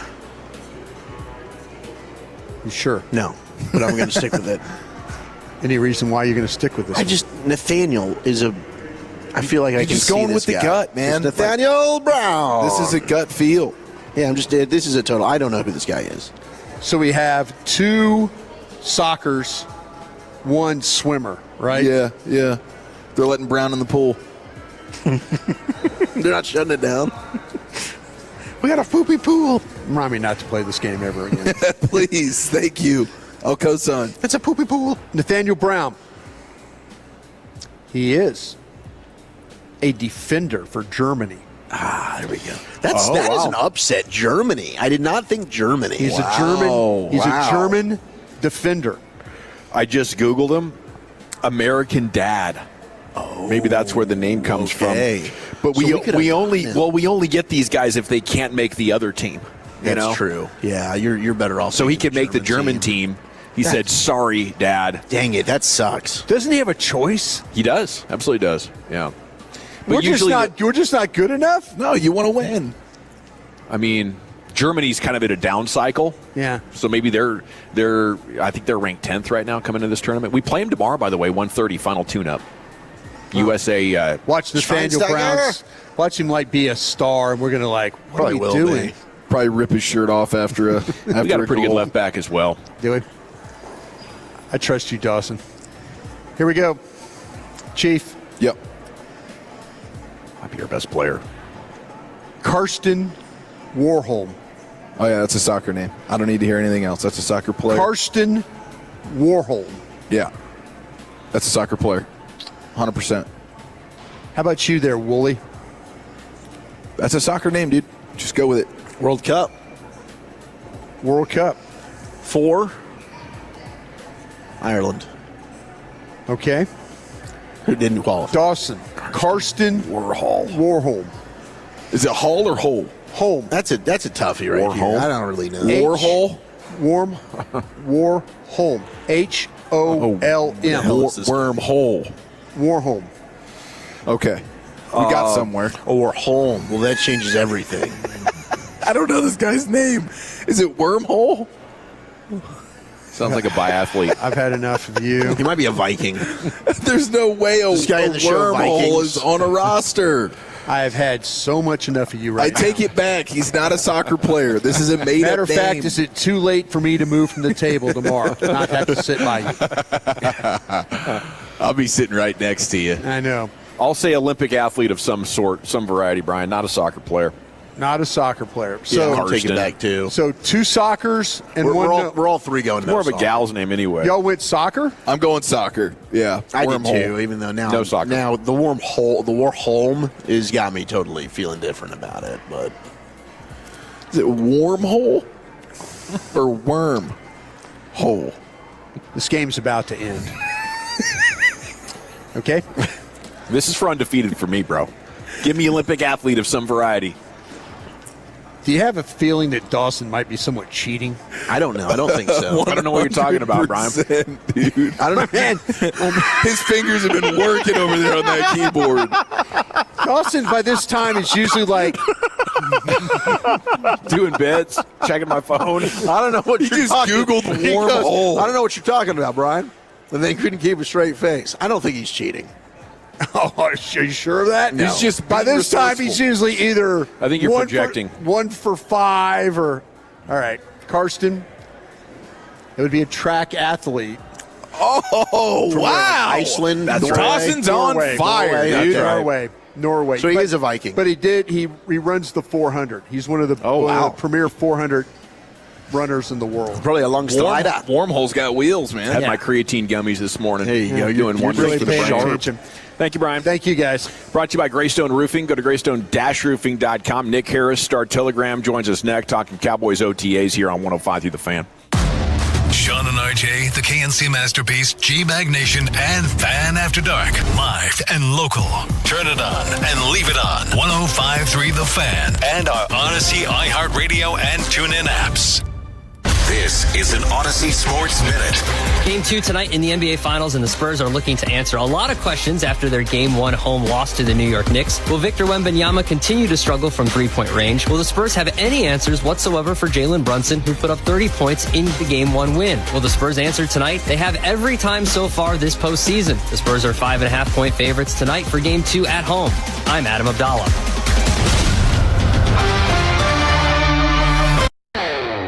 This is the story of the one who keeps multiple buildings running smoothly day after day.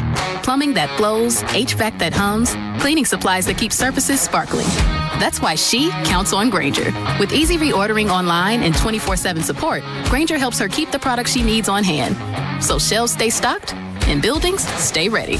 Call 1-800-GRAINGER, click Grainger.com, or just stop by.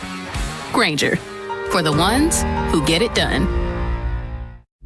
Now that Wendy's has these new biggie deals, everyone in the family can get what they're craving, from nugs to JBCs. The parental units can get an $8 biggie bundle, the eldest who think they're so grown can get a $6 biggie bag, and the little one who can do no wrong can get a $4 biggie bites. You know, assuming they have a credit card. No, I'm kidding. We take cash too.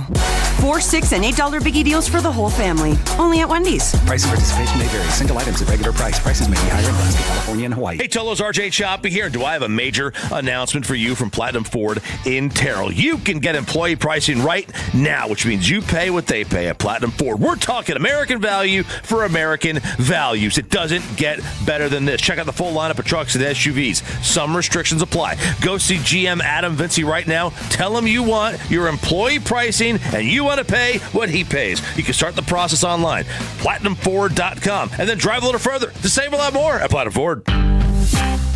All right, listener, which Rangers player said this? I wanted to be a bull rider. That's what I wanted to be when I was younger. If you guessed outfielder Brandon Nimmo, bullseye. And you'll be delighted to know that on Sunday, June 7th, you can own a Brandon Nimmo bull riding bobblehead thanks to Toyota. Just be one of the first 10,000 fans when the Rangers play the Guardians. Tickets at Rangers.com. All for Texas. Get the recognition your leadership deserves among North Texas's top innovators. Apply now to represent the best of DFW at Dallas100.com. Each weekday at 5:30, Gavin, Lucius, and the guys bring you the G-Bag of the Day. The craziest audio sent in from you and all of the Tolos. That's every day at 5:30 and replayed the next day at 2:30. Driven by EastDallasDiesel.com.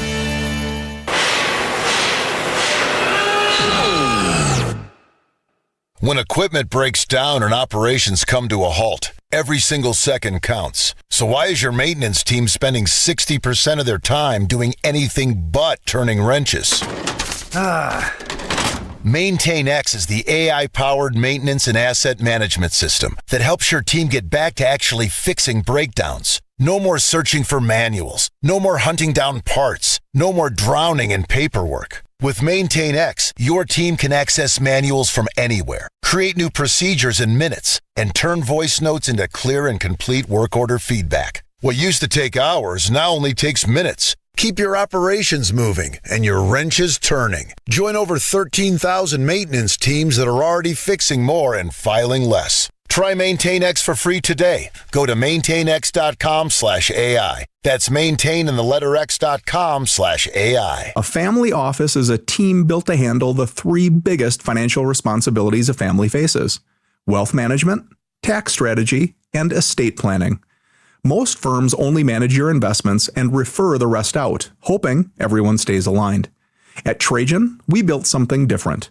Your wealth, tax planning, and estate planning are handled together inside one firm under one roof. There's no guessing whether your CPA, advisor, and estate attorney are truly in sync, because our team works together every day on your behalf. When your financial life becomes more complex, your advice should become more coordinated, not more fragmented. One plan, one trusted team. Call Trajan today, 855-TRAJAN-1. That's 855-TRAJAN-1. Trajan Wealth, an SEC-registered investment advisor. Additional services through Trajan Estate and Trajan Tax. Additional disclosures and accreditation at TrajanWealth.com. How We Made Your Mother is a rewatch podcast that looks back episode by episode at the hit TV show How I Met Your Mother. It's hosted by me, Josh Radnor, along with series co-creator Craig Thomas. In seasons 1 and 2, we were joined by Neil Patrick Harris, Kobe Smulders, Bryan Cranston, Ashley Williams, Wayne Brady, Jenna Fisher and Angela Kinsey, Joe Manganiello, and my brilliant co-creator Carter Bays, and now we are diving into season 3. So whether it's your 50th rewatch or your first time through, follow How We Made Your Mother wherever you get your podcasts. During Dallas summers, a working AC is a game changer. Luckily, American Home Shield can help protect your wallet from pricey repairs when major appliances and systems like your AC, plumbing, or fridge break. If AHS can't repair the covered item, they'll replace it no matter its age. So don't sweat breakdowns. Keep your cool with the home warranty from American Home Shield. Don't worry, be warranty. Sign up today at AHS.com. See AHS.com/contracts for coverage details, including limit amounts, fees, limitations, and exclusions. This is the exclusive home of Dallas Cowboys football. KRLD-FM and HD1, Dallas-Fort Worth. Let's go, Cowboys. An Odyssey sports station. Driven by our D&M Leasing Studios. You're rolling with the G-Bag Nation on 105.3 The Fan. Welcome to the Nation. That's hour number 3 of the G-Bag Nation here on 105.3 The Fan. We're live at the Globe Rangers baseball coming up at 6:30, and we are fired up about this weekend's return of Corey Seager and Wyatt Langford, how that could impact their chances of getting a dub here, getting another series dub go a long way towards rebuilding the credibility of this franchise back with its fan base. I think right now, even after winning 5 of 6, people are saying, okay, prove it. And they have a great opportunity tonight to do just that. Kamar Rocker's going to be on the hill for them. All right, it's time now to chat Cowboys football with Nick Harris, Star Telegram here on The Fan. And a good afternoon, Nick. How the heck are you? Doing fantastic, fellas. How are y'all? Doing wonderful. Just enjoying the Beats coverage of these OTAs. And, I mean, let's start with left tackle. It sounds like a legit camp battle, and that's something that I'm not used to seeing with the Cowboys. It's like if you're a first-round pick, you're locked in there. They're going to give you every opportunity. But I guess this is kind of a good sign. They're making him earn it to me. But what are the chances you think legitimately that Tyler Guyton could lose his starting spot here?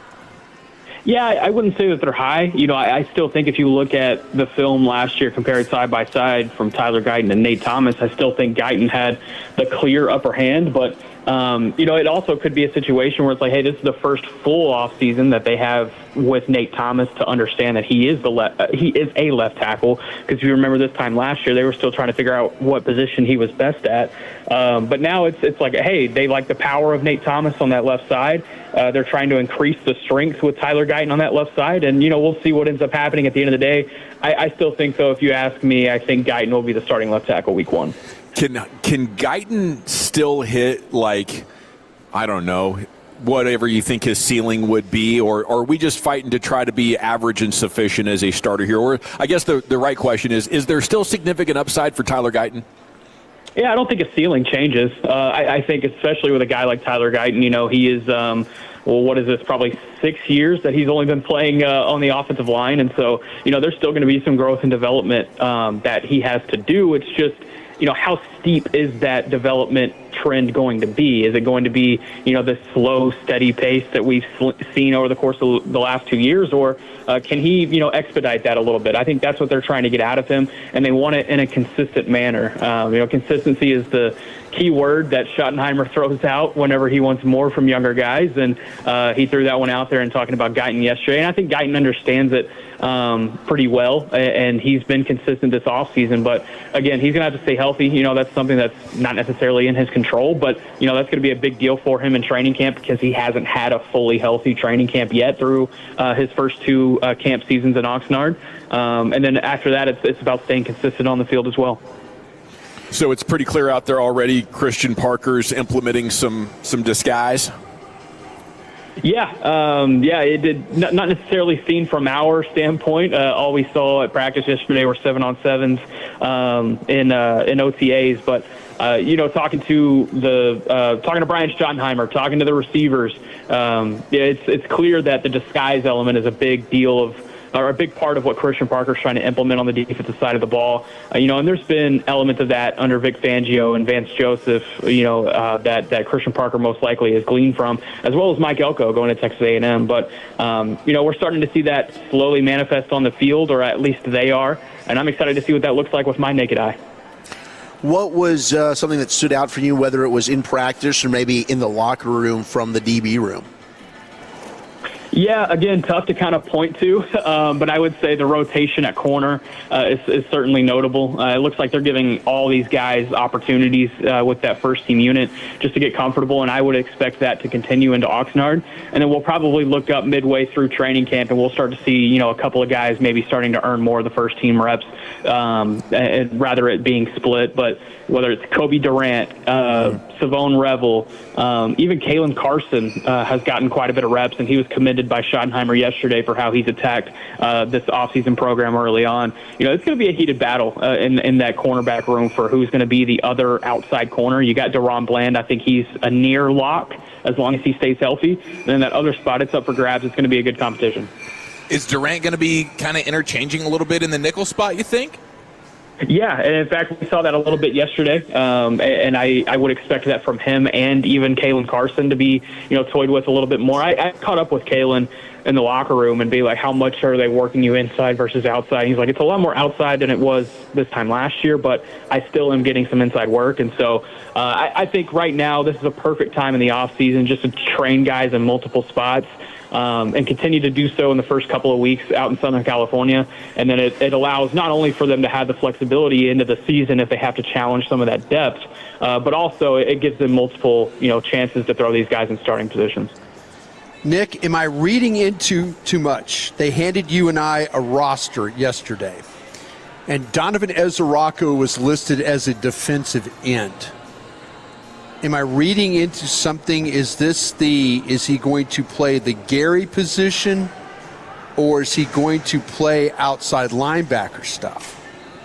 Yeah, I think it's more so interchangeable. I wouldn't put too much stock into that just because it's, I don't think it's necessarily like pointed out. Different people make those rosters versus the ones who actually make like the coaching decisions, But I think they're both going to be outside linebackers, mostly in stand-up type roles, rushing the passer. I wouldn't expect to see Donovan Ezaraku with his hand in the grass more than I would a Rashawn Gary, and I still think Rashawn Gary is going to be a stand-up guy mostly. But also on that list too was like James Houston, Sam Williams, all these guys. I mean, I can understand a guy like Overton and things like that and Gary, but it was kind of just funny that they had them divided up in linebackers and defensive ends, but they had him. And I was just kind of wondering, are they thinking about Ezaraku more as maybe that type of guy like the Gary position? But I trust what you're saying. Yeah, and that's interesting, too. It's definitely food for thought, I think, moving forward. And again, it kind of goes back to the previous conversation of, a lot of this is still so fluid, and they're training guys in multiple spots, and, they'll see what actually that looks like by the time they get to week one. But it wouldn't surprise me when Ezaraku's healthy and he gets out there, they train him in the spot as far as the outside linebacker stand-up role, the defensive end, hand in the grass, you're right there at the point of attack on the line of scrimmage. But I wouldn't put too much stock into it right now. Nick Harris with us here in the G-Bag Nation. It's one practice, but you've got to see Zim, you've gotten to see DQ, and then, of course, what we had last year with Matt Eberflus. But did you notice any difference in the way Christian Parker kind of runs the practice or maybe some of the drills? Yeah, it's not too – you can't really pull anything, I think, tangible from it quite yet. But I will say there was a point, and I think, Brian, you mentioned it on one of your shows as far as it was Savone Revel. He was running through a drill like right in front of us, and didn't do it 100% correctly. And he was told, "Hey, run it again and do it this way." And we've seen that before, but it was and he corrected it. He did it right. I just thought it was notable, as far as this coaching staff is still getting to know these guys, but. Hey, every little thing, and even in an OTA practice in the middle of June on a Thursday afternoon, they want to make sure that they're doing everything right. So, nothing too tangible. I don't think there's any really stock to put into anything we see from the defense until I think week 4, week 5. I mean, I think Christian Parker is a great hire by all stretches, and on paper it looks like it's going to be the correct hire. But you won't really truly know what that looks like until you have a good sample size once the season starts. Once he tastes blood a little bit, gets hit in the mouth, how does he respond? How does that unit respond? I feel confident in that unit. I will say a lot more confident than I did with this unit last year. But we won't really know until we get to that point. Nick Harris, Star Telegram here with you. This team could really use a great second year from Savone Revel. What have you been able to observe or report on?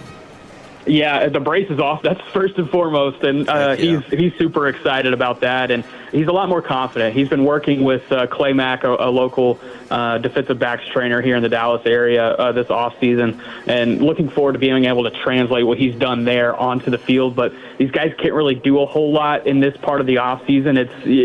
Schottenheimer put it perfectly yesterday. The defense does not have the right to the ball, and so they have to be, they're more so focused on like technique things rather than playing their matchup, and so he's really looking forward to when they can actually press on their assignments, and he can use his length to his advantage. We won't see that until Oxnard when the pads come on, obviously, but he's itching to get to that moment. They've worked a lot more off-coverage stuff, and it's something that he's trying to develop into his game. And I honestly think this is a really important time of the offseason for that exact reason. Be able to sharpen those tools that could really help him be a well-rounded corner. But I see a little bit more speed. I see a little bit more flexibility and dexterity. I think he's trending in the right direction. But man, that's highly competitive room right now, and he's going to have to earn that other spot if he wants to be a starting corner this year. Nick, are you buying in on the confidence that they seem to have in Jaden Blue? Yeah, that's another fascinating one. I will mention as well Phil Maffa, man. Phil Maffa's earning a lot of praise behind the scenes as well. Had someone tell me yesterday, night and day different than, from this point last year with Phil Maffa. And so, that's fascinating. Jaden Blue, I was told, has been super locked in, more locked in than he's been in the time that he's been in Dallas. And even in the locker room, he was on his iPad the whole time, going through film of the practice that had just happened, and so that's good to see, with a guy like Jaden Blue for sure, after, some of the consistency issues that, Schottenheimer talked about last year, both on and off the field. I'm a little, I guess you could say I've had a little bit of concern this offseason about what the running back room looks like behind Javonte Williams, but I don't get that the building shares that same type of concern, and their draft strategy, their free agency strategy tells you that. They feel pretty confident about what that competition looks like behind Williams, and they're ready to roll with it into Oxnard in preseason. What do the roles of these off-ball linebackers look like? When they moved Leofau early in the offseason, I don't know when they announced that or when it was reported on, but I thought, okay, he's just one step from being gone. We're going to try a last shot here at edge. But then Ross Winchie was on with Brian and Vach yesterday. I'm sure you might have seen that as well. But, he seemed to have confidence that this is setting up Leofau to be good. So I guess you might lose him out of that room. So how do you like these other guys to emerge, and what do you think their roles are going to be?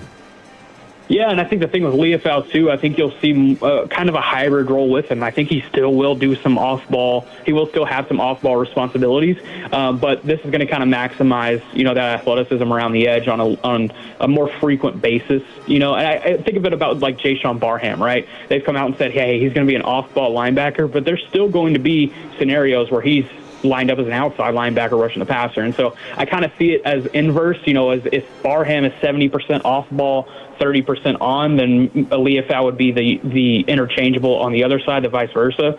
And so that's kind of how I view that. But as far as these responsibilities for the off-ball guys, if we're talking like D. Winters or DeMarvion Overshone or a Curtis Robinson, Shamar James, there are going to be a lot of responsibilities when it comes to just playing downhill. They don't want these gashing running lanes to be able to be created. And they have really good defensive tackles in front of them, so they're going to have a lot of help up front. But that's going to be responsibility number one, is making sure everything stays in front of them. And then as far as passing responsibilities go, they're going to have a lot of help from that secondary. That secondary is going to take on a lot more responsibilities under Christian Parker, whether it be Malik Hooker, Jalen Thompson, Caleb Downs. Those are guys that are really going to be able to help out that second level and not put so much on their plate from a coverage standpoint. Last year, there was way too much on their plate. I think everyone can see that just from watching any game last year. I think the Carolina game probably points that out more than any when it comes to the linebackers. But it's going to be fascinating to see how that develops and the load that they actually do put on their plates at the end of the day. Nick, do you think that there will be another move made between now and camp, or we probably won't see like a substantial move for a player that can really contribute until maybe we're out there in practice?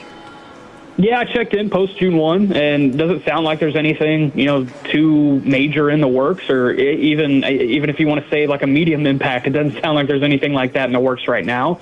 I think where they are, they're going to go into camp with the guys that they have and, look up after a couple of weeks. And if there's a position group that they don't feel good about, then maybe that's when they start looking around. But for all measures, I think they're ready to roll in with this group, and any additions you see between now and camp will be for depth reasons.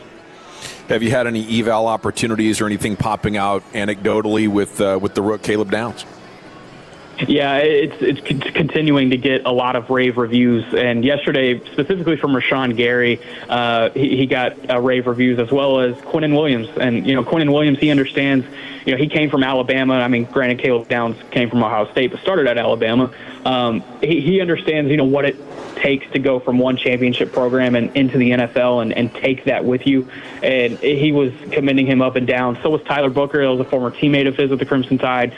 It's tough to find anybody who can even find one negative about what Caleb Downs has done so far.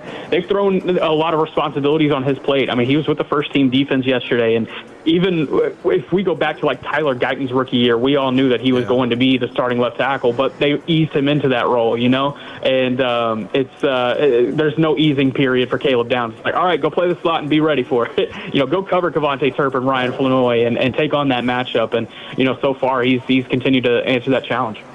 Nick, we'll probably talk to you before we get to training camp again, but I was just kind of wondering what your thoughts are going to be about going to camp.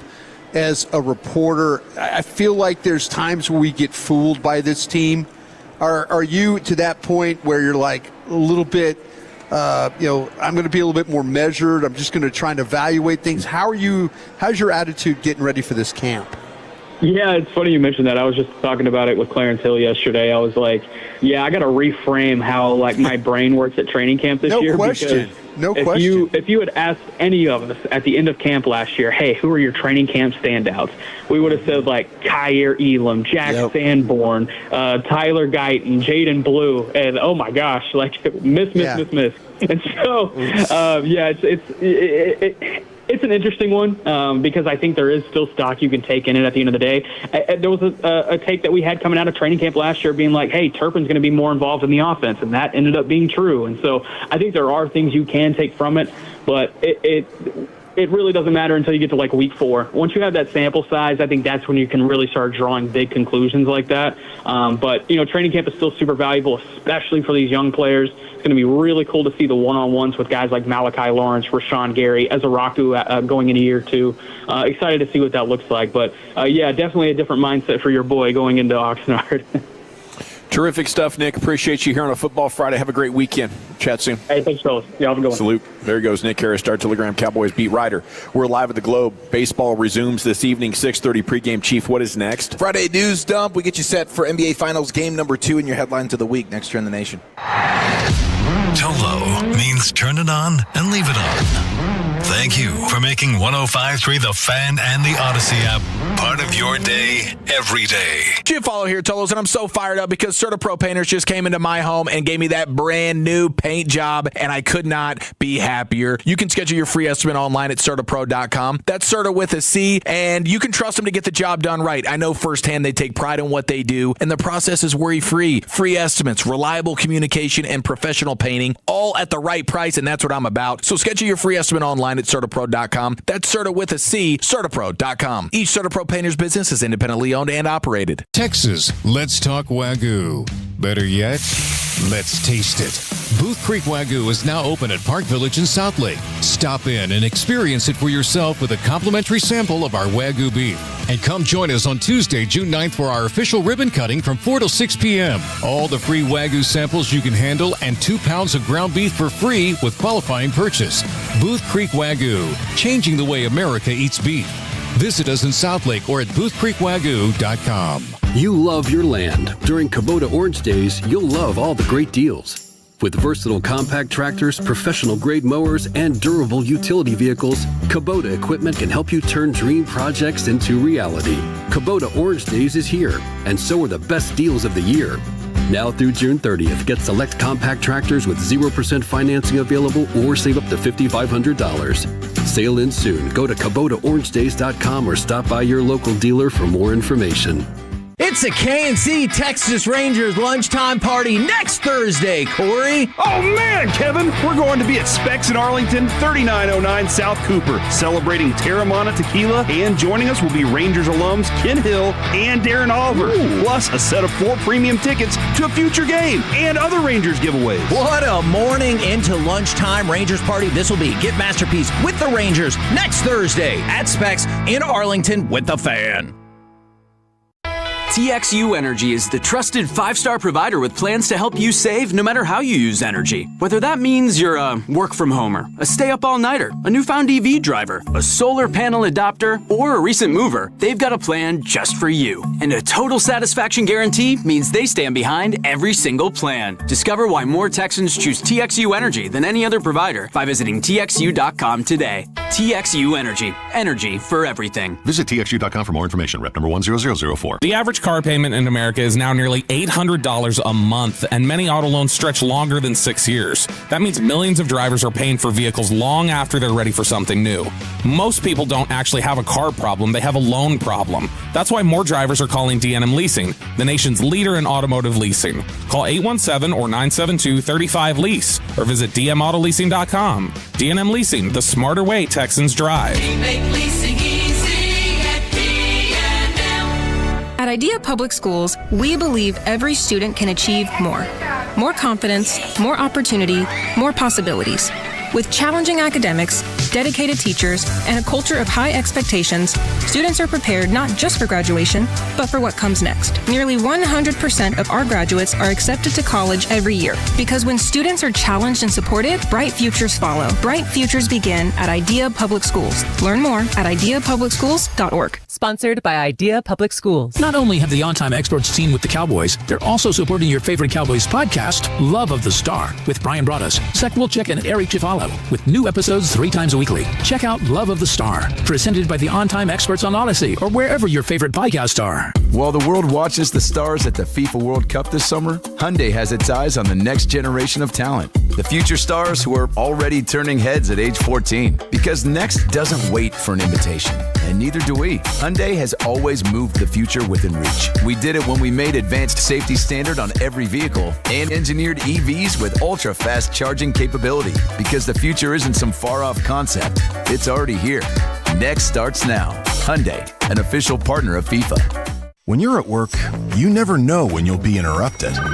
But with the Dell Pro, powered by Intel Core Ultra with vPro, no matter what distracts you, your laptop won't. It's battery optimized for the way you work with built-in intelligence that quiets distractions when you need to focus. Your laptop will help keep you locked in, even when it's bring your dog to work day. Built for those who stay in the flow. The Dell Pro, built for you. Dell.com/Dell-Pro. Summer is coming. Are you ready to look and feel your best? If you're dealing with low energy, weight gain, muscle loss, or low sex drive, your hormones may be holding you back. BioT certified providers help treat men and women for low testosterone, low energy, muscle loss, and low sex drive. Visit myhormonelevels.com to see if you qualify for a reduced cost program, or call 817-518-4580. That's myhormonelevels.com, or call 817-518-4580.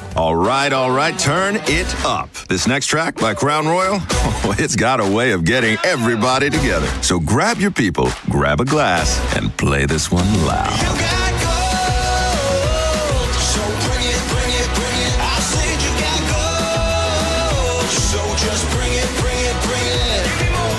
This track is brought to you by Crown Royal. Please drink responsibly. This is the story of the one. As a maintenance engineer at a beverage manufacturing plant, he starts his day knowing every line is ready to run because Grainger delivers the industrial-grade products he needs to keep mixers, conveyors, and packaging equipment moving. With Grainger's vast selection of bearings, belts, and motors, he keeps operations running smoothly, so nothing grinds to a halt. Call 1-800-GRAINGER, click Grainger.com, or just stop by. Grainger, for the ones who get it done.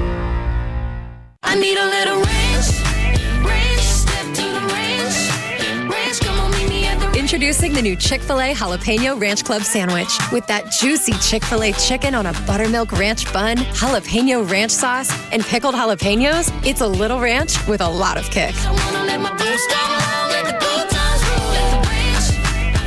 The new Chick-fil-A Jalapeno Ranch Club with original spicy or grilled filet. Available for a limited time only. Order ahead on the Chick-fil-A app. Steak is for dads. All types of dads. Grill dads, cast iron dads, charcoal dads, all united by their love of steak. So shop in store at Omaha Steaks at Polo Town Crossing in Plano for the perfect Father's Day gift. From perfectly aged, oh so tender USDA certified tender steaks to hand-selected gift packages, Omaha Steaks makes it easy to give your dad what he really wants. A license to grill with a Father's Day gift from Omaha Steaks at Polo Town Crossing, or go to omahasteaks.com today for fast delivery. This segment of The Fan is fueled by cold beers and cheeseburgers in Euless. It's a Friday night fan hang, June 12th. Come cheer on Team USA and join the fan hosts as we all chant and get rowdy at Cold Beers and Cheeseburgers. We'll have USA swag, drink specials, and a 50-inch 4K TV to give away. We'll see you next Friday night, June 12th at 7:30 at Cold Beers and Cheeseburgers in Euless.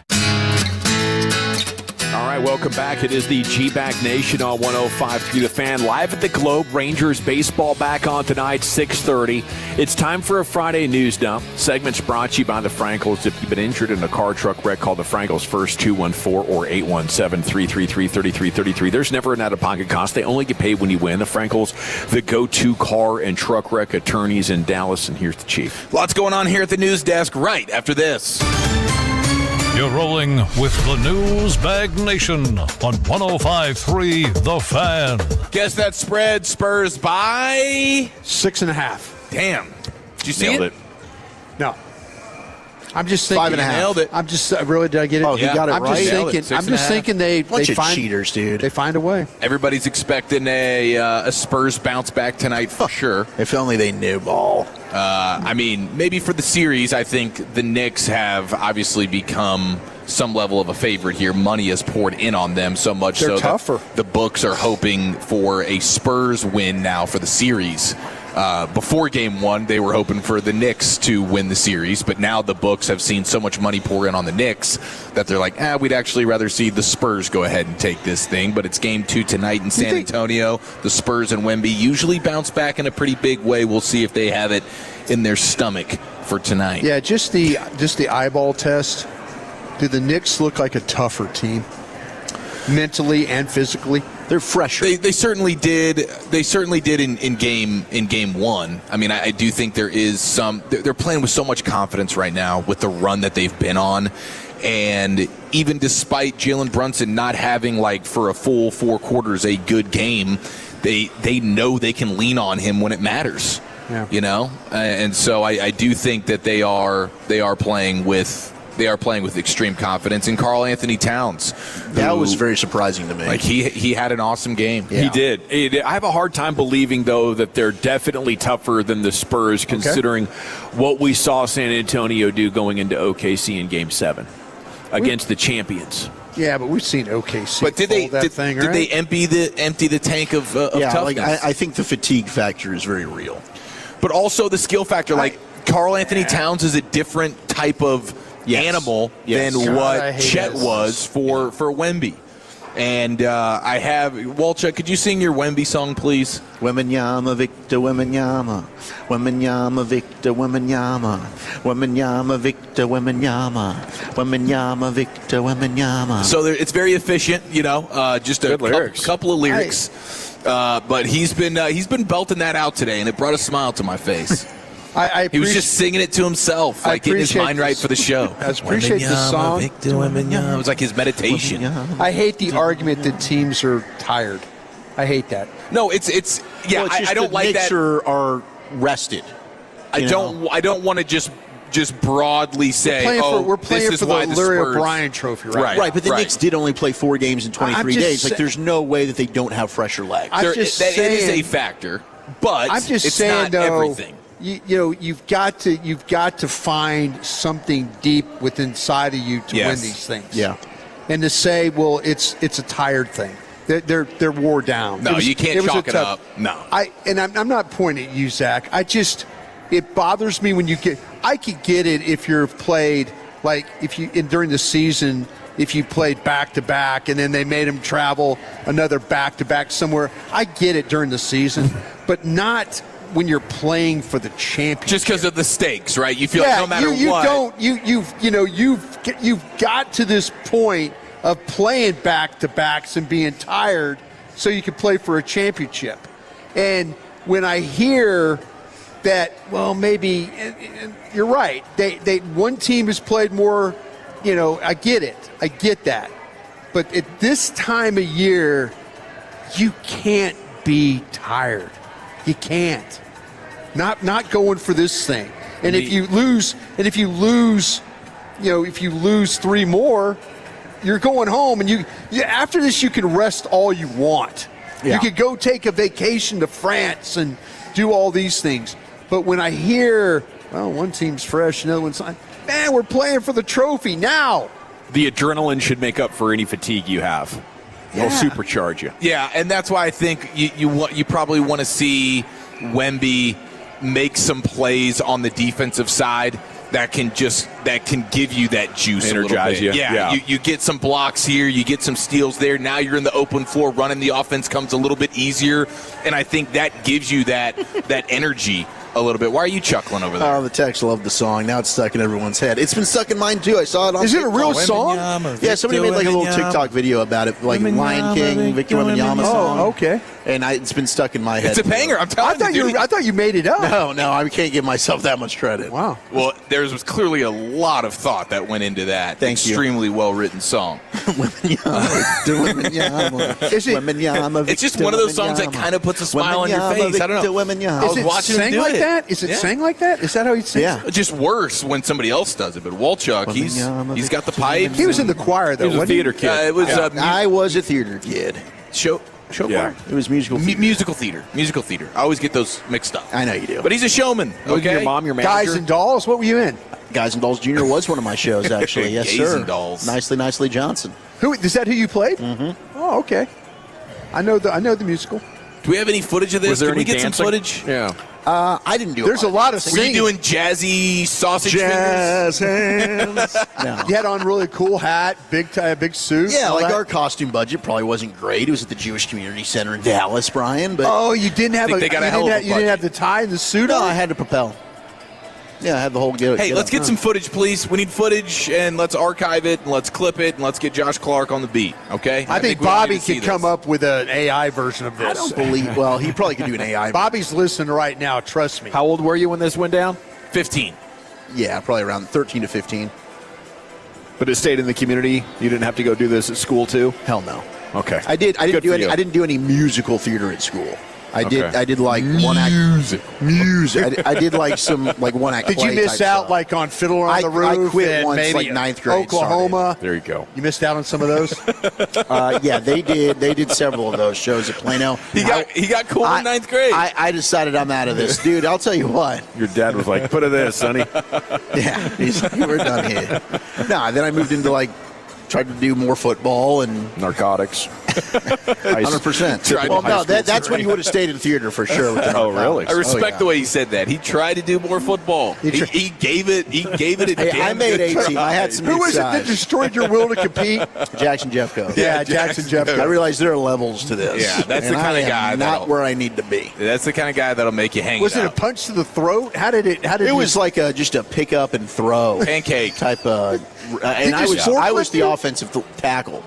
It was terrible. He was turnstile. Just like a Forklifted first by play of the Jeffco? game. Just freaking lifted and launched. Wolchuk sacked his own quarterback because Jeffco just launched him into the quarterback. I was the offensive lineman in the Green Bay game that turned around and was like, "Run, Jordan, run!" When Myles Garrett's chasing after It was cool because he got notched for a sack in the box score. They're like, "How did an offensive tackle do that?" And they're like, "Wolchuk can defy all things." It's my one and only sack in my entire career. I thought this was a surprise. I had a lot of stat the pressure, day. though. I was a big pressure guy. Was this first play of the game? It was my first play against him, yeah. And so for like 60 other plays, you were just. No, he didn't go. Oh, no, we were rotating in and out. And by that, after that, our coach looks over all the linemen that aren't in the game, are on a knee on the sideline. They're like, "Anyone want to go in?" Nobody says a word. It's like, hell no. We're going to wait till next week when we can kick Robinson's ass. I don't want to go against that. That guy's like 2 feet taller than all of us. I mean, he's dunking a basketball in 7th grade. It was not fair. What happened to the max protect? We tried to happened to It duos? did not matter. Well, first off, we had a soccer coach that was coaching football. He didn't know what max protect was. Football. Shout out to Coach Maxwell. He didn't know a damn thing. Oh. I need some help over here, guys. I mean, our tallest player was our quarterback. Our smallest player was a receiver. He decides we're first and goal at the 1. What does he want to do? He wants to throw a fade. Okay. Tallest guy to shortest guy. What happens? He gets picked off. Should have ran Philly special. Should have ran the damn football. How did we get down there? We ran the ball. 11 midline. Let's go. Coaching matters, man. Schmuck. Were you blocking on those plays pretty effectively? No, yeah, I was good against everybody but Jackson Jeffco. Well, not everybody. I had some moments here and there. Impromptu middle school football news right here at the desk. Could you just see Wolchuk just getting tossed? Oh, 100%. Stat of the It's day. not that hard to squint and see that, Brian. ESPN's tracking the Spurs were one Wait, of let me take 14. off my glasses. To hell Back with on it. his heels with his hands up. I can see the sky, Mama. It's the starfish technique, man. Have you learned it? Quarterback's in the pocket, and you see him duck because he feels it, and Wolchuk's flying. I did the old snap and go. Hey, go. You know? So you had like Free release. that game. You just had a welcome mat on your chest. Yeah, it didn't was you? terrible. It was my first ever game, too. At least, like, in not like Plano PSA stuff. Oh, wow. Like, That's all right, man. school ball. It was okay. It was a welcome to the middle school football. You're a quality moment. broadcaster. Okay, Thanks, the stat of the day, all you need to know is that Brunson played good defense in game 1. Look at him go. And Oh, yeah, we're doing Rim? or- your headlines, your great headlines of the week Put the read, kids to bed. South Carolina police officer arrested and fired for pulling a gun on coworker over microwaved fish. Yeah. Yes. They talked about that this morning Yeah. on the show. Sandler does that. It's big. He microwaves big fish? story. Sandler has done that. And broccoli and cauliflower. I knew Yeah. that, but the fish is News gross. anchor guy at KRLD will do that on you, too. Oh, God, the guy that'll just go into the bathroom, alpha move, and like take a crap while they're trying Same to clean guy. it. Same guy. Wow, that's Also, incredible. man arrested for robbing Buddhist temple in Bangkok after chanting invisibility spell that failed to work. Nice. Back to you, Dawson. Thank you, Chief. What a report. What more do you have? Invisible. Taking money. Wembenyama, Oh, Victor Wembenyama. Yeah, right? Wembenyama, Victor Wembenyama. We're coming back with Eric Nadel here. It's the G-Bag Nation on the Fan. All right, let's talk Trajan Wealth, though, shall we? That's TRAJAN. And hey, we thought we were in good shape. That's Eric and myself until, we had Trajan Wealth. And we looked in the mirror. Yeah, that's true. Take another look at our finances, and it turns out we were missing out on some big opportunities. Look, it's one thing to save for retirement. It's another to feel ready for it.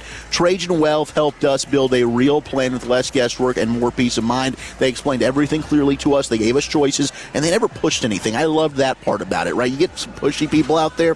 You know, speaking of maybe some former Cowboy fans, you should be a little pushy. They'll put your phone in book buying mode. You don't have to worry about that. Hey, I was with Trajan cordial with Wealth. that lady. I know you were, but call today. Set up an absolutely free consultation with Trajan. That's 1-855-TRAJAN1, 1-855-TRAJAN1. They've got a variety of offices across the Metroplex. Frisco's my home base, but they're also in Arlington if that's closer to you. Fort Worth, we got you covered. McKinney, they got a spot there, and they're in South Lake, Eric. Yes, they are. And at Trajan Wealth, your needs come first. They're a fiduciary firm, so they're going to be prioritizing your financial well-being above all else. And the more money you make, the more money they make. So trust me, they want to see you win, and they are in this with you. Now, Trajan Wealth is also family-owned. They're veteran-led. They've brought decades of experience to the table, and their team of advisors actually specialize in helping individuals in or nearing retirement. I mean, my goodness, trying to navigate the complexities of today's financial landscape, we all know that can be extremely challenging. But great news for all of us, Trajan Wealth is here to help. 1-855-TRAJAN1. That's 1-855-TRAJAN1. Advisory services through Trajan Wealth, LLC,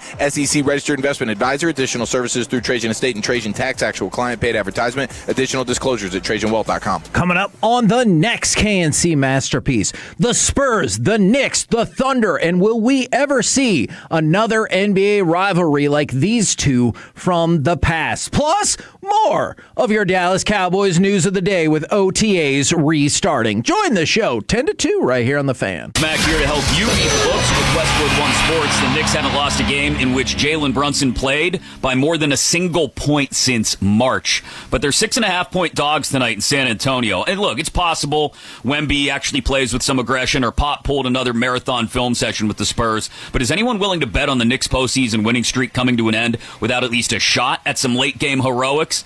I'm not. Give me the Knicks plus 6.5. Bet smarter and beat the books. Download the BetMGM app today.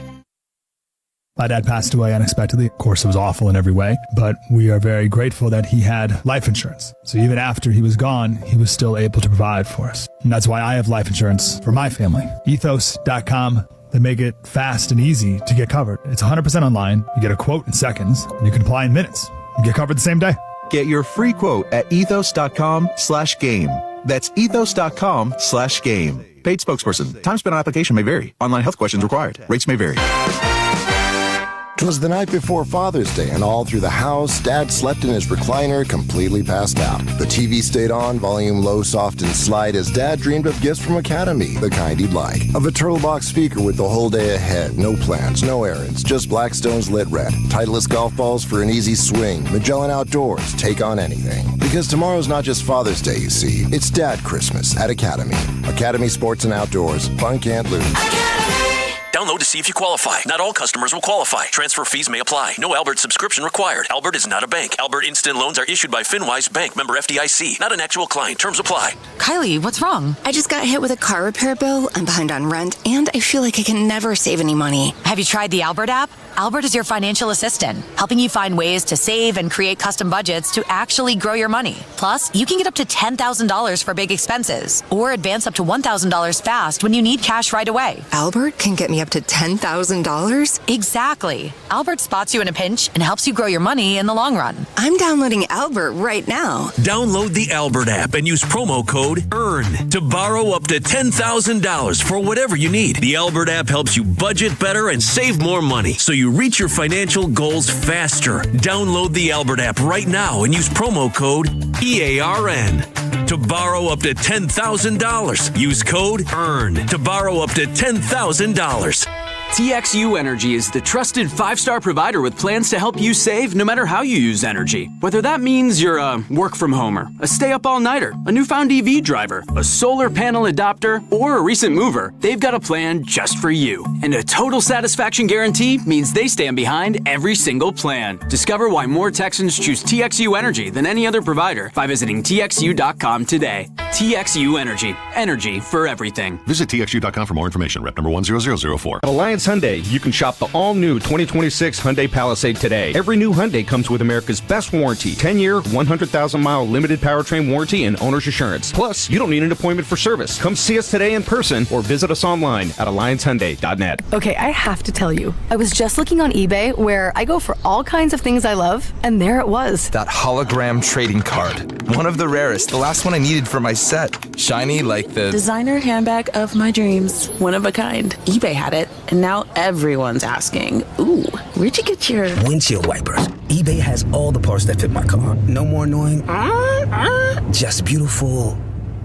Millions of finds, each with a story. eBay. Things people love. Finding great candidates to hire can be like, well, trying to find a needle in a haystack, but not with ZipRecruiter. Its powerful technology actively finds and invites qualified candidates to apply to your job. So while other companies might deliver a lot of hay, ZipRecruiter finds you the needle in the haystack. See why 4 out of 5 employers who post a job on ZipRecruiter get a quality candidate within the first day. Try ZipRecruiter for free at ZipRecruiter.com/team. That's ZipRecruiter.com/team. ZipRecruiter. You love your land, and you have plans for it. During Kubota Orange Days, you'll love the great deals on our versatile, reliable lineup, helping you turn dream projects into reality. Visit your Kubota dealer today for the best deals of the year. Now through June 30th, get select compact tractors with 0% financing available or save up to $5,500. Sale ends soon. Go to KubotaOrangeDays.com for more information.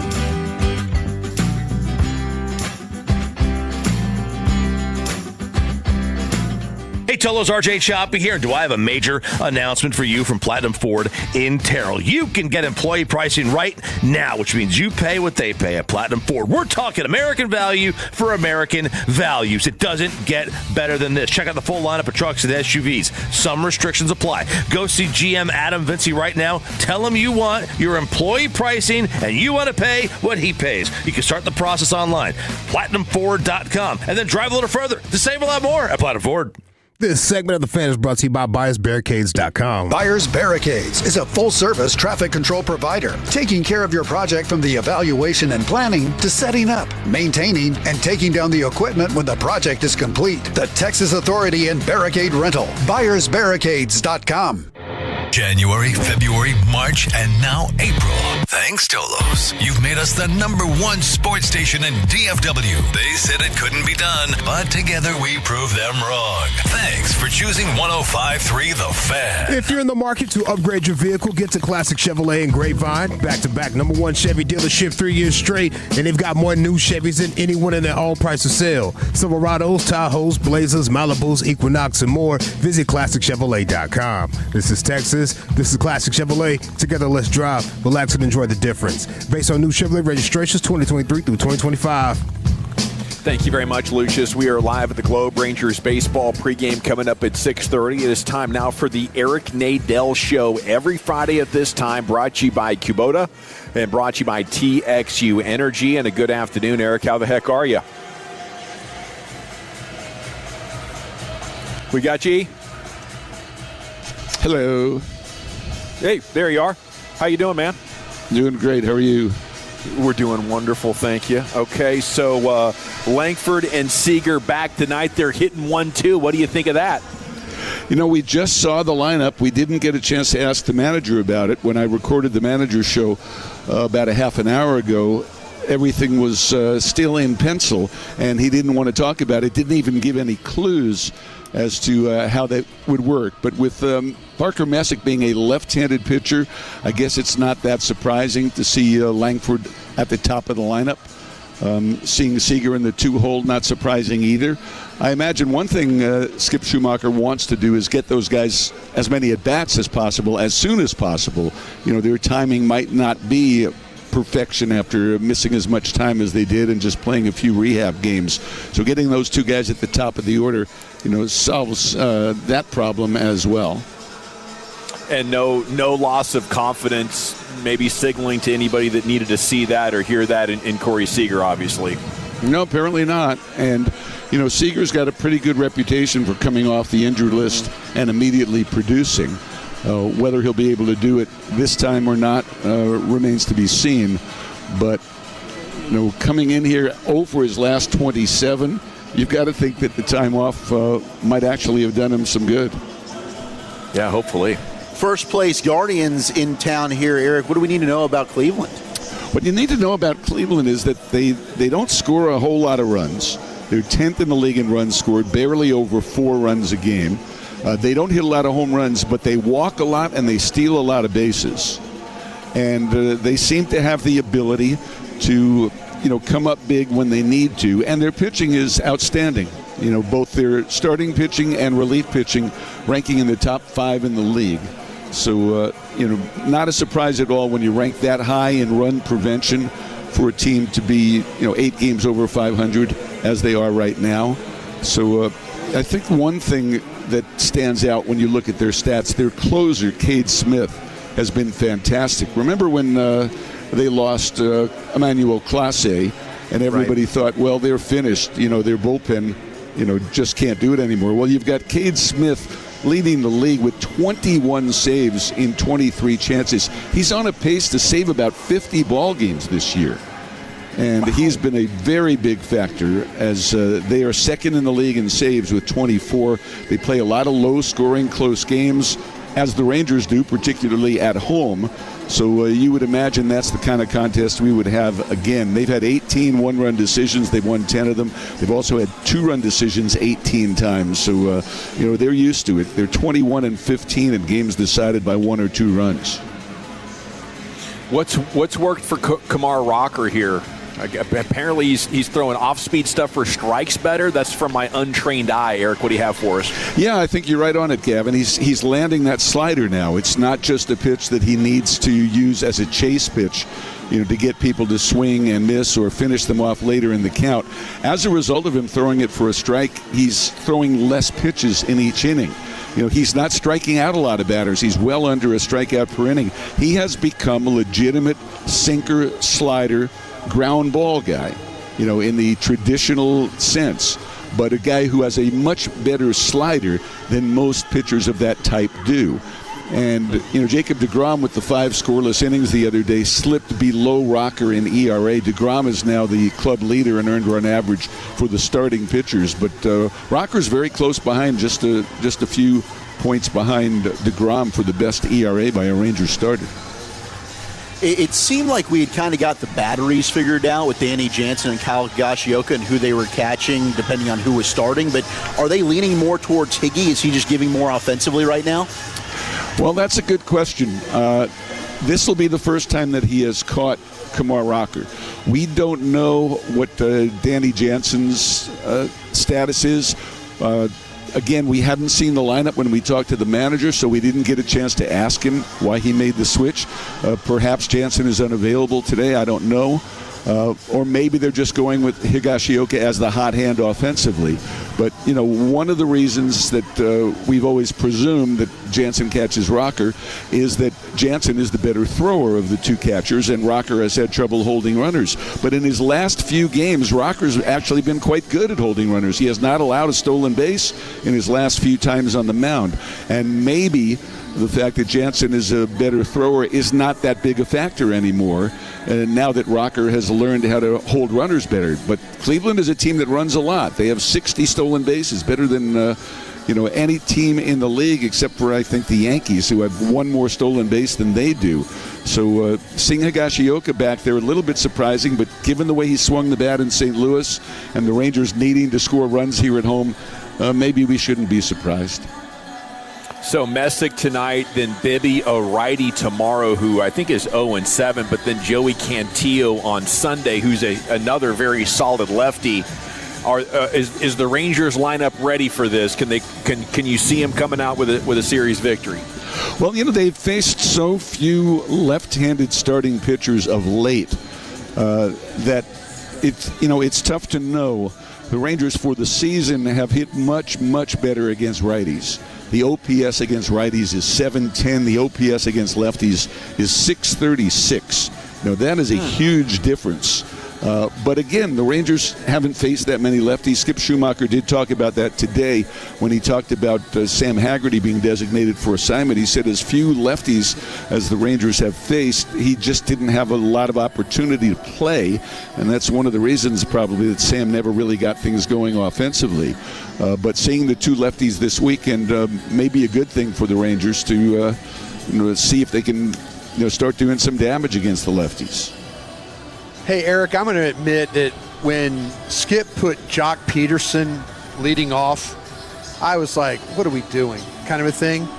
But it seems like it's kind of got Jock Peterson going in this season.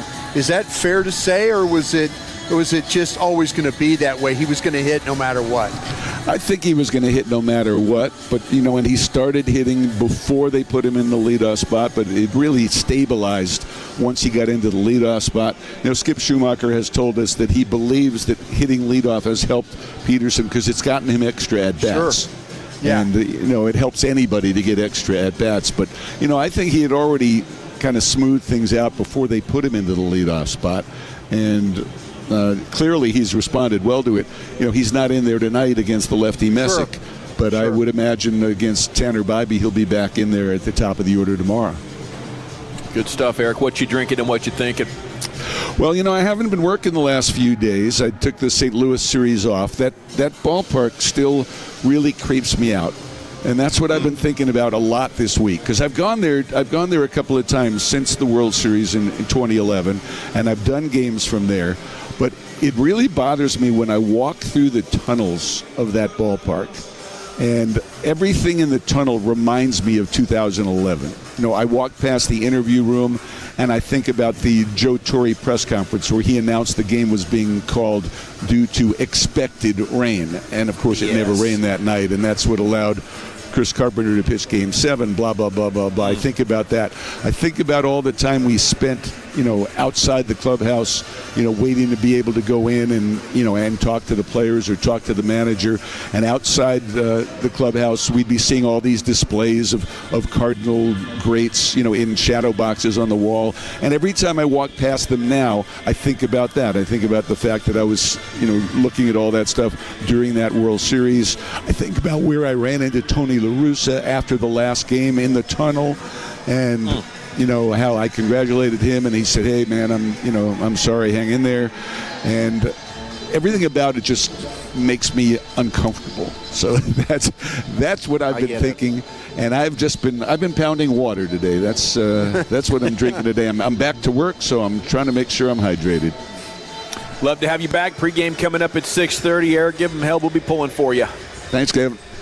There he goes. Eric Nadel Show brought to you by Kubota and brought to you by TXU Energy. And we're back with What You Drinking and What You Thinking here on 105.3 The Fan. I want to chat Frankels with you before we do anything else, though, because life's unpredictable. Accidents happen. You never know when you or a loved one could be injured in a car or truck wreck due to somebody's negligence. And, well, you know, when it happens to you, we just highly recommend that you call the Frankels. You know, they'll make sure that you don't settle for less. You know, and it's too easy to do. Unfortunately, the guilty party, what they're going to do is battle and fight to get you to settle for less, and the Frankels just make sure it doesn't happen. You know, everything from the ambulance ride to the hospital stay, lost wages, maybe you need career re-education. Then you're looking at pain and suffering that could be on board for the rest of your life. You know, how do you put a dollar figure on that? Maybe you have a tragic loss of life involving a family member in one of these accidents. Frankels will make sure you're compensated for it to the maximum, right? Guilty party, they're going to get the best insurance adjusters and lawyers they can on the scene and get you to settle for less. So you should have the best possible lawyers you can. And for me in the Dawson household and up here at the Fan for a long time, it's been Scott and Mark Frankel. Their names command respect. So just remember their number, remember their website. When you're hurt, not your fault, 214 or 817-333-3333, frankelfirm.com, Principal Office, Dallas, Texas.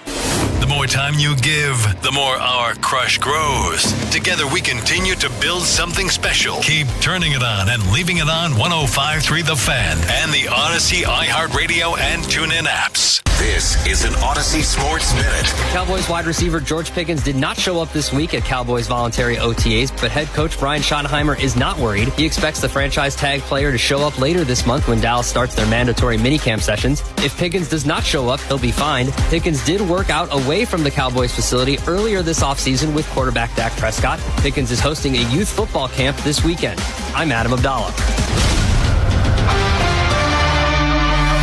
This is the story of the one. As a maintenance engineer at a beverage manufacturing plant, he starts his day knowing every line is ready to run because Grainger delivers the industrial-grade products he needs to keep mixers, conveyors, and packaging equipment moving. With Grainger's vast selection of bearings, belts, and motors, he keeps operations running smoothly, so nothing grinds to a halt. Call 1-800-GRAINGER, click Grainger.com, or just stop by. Grainger, for the ones who get it done. The U.S. Treasury just released its official financial report for 2025. Buried in it is a startling admission. By its own numbers, it appears the U.S. government is insolvent. When governments go this deep in debt, they print money, raise taxes, or cut benefits, none of which can help protect you. That's why people move part of their savings into physical gold and silver. Call Monetary Gold at 877-NOW-GOLD for their complimentary gold and silver guide. That's 877-NOW-GOLD. Call Monetary Gold now at 877-NOW-GOLD. Do it before the next headline, not after. Performance may vary. You should always consult your financial and tax professional. Boomerjacks is sending 3 lucky fans to see the action live at Dallas Stadium this summer. Download and sign up for the free Boomerjacks Rewards app. Dine in, spend $20, and you're entered to win tickets plus a VIP watch party for 4 at your favorite Boomerjacks location. Visit boomerjacks.com for details. Dallas Metro's newest resort community, Bynum Springs Club, has sold over 60 estate lots in just a few months. Their newest phase opens Saturday, June 6th. Go to bynumsprings.com to RSVP. bynumsprings.com. If you've had storm damage to your home or business, it's important to assess the damage promptly. Call Blue Nail Roofing for a free assessment and work with the team that's been serving North Texas for decades. BlueNailRoofing.com. BlueNailRoofing.com. Wind or hail, call Blue Nail. Build your cybersecurity skills and prep for thousands of open positions employers are desperate to fill. Attend classes live online or on campus. Go to mycomputercareer.edu and take the free career evaluation today. Financial aid is available to those who qualify. And Doug. There's nowhere I wouldn't go to help someone customize and save on car insurance with Liberty Mutual, even if it means sitting front row at a comedy show. Hey everyone, check out this guy and his bird. What is this, your first date? Oh, no. We help people customize and save on car insurance with Liberty Mutual together. We're married. Me to a human, him to a bird. Yeah, the bird looks out of your league anyways. Get a quote at libertymutual.com or with your local agent. Liberty, liberty, liberty, liberty. Tolos, it's springtime, baseball's back, and it's truck season in Texas. That's right. Tony from East Dallas Diesel. If you're ready to roll up to the ballpark and something that stands out, we've got the best custom trucks in DFW. We're talking lifts, wheels, tires done right, no shortcuts. We've got options for every budget and concierge service with easy financing to get you in and out fast. Skip the big dealership runaround. Visit EastDallasDiesel.com or call and ask for Tony. East Dallas Diesel, where custom comes standard. This is the exclusive home of Dallas Cowboys football. KRLD-FM and HD1, Dallas-Fort Worth. Let's go, Cowboys. An Odyssey sports station. Driven by our D&M Leasing Studios, you're rolling with the G-Bag Nation on 105.3 The Fan. Here we go. It is hour number 4 of the G-Bag Nation on 105.3 The Fan, and it's time for that one segment of the week where you're encouraged to call in while intoxicated or in the process of catching the buzz. That's right, live from the Globe, Comerica backyard. It's time for another edition of What You Drinking and What You Thinking. We'll go around the broadcast position, establish what we are drinking and thinking, and then we'll go out to your phone calls, and there are a couple of lines open right now. Might have to be a little bit patient, but at 877-881-1053, you can call in, you can text. Currently, I'm drinking 20-ounce Diet Coke. Been a while since I had one, to be honest with you. I have been doing less of them, so it feels nice to be back in the saddle, even if it is just for one day. I'm thinking about the World Cup that is now fast approaching. It'll be underway next Thursday night. USA playing Germany tomorrow at 1:30 on TNT in their final friendly tune-up. This is very fun because the offense looked really good last week against Senegal. You can argue there is more individual talent on this team than we've ever sent to a World Cup. Can they tie it together at the perfect time and, go on a little bit of a run? Nobody's talking about winning it or even getting into the Final Four, but heck, get past the group stage, maybe win a game or two, get to penalty kicks, do something like that. That would be a lot of fun. But here's the deal, guys. For our entire lives, we have played boring, gutless, counter-attacking soccer. Let's pack it in, and then when they push up too far, we'll try to get behind them and score and win 1-0. And now we're kind of actually saying maybe we can be a dangerous offensive team and hold the ball through the middle of the pitch enough to actually justify trying to be a little bit more creative and bold with our offensive approach. So that's a lot of fun. Defense might still suck, though. So tomorrow's a good test against Germany. Hopefully they don't give up 3 or 4 goals. And then their first game for the USA is next Friday night at 8 o'clock against Paraguay.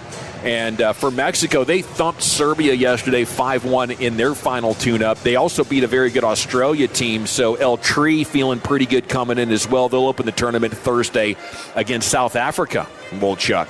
There you go. Right at the start of our show Thursday. It's going to be lit. Okay, that's going to be fun. And here's Wolchuk with what he's drinking and thinking. I'm just drinking some high-quality H2O, and I'm thinking if you are a fan of Bluebell, which we all are, and you can get some, of course, right here in the ballpark, but they are coming out with America's 250th anniversary red, white, and blue ice cream. Looks great. It does, doesn't it? So it's got the strawberry ice cream loaded with succulent strawberries, a creamy vanilla-flavored ice cream, and a smooth blueberry-flavored ice cream. So it's all side by side in one carton. So if that's your flavor, go ahead and snag it. And you can only listen to the game here on 105.3 The Fan. It is an Apple TV game tonight. So you will not get your usual broadcast on RSN. It will be really your only opportunity, if you're not an Apple TV customer, to be able to listen to it right here on The Fan. Right on, dude. Well, thanks for the heads up. Chief, drinking, thinking? Yeah, drinking some good water right now, and I'm thinking that Peyton Russell better come correct with some good food at his wedding tomorrow. That's really what I'm going to be the critique. You stole my idea. Okay, we're thinking the same thing, man. Great minds. Yeah, he said he was committed to the refreshments area, too. Yeah, he's confident in his bar. Please drink. I just want to know how these plates are going to be looking. Should I really lean into being like a problem person? Yeah, create a little drama. Lean into that bit, since I'm apparently the morning show likes to over-exaggerate. And yes. Dak's agent almost kicked my ass because I just said Dak's name and Bobby freaked out. Oh my God, he's looking over here. Yeah. So I should just really lean into just being a problem child. Make those guys uncomfortable tomorrow. All right. Brian, any beverage to declare? No beverage to declare. I've seen 3 bottles of water, and I should have had one of these by now, but I have not. Yeah, what I was thinking about the wedding and stuff like that, but I also was thinking driving in of the possibility of if you were a New York Knicks fan, and how committed would you be to pay the price to get in? No. You're not committed at all? $9,000 right now? I mean, for a crappy seat, you're going to get I'm just you're saying, spending man, $8K, bro. This no is chance. this might be your once-in-a-lifetime opportunity. You know what I would do if I was that committed? I would fly to San Antonio and go get. I can basically get courtside seats for the same price. Okay, it's one thing to win in the visitor's backyard, but being among the home crowd, don't you have to be committed? Yeah, but you also have to be able to afford that, and that's crazy. But it's $9,000 is ridiculous. But it's your team. Oh, trust me, I get it. For a crappy seat, I'm not spending $9K. I don't think I could even, as diehard a Cowboy, I don't know if I could. I don't think I could even put that on a card. If we're in broadcasting, and you had a chance to go to a Super Bowl, for and the Cowboys. Would you? I mean, I don't think I could do that. I don't think I could do for 5. Maybe I think I could go up to 5. And then you probably got to get 2.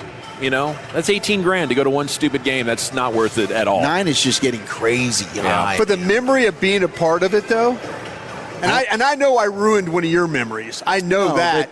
But I'm just saying, though. Yeah, it would be amazing. But, gosh, you also have the possibility of, maybe it's a bad memory, and now I've just spent $9,000 But that's the chance you take as a fan, Not right? for $9K, dude. No, you got to be a millionaire. This is getting to justify crazy. something That is like crazy. Let's go into the Pimp Cup. I think I would do it. Lucius Alexander I love is it. standing by with what he's drinking and thinking. Yeah, they might get it done, man. $8,000 ain't nothing but rent in New York. They might get that done. There you go. That's fair. Tell him, Lucius. That's 1 month's rent. Yeah, that's 1 month's rent, bro. That's your parking That's fees. wild. I'm drinking alkaline water. I've had about a gallon, and I'm thinking I just want to wish everyone a peaceful and safe weekend. There you go. All righty. Thank you, sir. And it's time now to get out to your phone calls here at 877-881-1053. Only a couple of rules. You got to answer the questions, and no operating heavy machinery at the time. That does include an automobile. Where are we going first, Lucas? Harrison and Mesquite, what are you drinking? What are you thinking? Hey, fellas, drinking a little H2O, and I'm thinking about the Mavericks, man. I like the candidates that you guys say that they looking at. Also, since you guys are at the game, please, man, tell the guys to quit lifting weights so they can stay on the field. Especially, tell them to quit lifting weights so much, man. You got it. Wyatt. Also, Ryan Langford. Yeah, also, I want to do a little bitching at Sean.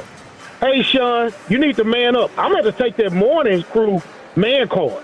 Between him and Bobby, Bobby always throwing up.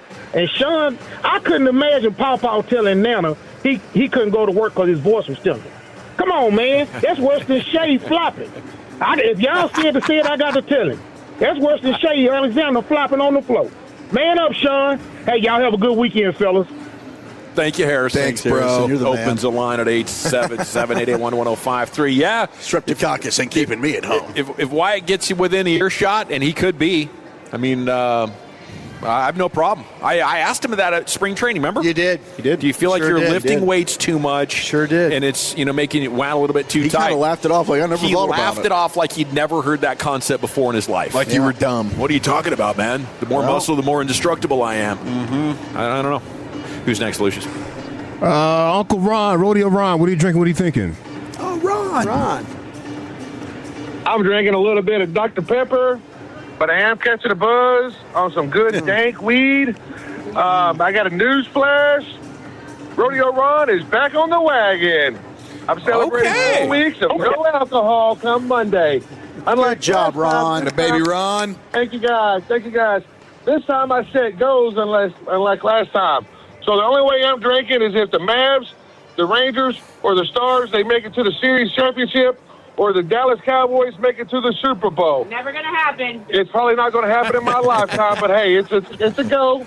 Other than that, hey, Zach and Eric, I got goals for y'all. I want y'all to be the wedding crashers tomorrow at Pepe's little old wedding. And other than that, hey, I'm glad to be back. And remember one thing, if you're not sitting around smoking some dank with Rodeo Ron, listen to that 105.3 The Fan, where the F you at, baby? Had a baby, Ron. Nice We'll go ahead job, and split Ron. our pants. Don't you worry. He's 2 weeks away from a new PR. He is, man. That's right. 6 weeks, 45 days or so last time. Yeah. Can Ron do it? Tune in every Friday at 5 o'clock for his update. Proud of you, Ron. Sound like Rodeo Crystal was pretty happy in the background as well. Yeah. She's got some joy back again. Strong sports takes. Okay, where are we going next, Lucius? Edgar in East Dallas. What are you drinking and what are you thinking, S.A.? Hey, Holmes, I'm drinking a Corona S.A., and I gotta say, Paulo in Garland, you better calm down, Holmes. Coming at my Vato brothers. He's one of us. He's a cool guy, man. You gotta leave him alone, S.A. I know Brothers is a real one. You know how I know? They say the higher the socks, the down to the fool. You check him, his stuff's all the way to his thighs, Holmes. So you got to stop complaining, Polo. You sound like the kind of guy that you come home to your mommy's house at the end of the day to a warm-cooked meal and complain that you burn your tongue, yes, You sound like the kind of guy who have prime Halle Berry in the bedroom and complain because she passed a little gas, Holmes. You sound like the kind of guy who win $1 million on a scratch-off and complain because you sprain your wrist, ese. You need to settle down, Holmes. Shout out to my Vato brothers, ese. Gracias, senor. Gracias. Thanks, Jose. Goes Edgar in East Dallas. It's the That's Broadus, Edgar? It's the Broadus Army. Hey, Edgar. I love me some Edgar. Hey, Vato. Where are we going next, L.A.? Prime time track in Irving. What are you drinking? What are you thinking? Prime time. Let's go. All right, so I'm drinking some great value water, the one that's hard to put the cap back on. And then I'm thinking we as a city, we really screwed ourselves over. We failed to sign Brunson a few years back, and that was a really big screw job. And then we were ready to tear down the city when Luka was traded, and I was in the minority about that trade. I do disagree with the give back, the retiring, because we did not need street clothes. We did need Christie. But, yeah, we really screwed ourselves over because Bronson's about to get a ring, and we still over here looking crazy. Mm-hmm. Thank you, Prime Time. Yeah. Have a great weekend.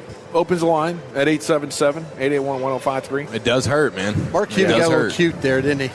Well, Donnie messed up that initial contract. Yeah, Donnie messed up the contract. Yeah, got a little cute. But then, yes. Yeah. And the Knicks were the one team that had the foresight to be like, no, this guy's the real deal.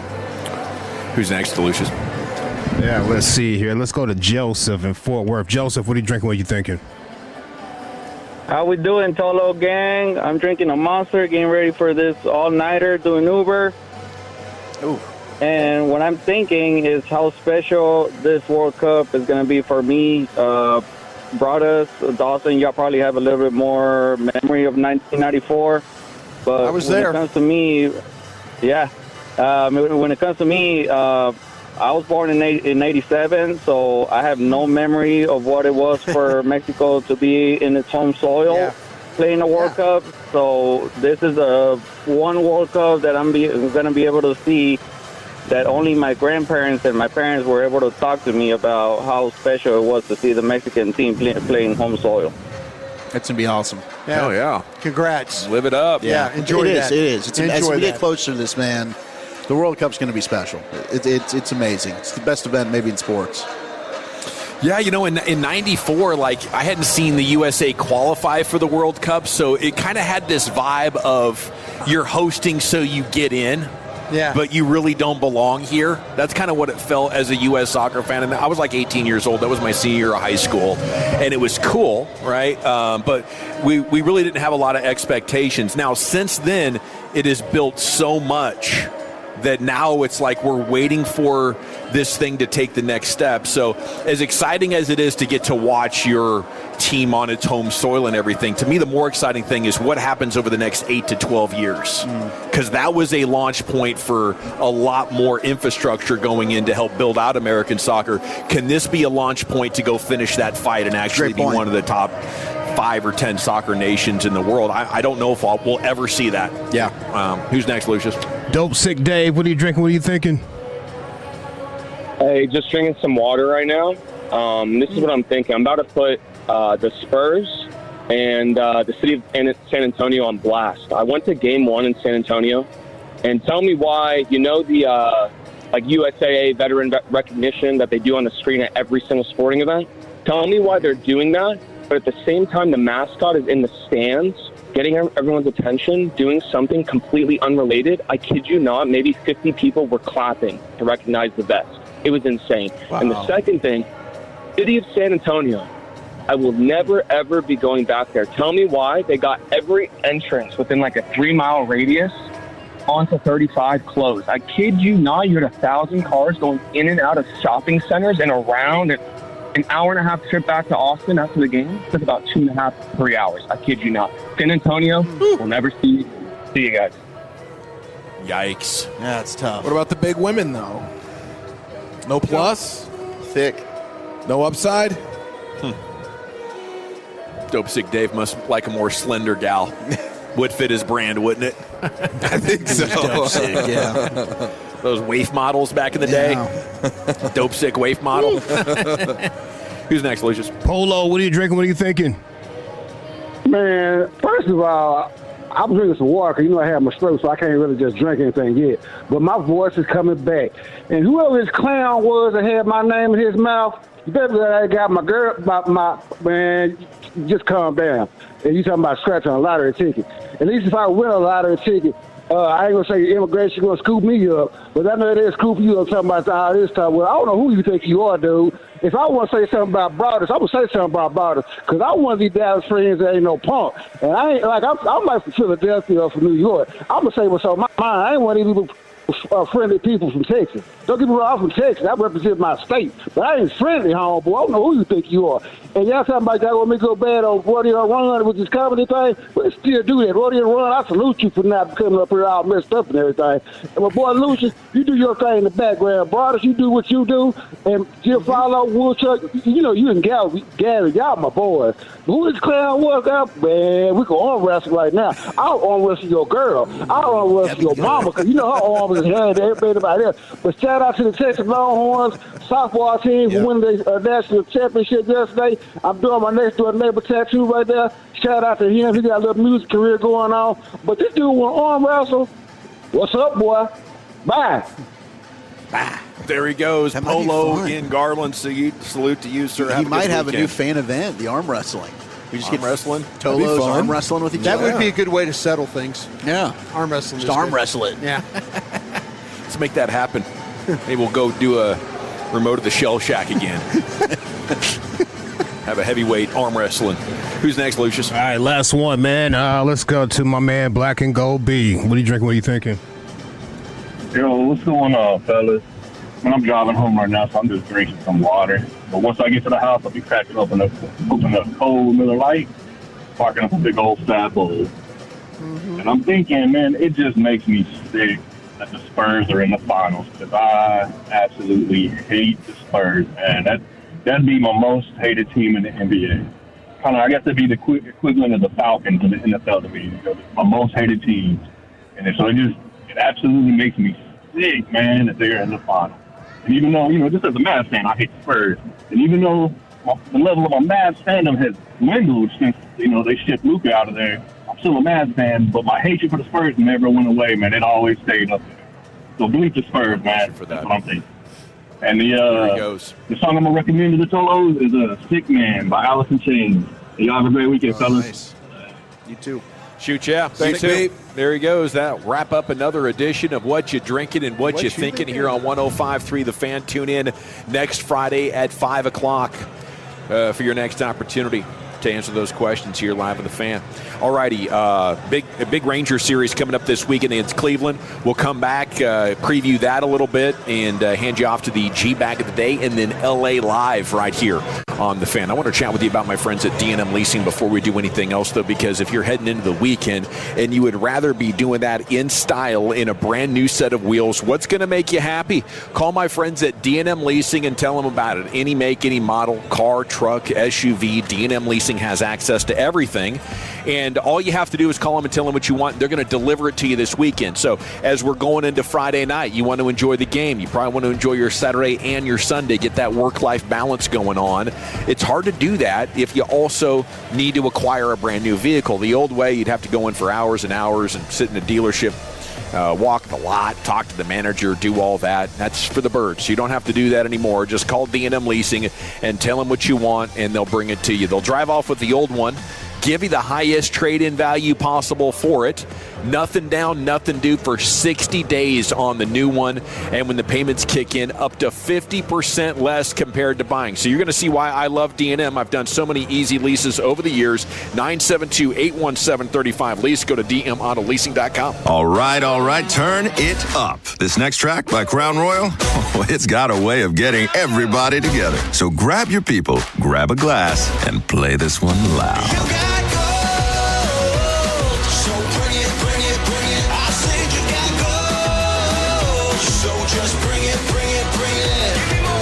This track is brought to you by Crown Royal. Please drink responsibly.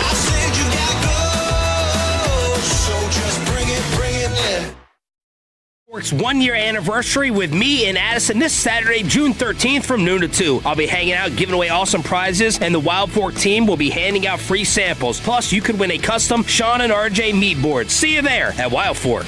You guys have been awesome coming out to our Sean and RJ Firehouse tours. Your chance to grab breakfast and a one-of-a-kind Tolo item is coming up again. Where are we going to be next Friday, Choppy? John, we're coming to your side of town. Fire Station 1 in Mesquite, 410 South Galloway Avenue. And what's that one-of-a-kind item, Bobby? Real cool fan soccer jerseys, and they are high quality, so you need to come out. We'll be giving away one of these jerseys every 10 minutes. Our Firehouse tour is presented by Fraser Roofs and Gutters, the Law Office of Branch and Dillon PC, and Tolbert Garage Door. We'll see you next Friday morning at our Firehouse tour in Mesquite with the Fan. I need a little ranch, step to the ranch. There's a new flavor in town, the Jalapeno Ranch Club at Chick-fil-A. With that juicy Chick-fil-A original spicy or grilled chicken, a buttermilk ranch bun, candied bacon, pepper jack cheese, and jalapeno ranch sauce. It's got big ranch vibes with a little heat.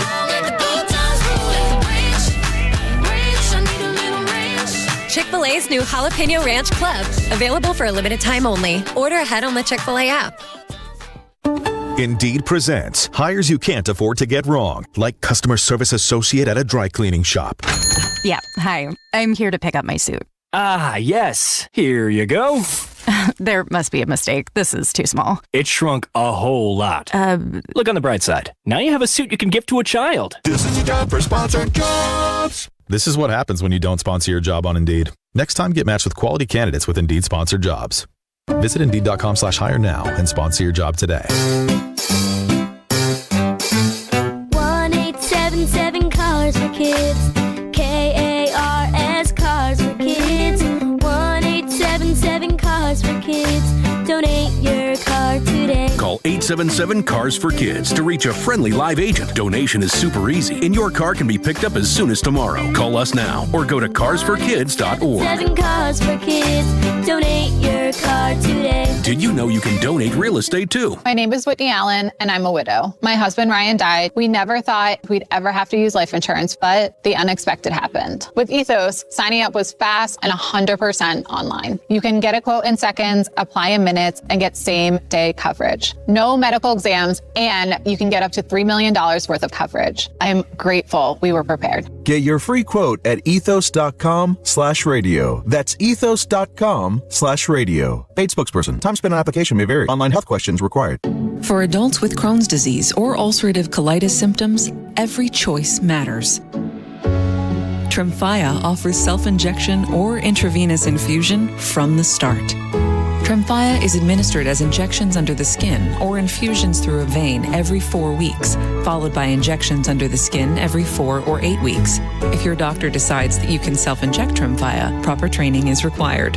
Tremfya is a prescription medicine used to treat adults with moderately to severely active Crohn's disease and adults with moderately to severely active ulcerative colitis. Serious allergic reactions, increased risk of infections or lower ability to fight them, and liver problems may occur. Before treatment, get checked for infections and tuberculosis. Tell your doctor if you have an infection, flu-like symptoms, or need a vaccine.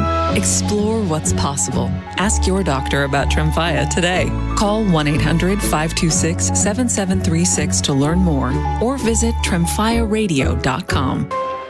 As the official bank of FIFA World Cup 2026, Bank of America knows how much hard work it takes to achieve a dream. So when it comes to owning a home, we're here to help. Get guidance and resources to buy a home you love, including up to $17,500 in select markets when combining down payment and closing cost grants. Visit BofA.com/home team. What would you like the power to do? Bank of America N.A. Equal Housing Lender. Credit and collateral is subject to approval. Restrictions apply. This is not a commitment to lend. Come celebrate Wild Fork's 1-year anniversary with me and Addison this Saturday, June 13th from noon to 2. I'll be hanging out, giving away awesome prizes, and the Wild Fork team will be handing out free samples. Plus, you could win a custom Sean and RJ meat board. See you there at Wild Fork. Follow here, Tolos, and I could not be happier thanks to CertaPro Painters who recently painted my home. You can schedule your free estimate online at CertaPro.com. That's Certa with a C. And now's the time to complete that painting project you've been putting off. CertaPro Painters provides a free estimate quickly and at the right price. And they exceeded all of my expectations. True professionals, top to bottom. My wife couldn't be happier. I couldn't be happier. CertaPro Painters knows how important your home is to you. So schedule that free estimate online at CertaPro.com. That's Certa with a C. CertaPro.com. Each CertaPro Painters business is independently owned and operated. This segment of The Fan is brought to you by ntccog.org/gameplan. The big event is finally coming to North Texas this summer, and that means increased travel activity. Consider using transit, carpooling, shifting travel times, or working from home if possible during busier travel periods. Travel tips, schedules, and maps at nctcog.org/gameplan. Welcome back. It is the G-Bag Nation on 105.3 The Fan. And this segment of the nation, the Expressway, is brought to you by the On-Time Experts. Rangers pregame is coming up in an hour and 3 minutes. U.S. coach Mauricio Pochettino annoyed after revealing Chris Richards will miss the team's final friendly before the World Cup with an ankle injury tomorrow. Send-off game against Germany in Chicago at 1:30. Richards, as we talked about, May 27th, tore his ankle ligaments for Crystal Palace against Brentford. And at the time, it was believed that he would be able to go in their remaining games for his club. Then he was... the manager was assured he would be available for their match against Senegal, couldn't play. Now he says he was assured to be able to play against Germany, can't play, and says, quote, maybe the information we had was not the information we should have used to make our best decision, because he gave Richards a roster spot, you know, and other players could have used that, and it's uncertain when he will be able to play now. The clip looked like a violent tackle. Yeah, it looked brutal. And I'm going, wait, he's going to play? Yeah, that looked like 6 to 8 weeks minimum to me. Not being a doctor, but to me that looked like a serious challenge. See it next season. Yeah, we'll see it next season kind of challenge. Rocker against Messick tonight. The real question for you, Wolchuk, I know you have Around the Bases coming up at 6. Who's better right now? Who's the better long-term prospect, Rocker or Leiter?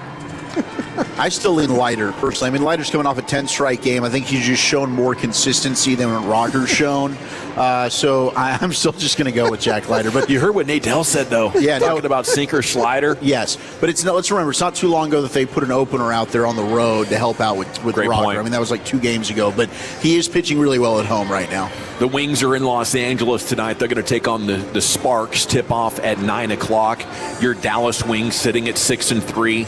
Go Wings. Second place, second best record in the league last time I checked. And the Sparks are 4-5, so a pretty good chance to get another dub tonight for the Crew. Finals resuming at 7:30. Spurs the 6.5-point favorite. And, you know, a lot of people just trying to reconcile the idea that even if you felt strongly about San Antonio, if New York wins tonight, it'll be really difficult to imagine a path back for San Antonio. But wouldn't be the first time that the road teams, had more success than the home teams for whatever reason. But I'm very confident tonight that Wemby's going to come out there like a man on an absolute mission and will get the job done.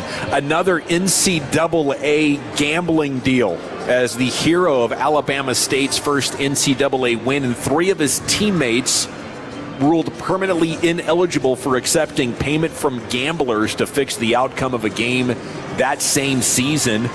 Amar Knox, Sean Fulcher, Corey Hines, Tony Madlock allegedly engaged in manipulation. They were a 6-point dog. They ended up losing by 17. According to the NCAA, 2 known bettors offered the players a total of $2,000 to throw the game. Jeez. The players accepted and were later paid. If you know any amateur athlete that's going to go play college sports that is bet on, you have to give them a very strong warning about how people are going to approach you. Oh, man, we're good. It's not going to work out, and they're tracking these online bets better and more thoroughly than they were ever able to. When it was sort of a bookie thing you did on the street. These things, you could pull them off. The wise guys weren't going to talk to the feds. The internet, the websites definitely are going to talk to the feds because they want to keep their licenses. It's time now to go back into the Pimp Cup where Lucius Alexander has your G-Bag today.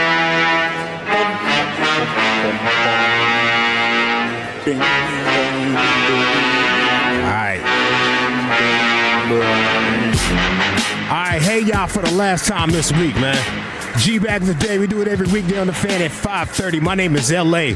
This is brought to you by EastDallasDiesel.com. Going for 2 today right here. Let's go to New York Knicks pre- and post-game show at the MSG Networks. We have a reporter named Alex Morocco. This guy right here, he's out there with the people, and he keeps the energy level up. I don't know how long he can keep this energy level up, but he's keeping it up 100%. Let me get my mouse over here. All right, yeah. So this right here is when the Knicks sweep the Cavs, and he was out there, and it just... Bill! Look behind me! See behind me! For the first time since 1999! It's a go! New York go! It's pandemonium! It's euphoria! It's nothing but New York joy! To be in New York City. Bill, back to you. He's going to need the 9 days off. Yeah, he is. He's going to need to rehab the pipes. Monaco. All right. Go. Knicks going to the NBA Finals. Just getting started here. Monaco, Go. He's still going. Here he is after the game 1 of the finals. Bill, we're down here at 33rd. Everyone's going ballistic. Thousands of fans here with George the Sensei. George, you just watched your Knicks win the finals. How you feeling? I can't wait, man. The city's electric. I've been a Knicks fan since John started the jump, baby. And I can't wait. The city's been waiting for this. It's electric tonight. Number 1 is down. 3 more to go. Let's kill this. Let's kill this. It's up. It's up. Let's go, Knicks. Let's go, Knicks. Let's go, Knicks. Let's go, Knicks. Let's go, Knicks. Let's go, Knicks. Let's go, Knicks. Let's go, Knicks. Let's go, Knicks. Bill, back to you. Question is, fellas, does he survive a 7-game series? Yes. He does? Yes. Alex survived a 7-game series? Let me tell you something. Alex Monaco is built for this. Yes. Exactly this. Born for that job right there. I will be monitoring Mr. Alex for the rest of this series to see if he keeps that energy level up. Poor guy. Yeah. Poor guy. It's one of those bits where you're like, damn, I should have not started that one. Yeah, dude. Yeah, he has definitely raised the bar. Do you feel you got to be 12 out of 10. Lucius, do you feel like he drug the guy he was interviewing in with him with the same energy?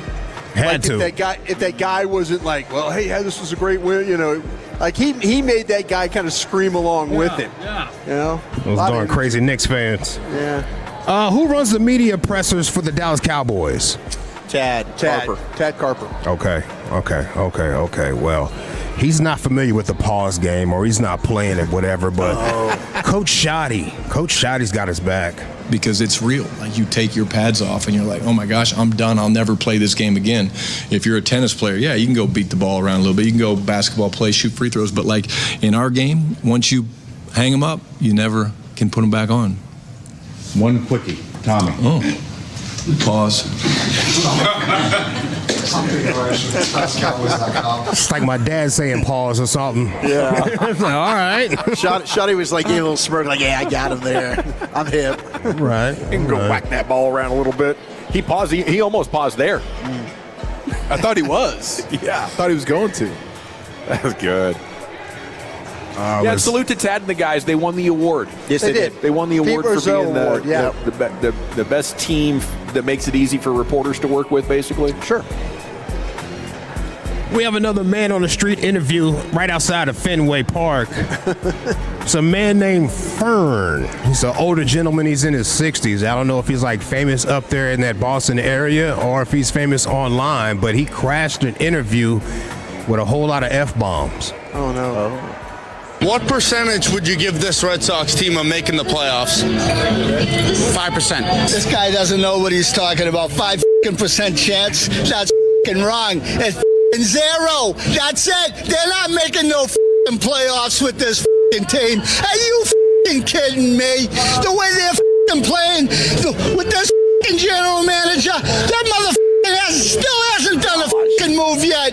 We're still waiting for a move around here. There's nothing happening.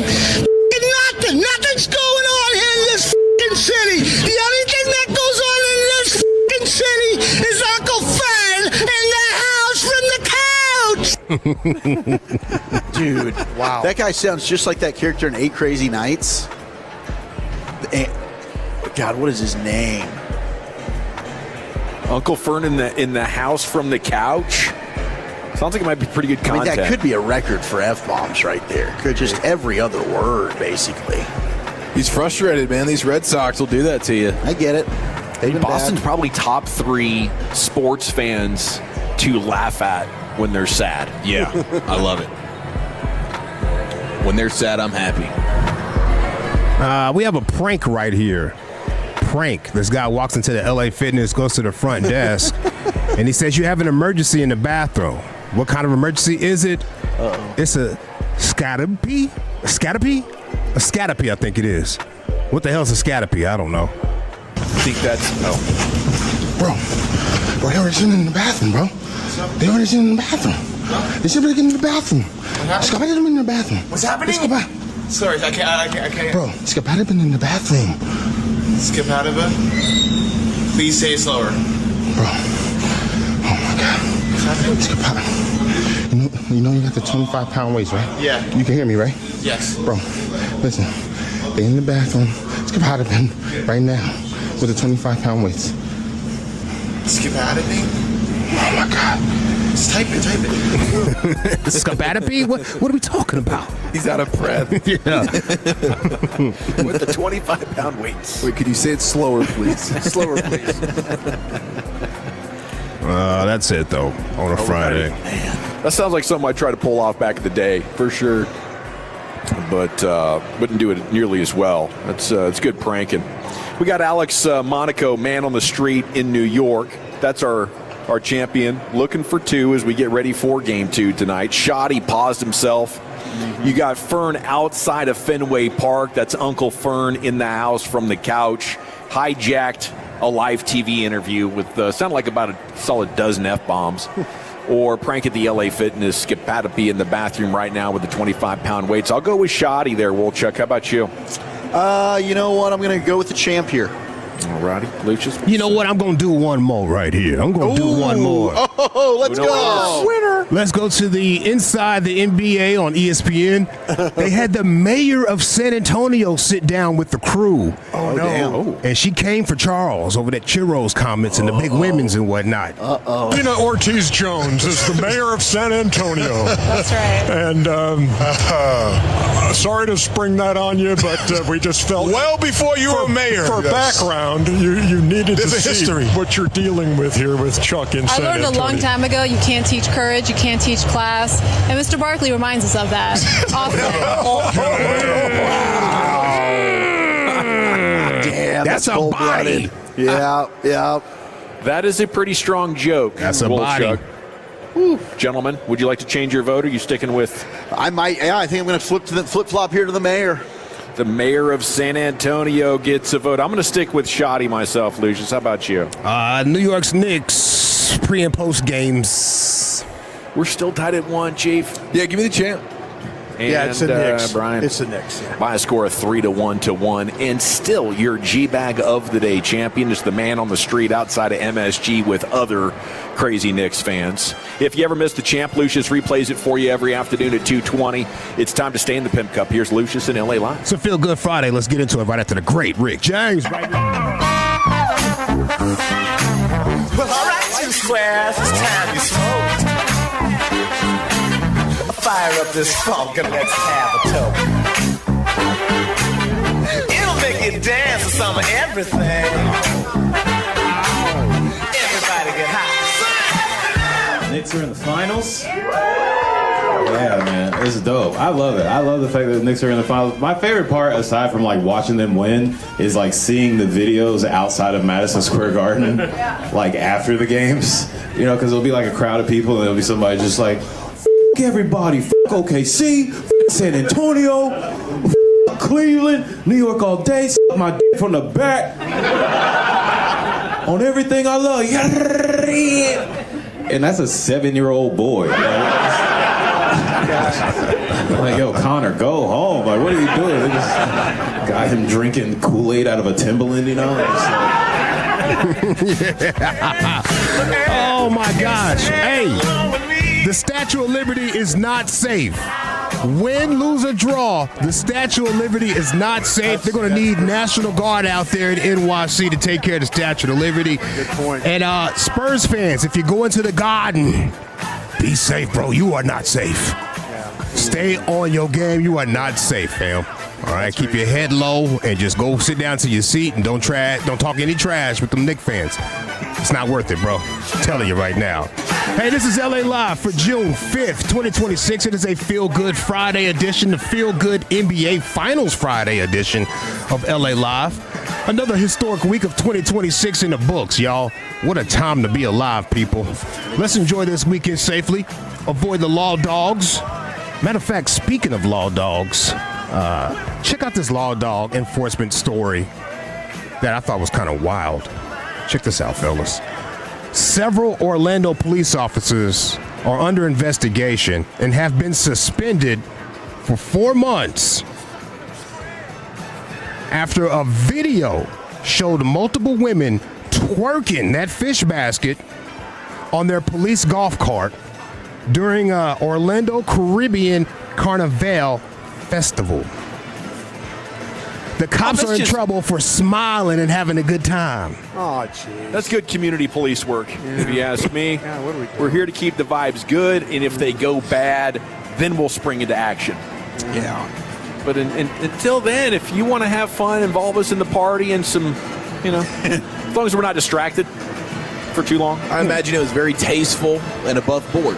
Yeah. They were climbing all over the golf cart. In fact, they were on top of it twerking, that fish basket. Now, I didn't see any police officers grab any girls by the waist, get behind and start, backing that thing up like a juvenile song or anything like that. Yeah. They were just sitting there letting the girls twerk. And it's a Carnival festival. If they know anything about that, that's what happens. Right. That's what happens out there. Listen to this report. This is the salacious video being shared all over social media. We've blurred parts. Salacious. This is the salacious video being shared all over social media. We've blurred parts of it because multiple women can be seen dressed in very little clothing, dancing provocatively around Orlando police officers. The video was reportedly taken during the Orlando Caribbean Carnival event on May 23rd. At one point, a woman can be seen climbing on top of the golf cart and twerking. Yeah. The officers on duty and in uniform are not doing anything to stop it. They're seen smiling and laughing. Yeah. A concerned citizen sent Fox 35 the video, so we took it straight to the Orlando Police Department. A concerned citizen did some snitching right there because they seen some happy cops. Awful. What are we doing? We need to just mind our damn business. We really do. We really do, bro. That's a little too much. We really do. Is it going to be the safety hazard of getting on top that ultimately brings them down? Usually is. It's like, shouldn't have let her get on top or whatever. Could have got hurt, could have got sued. Yeah, there was so many liabilities. Yes. I would like to know the meeting, though. Point me to the meeting that they had before this where they said, this is not allowed on or around our cart. Cart knock. Yeah, it's a real cart narc. It's pretty nasty. And it's a nasty move right there by that news station. It was like, oh, yeah, you snitching? Well, we're going to give it right to the police. It's nasty work, man. Jeez. Nasty work out here. Hey, avoid the law dogs. Mind your speeds. Don't drink and drive. Oh. Another one. Speaking of drinking and driving. Another one. Do y'all remember? Probably not. Britney Spears was arrested for DUI back in March in Ventura, California. She was. Yes, sir. The dash cam was released. Britney made an offer to the cop that I probably would have folded on. Probably would have folded. Did she? Yeah, I probably would have been another police officer suspended from my job 4 months because she offered this fool lasagna and you can hang out by my pool. I'll cook you lasagna and you can hang out by my pool. Man, I would have went for that one. Listen. Yeah. Okay, I'm going to be honest. I do smell alcohol coming from your car, okay? That's why I want you to step out. That way I can ask you some questions and conduct a DUI investigation. If I feel like you're okay, then I'll get you out of here, okay? Come to my house. I'll make you food and lasagna or whatever you want. I have a pool. My babies are coming to my house tonight. Come to my house. I have a pool and I'll make you lasagna, whatever you want. I'm folded, bruh. Yeah. I can go to Britney Spears' house, play in the pool while she cooks me lasagna. Or whatever you want. We do know you love whatever I lasagna, want. though. Hell of a party story. I bet she makes a mean turkey tetrazzini, Lucius. I hope she does. Bro, that sounds like a fever dream. What did you do this weekend? I was hanging out in the pool, Britney Spears' pool to be exact, eating lasagna while she danced around with those katanas in her underwear, fam. I had a great time. It was the best. I had a fantastic time, dog. I mean, she has kind of slid back to maybe being only a 4 out of 10 now. Oh, but it's Britney Spears. It's Britney Spears. It's Britney, bitch. Yeah, how do you turn that down? Yeah. Plus, I'm a traffic cop. I'm pretty low man on the totem pole here. I'm probably a young guy. I could pivot careers if this goes bad. Pivot? You know? I like the term now, folded. I like using that now. That's going to be a good one, Lucius. I appreciate that. Okay. You remember me saying that? I do. You guys don't remember a lot to me saying. It's crazy. It's Yeah. kind of scary, in fact. Hey, keep your emotions in check this weekend. I don't want to see you on Dallas, Texas TV or DFW scanner or DFW mug shots. In other words, keep it together, people, and do not crash out. Here's a quick weekend warning. Safety briefing. Do not add to the population. Do not subtract from the population. I'll be the one. Do not end up in the hospital, newspaper, or jail. If you do end up in jail, establish settlement quickly. All right, I'm just going to empty out the clip for the rest of this. Empty out the clip on a feel-good NBA Finals Friday. Those Knicks fans, they travel well. They do. They travel well, and they take over things. Yeah. They take over things. This clip has been sitting here for a while. ABC Action News in Philadelphia. We had that reporter trying to do a live hit, and those Knicks fans took over her live shot. You guys remember that? Probably not. Again, Action News reporter Cheyenne Corinne live inside Xfinity Mobile Arena tonight. Cheyenne, this game was brutal. Walter, you would think that I'm in New York right now instead of Philadelphia. This is absolutely not the way that fans are hoping to end the Sixers season. You can see that I am so... It's not working. It's not working for a poor baby. Damn. Yeah, it's not working at all. Not working. CNN tried the same thing live from Madison Square. Never stood a chance. The enthusiasm here, it is not going anywhere. It's not going anywhere. I say, you can't go far. This is New York. Back to you guys. This is New York City. Yeah. Oh, man. Hope you guys are having a good feel-good Friday. Have a safe weekend. Watching the Knicks tonight, dog. Shout out to all my Knicks fans out there.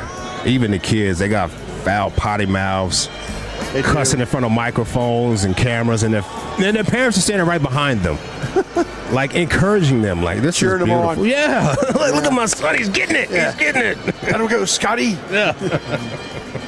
What's one thing I gotta say to the Spurs fans right now?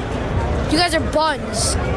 One me. Yeah. I do everything for this team. I was like Jalen Brunson, my mom. Everyone died. Oh, Yo, my God. Ariana Grande, Dunkin' Donuts. Let's get it. It's the Fun Castle. Play me one-on-one for money. You can't with me. Castle played me one-on-one for money. Wow. Jalen Brunson can bleep my mom. Is that what that kid said? Sure did. What the hell? Sure did. It's the Knicks fans, bro. I believe them. Finals. We're burning the city down. I believe you. Yeah. Goodness gracious. You're right, Lucius. You said this a long time ago. I believe you. It's going to happen. I believe you. I believe you. What other Knick fan clips I have right here, like a little pre-game. Hang over with. How about this? Jalen Brunson's my doctor. He's my engineer. He's my mechanic. He's my subway driver. He's my pilot. He's my dad. Everything I did was for Jalen Brunson. Woo! To be Jalen Brunson in the city of New York right Exactly. now. Everything at the palm of your hand. Sure. Hold up.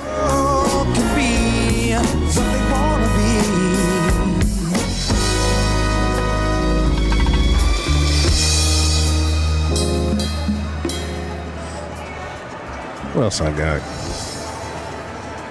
Like every Nick fan clip I have is just bleep, bleep, bleep, bleep, bleep, bleep, bleep.